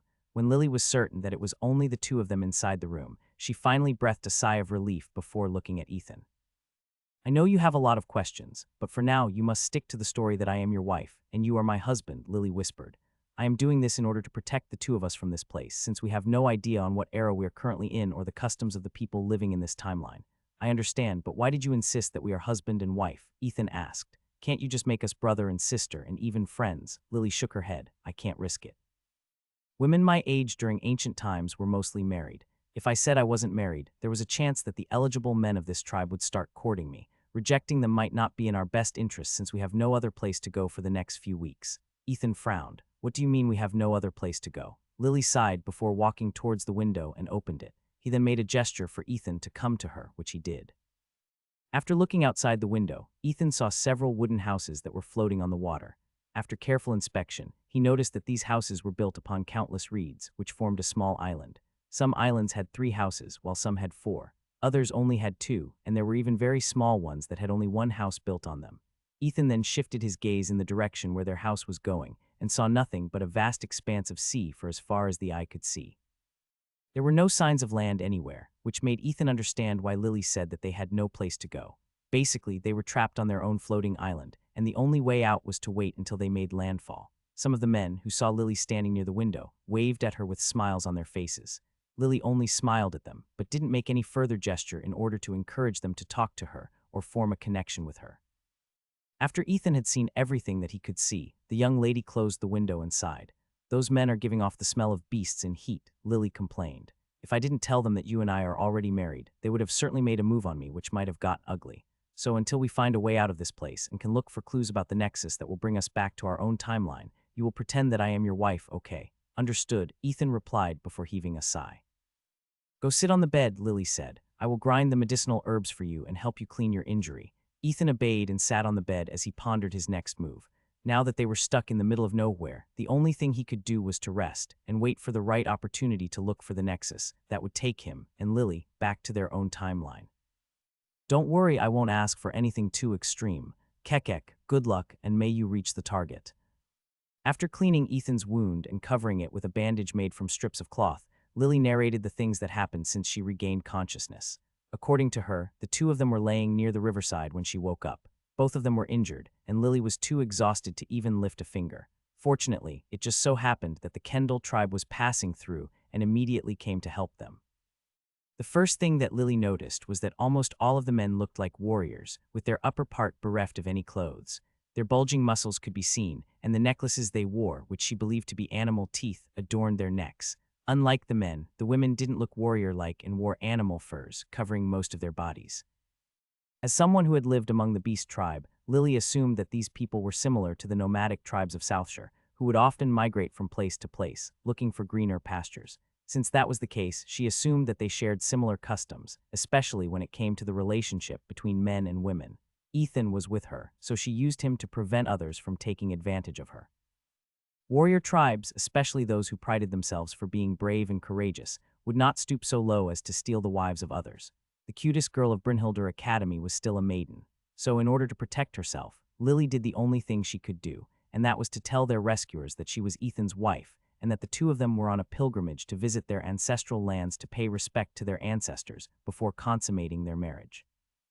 This was a good excuse, knowing that most tribes had this tradition. She just added that they were attacked by a group of barbarians, forcing them to jump in the river to save their lives. Since the Kendall tribe took them in, they had no choice but to stay with them until they made landfall. After explaining everything to Ethan, the handsome young man nodded his head. I understand the situation now, Ethan commented. But do you have any ideas for how we will be able to find the nexus that will return us to our own time? Lily pondered for a bit before looking at him with a complicated look on her face. The handful of people who managed to return from a nexus said that they were able to find another nexus after following the flow of events that they found themselves in when they returned to the past. I believe that since the Kendall tribe found us and is currently traveling to one of their migration strongholds, it is highly possible that the nexus will be in that location. But before it appears, we must first meet certain conditions. Ethan arched an eyebrow. Conditions? What conditions? Lily paused a bit in order to find the right words to explain how the Nexus survivors were able to return to their own timeline. It is similar to a quest, Lily explained. Let's take our escort mission as an example. If we managed to safely bring Mr. Leroy to Rose Lake City, we would be able to get our rewards. Although there wasn't any definite proof, the survivors believed that the nexus that took them back home was a reward after completing the mission of helping the people that were in their immediate vicinity when they arrived in the past. In this case, Grandma Rhea, Jenna, and her family, which are the tribe chieftain's family, are the people we need to follow closely if we want to get back home. Whatever problems they face in this journey, we need to help them overcome it. Then and only then will the Nexus reappear. Ethan had also read the books about the Nexus survivors, and after hearing Lily's explanation, he found some logic in it. So we follow the Kendall tribe, specifically the chieftain's family, and do our best to assist them if a problem arises, am I right, Lily? Yes, this is our only lead for us to return home. Just as the two finished talking, Lily sensed the presence of someone coming and immediately placed a finger over her lips, signaling Ethan to stop talking. Half a minute later, a man, who seemed to be in his late 30s or early 40s, stepped inside the room. He was accompanied by a younger woman, whom Lily recognized as Jenna's mother and the chieftain's wife.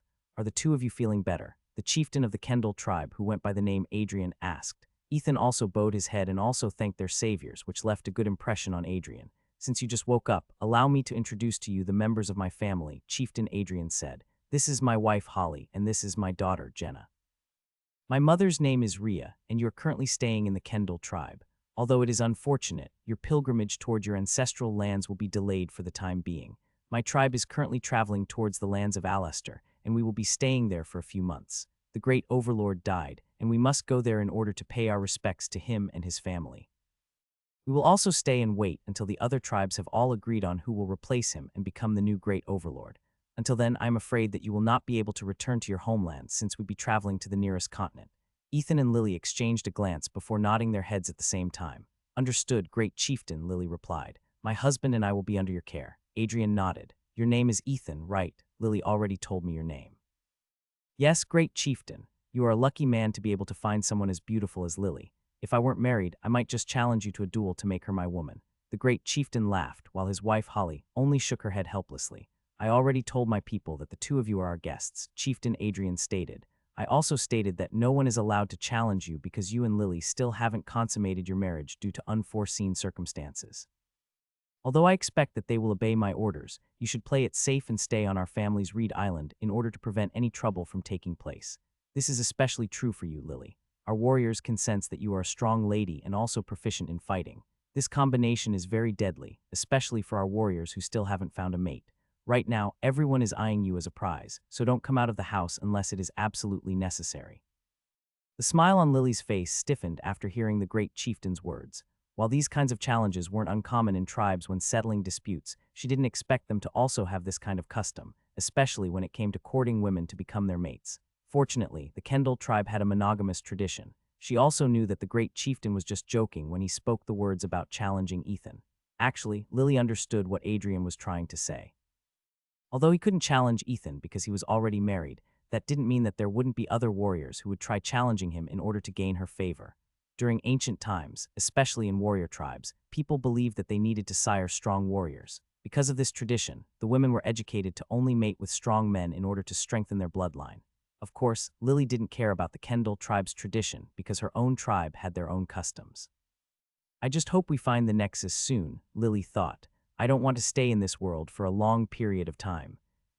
As to whether her wish would be granted or not, she would soon find out the moment they arrived in the lands of Alastair. A week had passed since Ethan found himself traveling with the Kendall tribe to the lands of Alastair. In order to know more about the world they were in, he asked Grandma Rhea to tell him tales about the Kendall tribe, allowing him and Lily to get a better grasp of their new environment. The 14th day of the month of the Hierophant, Ethan muttered, and the year is 325 AC. Lily, who was seated beside him, sighed. It seems that we traveled 1,500 years into the past. We're a long way from home, Ethan. Hearing that, the young man smiled bitterly. Lily's words hit him where it hurt. They were currently in an era where the world was in constant turmoil, with wars being waged everywhere in the lands of Midgard. Before Ethan could even say anything, Grandma Rhea's voice reached their ears from outside the door of their room. Lily, one of our warriors, caught a big fish and asked me to give it to you as a gift, Grandma Rhea said. Can you come out for a bit? This time, it was Lily's turn to smile bitterly before reluctantly standing up to go to the door. Ethan chuckled internally. Ever since they arrived in the Kendall tribe, Lily's popularity had shot through the roof. Most of the single men were giving her gifts every day to curry her favor, and he found this quite amusing. He couldn't blame them, though. Lily was the cutest first year in Brynhildr Academy, and she also came from the future. She had this kind of untamed aura that the men of the Kendall tribe had never seen before and couldn't resist, making them all want to make her their mate. Unfortunately for them, she was already married to Ethan. If it were not for their great chieftain's decree, they might have already thrown caution to the wind and challenged Ethan to a duel in order to take her away from him. If Lily was the darling of the men, then Ethan was the eye candy of the women. There was a time when he had gone out to take a swim in the sea, only wearing shorts. Although Ethan's body wasn't as robust as the physique of the warriors in the Kendall tribe who all had bulging muscles, he was still lean and toned. Adding his handsome features to the mix, the unmarried women of the tribe couldn't help but look at him dreamily. Similar to Lily, he had this presence that made them feel as if they were looking at something unique and mysterious, which added to his charm. Ever since that incident, Ethan no longer swam in the sea and simply bathed inside the room using a wooden tub. "So do you want this fish?" Grandma Rhea asked. This belonged to a warrior named Donovan. He is 25 years old and is known to be one of the best young hunters in our tribe. Lily smiled. "Grandma Rhea, it seems that you find my suffering very amusing. You're so mean." The old lady chuckled and didn't even bother to deny the cute girl's claim. "It's your fault for being born so beautiful," Grandma Rhea replied. "Heck, even I am jealous of you and I am a woman. So what are we going to do with this gift?" "Same as always," Lily commented. "We share it with everyone in the family." "Sounds good." Grandma Rhea nodded. "I'll go ask my daughter-in-law to cook it." The old lady happily walked towards the direction of the kitchen, leaving Lily behind. "Must be nice being popular," Ethan said after Lily closed the door of their room. "It seems that wherever you go, a fan club will always follow." "I don't need a fan club in this era," Lily stated. "Ethan, you better prepare yourself. I have a feeling that people will start challenging you soon." "Huh?" Ethan blinked. "Challenge me? Why? Didn't Great Chief Adrian say that he announced a decree that they should leave us alone?" Lily shook her head helplessly. Even with a decree, there's no guarantee that everyone will listen to it. It's just a matter of time before someone challenges you. How troublesome. Ethan scratched his head. "Fortunately, you can use magic," Lily stated. "If push comes to shove, just blast them away with a spell or two." Beads of sweat started to form in Ethan's head. Lily made it sound like casting spells was just as simple as breathing for him. "Did you forget that I'm a dud?" Ethan asked. "Magic isn't my strongest trait." Lily frowned. Wanting to know more, she sat beside the handsome young man who had defeated her in the Clash of Manners. "I've been meaning to ask this, but are you really a dud?" Lily inquired. "You were able to use magic during the magical duel, and you weren't wearing a magical battery at that time. I know that it is rude to intrude on your privacy, but we can only depend on each other if we want to return home. Can you please tell me how your magic works?" Ethan hesitated for a bit, but after weighing his options, he knew that Lily was right. Although he was reluctant to tell her how his magic worked, it was of the utmost importance that she understood what he was capable of doing in order to prepare for any kind of situation. "Actually, my magic is quite unique," Ethan said. "Most of the time, I don't have any magic power, but when certain conditions are met, I am able to use magic for half a day. However, this magic power is limited.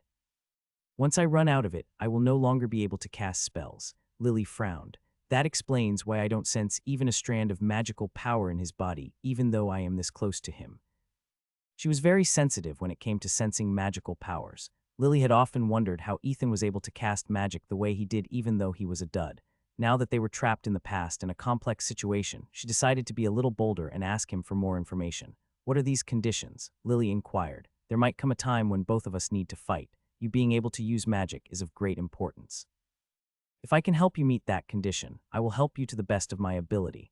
Ethan held Lily's gaze, who was looking back at him with a solemn expression on her face. "Promise me that you won't tell anyone about it, especially after we manage to return to the academy," Ethan stated. Lily nodded and made a solemn promise to keep Ethan's secret a secret. After a minute passed, Ethan heaved a sigh before telling Lily the truth. "Alone, I am unable to wield any magic power," Ethan explained. "But I have a unique ability that allows me to absorb the magical powers from others." "I see." Lily nodded. "It now makes sense. Every time you use partial resonance, all of your magical power disappears from your body. So that's how you do it." Lily pondered for a bit before making up her mind. "And what is the condition you need to fulfill for you to absorb magical energy?" Lily asked. "A kiss," Ethan replied. "A kiss, be more specific. I need to kiss a witch in order to absorb her magical powers. This unique ability only works on girls. It doesn't have any effect on men." Ian tried and tested. Lily froze after hearing what Ethan had to say. She then tilted her head in confusion before asking him a question. "Sorry, I think I misheard you," Lily said. "How do you absorb magical powers again?" Ethan sighed before looking at Lily with a solemn expression. "I absorb magical powers by kissing witches. That is the only way I am able to use magic." The young lady's body stiffened after confirming that she didn't mishear Ethan the first time. However, after learning that he needed to kiss someone in order to use magic, Lily wished that she hadn't pressed him for answers. After all, if Ethan really needed to use magic, there was only one way to make that happen, and that was by letting him kiss her. The thought of it made her face become as red as a tomato. As so you kiss witches in order to absorb some of their magical powers. How does that exactly work? Well, if I kiss a witch, I will be able to use their power for half a day minimum and an entire day at maximum. However, there is a restriction to this ability. Restriction? Lily asked. Ethan nodded. Yes. After all my magic power is used up, even if I kiss the same witch, I won't be able to absorb their magic power again. I need to wait for a week before I can absorb their magical power again. For some reason, Lily felt relieved after hearing Ethan's explanation. In order to clear her doubts, she decided to ask him more questions. During the Clash of Manners, you were able to use magic every time you fought in the arena, Lily stated. If what you say is true, that means you kissed multiple girls during the tournament, am I right? I did, Ethan answered. You're quite scummy, aren't you? I can't refute that.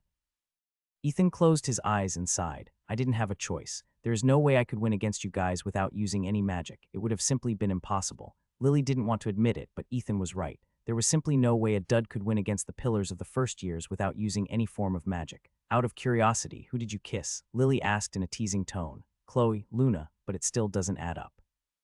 You fought 3 times during the tournament, and Luna can only use her magic during the day of the full moon. Who else did you kiss aside from your cousin? See, can I not answer this question? You need to answer this question. If I answer this, can you promise me that you won't tell anyone else? I swear upon my family's honor that I will not tell a soul. Now, spill the beans. Ethan took a deep breath in order to calm himself before telling Lily whom he kissed in order to fight in the Clash of Manners. I kissed fairies, Ethan replied. You kissed fairies. Lily looked at the handsome young man in disbelief. Are you serious? Ethan nodded. Unbelievable. Lily eyed Ethan as if he was looking at a rare creature. You were that desperate to win, huh? Also, didn't you say you could only absorb magic from witches? That is what I thought at first as well, Ethan commented. However, after doing an experiment, I found out that I can also absorb the magic power of demi-human creatures as long as they are girls. After recalling Ethan's previous battles, she now understood why Ethan was able to use fey magic. Although some wizards and witches could also use fey magic, not everyone was proficient in it. Ethan, on the other hand, displayed an uncanny familiarity and mastery with the fey spells, which wasn't something that a dud could easily pull off. Tell me how much magic remains in your magic battery, Lily inquired. Ethan took out the magic bracelet that Luna gave him and closed his eyes. After checking the amount of magic that was left in it, the young man let out a sigh of relief. I only used 1/10 of its magical reserves during the battle with the hunters, Ethan answered. However, if I were to use partial resonance, all the remaining magic would be used up as well. Don't use partial resonance, okay? Lily said with a serious expression on her face. Save your magic power for emergencies. As for everything else, I'll handle it. Ethan nodded because this was a sound plan. He wasn't someone who would just kiss any random girl just to get some magic power. It is for this same reason that he went to ask the fairies for help during the Clash of Manner. An awkward silence permeated inside the room as the two stared at each other. Listen, Ethan, I am not that unreasonable, Lily said in a firm tone. If we are in a desperate situation when you truly need to use magic, I will not hesitate to kiss you in order to survive. However, until that time comes, I won't do it. Do we have an understanding? I know, Ethan replied. I also hope that we don't reach that point as well. Although you might not believe me, it's not my nature to kiss girls at random. My grandparents didn't raise me to become a womanizer. I promise you that I won't force you to do anything. If I have to fight without using magic powers, then so be it. Lily held Ethan's gaze, and after a few seconds of observing him, she nodded her head. I trust you, Ethan, Lily stated before giving him a mischievous smile. So how far have you gone with Chloe and Luna? Did you perhaps reach second base already? Of course not, Ethan answered in a heartbeat. I respect both of them, and I wouldn't do something to take advantage of their kindness. Aw, how cute, Lily giggled. I guess you're still an innocent boy at heart. Are you a hopeless romantic, someone who believes that love conquers all? Ethan rolled his eyes at the cute girl who was looking at him with a mischievous smile on her face. And how about you? Ethan asked back. Are you perhaps looking for a charming prince, riding on a white horse, who will save you from the evil dragon that kidnapped you? Lily shook her head. I'm not a damsel in distress, Ethan. You and I both know that if we really fought to the death, the one who has the higher chance of dying is you. The handsome teenager wasn't able to refute Lily's words because it was true.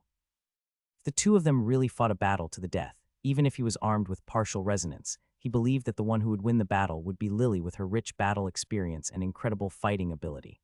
I have an idea, Ethan smirked. If someone were to challenge me, how about you fight them in my stead? No, Lily shook her head. It will be best if they don't know my true ability so that we can use this as a trump card against our enemies. The element of surprise can do wonders, you know.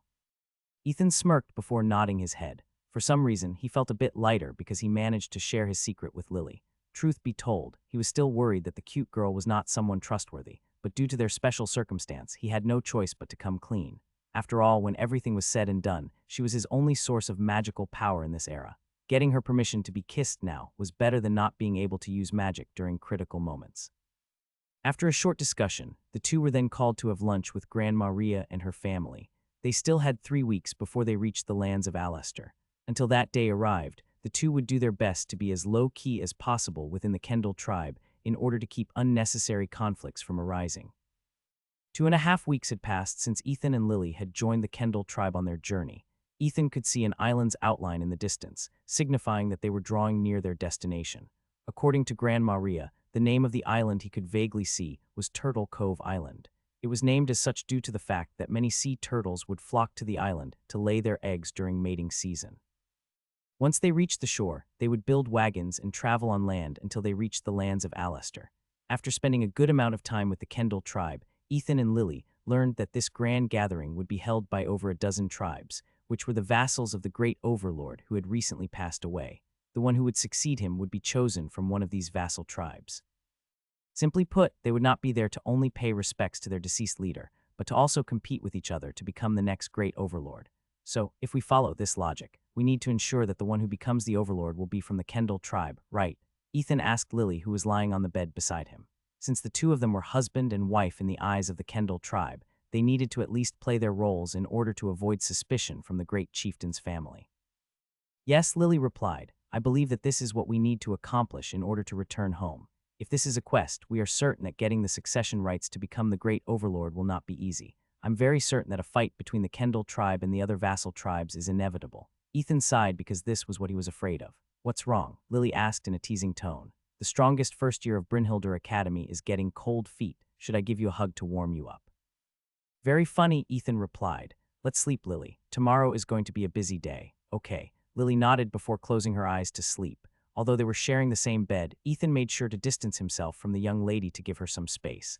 Unlike Chloe and Luna, whom he didn't mind hugging in his sleep, Lily was someone whom he barely knew. They weren't even friends, only acquaintances.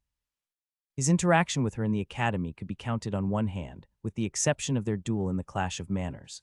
Although Ethan had shared his secret with her, he had only done so because the situation called for it. Without a way to gain any magical powers, he was forced to compromise in order to increase their chances of getting back home. An hour before midnight, Lily's eyes fluttered open. Although it was dark, her eyes glowed faintly, allowing her to see in the darkness. She looked at the sleeping boy beside her for a few seconds before narrowing her eyes.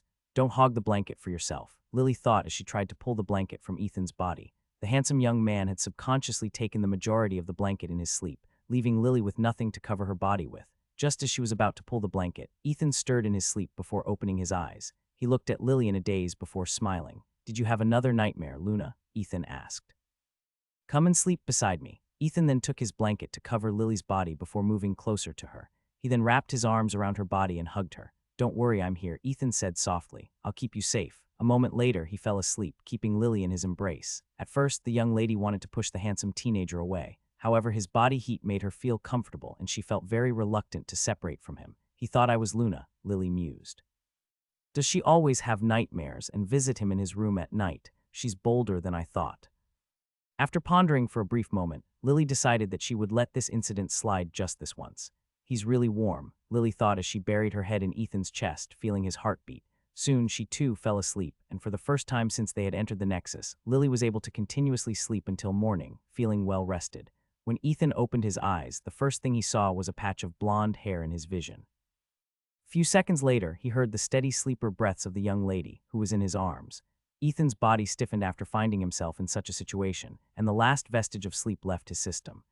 How did we end up like this? Ethan thought. Now that he was conscious of the young lady in his arms, he immediately felt how soft Lily was, which made his face redden. Slowly but surely, Ethan extricated himself from the bed, making sure that Lily wouldn't wake up.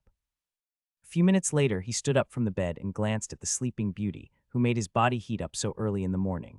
Ethan was a healthy young man, so it was impossible for him to stay calm when someone as beautiful as Lily was in his arms. In order to cool himself off, he left the room in order to wash his face. I'll also get our breakfast while I'm at it, Ethan mused as he left the room. A minute later, Lily opened her eyes and looked at the door. A tinge of red could be seen creeping up the side of her face. Truth be told, she had woken up before Ethan did. However, she felt so comfortable in his embrace that she was reluctant to leave it. That was the first time she was held by a man, and for some reason, she didn't feel bad being held by the handsome young man who had defeated her in a duel. Lily was a member of a tribe in Southshire, so she was raised to seek out strong men. Since she was a witch, her family decided that it would be best if she looked for a strong wizard in Brynhildr Academy to be their son-in-law. Lily was opposed to the idea at first, but since her mother was a witch, the latter made sure to educate her on how important magical bloodlines were. She wasn't in a hurry to find a lifelong partner, but since she didn't want to argue with her family, she went to Brynhildr Academy to study magic, as well as keep an eye on any powerful wizards who could become part of their family. Even after seeing Langston and Kurt, who were the pillars of the Schwartz and Tara Manor, Lily didn't pay too much attention to them. They were powerful, that much she admitted, but they were weaker than her, so she wasn't interested in them. However, when she met Ethan when the latter was taking a stroll at night, Lily caught his scent. She had bestial bloodline running through her veins, so she was very sensitive when it came to powerful bloodlines. However, she could only use that ability when she was in her demi-wolf form. She even went as far as licking Ethan's cheek back in the academy because his scent attracted her. There was just something about him that made her want to take a bite of his flesh and drink his blood. Fortunately, her human side was stronger, so she was able to control these urges easily. Perhaps this is a good opportunity to know why I am attracted to him, Lily thought. I'll see if I can taste some of his blood tonight. A sweet smile appeared on Lily's face as she came up with a plan to taste Ethan's blood while he was sleeping. The sound of hammering reverberated in the surroundings as the Kendall tribe built wooden wagons that they would use on their journey. Ethan assisted Great Chieftain Adrian with building the wagon that they would use, which made the chieftain quite thankful. "Have you built a wagon before?" Great Chieftain Adrian asked. "You seem experienced." Ethan nodded as he continued to use the iron hammer in his hand. "I helped my grandpa build a wooden wagon several years ago. That explains it." Great Chieftain Adrian smiled. "With your help, we might finish this in 2 days." The Kendall tribe didn't have to worry about materials like wooden wheels and nails, since there was a settlement on Turtle Cove Island that was near the beach where they landed. Since Ethan and Lily were going to travel with them, Great Chieftain Adrian decided to make their wagon bigger to accommodate their guests. While the men were busy doing the physical labor, the women were busy preparing the meals for their families. Lily helped the Great Chieftain's wife, Holly, prepare their meal, while Grandma Rhea watched over Jenna. An hour later, several men and women arrived at the temporary base of the Kendall tribe, wearing a smile on their faces. "Brother Marco," Jenna cried out as she ran towards a teenage warrior who was riding on top of a 2-meter-tall forest wolf. "Jenna," Marco laughed heartily as he picked up his sister and swung her round and round, making the little girl giggle. Holly smiled when she saw her son, whom she hadn't seen for several months. "That is my son Marco," Holly said to Lily. "He is one of the pupils of the Great Overlord and has lived under his care for several years." "I see." Lily glanced at the young warrior who was making his way in their direction while carrying Jenna. It didn't take long for Marco to realize that there was someone whom he didn't recognize. "Mother, who is this young beauty?" Marco asked. "Did father break the tribal rules and take her as his second wife?" "Don't speak nonsense, you silly boy." Holly shook her head. "Lily is a guest. Also, she is already married. Don't have any wrong ideas, you hear me?" Marco chuckled before putting his little sister back on the ground. "You don't have to worry about that, mother. Although Lily is more beautiful than my lover, my feelings for her will not allow me to look at another woman in a romantic way." The young warrior then glanced in his father's direction, who was currently busy building a wagon with a blue-haired boy whom he hadn't seen before either. "Is that your husband?" Marco asked Lily. Lily nodded. "Yes, his name is Ethan, I see. I guess I'll introduce myself and help father finish the wagon as well." Marco smirked before motioning for his forest wolf to come closer. "Gray, make sure to behave, okay?" The forest wolf nodded before making its way towards Lily. However, what it did next surprised Marco and Holly, and the latter even dropped the ladle she was holding. The 2-meter forest wolf laid down on the ground, showing Lily his belly, which was a sign of submission for them. Lily giggled before lightly patting the wolf's belly, making the wolf have a look of happiness and satisfaction on its face. "How did you do that?" Marco, who had been with the forest wolf for nearly 2 years, had never seen it do something like this. Of course, he tried to do this in the past, but Gray had never allowed him to touch his belly in this manner. This was why he was so surprised when the forest wolf took the initiative to act submissive to the girl whom he only met for the first time in his life. "It's a family secret, so I can't tell you," Lily replied. "Gray, make sure you behave, okay?" "Woo." The forest wolf acknowledged her request and sat on the ground like a loyal dog, its tail wagging left and right. "Wow." Jenna, who found this amusing, hugged the forest wolf and buried her head in its soft fur. Gray didn't move and allowed the little girl to do what she wanted. Since Jenna was Marco's sister and Lily told it to behave, it decided to turn a blind eye to the little human, who was currently playing with its body. After regaining his composure, Marco scratched his head before making his way to his father. Before he could even greet his father and their guest, great chieftain Adrian smiled and asked his son to help them with their work. Naturally, Marco obeyed and took an iron hammer in his hand and helped with the construction. With 3 people working together, the base of the wagon started to take shape after a few hours, allowing it to progress faster than anticipated. "Your wife is incredible," Marco said after taking a short rest. "She managed to tame my forest wolf in a heartbeat." "Did she do the same to you? Does she rub your belly every night as well?" Ethan, who was drinking some water, spat it out and started coughing. This made the father and son chuckle as they waited for him to regain his calm. "She is indeed incredible," Ethan replied after a few minutes. "That is all that I can say." Fortunately, Marco felt guilty after making the handsome young man choke on his drink, so he no longer delved into the subject. "Marco, how is the situation in Alaster?" Great Chieftain Adrian asked. "Have the other tribes arrived?" Marco nodded. "Half of the tribes have arrived and the rest are still on their way. Father, I forgot this earlier, but there is something that I want to tell you. The Urdavar, Skio, and Tilmizo great tribes are gathering at Ataranto Keep. I'm afraid they are going to take the great overlords passing as an opportunity to settle old debts and expand their territories." Great Chieftain Adrian's face sank after hearing his son's report. "Those bastards!" Great Chieftain Adrian clenched his fist in anger. "Have they no shame? They even chose this time to cause trouble for us." The 3 great tribes were powerhouses in the lands of Alaster. To make a comparison, the Kendall tribe was composed of nearly 700 people, while a single great tribe numbered around 3,000 up to 5,000 people. Due to the allied tribes that were under the great overlord, these 3 great tribes weren't able to expand to the south to claim the rich and fertile lands that belonged to the allied tribes. However, now that the alliance had lost its leader, the 3 great tribes thought that this was the perfect opportunity to divide the southern territories among themselves. "Are there warriors stationed at the Trialo stronghold?" Great Chieftain Adrian asked. "There are, but the situation is not very optimistic," Marco replied. The tribes that are currently in the Weeping Shrine had sent half of their warriors to man the stronghold, stalling for time until the other tribes arrived. The father and son continued to talk while Ethan ate in silence. "Not only do we have to deal with the tribal fight for succession, we also have to deal with 3 great tribes who plan to invade the southern territories." Ethan sighed. "Why do things have to be complicated? We just want to go home."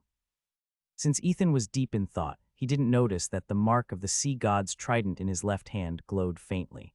It was reacting to something located somewhere far away, which held a connection to its true origin. "It has become more complicated than I expected." Lily rubbed her forehead after hearing Ethan's report.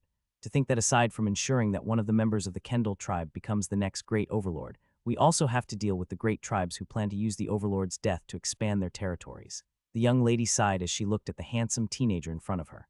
"I just hope we don't have to choose between survival and finding our way back home," Lily said softly. Ethan had also been feeling down ever since he heard this news from Marco. Even so, he believed that as long as there was a chance for them to return to their own time, he would be willing to go above and beyond to make it happen. In order to change the topic, Ethan told Lily that Great Chieftain Adrian had decided that they would start traveling in the next 2 days. Now that the threat of war was upon their alliance, they had no choice but to speed up the building of the wagons.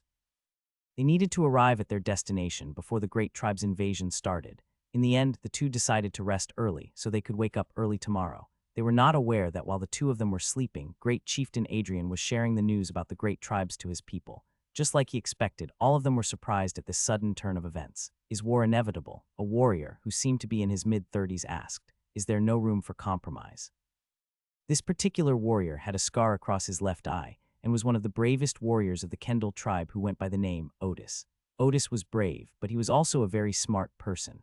With both brains and bronze, his words carried a lot of weight in the Kendall tribe. "I'm afraid that the only compromise that the 3 great tribes have in mind is for us to surrender our ancestral lands and become their vassals," Great Chieftain Adrian replied. "Since they chose this time to attack when we have just lost our leader, they will stop at nothing until they get what they want." Otis no longer spoke because he shared the same opinion as his chieftain. The other warriors were feeling indignant due to the high-handedness of the 3 great tribes. They had left their territory, bringing everyone with them in order to pay their respects to their deceased leader. None of them could have anticipated that they might follow him into the afterlife due to the greed of the 3 great tribes.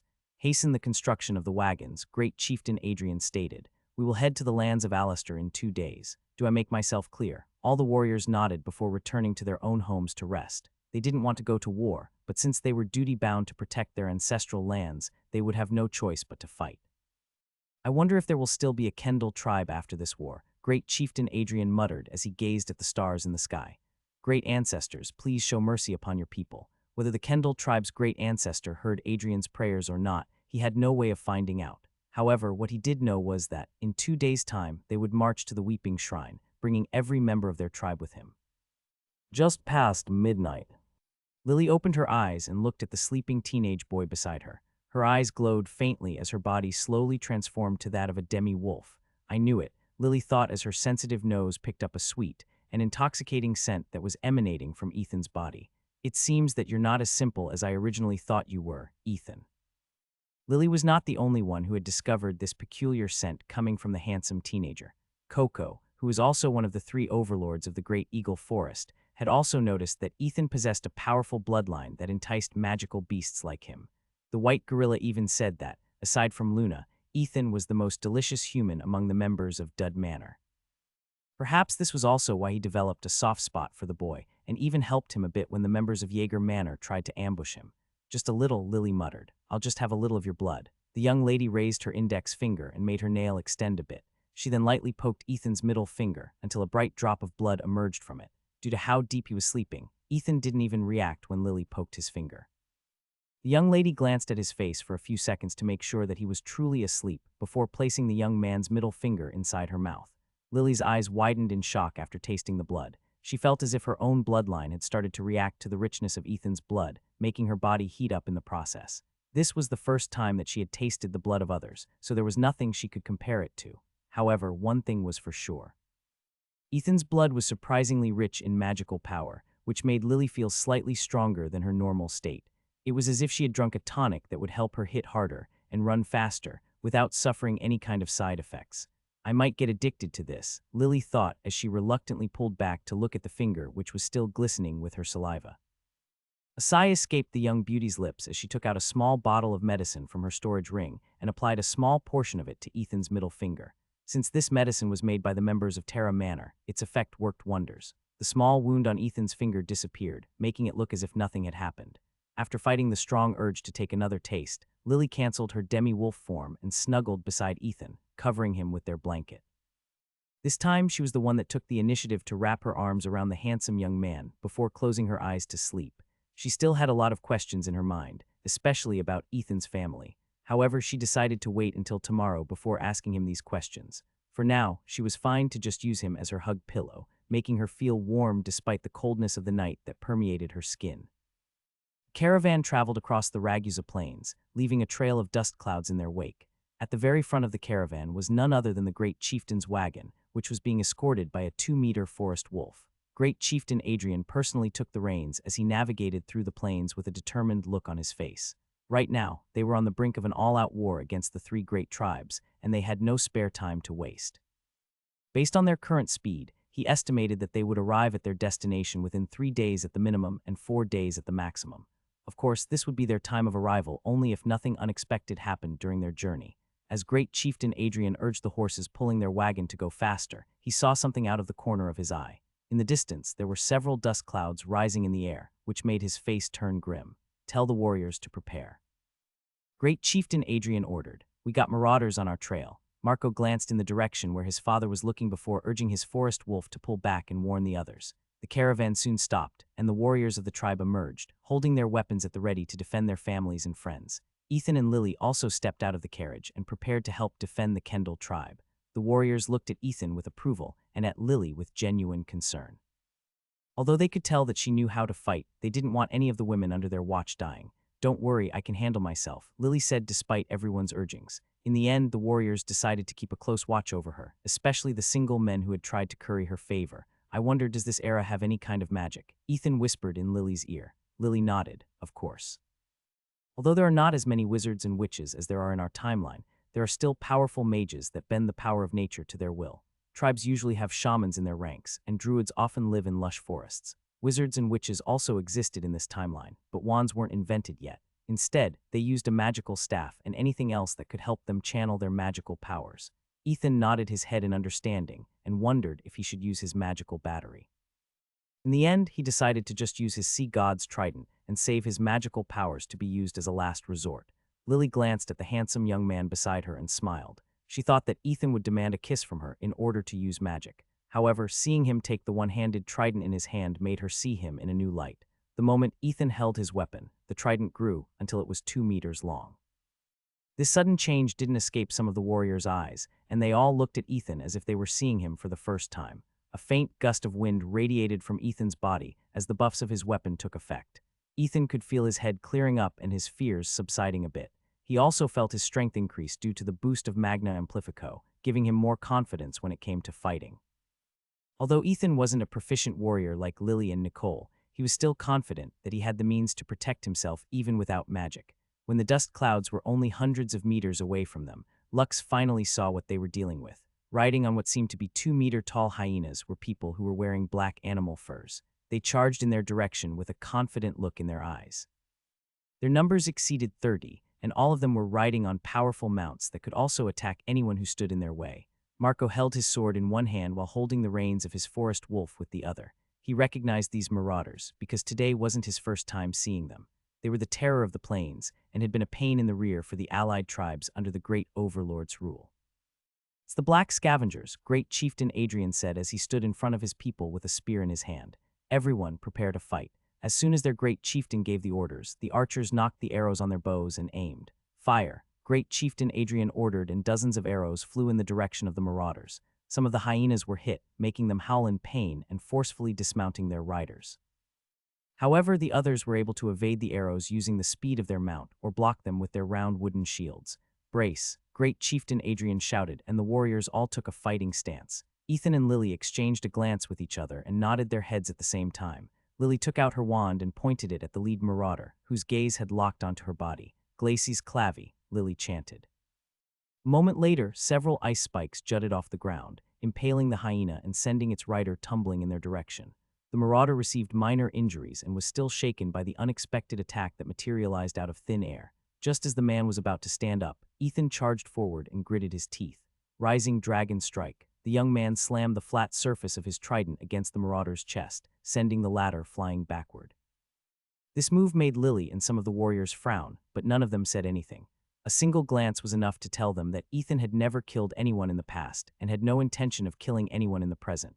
Marco, who was riding on his forest wolf, charged at the fallen man and allowed his beast companion to crush the marauder's head with its claws. "Ethan, stand back and protect the carriages," Great Chieftain Adrian said. "We will handle things from here." The Great Chieftain gave Lily a sidelong glance before helping his warriors attack the marauders who had engaged them in close combat. Lily, on the other hand, once again pointed her wand in the direction where a group of marauders were congregating. "Glacies Imbrem." Ice shards erupted from the tip of her wand and flew toward the marauders, who were caught completely by surprise. Unlike Ethan, who was soft-hearted, Lily's attacks were meant to kill. Clearly, this wasn't her first time taking the lives of others. Perhaps in the academy, only Nicole shared the same trait among the first years, making the two of them well-versed in ending the lives of people who dared to raise their weapons against them. When the battle ended, Ethan could no longer hold himself back and vomited due to the strong smell of blood and the gruesome scene in front of him.